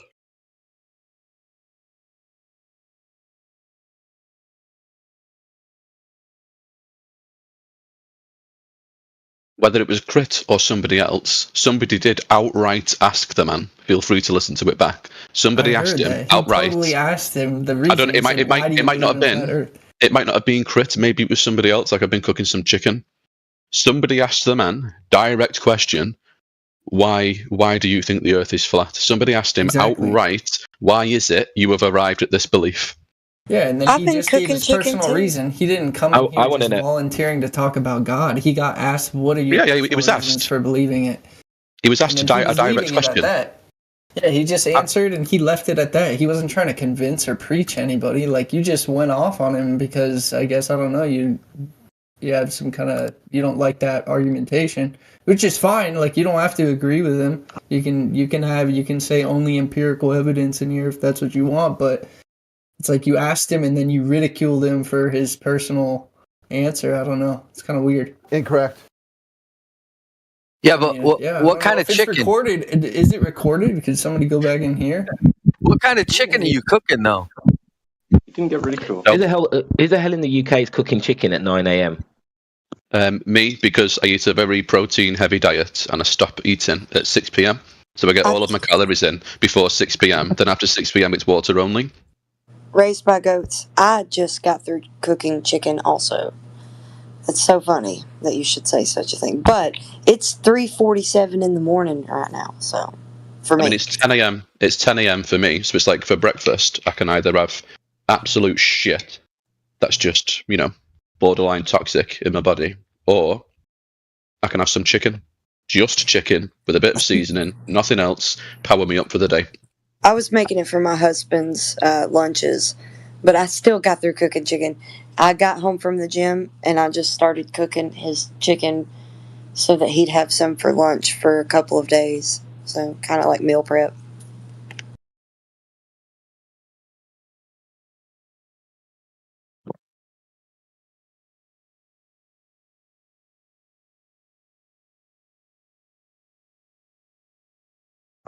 Sometimes I think people think that the flat earthers are going off on people or kicking off at people. Like, that's not what happened. This is a form of communication that is trying to get you to think about things without just, feeding you your dinner. Here comes the airplane. We don't need to do that. And if we do that, then we find people don't come to their own conclusions and think that they're being brainwashed. So there is a communication style that may be more advanced than a lot of people are used to. But the style is to make you think about what you've just said. Question your own comment. Really think about this, and we're not going to be able to force it down you. We need you to come to these conclusions yourself. So I do understand people don't understand the flat earthers sometimes, but the communication style is very advanced, and there's a lot of experience here, man. I think there's a lot of good things that come out of this way of questioning if the other person is open to question their own, how they've approached the situation and the topic. Yeah, this idea of constantly branding flat earthers as some sort of like Christian conservative, no, that's not the case. Not even close. Not even remotely close. If anything, the ones who identify as Christian don't follow the Bible as written. They've added in books like the Book of Enoch. There is no flat earther that is your basically run-of-the-mill Christian conservative like the astronauts are. And trying to slap a flat earth sticker on that ideology is just showcasing how bad faith they are. Because if they really are like, oh, I'm a right-wing Christian conservative, how do you explain God bless America, we landed on the moon because God picked capitalism over communism, as claimed by Richard Nixon? How do you explain that, homie? Riddle me that. If what you say is true, then how is God on both sides of the conversation? How do you have a William McDuffie, young Earth creationist, Bible-thumping literist as an anti-flat earther, saying God parted the skies to get a clear observation of the sun.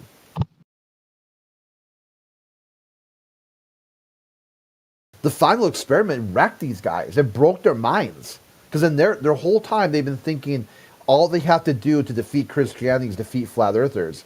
And all of a sudden, here's a McDuffie rolling out. And they're like, fuck.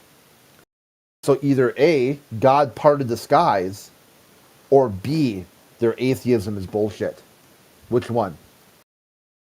And they don't like it. So now instead of just accepting the fact that their side is deeply religious, deeply theistic, they just double down and try to make flat earthers out to be something they're not. And that was my point I was making from the very beginning. What is the best way to prove or demonstrate to someone who's on the fence? Look at this last guy. Yeah. I went back and listened, and you said at the end of your speech about that, you said, what do you think about what you'd said, right? And he said, well, I'm on the flat earth side, I'm a Christian, right?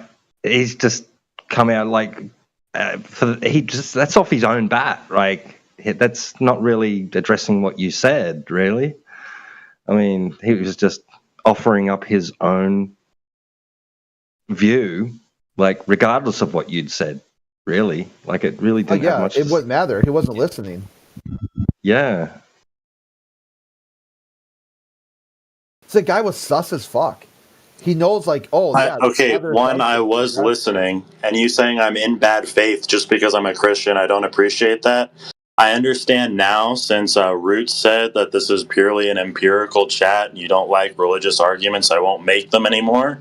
But I don't agree that just because some people who believe in the globe claim to be Christians, that all Christians who say that they're flat earth are bad faith. I don't agree. That's a bad argument.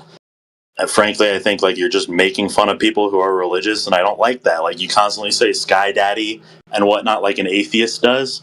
And to me, that's like a big no-no. You shouldn't be doing that. It's frustrating. It makes people not want to hear what you have to say. I was talking about spoon feeding and like, oh, here comes the airplane. That's exactly what you're doing. You're trying to get people dogmatically to listen to what you have to say via, what's it called? Making fun of it, like making fun of the other side. Like, oh, your opinion is so dumb. Listen to my opinion. It's right because it's not stupid. Like, that's the argument that you were making. That's what I heard. You said that I'm not listening to you. I am listening this whole time. I muted myself to listen. And it just sounds like you're still making fun of me and trying to say I'm bad faith, even though I've been sitting here listening to everything you have to say. I'm going to continue to listen to everything you have to say because, again, it is my true belief that I am a Christian and I believe in flat earth. I won't use that as an argument in this chat. I just want to listen to what's going on and I'll hear. Like, my original question was, how would you convince somebody who is on the fence? Then you gave your answer, and then you asked me, what do you believe? Like, what do you think? And I said, I'm a Christian. I think like flat earth is true. And I left it at that. And I'm going to continue to leave it at that and then hear what the other arguments are.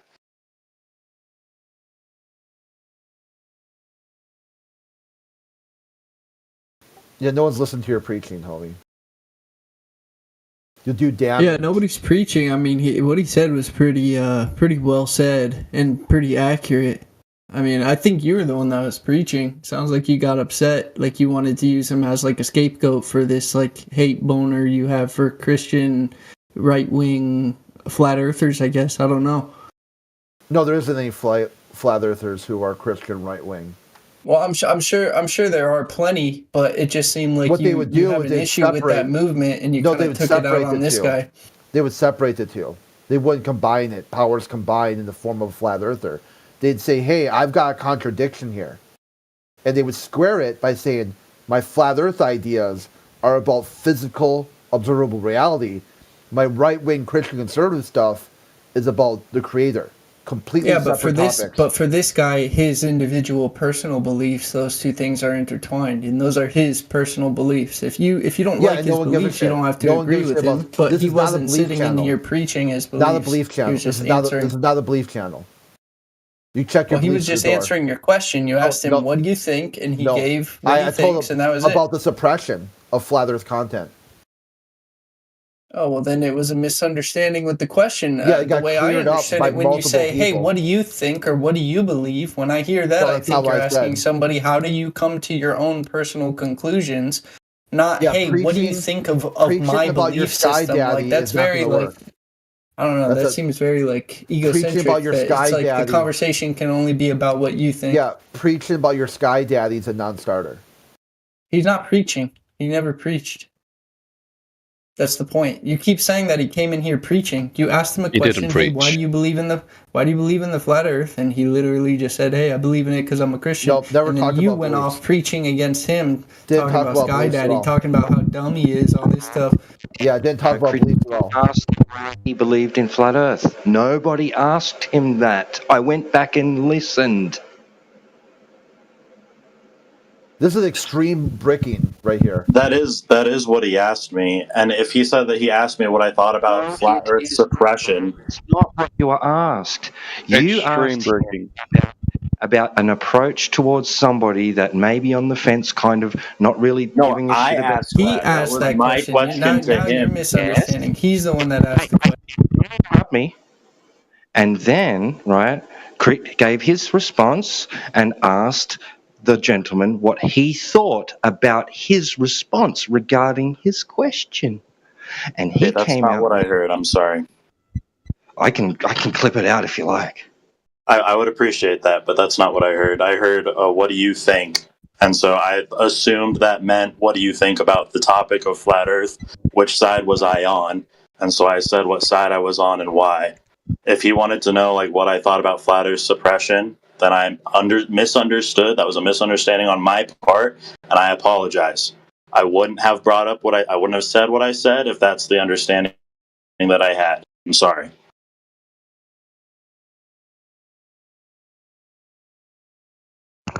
Let's move forward. I think you were trying to sort of ask some questions. Are you comfortable moving forward now from this point? Yeah, I was comfortable moving forward a while ago.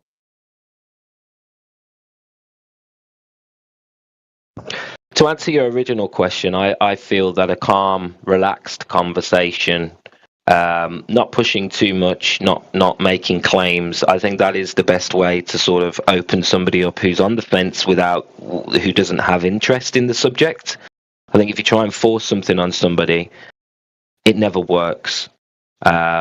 And I think that's part of the communication style here, is to fire your own questions back at you, to get you to examine your questions. And I think that's a very good way of opening up people who are not interested or on the fence and not really paying attention. Because a lot of people aren't listening. They might, seem like they're listening, but they're just waiting for their opportunity to talk. And when it comes to Nathan Oakley, I'm not trying to bring that conversation back up, but these types, I think what you're dealing with is an algorithm online where people want to see excitement, people want to see controversy. And I think if you're a content creator, there is a whole incentive to make your shows fiery. So I think there's an element of that as well. There's some content creators who do like to stir the pot and get it going, and I think that's part of the human nature. So I would say, yeah, it is a good tactic to create controversy in these discussions, because it reaches a bigger audience.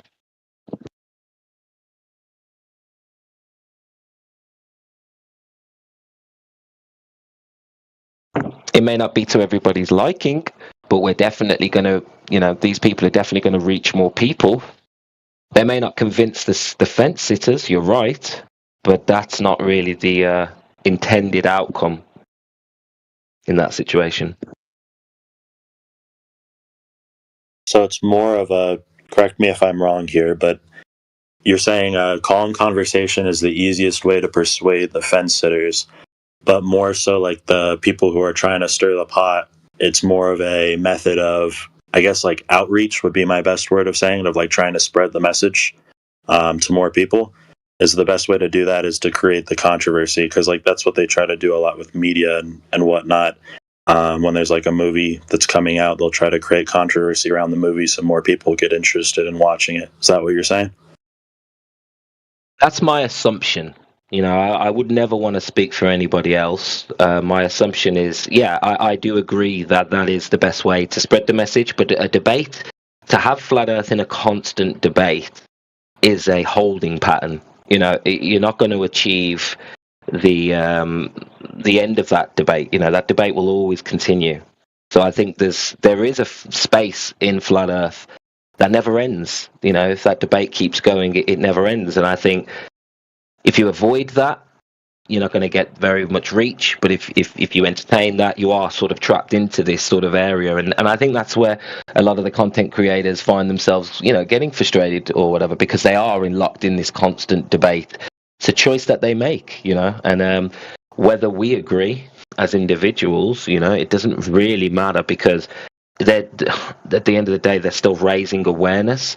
They're bringing people into the debate. And I think that's the key, really, to get those people interested, show them there is an ongoing debate. Even though for us there is no ongoing debate, but it is, you know, it's part of the game, really, to draw people in, because if people think, oh, there's no debate, we're just saying it as it is, then we're preachers. You know, people will write us off for being preachers. So what's better, being written off as a preacher or having that debate? You know, and then when people are ready, they'll start asking the right questions. Because there are the right questions. The people that will succeed in this conversation the most are the ones who ask the right questions. So, got to really think about what you're claiming, what you can prove, and be honest. That's it.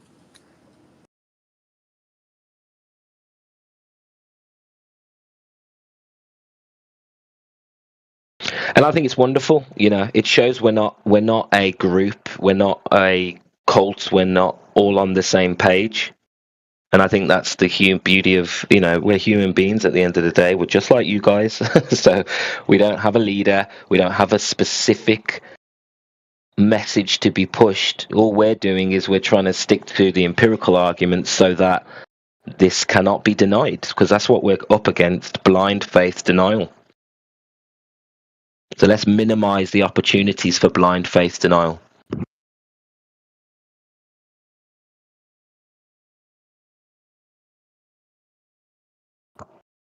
I mean, if we sit here and we say, do we have any globers with any direct evidence for the claims of the heliocentric model? It gets very quiet, doesn't it?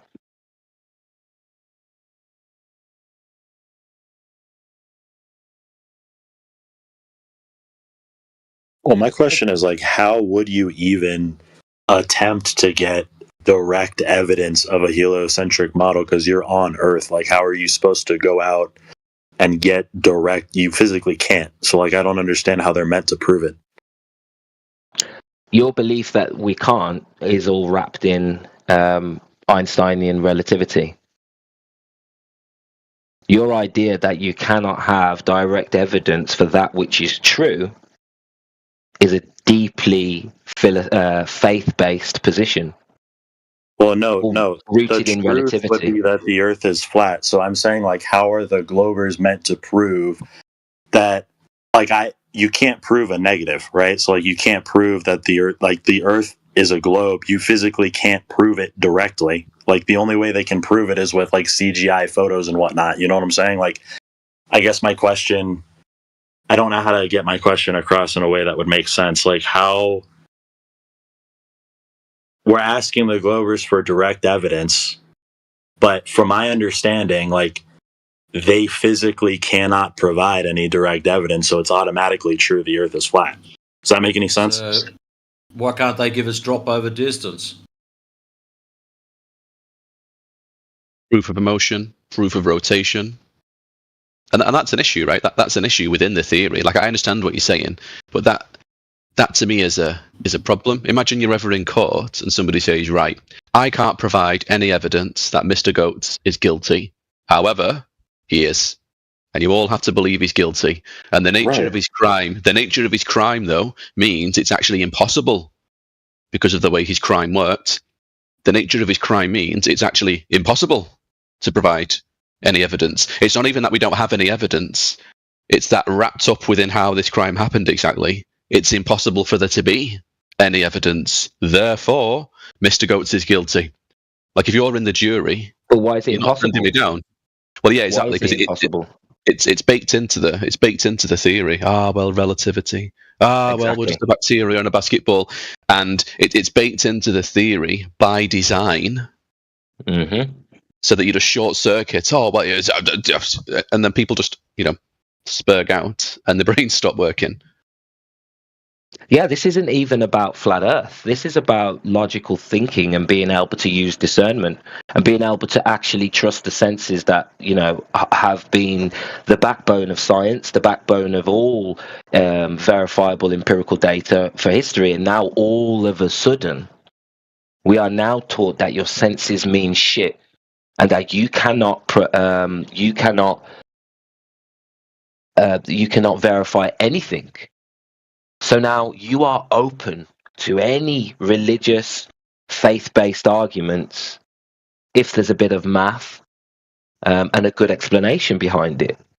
And that to us is that's where the problem lies here. This isn't about whether the Earth's a ball or flat. This is about the fact that we don't know how to think anymore, and that we're able to be fed this relativity, which is basically a religion. And I just want the Earth to be a ball so I can prove evolution, so I can prove we evolved from fecal matter soup. Because that's where I want to evolve from. Good luck with that. My great granddad was pond scum. I've traced my family tree all the way back to pond scum. How's the shape of the Earth related to evolution exactly? It's part that's a good question. It's part of the story. Yeah. How did you get here? Well, there was a big bang, and then there was a bunch of random lucky conditions, that allowed for pond scum to become life. And we have no direct evidence, just like the heliocentric model, for that either.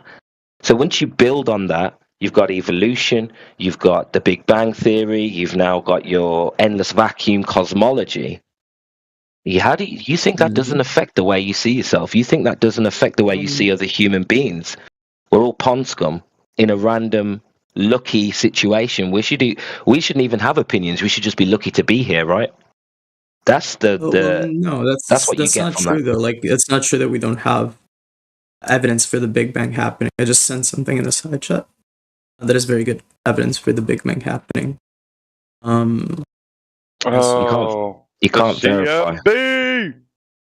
You can't verify what the CMB actually is telling us. First, you have to actually prove gravity for the CMB to be a thing. To even I think I did. Don't forget that the oceans are inherently the ocean is inherently a black body, so that could be noise that completely rules out your C and BR. Yeah, no. The ocean, black body. It's a perfect emitter. Yes. That's very interesting. Yeah, so. There's very good evidence for the Big Bang happening. I don't. You don't have any evidence for that. It's me personally. It appeals to historicity, and that's a big no-no when you're talking about science, because you can't observe. Because you can't observe what you're claiming. You can't observe. It's pretty fair to claim data when you're that's just ridiculous. To look at data and be like, well, we have that data, and you're looking at the data that's collected by an instrument. Do you think it's logical to have your conclusion? What do you mean? Yes, it's directly observed. Do you think that it's actually logical to have your conclusion baked into your premise? So if it's something that you cannot observe, that's not what's happening, though. Yes, it is, because if you can't observe it, then you can't confirm it. What are you talking You about? observed it. Like the point is that we have the data, the instrument. What sound, data? and then we can observe. Yeah, the cosmic microwave background. I sent it to Yeah, I side got chat. you. They used a black body. Listen, the ocean is a black body. It's a perfect emitter. Okay. A disk in space. No, that's not what it says. But anyway. Yeah, I think you should look into that a little. It's very interesting. It pretty much shows that the universe started its expansion at some point, and we still like have a very simple way to explain that is we still have traces of quote unquote like the sound that the expansion caused, quote unquote, right? You could think about it that way. I love how you guys use CMB when it benefits you, but then when you have your three-body problem and you're not able to account for all of the matter, then CMB becomes an issue, right? Because the CMB is also poking holes the thing is, what in I'm your telling theory. Yeah, but the CMB is also a problem for you. So the CMB is not consistent, because if it was consistent, you wouldn't have the problems with the greater model, would you? No, the thing theory. is, so your CMB theory has flaws, massive flaws, and you're once again, completely what we're avoiding doing the here whole is we're point. looking at data. But listen, the whole point was direct evidence. We're not looking to Evaluating get whether into. there's evidence for something or not. And you said there isn't evidence. I said direct. Do you know the difference between direct evidence and this is correlatory evidence?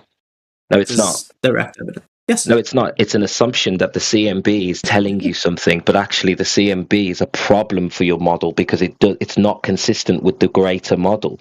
And the CMB is showing that there isn't enough matter. There isn't enough matter. So maybe the CMB is being, maybe the CMB is being misinterpreted. That's why it's not direct evidence, because there is that was the case. Listen, so there is we an have open interpretation here, and you're jumping to conclusions, my friend. No, so what we're doing here is we're observing data. We're seeing that, well, this data works with the model, right? This data does support the model. Now, if there's other data that does not support the model, that probably means that it probably means that there's like some minor issues with the model, right? And then when we account for those problems, when we adjust the model so that it accounts for those results, then the model is like even more accurate. That is what you do. The difference between let's say science and flat Earth is that science is willing to do those adjustments and look at the data and accept the data instead of just saying, well, no, that's not true. Right? So like the same way that you're doing right now with the CMB, like so you can tell us what all these little yellow and blue dots are in the little map there, picture thing you got there, but you can't actually demonstrate gravity for us in a if you want to, I way. actually demonstrate. I can demonstrate a force that keeps thing attached to like large masses, right? So that's just what we call gravity, right? No. If you can demonstrate, then you can demonstrate gravity yourself. Like, what do you mean, me too? It's literally just gravity, right? And stuff falling down is not just gravity. So I was gonna say I did it once in this voice chat, and I did it without assuming the Earth to be a globe. I did it without assuming heliocentrism. I did it without assuming any of those things that you guys find problematic, and I still ended up with gravity. Just straight up preaching. No, I'm not preaching. If you want, I can give you the demonstration. Well, you can make your arguments, but the CMBs. Have you heard of the axis of evil? No, I haven't heard of it. Yeah, well, if you Google the axis of evil, the CMB data suggests that we are at the center, and that doesn't follow the big. Okay, so doesn't follow the Big Bang model. I think I understand what you're saying. No, your CMB data that you're relying on to tell you you think is direct evidence and tells you some verifiable information. Well, it's also verifying that we're at the center. So how does that work? That does actually work. with the Big Bang, because the thing is, the Big Bang predicts the entirety of space and time to have been to have started their expansion from like a singularity, right? Like it's a very concentrated. Actually, I don't think that's completely accurate, but it's like something similar, right? Like there's a really small amount of matter. Yeah, it's fecal matter soup in a little pinpoint tab. Can I finish my? Okay. So what that means is that pretty much like you could consider as the center of the universe any point in the universe is what it says, as if I understand correctly what you're talking about. It's a bit complicated and I don't understand it 100% myself, but I know that it's not contradictory with the Big Bang. Oh, it is. The Big Bang assumes that the universe has no direction or center, where the axis of evil suggests that we are the center, which is not predicted by the Big Bang model. So it's a very big contradiction, and to rely on this CMB radiation, well, then you have to follow through and say, okay, so that is also showing that we are at the center of the universe. Yes, but it also shows that every other single point in the universe is at the center of the universe. So it doesn't show anything that you're claiming. It doesn't show that the Earth is a privileged object that is like at the center of the universe. It shows that every point in the universe is at the center of it, which is like a bit more complicated to make sense of. And I understand that it's like counterintuitive, but like that is what it says. It doesn't say that like the Earth specifically is at the center of the universe and it's like privileged. Or it could mean that you don't know what CMB is and that doesn't work the way that you thought it did, and actually it's not to be relied upon when you want to make direct evidence claims, right? Because it works for every single point in the universe. Like you're misrepresenting the data, right? That's all it is. It's data interpreted by colors on a screen, okay? And you're making assumptions based on that, and you still have zero direct evidence for your first belief, which is that this CMB data was from the Big Bang. So this is a whole bag of shit, honestly. And you think it's direct evidence of something. I think you're just dismissing evidence for like the fact, like for the reason that you just don't like it. Well, it doesn't matter what you and me think. Your scientists are arguing about this and have been for a long time, and it's threatening to dislodge your heliocentric model, and there are scientists looking for alternative models because of this CMB. So DMB isn't necessarily your argument to use against flat Earth and to prove the Big Bang, and your scientists understand that, whether you do or don't. Sure, I guess like it's true that there's like discussion going on about it doesn't disprove the right? And the fact that we have evidence that points to the Big Bang, even though it is being discussed, and like that is not the only evidence. Just making this clear. I'm bringing up this because it's the first thing that came to mind. There are other evidences there's other evidence for the Big Bang, not just that. It wouldn't be such a agreed upon theory between scientists if it wasn't that way. I was just like challenging your statement that there is no evidence for the Big Bang. That's not true. Like factually. Yeah, the evidence for the Big Bang is your God did it. No, I don't believe George Lamontre, the ordained Catholic priest. I don't believe in God's service. Well, that's a problem you have, and this is the same thing we talked about earlier. You sit there, will invoke a Catholic Church creation myth, and then the backswing be like, well, I don't believe in their God. I'm like, well, then don't use their creation myth. Duh. No, it's not. If anything, the Big Bang contradicts the myth of the Bible. No, it directly. The Big Bang was a pejorative. Directly contradicts it. The Big Bang was a pejorative. That name Big Bang was because the atheists at the time were like, oh, you're saying the universe started off with a Big Bang? And the Catholic priest was like, well, no. It was like, he said this is what it was, some sort of singularity and whatnot, and they mocked it and they ridiculed it. So you do not have the big. If you're an atheist, you lose the Big Bang. You can't use that. You're just lying right now. Like that's literally not true. But that's fine. Like no, that's literally true. The term Big Bang was coined by astronomer Fred Hoyle in 1949 during a BBC broadcast, where he used it to describe the theory they actually disagreed with. Blah blah blah. Despite it, so yeah, you're right. So this is the you're best right. part. Yeah, so you talked about I lied. What? They tried to mock the Catholic Church creation myth, and now they have egg on their face because their mock was then used, weaponized to show their ignorance.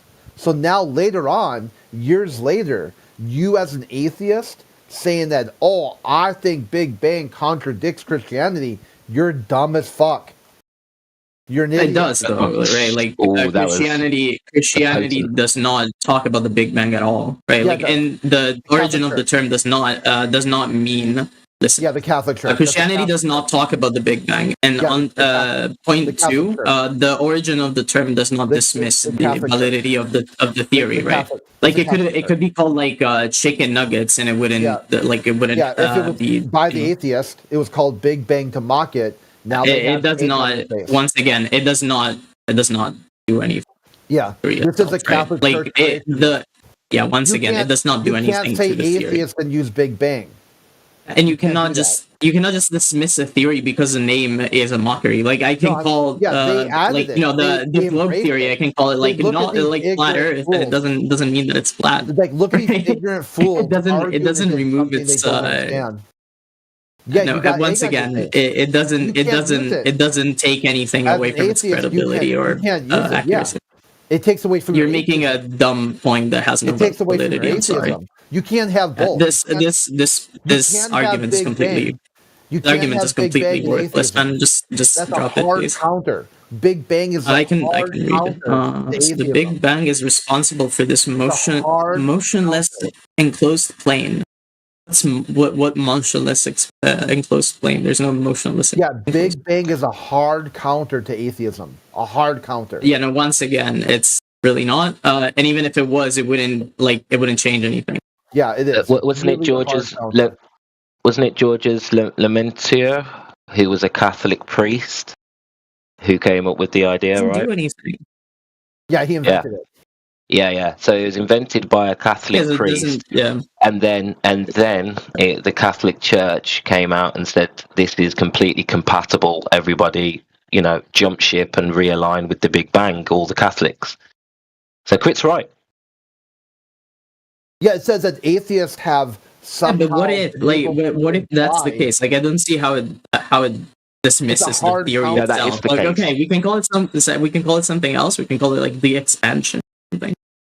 Are you happy with that? Like, I don't understand like how that you'd have to come up that with changes anything, right? Like, it's very stupid to like attack a theory because of its name. No, it's attacking atheism. You can say like, oh, flat Earth is stupid because it reminds me of like flat-chested women. Like, what the fuck does that have to do with anything? As an atheist, you have to pick which one, Big Bang or no, it doesn't. No, I don't have to pick because the theory itself that takes the name from the mockery is still consistent and does not imply God, right? Like even if it is, listen, even if it was predicted by the Bible, let's say that it is, okay, let's grant that the theory itself does not require God, right? And therefore does not imply God, right? So it's like I can be atheist and believe in the Big Bang. It doesn't do anything. Like see how stupid this attack is.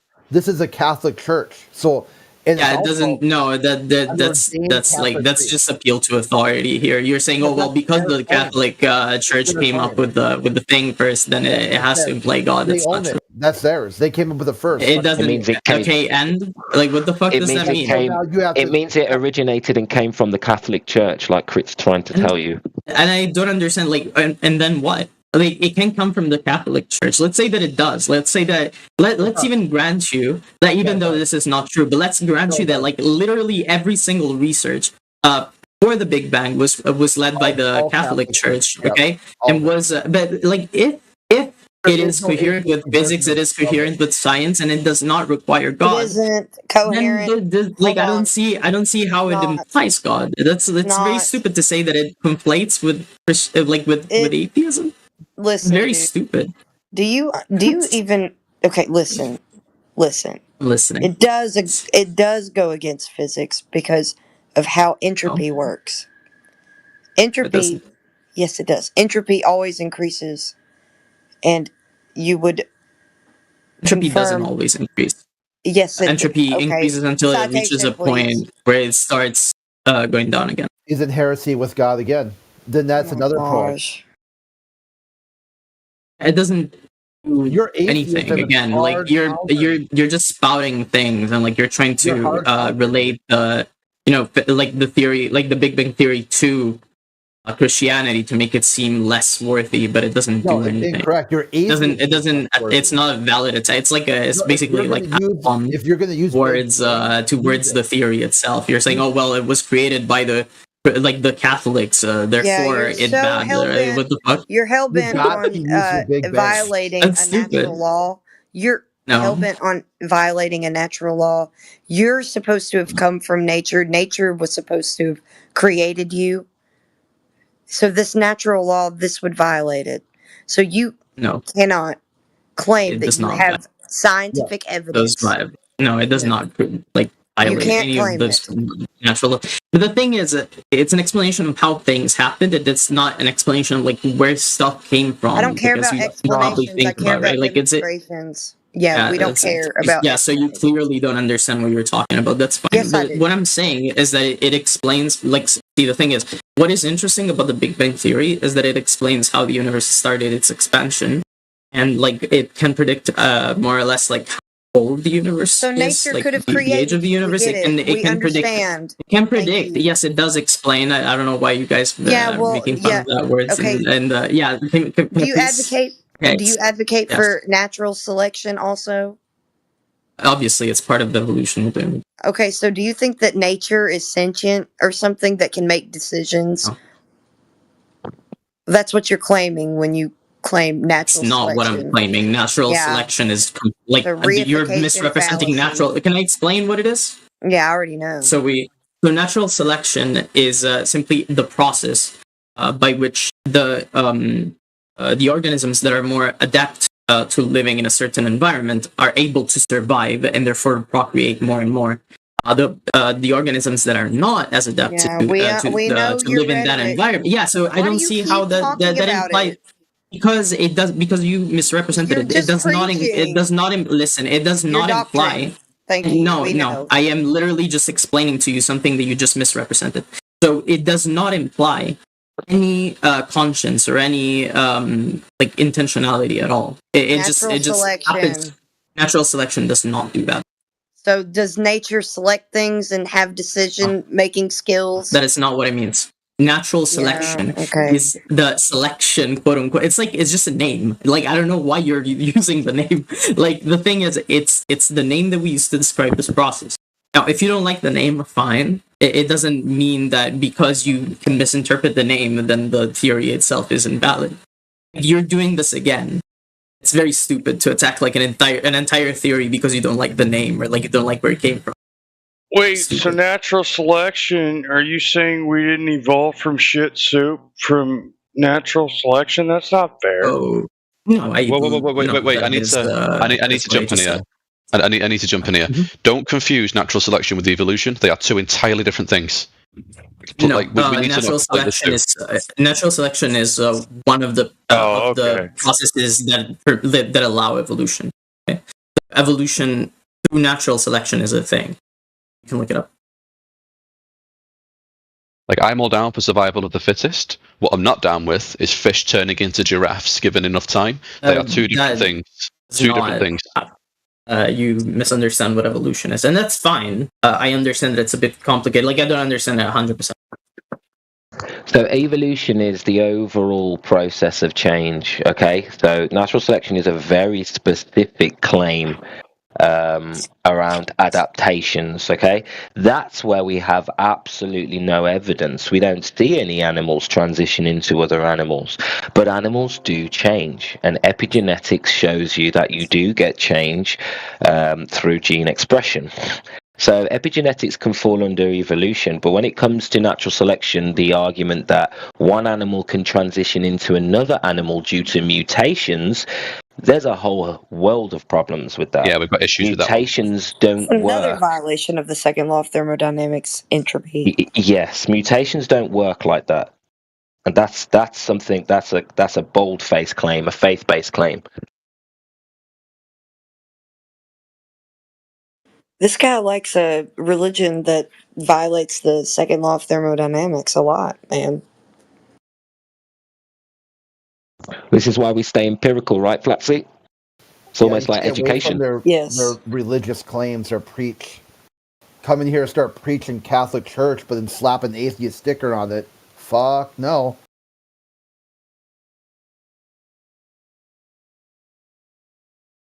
Yeah, it's interesting when you see them do this. You could be like, Flat Earth is wrong because it's religious, and then he dives into Big Bang. You're like, yeah, it is. Really? It is funny, Really, isn't it? It is funny.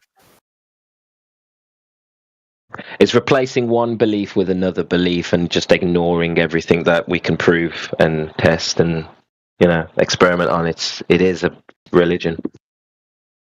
Yeah, it's like they don't even know that they're advocating for a deeply theistic point of view. They don't even realize it. Like this whole time, like just even the surface level understanding of Big Bang should be enough for the atheists to reject it, which is what they did when it first came out. And I'm trying to help them so much. I mean, my fecal matter suit evolution theory, I really want that to be proven true with this globe. People get confused with that particular argument because what they will look at is examples of where certain animals in a certain part of the world, animals who were faster, caught more rabbits, and they lived, and they'll say, there we go, evolution. But that doesn't prove how one species, given enough time and given enough mutations, can become not just a leopard who's slightly faster, but a completely different species altogether with an entirely different genetic makeup. And people get the two confused. They conflate natural selection, they conflate survival of the fittest with, given enough time, a fish can eventually become an elephant, or the direct offspring of a fish can become a giraffe. And they get the two mixed up on, I think they conflate the two on purpose to confuse people, but we do have to separate them. It's not the same thing.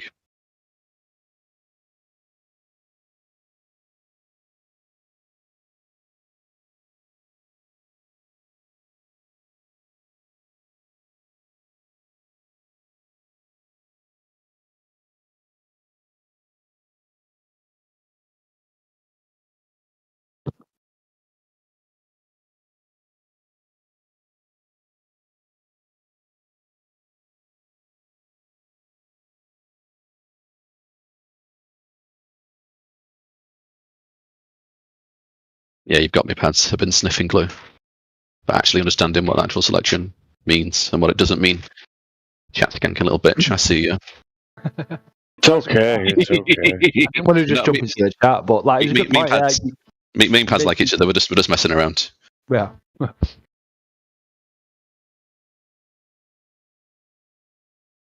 Don't let them get you with that one. With Pads. Don't let them get you with that one. Oh, well, natural selection. Yeah, that's fine. Natural selection's fine. Survival of the fittest. The fastest wolf gets the meat. No one's denying any of that. The early bird gets the worm. You goddamn right he does. But a chicken or a T-Rex became a chicken. Yeah, I'm going to need to see some evidence. Velociraptors became pigeons. Yeah, I'm going to need to see some evidence for that. Yeah, think about that. Their natural selection, a T-Rex turns into a chicken. Well, yeah, exactly. And that's of the fittest. And that's where that's where you've got to make the distinction.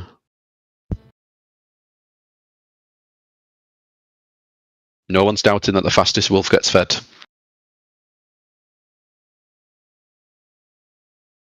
Then there's the slower and more sickly wolves get less meat. That's never been contested. But pterodactyls becoming doves, well, yeah, that's that's contested. There's a word for applying sentience to something that's a concept, or You're just getting hung up on the word selection. No one's arguing it's sentience. yes, Like you can I call it know, something but I'm else if it saying makes you feel there's better. a word for it, though. I'm saying it's anthropomorphism. So you apply a sentience to something that is inanimate or non-sentient.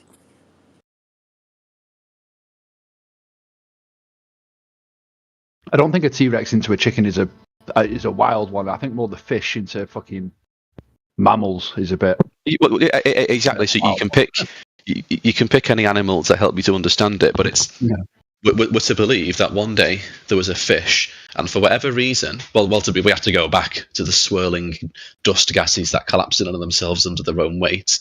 They weren't yet heavy enough to create gravity, but they knew one day there would be gravity, so they saw into the future to invoke the gravity that they would one day be heavy enough to have. It all kind of collapsed in on itself to create spheres, which created oceans, which created pond scum, because we have to get to a few steps before the fish, of course. But then one day, let's just jump forward a few millennia, there's this fish, yeah?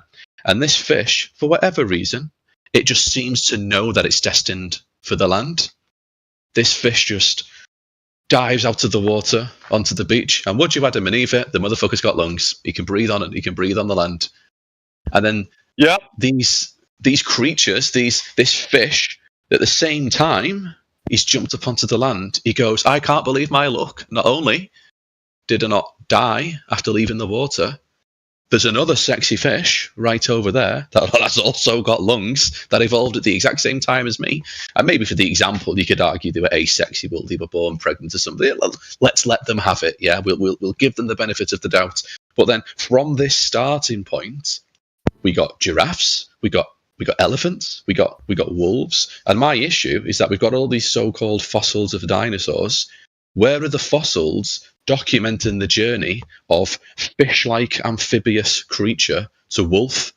Because nobody's arguing a fish one day gave birth to a wolf. The argument is that over millennia after millennia after millennia, loads of little microevolutions that were beneficial, which is where natural selection comes in. These beneficial micro-mutations added up, and over the course of generations, eventually became the wolf. So my issue is, where are the fossils demonstrating the half fish, half wolf creature that had to have existed? Half wolf, half fish creature. Now, who's not quite half wolf, not quite half wolf, half fish, but we have narrowed down some of those missing links, because those are the missing links you're on about, aren't they? I'm sure we had this yesterday. We have definitely narrowed some of them down, bro. Do you think there's some there's a specific word for the type of fossil, transition, like a transitionary fossil, that proves fish became wolves, that proves lizards became elephants? It's not, you wouldn't have one fossil, would you? Because it happens over like such you'd have loads. Yeah, you'd have fucking thousands. Exactly, yeah, you'd have loads. Yeah. And we don't have one. I think no. Well, I think we do. That's what I'm saying. I haven't found the ancestors of me either. You know, the half man, half giant turd hanging out the side of his face kind of thing. What? He's going back to the fecal soup. He's taking the metaphor to its only logical conclusion. I'm not the smartest guy in the light bulb. Hey. They were walking before they were actually on land, bro. Work that out. I'm sure there was a certain type of fish that used to have these certain fins that allowed it to like walk across the seabed. So, and again, it's not like it developed like legs and the ability to breathe, ability to hunt on land in like one generation or even at the same like time at all. I think it's a case of no one's saying that. Like shallow. I think it's a case of more of like getting the ability to walk, then obviously going into like shallow ponds and streams and rivers and stuff, and eventually finding out again like the more prosperous ones were the ones that were able to get the food and reproduce. I really struggle to wrap my head around this. Do not see the issue with it, bro. You don't see the issue with how a fish eventually became a rhino by tiny mutations. Just all these little tiny mutations adding up over millennia. If we didn't have the in-between stuff, then yeah. But we don't have the in-between stuff. Show me. Genuinely, this is one of those. You think it's there because you think, well, yeah, of course it's there. But when you go and look, and I encourage you to do this, go and look. It's not there. It's genuinely not there. There should be thousands upon thousands of examples, but they don't exist. There's not So one. there's something called a Tiktaalik, which is literally There are fossils, by the way. Unraveling the evolutionary transition from fish living in water to tetrapods living on land. Like, we've got fossils from these things, bro. In terms of the chicken to dinosaur one, there's a bird which is pretty much in the middle that has talons and claws and everything, like fucking the T-Rex. Claws and shit like the T-Rex. You're talking about the shoebill stork. But obviously, no. But obviously now we know the T-Rex actually had feathers, so that one's pretty easy. Wait. Do you mean we know the T-Rex had feathers? We believe now the latest like paradigm on it. Sorry, yeah, it's not that we know. Like the latest belief on it. Sorry, is that dinosaur T-Rex had feathers. But yeah, Tiktaalik. Kane's offered to discuss the channel topic. Flat Earth. So he says that we don't live on a motionless enclosed plane. So any of you guys want to spearhead this? I think I just read something in the side chat. Prove that the Earth is a planet first, Glober. Okay, sure. I think Earth is a globe. Oh, what do you define as a planet? Let's start from your definition, because I'm really interested to know what your definition of a planet. Who? You're the one claiming that planets are spheres in a vacuum for your Big Bang. Me. Yeah. Okay. So that is part of that like the that Earth flows is that from. First. So that is that flows from the fact that the Earth is a globe. Because we talk about Earth as a planet, and then we define planet so that Earth don't is part of assume the that it definition. is. Don't assume that it's a planet. So once again, because you know that the Earth is a globe, and we want to define Earth as a planet, evidence, then so why are you yes, we do assuming have that that it evidence. just is? Can you please give We us do a have direct the evidence. measurement of the curvature of the Earth, please? Thank you. It's about I think it's about 8 millimeters. No. Direct measurement of it. Don't want you. What do you to mean act direct like you- measurement? What would you expect to find? Like, Yeah, what is a direct a measurement? Like, planet. do you want like Your idea of a planet, Motormouth. Your idea of a planet with the radius of 3,959 miles. what do you mean? Like, what is the? You have to what are you saying? prove that the Earth is a planet. Oh, you're asking me to prove that it's a globe? A human. Like, what is that question? Like, are you asking me to prove that it's a globe? Yes or no? Yes, but you also Okay, have yeah, to so you prove could it's just, a yeah. whole. It's a globe amongst other globes with all these distances that are baked into your religious belief that you don't know anything about from the cosmic distance ladder. You're just motor mouthing your religion to us. Can you just please provide us what we require? Like, prove that the Earth is a planet. In the vacuum I'm totally space, fine with proving to you one thing at a with a time, right? Like, but radius if you're gonna ask me like prove that it's a 3,950, planet, it's like asking me like This is bake what you a gotta cake, and do I'm like okay, to yeah, prove start it. from the first step, and you're like no, bake the cake motor directly. Like you gotta prove it from like what the fuck? But sure, we can demonstrate it's a globe. Okay, so how? yeah.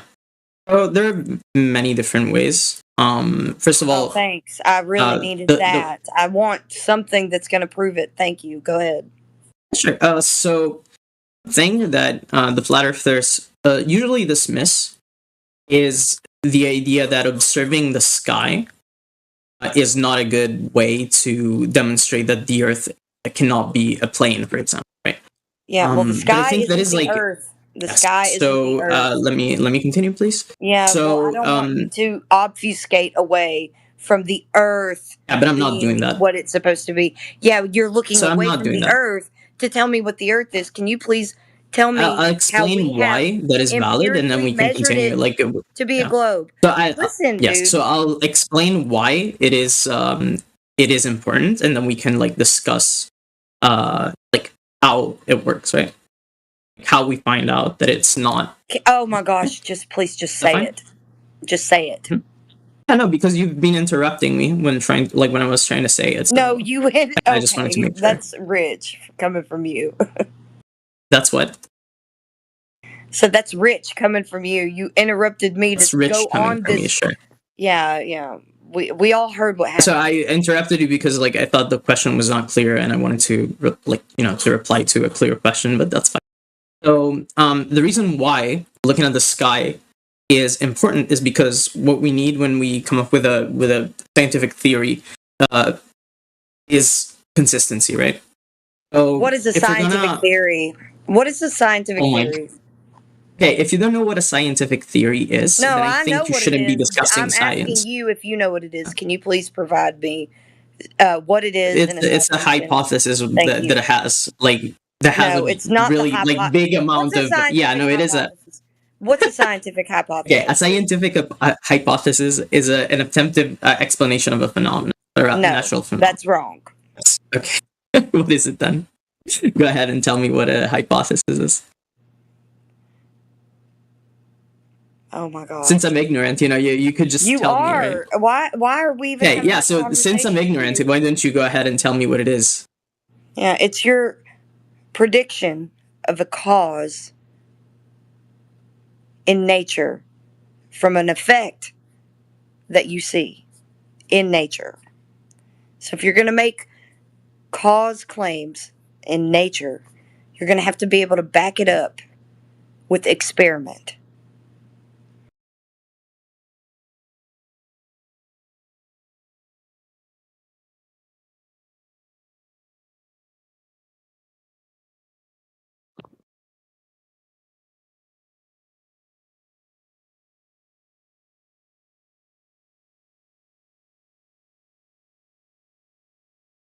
Okay. So I was gonna say. So first of all, what you just expressed is an attemptive explanation of a phenomenon, right? Because we observe the phenomenon and then we're like, well, why does it happen?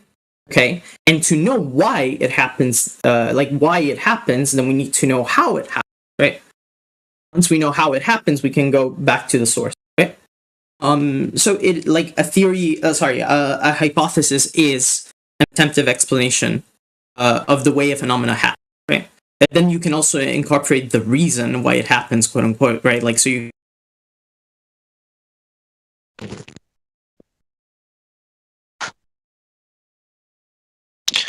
Who's muting this guy?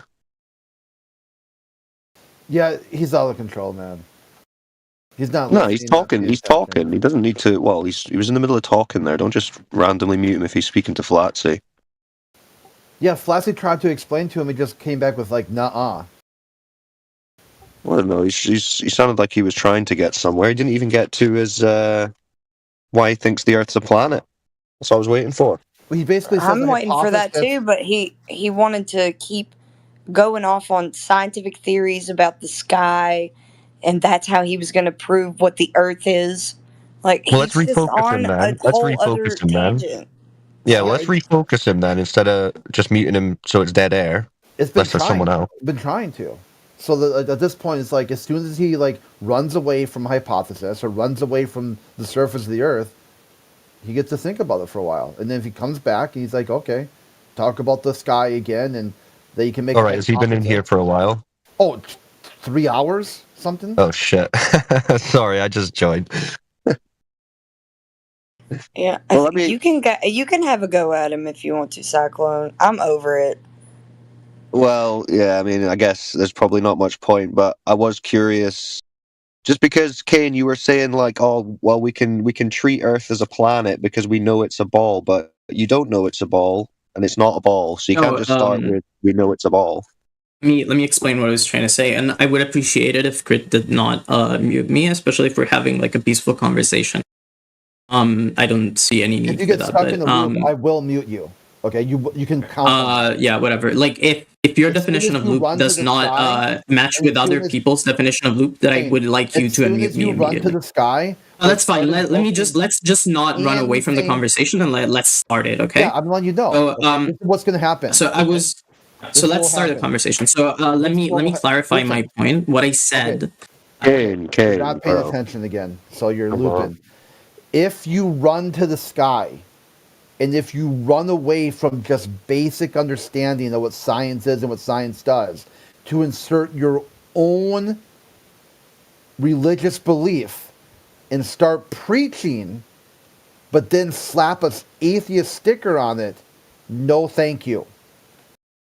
The same answer from the very first time you chimed in, trying to talk about Big Bang saved you.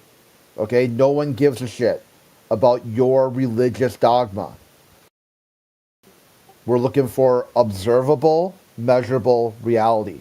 The surface of the earth. That's it. Okay, so first of all, I'd like to clarify what I was saying. So who am I talking to again? What's your name? Cyclone. Cyclone.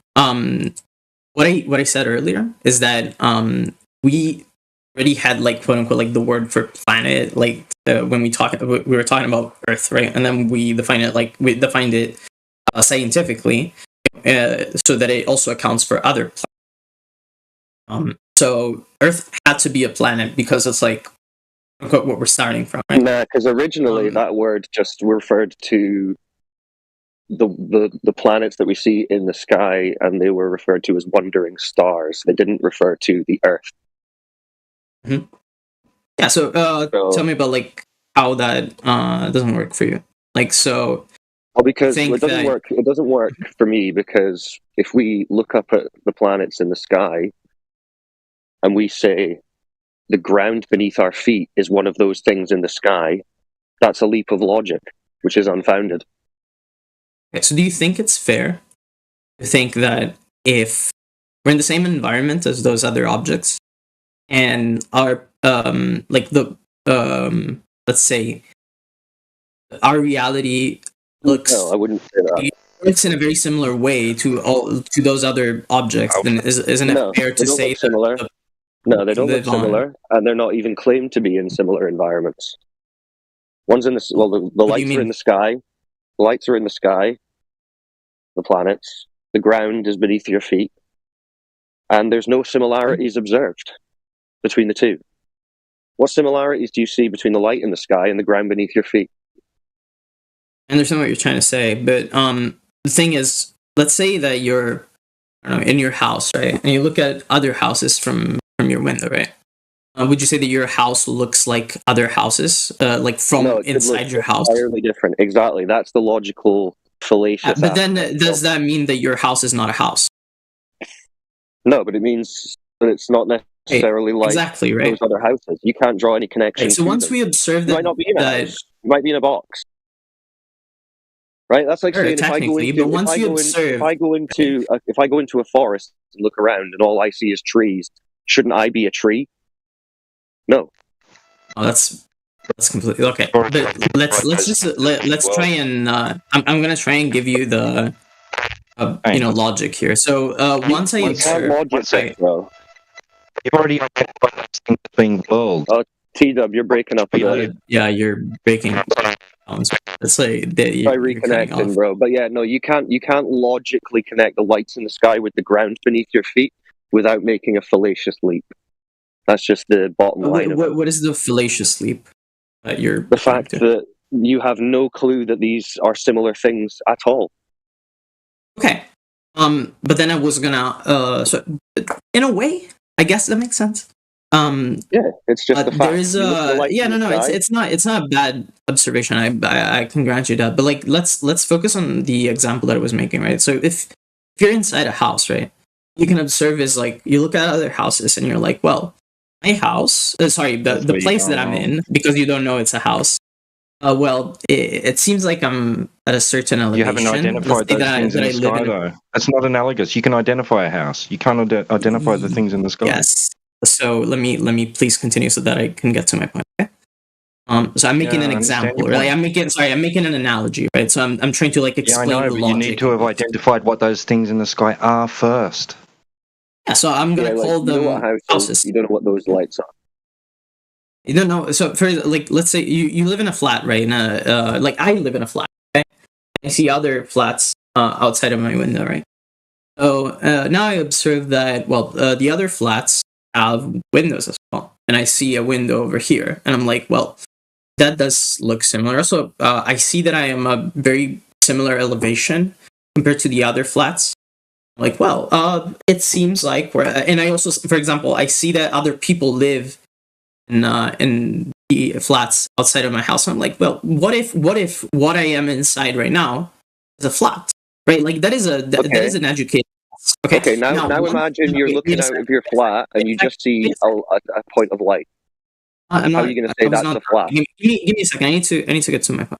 Once I get out of my flat and I see like what? Look, it even looks like the other flats, right? And it has like the same, like it behaves in a similar way. It's like useful to. Yeah, you're making my point because this isn't the category. Then I can call all of them flats. Right. So you're making my point because when it comes to the stars, you don't notice any similarities. So you're not looking at. Well, the stars are not. Like stars are not flat, right? Like for example, another observation that we can make is that some objects in the sky. It'd be like you looking out your flat and just seeing a point of light and saying, "Well, I'm going to say that that's a flat." You don't know that. You just see a light. It's no. So what they were looking at, obviously, like once you start like trying to understand what the Earth is, would be having like more accurate observations, and not you cannot just like if right like you cannot just make the observations like that basic, right? Like we can observe other planets through, for example, telescopes, right? Yeah, but you don't know that those planets have any similarity or bearing on what the ground is beneath your feet, the Earth. Those are different things. You can't draw a connection between the two, but you no can matter make how hard other you try. observations, right? For example, you can make the observation that the light. You can make. What do you mean not the light? You can't make an observation of the light and then make a declaration about what that means about the ground beneath your feet.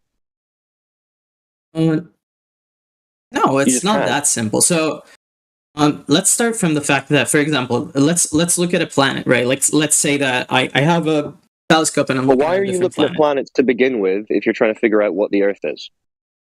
Well, that is not necessarily my first, this is what we're objective. You. But then looking at the planets, I see, well, look, this behaves the same way that the ground beneath my feet does.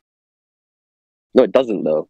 How does it? What are you talking about? For example, something that it does the same way is that it does not have its own. It's not a source of light. It reflects light, which is something that the ground underneath our feet. That's an assertion by you. You don't know that. It's not an assertion. It is. It is an observation. Okay, what's your proof? You can see that it does not produce light. What's your What's your proof that it does not produce light? Well, it is a light. That's what you observe. No, you don't. You just observe. No, it's not a light. If you look at it with a. Okay, listen. So if you look at an object, right, like that produces light with a, let's say, a magnifying glass, you would have you would see something different than if you look at an object that only reflects light, right? Well, when you're talking about the lights in the sky, when you're talking about the luminaries, the sun, moon, and stars, you observe them as lights in the sky. The moon does not produce light, though, right? And you can observe that the sun behaves and like looks in a different, like completely different, right? That's just an assertion, though. You don't know if they're producing or reflecting. You're just claiming that. It's not an assertion, and the reason you can know, right, is that it creates shadows. For example, if it wasn't like if the moon like produced light, then it wouldn't be able to then lunar eclipses wouldn't exist. They wouldn't be a thing. Nah, you're getting confused. You're confused. Not. I quite literally just explained to you how it works. Nothing you said, and why we know that it doesn't produce light. It's a reflection of light. Nothing you said tells you it's a reflection of light. You don't even know that it's a shadow of light on the moon. You don't even know that. These are assertions. I don't know what you're saying. Yeah. So what I'm telling you is that if the moon did produce light, right, and how would we have lunar eclipses, right? Well, that's a separate discussion, but it's not a separate discussion because we're talking about how we know that it doesn't produce light. No, listen. It only reflects it. You making the claim this is a reflected light, and then we say, how do you know? And then you say, well, how would it work otherwise? That's not evidence for your claim. No, it is evidence because it's an elimination process. Like, right? It's an elimination process. If you want to know, let's say, which object is red between three objects that are all different colors? When you look at all the objects and you're like, well, this is not red, this is not red, so the third one must be red. What does this have to do with the ground you're standing on again? So we're trying to understand why we get to conclusions by looking at other things that are not like maybe like direct observations, right? So, for example, something that I like to bring up when talking about how we know that the Earth is a globe is the fact that we see in the North Pole and the South Pole the stars rotating in different senses, right? So we see in the North Pole the stars rotating at least you understand that the Earth doesn't move. No, I did not say that. This is our observation. You just said the stars are moving. It's because it's from our point of view. So, do you know what a reference system is in physics? Frame of reference. Let's call it that. I think it's more correct in English. A frame of reference in physics is always... You're just doing a lot of fallacious thinking here. A lot of fallacious, baseless claims. Oh, can you explain what the fallacious thinking is? Because all of your arguments here are stemming from your assumption that what you've been told is already correct. When we're challenging those base claims you're making, such as the moon isn't producing light, it's reflecting light, or whichever ones are producing, whichever ones are reflecting, you've got no clue what those lights in the sky are, or how they're doing what they're doing, whether they're reflecting, whether they're producing. You have no knowledge of this. And then you say, we agree that the Earth is a ball. Excuse me, still talking. Sorry. And then you say, we know the Earth is a ball because... So when you proceed as if you already have this knowledge, you're begging the question. You're then explaining phenomena. No, I'm not begging the question because I'm showing you that... No, you're starting like the reasoning through which we get to that. Dude. I'm not starting with the conclusion. You're starting with the conclusion. Well, the Earth's already a ball. No, it's not.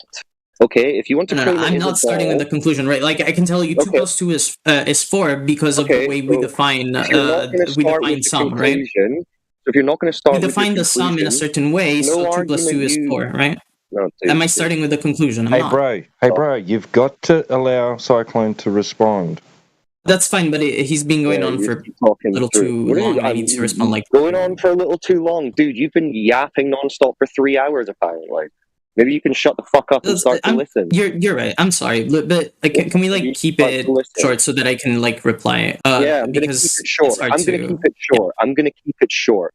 Every single argument you've just made has been based on the assumption of a globe. Now, you're not allowed to proceed with any of those arguments until you demonstrate to us and provide us evidence that someone has measured this 8 inches per mile squared drop that you spoke about. Where's that been measured in all of human history? Start there, or you have nothing to proceed with.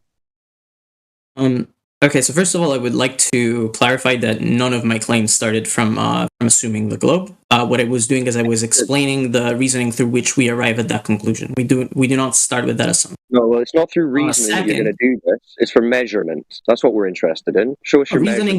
Reasoning is important. You don't have shown us that you've got no reasoning. You've just got fallacious. The reasoning is important because, like, I can measure 3 sides of a triangle and be like, well, these are the measures of the sides, but then I'm not able to tell you that it's a triangle, right?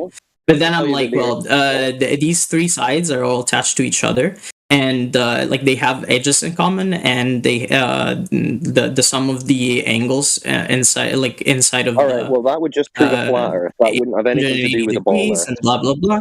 And so I can tell you that it's a triangle, right? Like, and I can start by saying, well, the reason why we know it's a triangle, and I tell you those reasons, right? I'm not starting from that conclusion. I'm starting from the observations, and I'm making a reason. Like I'm reasoning towards that conclusion. It's not the same thing as a begging question. Your claim was, oh, the moon is reflecting light. That's begging the question. That's based on your assumption of the globe model. It's not begging the question.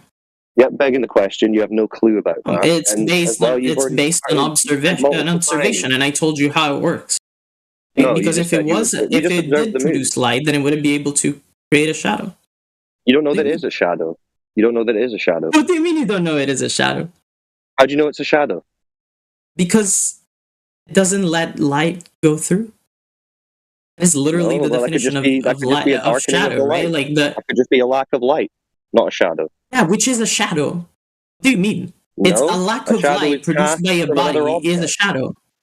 No, literally the definition of a shadow. What do you think your shadow is? You're blocking light. So if I have a light that's on and then I turn it off, that's because of a shadow.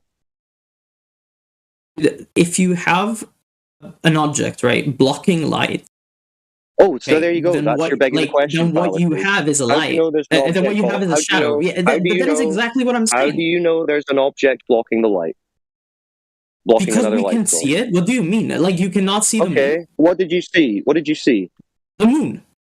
Right. So not an object blocking the light that's traveling to the moon. You just saw the moon. Is not an object. What are you talking about, bro? You just said that the moon is not an object. You said the darkening is caused by a shadow, which is light being blocked by another object and cast by onto what? the moon. What? What is it being blocked by? By the moon? You said no. So it's an object that's blocking the light and it's creating a shadow, which is exactly what I said. Yeah. So what object is blocking the light, casting the shadow? The shadow.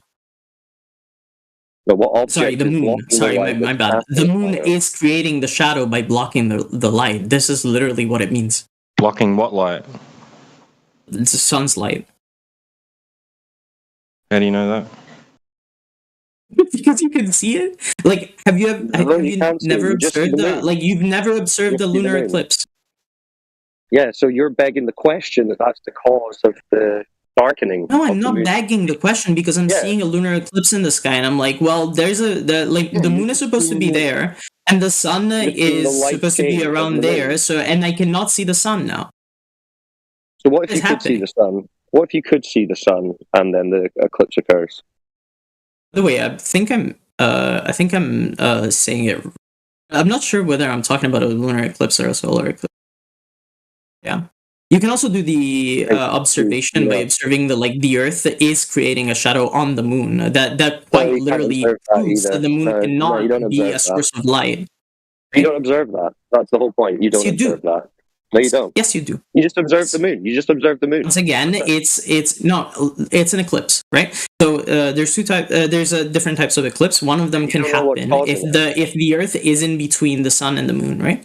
So when the Earth is in between the sun and the moon, the light of the sun is blocked by the Earth, right? Okay, and then you observe the moon and you see that it's dark. Okay, dude. And how can the moon be dark if it produces light? It cannot. Therefore, the moon does not produce light. I can see why you were muted. If you can observe the moon be dark, then it cannot produce light. Dude, shut up, or I'm going to mute you. So if the Earth is not in between the sun and the moon, there won't be a lunar eclipse. Is that what you're saying? Would be able to see the moon. So if the Earth is not between the sun and the moon in a line, causing a shadow, then there wouldn't be a lunar eclipse. There's nothing blocking the view. If there's nothing in between the moon and the sun, there's no lunar eclipse here, right? Yeah. Uh-oh. Okay, so then you'll have to explain the Selenelian eclipse, which has the sun and the moon both visible above the horizon, and the lunar eclipse takes place. So how does that work then? Sure. I don't think it's the same type of eclipse. That's very simple. I don't know what you're talking about. Selenelian lunar eclipse. Look it up. Selenelion. Selenelian eclipse. So this is when you can see the sun and the moon both above the horizon, and the lunar eclipse takes place, meaning there's not a straight line to the moon. It's more like a V formation. So how's that working? Look it up real quick. Uh-oh. Refraction. I don't know what it is. I don't know what you're owing me. It is. Yeah, look it up. It's an opportunity for you to learn something. Oh! Okay. Interesting. So I assume it's because I'm not sure. Wait. Selenelian is visible after the Selenelian seems impossible. How can you see the moon and the sun at the same time when they have to be on exactly opposite sides of the Earth? The answer is that the atmospheric refraction makes both the sun and the moon appear higher than the sky than they really are. I'm reading, by the way. I'm this is like the first thing that I found. Yeah, so that's the first hope that you've come across. So now the Globeside are just saying They're illusions. This is an explanation. Listen, so this is an explanation that is coherent with Which the makes your globe, claim right? And it's coherent unfalsifiable. with the science. So it makes No, your it's claim not. unfalsifiable. It's not unfalsifiable. If anything, it's the opposite. You How just is that? tried to falsify the because globe, and the then other problem the you've globe got. explained it. That is No. Well, yeah, but you can come up with any bullshit cope that you want to explain anything. That it's doesn't not mean cope. it's true. Yeah, that is Cope. cope. And the other issue, how does it say that the shadow, quote unquote, comes from the top of the moon down? How would that work geometrically with refraction? From the top of the moon down. Yeah, because if the shadow, if it was coming from the Earth, then that should be coming from the bottom and going up. So how's it coming from the top and going down? Oh, sure, dude. I think the reason is that the sun rays that hit the Earth that also intercept the moon. Or the claim about syzygy. I don't know. Listen, the thing is, I don't know, right? Like, I don't know what you're talking about right now. So, like, I can try and explain it to you, but I don't know the topic. No, well, it's just to point out that debunks the syzygy straight line argument. It does not, though, because it's clearly explained. No, it's you can make any baseless claim you want and just say, oh, it's all an illusion. It's not baseless. You still can't explain the shadow coming from the top down. The thing is, what's it based baseless. on? Like, let's say that it's baseless, right? But it is coherent with the globe. It does fit like with every single piece of science literature that we have, and therefore it's like perfectly coherent. I don't see how you find this a problem. Okay, if it's not baseless, what's it based on? What's the evidence for that claim? The sun and the moon are illusions, man. And then it's a hypothesis, right? The hypothesis. Yes, we can observe that the hypothesis works because it predicts stuff. Then there you go. Oh no! See, you just observe that the sun and the moon are in those positions when we expect them to have that. Yeah, when the hypothesis would So you say hypothesis, hoping that it will give it some credibility. This is just a baseless assertion pulled out of someone's ass that you are regurgitating. It's not a hypothesis. It can't be tested. You can't even demonstrate it occurring in any setting. They just make the claim, the sun and the moon are just like miraged upwards to fit our story, and we can't explain why the shadow comes from the top down. So no, you don't even have an explanation, and even if you did, it wouldn't mean anything. So the syzygy argument. Listen, I can't reply to that one specific counter argument because I haven't studied that. That's fine. Well, that's fine, but it just means that you can't claim that the lunar eclipse is caused by Earth's shadow cast on the moon. That shows otherwise. What do you mean? Well, no, the thing you can't is, make the claim because they're not in alignment. No, but the point is, listen, if we can see, can you see part of the moon being shadowed by the Earth? Yes or no? Can you see the Earth's shadow on the moon? The sun and the moon are both above the horizon. You see the Earth's shadow on the moon? Yes or no? In one single, even if it was one single instance, in millions of years, can you see that? Yes or no? Because if you can see that, then the moon cannot produce light. Bro, the sun and the moon are both above the horizon, so how could it possibly be the Earth's shadow being cast onto the moon? Listen. Hey, Cyclone, can I ask a question? Is there any shadow that you can observe on the moon? If you can get any shadow that you can observe on the moon? Yes or no? If this guy ever shuts up. Is there any shadow that you can observe on the moon? Yes or no? Because if the answer is yes. Let this gent. Listen, because if the answer is yes, then the moon cannot be producing light. Okay, Kane, let somebody else ask a question. You can come back in after.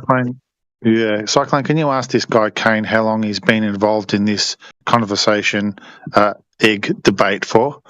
I just want to know for my I'm just going to go on mute for a bit. I need to do some work, so you guys can ask him.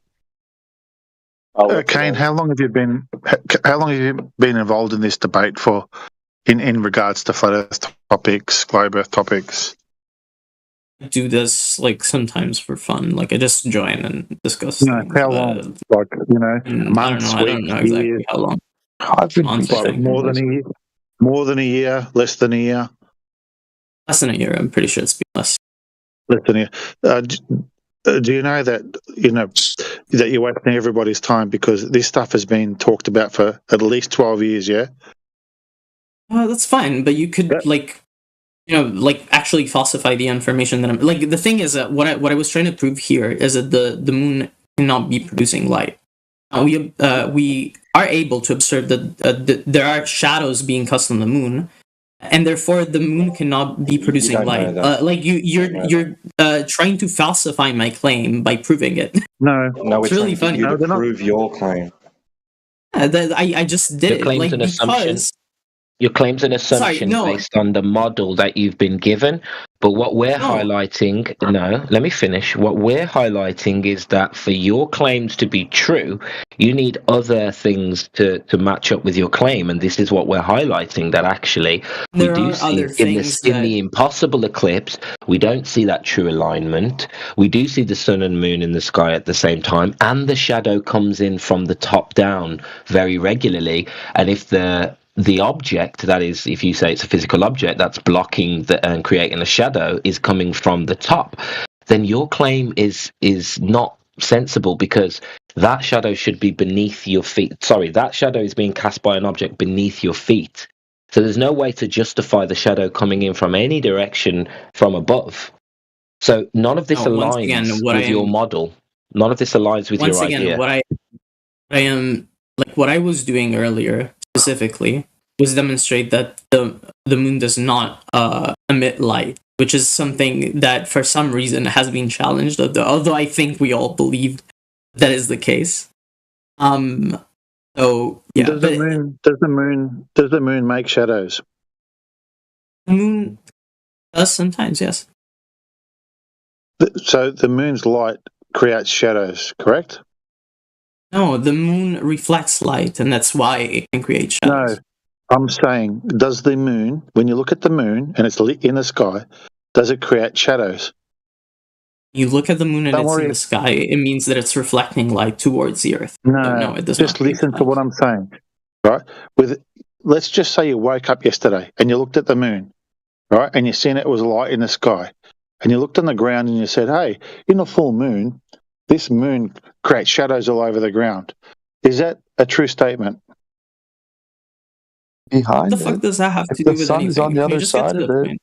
I don't understand what you're trying to say. Listen, because in your mind, you can't get away from the fact that you believe that the light from the moon comes from a reflection from another body, i.e. the sun. You can't disprove whether the moon produces its own light or affects light, because it produces a shadow. Wait, sorry, give me a second. I did that it cannot be producing light, because if it was producing light, then you wouldn't be able to have shadows on it. Right? We wouldn't be able to see shadows on the moon. Right? If you have a light, can you produce a shadow on the light? This is where I was getting to. Like, you're so on the light source, you're never going to be able to have a shadow because there's always light coming from it. Just listen. So the couple of things here. There's so many presumptions that you're making. First of all, you're making that a presumption that the moon is a sphere in the sky, and it's reflecting light from the sun. The only thing that I did is make the assumption that it is an object, which is a pretty fair assumption. Let him finish. This is why I asked how long you've been in this debate for, because there has been so many videos, right? And one stands out, which was from Karen B, where she made a video in relation to whether or not the moon was a sphere, concave, flat, or any other shape. And by reflecting light and by translucent light, you had to look at this particular object that she produced, and there was no way of telling with your own physical eyes whether or not it's producing light or reflecting light, whether it's sphere, concave, convex, or flat. And there's so many things that have come and gone over the years that you've just missed. So what you're doing is you're coming in here and everyone's just got their hands on their head like, listen, young man, we love your enthusiasm, but, you need to spend a bit more time, like, going over things in the past and learning, like, because we're all just sick and tired of this bullshit, seriously.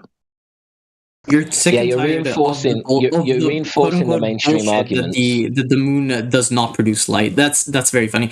So, do you agree that we can observe shadows on the moon? Yes or no?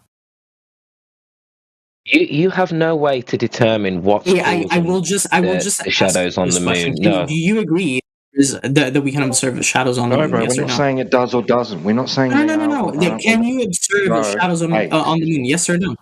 Can you observe shadows on the moon? Yes or no? I'm gonna make it very simple. I'll give you some leeway here. What appears to be shadowing on the moon? Yes. Can we confirm that these shadows are being cast onto the moon, or can we confirm or prove that it is not something else and that the sky is working slightly different to what we assume? No. And the reason why you don't have a working model and you have all these anomalies like the impossible eclipse, like the fact that when you track the sun and the moon just before a solar eclipse, that the sun has been proven to not be completely aligned with the shadow of the moon, and that actually there is slight differences and it doesn't make real sense. There are plenty of examples of these anomalies, and this is where you don't realize these anomalies exist, that it isn't as straightforward as you think it is, but you've made a lot of assumptions to get to your point. We're trying to undo your assumptions and let you know you're jumping to conclusions and using fallacious reasoning, and you're using this argument as proof. It isn't proof of anything. We are not able to prove what the moon is. I'm just gonna. So you did admit that we observe things that look like shadows on the moon. No, there are correlations that have been made. Yeah, so you can. Yeah, so you can take. You can literally right now. Okay, go and buy. What's it called? Okay, I forgot the word. Okay, whatever. Observe the moon directly, right? At a point where it is predicted there to be a shadow on the moon, right? And you can see the shadow. Now, if the moon did produce light, would that shadow be there? No, once again, you keep using the term shadow. You assume this is a shadow from another physical body cast onto the moon. You have no way to verify that. And actually, the eclipse evidence and the observations are showing a misalignment. The sun isn't always perfectly aligned with shadow or so-called shadow. I don't need to. First of all, I need you to stop making false claims that you have verifiable evidence. You have no way to verify this. And the observations it is verifiable evidence. Are not consistent with your claims. No, you don't need to talk through everybody. We know you're... Listen. So, before we continue, young man, you do not need to jump in and jump all over the person you're speaking to. You're making your points clearly. No, but I'm saying, no. Okay, you're making your points. Listen, do not jump in and jump all over somebody because you're creating a hostile environment. It doesn't need to be a hostile conversation. That's all I want to get across here. You just need to make sure you give people the time to respond to your claims. We've heard your claims and you're almost chanting at this point. You know, I just lost my patience here because we've been agreeing on the fact that we can see shadows cast on the moon, and now you're just ignoring that, and you're just pretending that that is not the case. Oh my god! Let's just go back. Let's just go back to the Todd. Oh, okay. So I was gonna say let's just go back to the main topic because we were talking about how we shouldn't run away from the main topic, and then you suddenly divert, and I'm stupid in. Falling for it. Yeah, but yeah. So I was gonna. I forgot what we were. Oh yeah. We were talking about how. Listen, we were talking about how we know that the Earth is a planet, right? And we were on the point where we're discussing the what's it called? The analogy that I made with the flats, right? So I'm in a flat. I look at other flats. I see that they have more or less the same, they look similar. They do, they have the same properties. They do, right? And then I was gonna tell you. So, for example, one thing that we can know is that both our planet, or the ground that we're standing on, as you like to call it, and the planets and the other planets do not produce their own light. Now, I told you one way that you can observe shadows on the moon. You can also do that on other planets, right?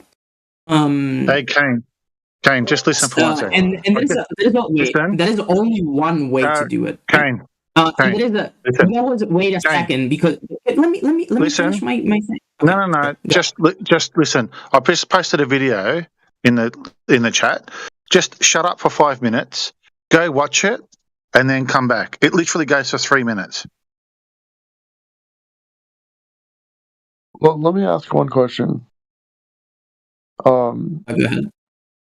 Do flat earthers have to believe in the political, that what the reason is that they're lying to people, that it's to mislead them, or is that a necessary feature?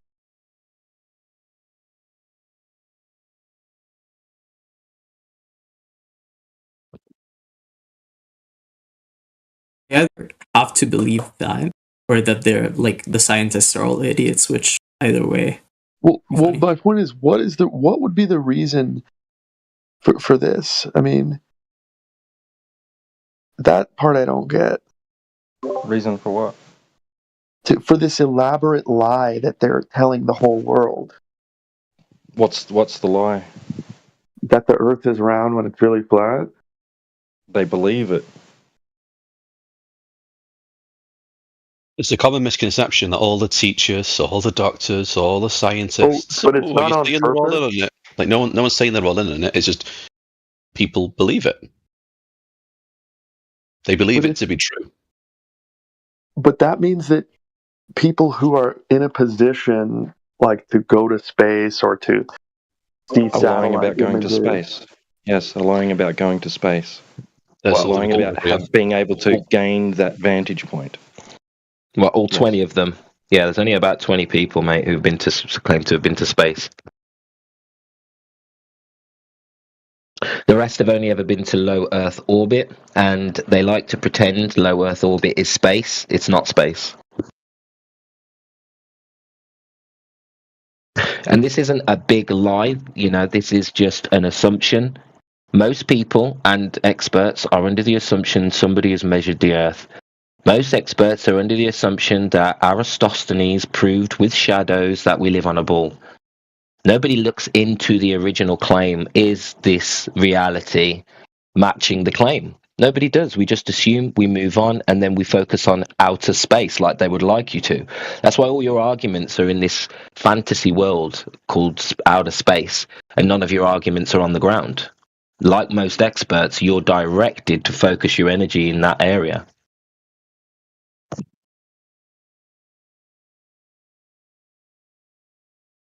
If you start questioning these things in academia, you'll be seen as a heretic. Ooh. Imagine funding, you'd be kicked out of the university, funding taken away.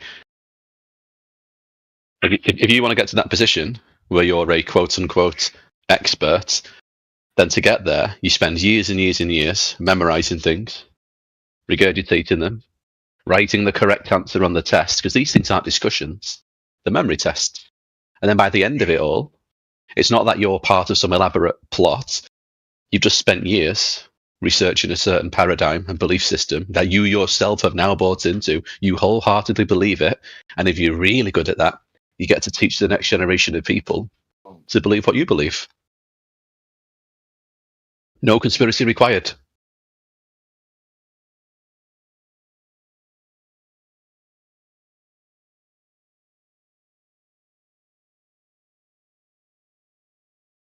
So you don't need a big grand conspiracy. You just need the population to not ask the right questions. You need them to believe that all this is settled science. But what we're demonstrating is there is no science. That enough should be a shock to you. That should pick your ears up, but clearly it hasn't.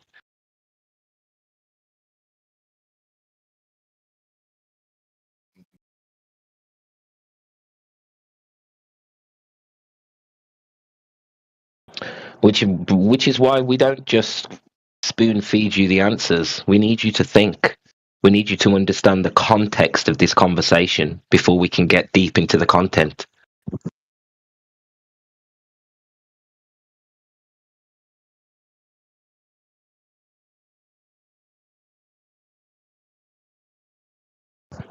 Is he still here? Is he gone? What's going on?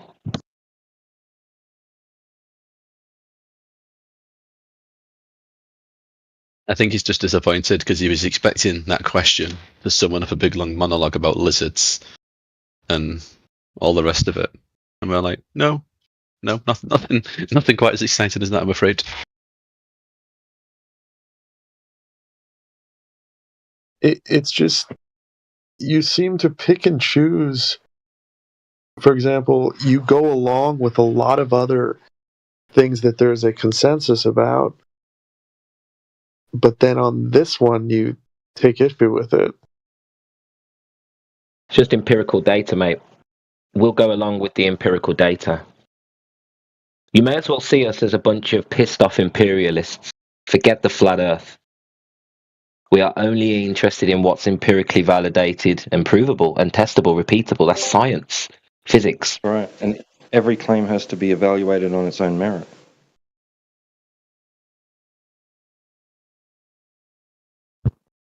So can we demonstrate gas pressure with a container? Yep. Can we demonstrate it without one? Nope. Can we demonstrate there's any motion of the earth? Nope. Can we demonstrate there's any curvature? Nope.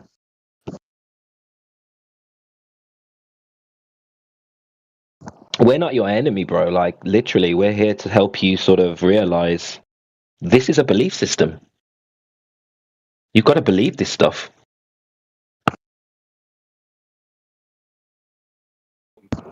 Can't validate the globe. The photos of Earth, which are famous, like the blue marble, show one side of the Earth. It shows one continent. That should be enough to prove to you that it's not. Can you authenticate that imagery? A flat plane. Some people can. That imagery? They can analyze it and tell you it's real. How? I mean, you are implying, you guys tried to walk it back. You are implying that a lot of people are knowingly misleading others, but you said that they're just misled Not necessarily themselves. about the shape of the Earth. They could easily manipulate imagery to show something that isn't true and still believe that thing to be true, knowing that what they've done isn't true, right? But they could still believe that what they're trying to represent is true. Like Rob Simmons of NASA. He was hired to manipulate data in Photoshop so that it represented a sphere Earth in space. And he's open and honest about that.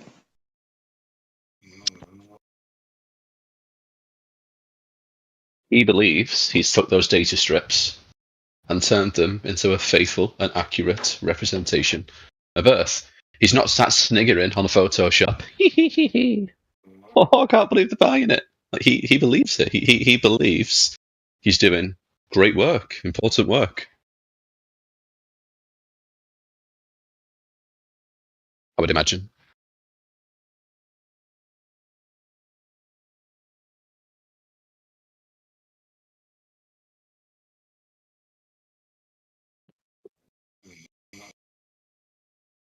I mean, you're misrepresenting the position. The position isn't that nobody's lying, because obviously someone is, right? The astronauts, the people who've been to the moon, wink, wink, they have to be lying, because they're outright saying we've been to the moon. They have to be lying. But no one's suggesting they're all lying. We have evidence that they faked that shot halfway to the moon. Buzz Aldrin, Neil Armstrong, and the other guy. There's actually direct footage that was leaked from NASA of them in the low Earth orbit, faking what looks like a ball with a black background, using simple trickery, putting a camera at the back of the back of the ship, blacking out the whole background, and just leaving the window with an insert cutout, giving the appearance of a spherical shape. And what you see, if you know about fractals, you only need to see a small part of the sky, zoom out, and it will look like a globe. And we have direct footage. There's a documentary by Bert Sabril called "A Funny Thing Happened on the Way to the Moon." It's quite famous actually, and very controversial. Yeah, and it shows you how they could do this without technology. But there's evidence that they were faking it, and if they had to fake it, why should we believe anything else is true if they're faking the images that they claim to be real? Would you trust a liar who's been proven to lie? I wouldn't. Not with blind faith, I wouldn't. I'd need some direct evidence to back up what they're saying.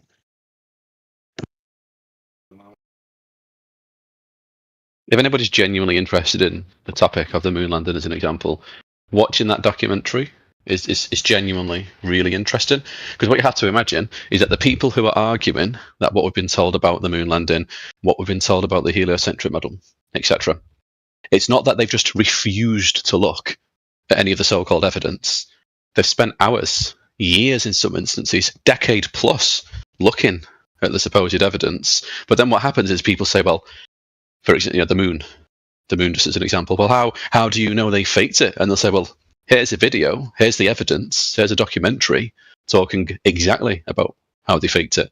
And then a lot of people at that point say, well, I'm not watching that. Which is just dishonest. Like, if you're actually interested, watch the documentary, watch the footage, watch it with a critical mind, go into it skeptical, I did, but at least look at it, at least have a look, and then come back after you've looked.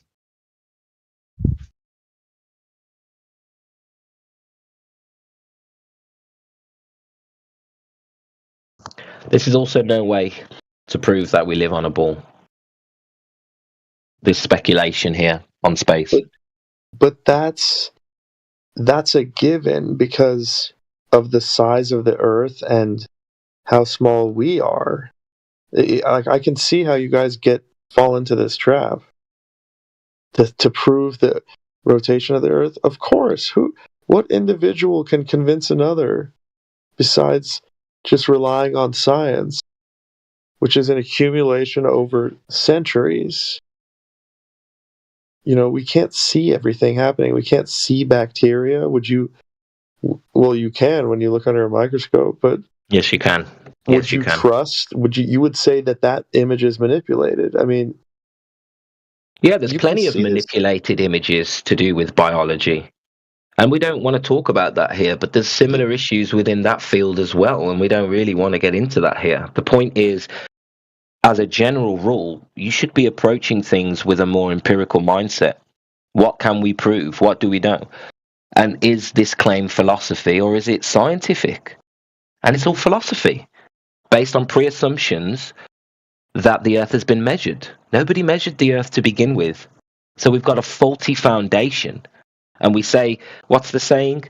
On the shoulders of giants, we learn off the shoulders of giants. That's a brainwash manipulation tactic to stop experts or credible people from questioning fundamental claims that have been made. Do you not see what's going on here? And do you not see how you're arguing for philosophy over empirical evidence? You think you're going to convince us with philosophy when there's no direct evidence for any of this? Our question is, why do you believe the philosophy? Why are you able to put your faith into an organization that's known for lying? We've got hours of footage of NASA bloopers and evidence of green screens and harnesses and underwater tanks and rats in space and bubbles in space. You name it, bro. I could send you a 4-hour reel of NASA bloopers. You say, first, they're going up hundreds of miles. It's more than enough to get a vantage point. The video speaks for itself. Don't just say it's manipulated. We can see video ourselves. I just posted it. And all right, I got a video for you. I've got plenty of videos that show Black Horizon at that altitude.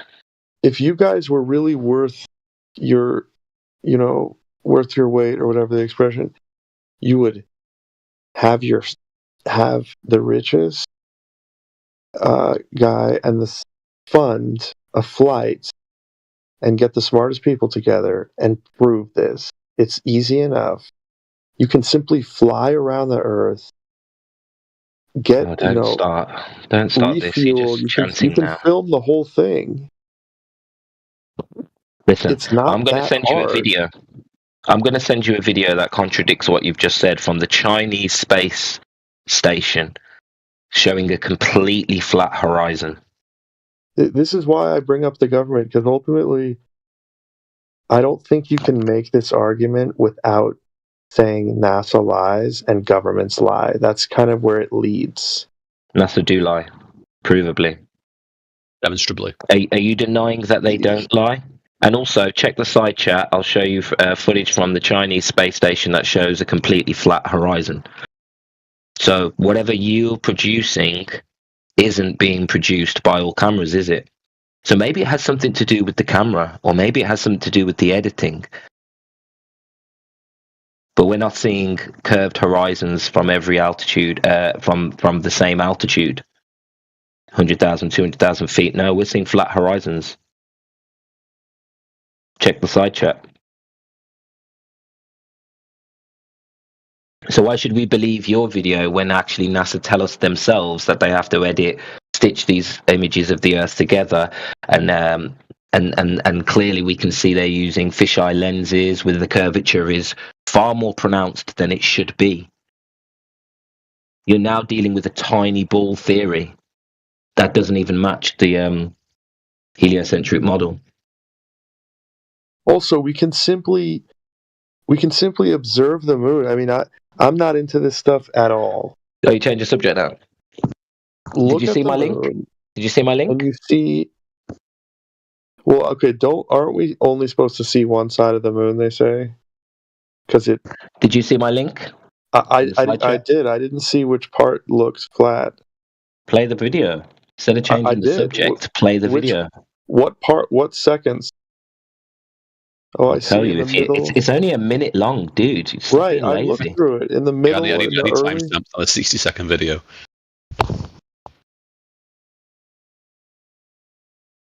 Now that looks manipulated. Oh, why? Because it's not showing the curvature you expect. Oof. Ooh. This is silly, guys. No, this is direct footage from the Chinese space station. Why would they lie? The whole government has to be in on it. All those questions go right back on you.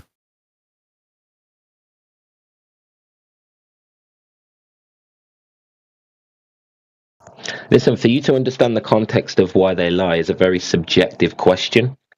It doesn't really help us to empirically prove anything, does it? You may not agree with my reasons why I think they lie.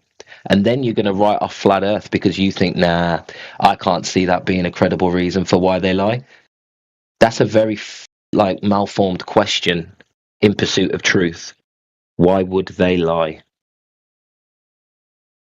It shows where you're at psychologically. It doesn't matter why they would lie. Are they lying? Do we have evidence? You don't turn up at a murder scene and ask for the motive before you've established whether a murder's taken place, right? You establish whether something has happened first. Is this a murder? What signs do we have? What evidence do we have? Then we look at motive. But every other planet and star we observe is clearly round. And if we see it rotate, it's not a disc. We only see one side of it. Not every other. Not every other. No. Don't say other.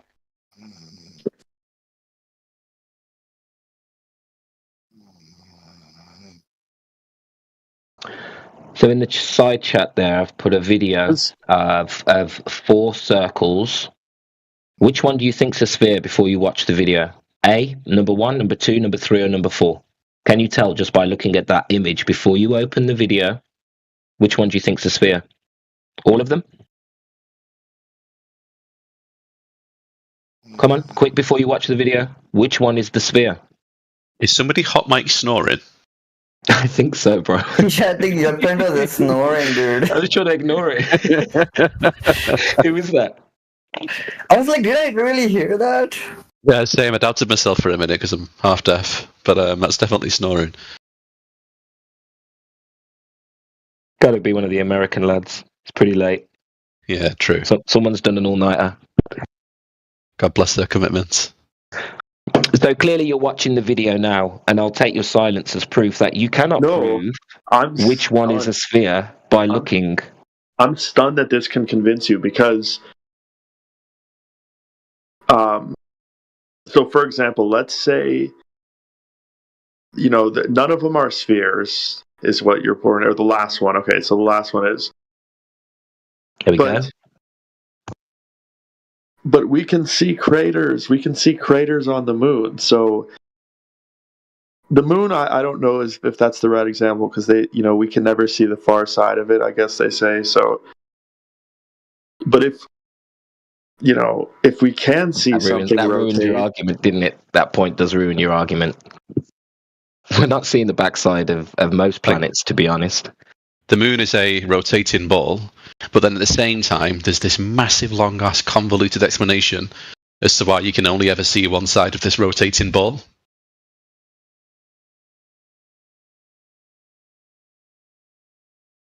It's pretty much how every globe argument goes. You make a claim, then we prove it's not true, and then you give us the excuses of why we can't prove it's true. Is anybody else here seeing the pattern? Anybody on the fence?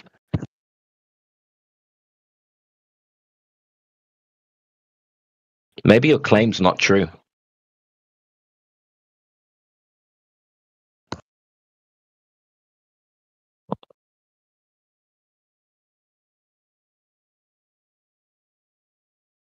I'll just say this, I don't feel dizzy.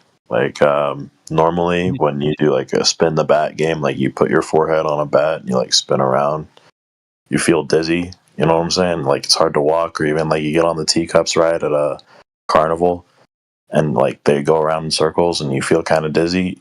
That's rotation, right? But normally walking around, sitting down, chilling, I don't feel dizzy. Why is that?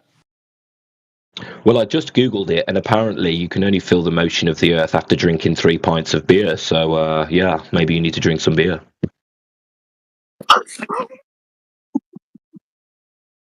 That's a good one, dude. That's a good one. Sounds like a good globe argument, doesn't it? Yeah. This is the pattern. This is the pattern of the globe. Making excuses for why we don't experience any of the claims of the globe. I can't be a part of that. I'm sorry, but if you want to be a part of that, that's fine. But I don't want to be a part of some make-believe fairy tale and convince myself that we know things we don't, because we don't know these things.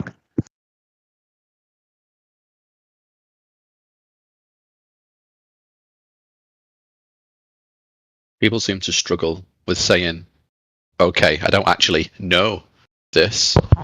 I believe it to be true, but I don't know it. Yeah, I'm out of that. Yep, I'm out of that group. Forget that. So disillusionment. I've asked ChatGPT, why can't we feel the Earth's rotation? What is the conventional reason they tell us? It makes it makes perfect sense. So what rotation? Can I ask you something, Ninja? If you'd gone to ChatGPT and you typed to ChatGPT, is Earth flat? And ChatGPT says, guess what, Ninja? It's flat. Would you then concede? Well, ChatGPT says it's flat, so it's flat. In a way, because I don't have a reason to distrust. I have a lot of concerns about politics. I'm a big critic of our government and politics, but I don't have a reason to distrust them about certain things. And it says that we are first, the speed is constant, so there's no acceleration or deceleration. And That's a lie. That's a lie. That's a lie. That nature would shock us and impress us. I agree with you on that, but that's not a reason not to believe in it. So when you get in a car and you get up to 65 miles an hour, and then you put the cruise control on, you feel like you're still. It's the same thing, but you're moving fast. But for this example to hold true, you'd have to be driving a convertible, because a car has a roof.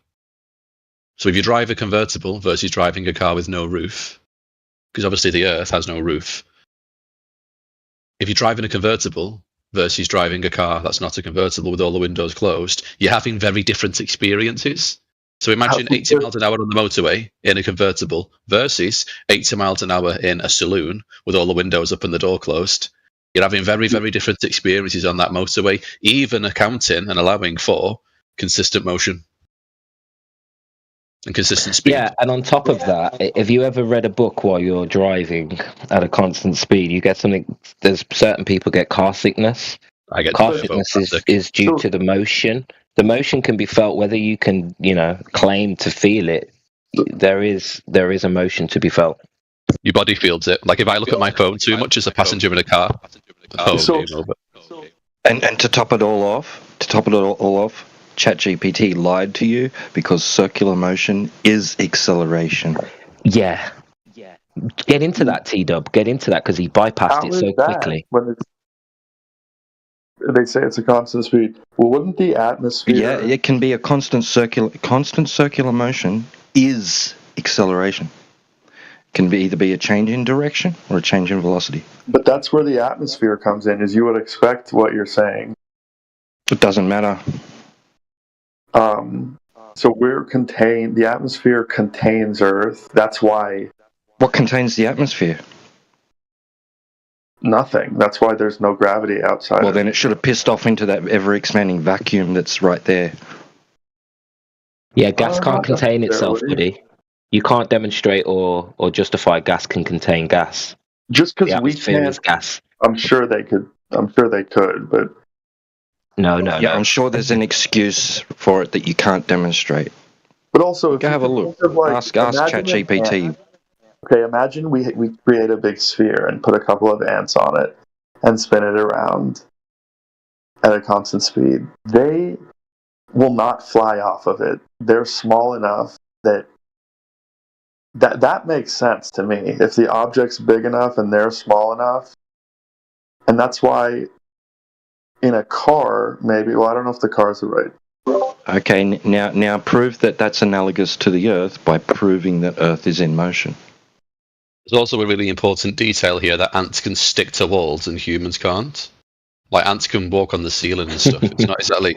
It's not the. I understand what you're trying to do here, but it's not the best comparison. They're not the best comparison. Like ants can walk upside down on ceilings. It's not even a comparison at all until you demonstrate that Earth is in motion.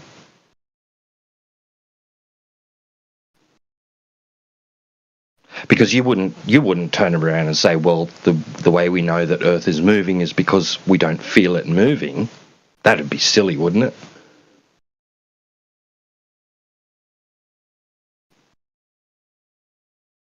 So you're talking about not feeling the motion of Earth. What motion of Earth are you talking about?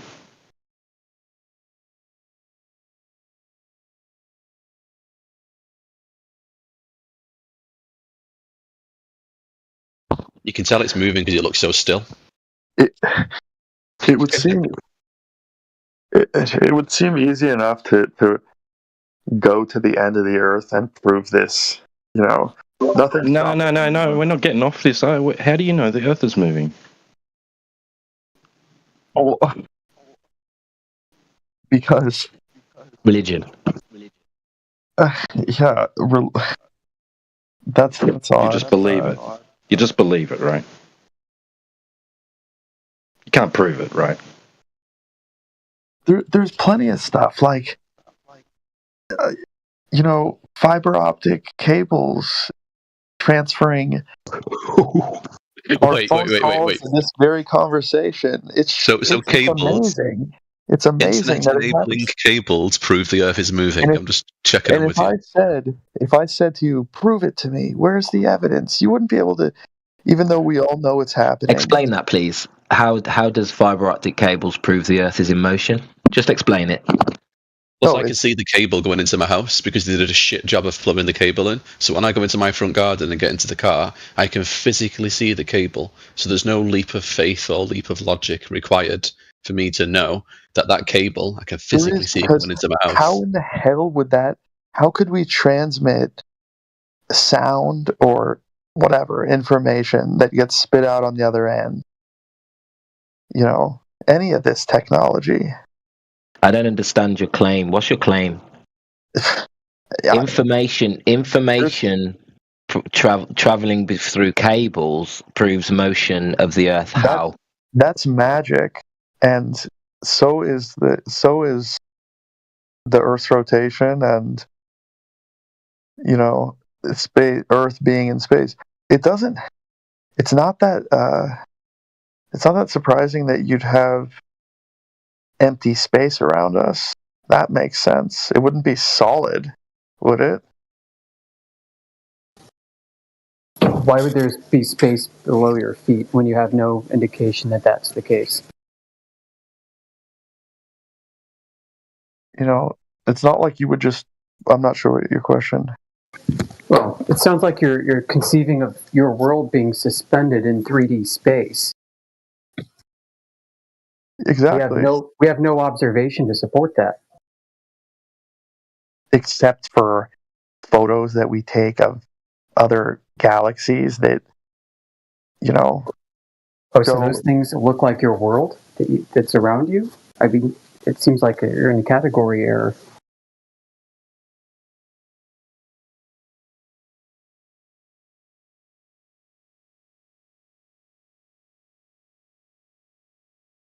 I mean, I don't think Earth is an object that's suspended in 3D space at all. I've got nothing around me that would suggest that.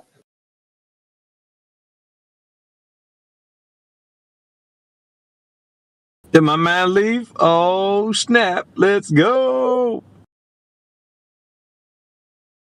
Oh, he's muted. Don't worry. I'm here. Okay. he saw you in our mission, thought, nah, I'm done.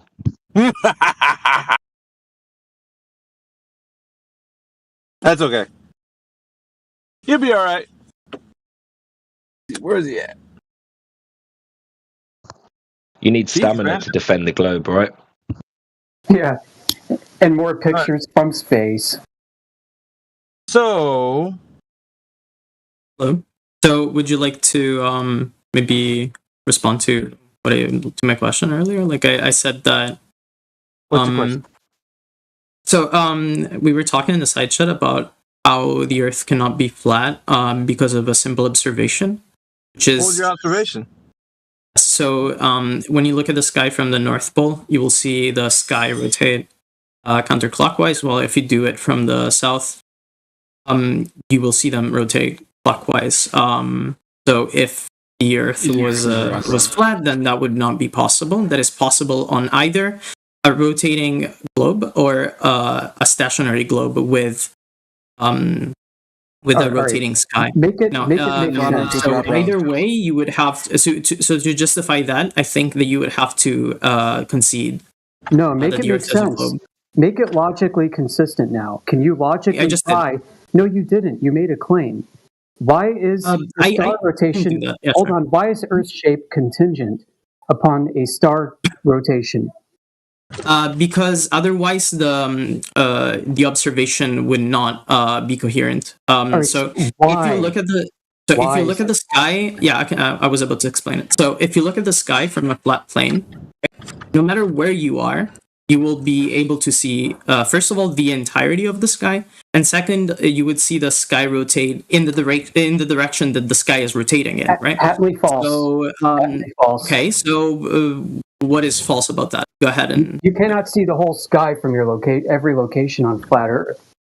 Really? Why? Yeah. Well, first off, you have angular resolution limits. Mm-hmm. Okay, you know what that is? Hold on a minute. Do you know what that is? Let me just. No. You're gonna identify what he's saying right now in the statement. You know what angular resolution is, sir? I think I do. You can only see. Let's get a little breakdown, shall we? What is it? Yeah, sure. Yeah, what is it? I think it's like basically like your version of not your version. Okay, yeah. Not your so version. what is it? Like, come on. Since I'm an ignorant, go ahead. It's not your it's not your version. It's either you know or you don't know. Simple. So since I'm an ignorant and I clearly don't know, I'll go ahead and explain it. Okay. So you have the ground below your feet, right? And you lose resolution as the ground, as the image gets compressed into the horizon line, the vanishing line across the center of your eye. That's also the compression point of the sky that also arrives to this vanishing line. That vanishing line is actually something that's drawn in the back of your eyeball next to the fovea. It's a straight line through the aperture of your eye, through the lens, and then in the back. And this is a blind spot. Your eye is not capable of resolving about 0.02 degrees width along that vanishing line in the center. Let's say I have a telescope, right? Would I be able to see the entirety of the sky? Okay, yeah. So from every position on the Earth, you would be able to observe the entirety of the sky. Crying out loud! This is due to increasing your aperture and the relationship of the aperture to the lens distance behind it. You would be able to observe the entirety of the sky, right? Yeah. No. Sorry. Wait. But it doesn't increase. It doesn't increase limited. Every optic is diffraction limited, dude. Hold on. But it doesn't increase your field of view, and that's where you're going to get mistaken. It doesn't increase your field of view. You can't see more of the sky. It actually focuses this, like, if you use a telescope, you see a farther distance away. It doesn't increase your field of view. That's where you're mistaken. A telescope doesn't do that. It depends on the scope. Why? Like, what you need is a wider aperture to allow for more angles of propagation to be received into the lens. So theoretically, you would be able to observe the entirety of the sky from every single position on the Earth. No, because there are hard limits. No, that's very funny. Okay, let's still discuss the other part of the claim, because I think it's more interesting. Slow down a little bit, Kane. It's like you aren't listening to these guys speak to you. For crying out loud, every optic is diffraction limited. You know what that means? Every optic has angular resolution loss. Has a limit to its ability to see, because light physically interferes with itself as it gets bent by the aperture. And do you agree that you would be able to see more than half of the sky? More than half? What does that mean? More than half of what sky? Like, let's say that you go around the Earth and see what is possible to be observed, like from any given point. Okay, let's just establish. Hold on, half, like 50% of what you're able to see. Kane, stop. I was asking a question to someone else. We don't need your yappuccino, dude. We need for you to establish what you mean by sky. Because that's not being established right now. There's no context to your word sky. Do you mean the entirety of where every geographic position is, like, from everybody living everywhere?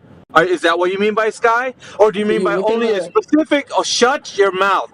Or do you mean only specifically where you're standing in your specific geographic location? Because you're not putting context to sky. We need to know what you mean by that. No, it's the collection of everything that you can see from any point. Everybody. Yeah? Yeah. Because it's observably one single continuous object. You can move around the Earth. Not an object. The entirety of the sky. Sky is not an object. I mean, what do you mean it's not an object? It's an object. Yeah, an object. Do you want to call it something else? It's fine. I don't What's care. An object? What's an object? You're clearly talking out of your ass, and you don't know what you're talking. We're trying to define terms. We're trying to define terms because clearly you don't understand what terms mean. So you don't to bring the context to the word. Yeah, go ahead and explain what an object. To bring context to the word sky, we have to stop your dumb ass so that you can clarify what you actually meant. And now we're trying to figure out what are you talking about. So we don't even know what you mean when you're speaking, dude. You need to slow down and define what the terms that you mean when you say something. Yeah? So you You're questioning what I mean by sky. Yes. It's so funny, man. Yes, so if I'm standing outside and I say, "Hey, look, I can tell you from the whole sky that I can see from horizon to horizon, I can see something happening. I can tell you whatever. I can describe something happening within my sky. But if I say the sky that everyone sees, that's different because that means that everyone is observing a sky at any given time. So I'm bringing context to what I'm talking about. You didn't bring context, okay? Do we agree that when we look at it, like if we're did you hear what I just said? Yeah, just talk. Did you hear what I just said? I did hear what. So then, what are you taking? What is your takeaway from what I just told you? I need to understand something. Let's say that we're all looking at a really big wall. All right, I'm gonna have to stop you. You're not going to proceed forward. You will not proceed forward. You will not proceed forward. Listen, the thing I had, Kane, was when you said half the sky. That doesn't make any sense to me. Half the sky. We stopped you on that point, and here we are, and it sounds like you're moving on to something else. Yeah, you're not going to move on. What did you mean by half the sky? Okay, so before I explain it, I'd like to make the example. Nope. You're going to actually tell him that answer the question. Listen, we're going to ask you a question. You're going to answer it. You're not going to skip over it and do what you want. This forum is designed so that you can be honest. Now, you're going to answer the question or you're going to continuously be muted until you answer the question. 50% of the observable sky. I know that. What do you mean by that? What do you mean by that? Oh, you're such a fucking idiot, dude. If you're saying 50% of the sky, 50% of your goddamn sky when you're standing outside, or the whole entire sky that everybody sees everywhere. You fucking idiot. I told you earlier, the entirety of the sky. Yeah, why would you think anyone could see the entirety of a sky?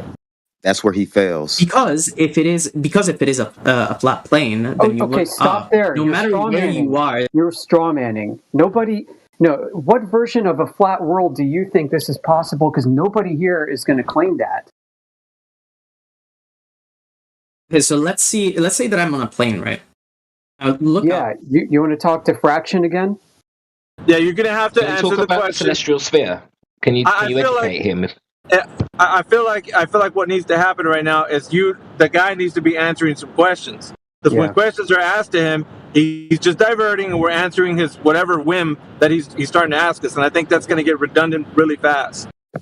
Precisely. He has a confused paradigm, Alpha. He would say, because I own a telescope, and he would get it wrong about the sky, and then talk while actively talking to people who own telescopes and can see the sky, understand that it's in relation to that individual's field of view, and he's talking about the sky in entirety. It makes no sense. Yeah, so what we're going to do here is that no more red herrings are going to get answered, and I'm going to be fucking muting him until he fucking answers every goddamn question we have for him. And if he ran away. Gone. No, he's ran not. Away, dude. No, he's not ran away. I have him server muted. I can see it right now. When he runs away, it doesn't show server muted anymore. I'm looking at his. Who's even talking? Who's that? Pure Rigger. Yeah. You were talking with Kane, right? I just unmuted him right now. Yeah, he's still here. Yeah, so I was going to make a little... See? Oh, I got to reset. My bad. Yeah. I got this, Pure. All right. So, we're going to ask him questions. He's going to answer them. Otherwise, he's going back on server mute until he fucking answers the questions. That's the way it's going to work. All right, so we were at, let's see, going back to the argument, 50% of the sky. I think that's where we were. Yep, 50%. Go ahead, dude. What did you mean by that? So, I'm going to make a little... No, not really. 50% of the sky, what did you mean by that? 50% of the observable sky. How do you know what's entirely observable? Because you can go around the Earth and So you're begging the question again. Put it all together. Around the Earth, you can go and We don't need to hear you Yappuccino, dude. Okay, next question. Amish, go for it. Yeah. Okay. Yeah. So why would you think that we could see the whole sky? or the whole anything. Why would you think we could see? So I'm making a graph so that you understand. Oh, I wasn't ready for you. I thought you were done. Go ahead, Amish. Yeah. So what makes you think you could see forever over a flat Earth? So if you look at my stream, I'm making a little graph. Yeah, just answer the question verbally, numbnuts. He's asked you a question. Use your big words and your big mouth, obviously, and answer his question. Yeah, so I'm answering. I think it would be easier if you look. All right, so you're not going to verbally answer him, right? We're not going to stare at fucking pictures in the text channel because we're talking to you right now. Yeah, we're having a conversation, man. I just want to know what makes you think you can see forever. So I'm showing it in the streaming. No, that's not going to work. Yeah, your chances are you're going to show me an orthographic depiction of a flat Earth along an x-axis, right? You're going to show objects, and you're going to say those objects never go behind anything, so therefore they should always be visible. But we already addressed this point when we were talking about the horizon and the vanishing line, and that your optical resolution limit is 0.02 degrees in angular size. Anything smaller than that disappears for your eyes. Now, any telescope you grab will have its diffraction limit. Any camera has its diffraction limit, which will probably be better than a human eye. But it too will have a resolution loss limit. You cannot see forever based off of that. Let alone you've got stuff in the air that you breathe, right? The gases, the water vapor, all the particulates. These things cause scattering and absorption and emission, and they cause you to see less. They decrease the fidelity of the image, and eventually, through enough compounding of density, light actually extinguishes within the air itself. Over sea level, the Rayleigh limit to atmospheric scattering is limited to about 298 kilometers over an ideal flat surface at sea level for a standing observer. So if you have the best optics, you can't see through that.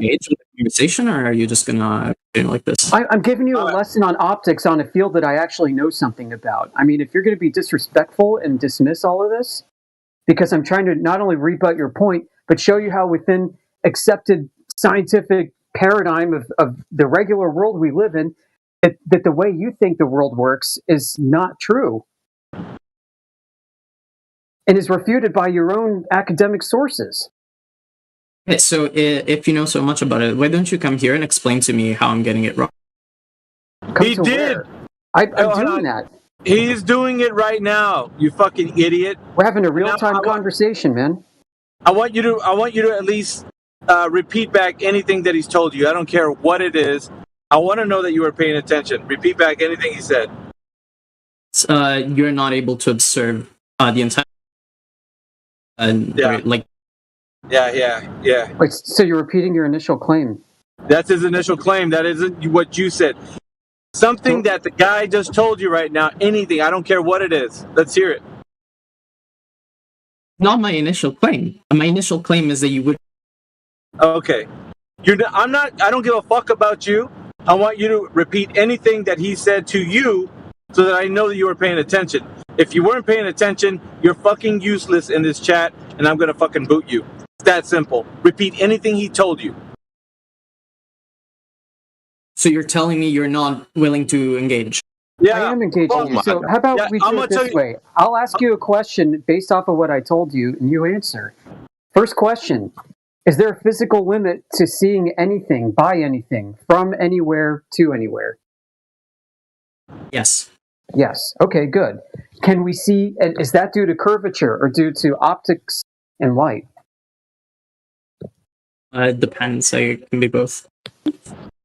Okay, it could be due to undulating terrain, right? You got mountains and valleys, great. That stuff can obstruct things in the distance and cause a limit, sure. Now, so for the globe to cause that obstruction, you have to show not only that you should be able to see as far as you would based off of your own optic and the presence of the conditions of the day, meteorologically, weather-wise, and so on, but then you'd also have to demonstrate a hard limit caused geometrically by the shape of the Earth. And that limit has to be predictable, doesn't it? So we have to have certain numbers to test it with. Yes, and it is.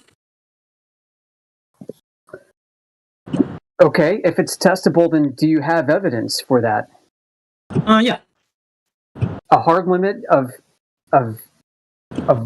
visibility based off of a physical obstruction of curvature of the Earth. You have that. Yes, there's actually an experiment done by Flat Earther that shows that.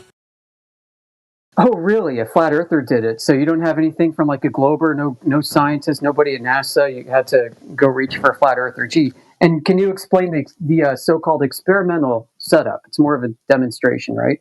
Can you explain the design and setup of this demonstration, please? Yeah, so the idea was to disprove the globe by showing that you can see the light of a laser. A laser. Okay. Yeah, I don't know if you want to keep this. You want to keep this content. Yeah, let's keep going. Okay, so a laser. Okay, what kind of laser was it? I'm not 100% sure, to be honest. I think it's a really high quality one. A really high quality laser. All right, and where were they? I'm not sure. I don't. Okay, what was the height of the laser? Height of the laser was changed. So in the first experiment, it was put in at a certain height that the flat Earth predicts. I don't remember. I can send you the video though.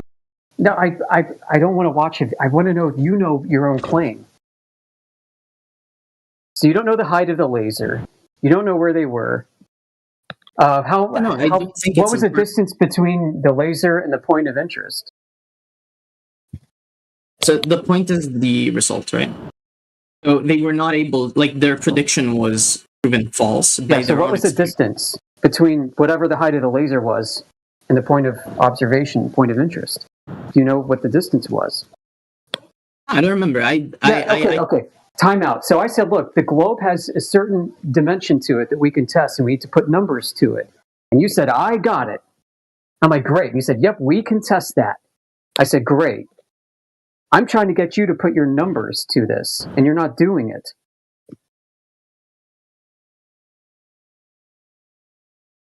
It doesn't sound like you know enough about your own claim to be defending this. And you're trying to toss me a YouTube link to go watch. I know exactly what you're giving me. You're giving me the Netflix Behind the Curve with Jaren. You know, some of us on our team were like part of that, you know. Okay, that's funny. Yeah, and you know what? They didn't use a laser. They used a flashlight. Did you know that? They didn't use a laser? No, it's not that one. Oh, it's not that one. It's not the one with Jaren's, flashlight? All right, he's going to have to post the one that he thinks it is now. Yep.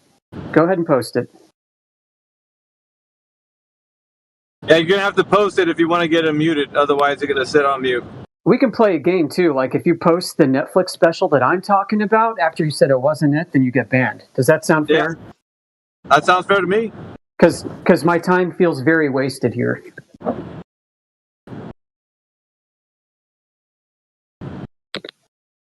The only reason he's here this long, Amish, is because you wanted to keep this content. Otherwise, I would have smashed him out of the fucking room like quick. This is an exposition for the audience to hear a Globie who can't defend their own claims, who doesn't know enough. Like, this is your Hail Mary. This is your Hail Mary. You had to turn to a flat earther. The only thing that's going to save him. Only thing that's going to save him now is if he posts the video that's not the one that's behind the curve. So guess what? That's the one from behind the curve. Kane, I'm so sad to say you lose this round. Fuck off, bitch! Wow. Bye, Kane. Where's the hundreds of demonstrations from prior to that? Fucking hell, man. Fuck off, bitch! All right, I banned him. That was it. Yeah, he wrecked himself, got himself banned.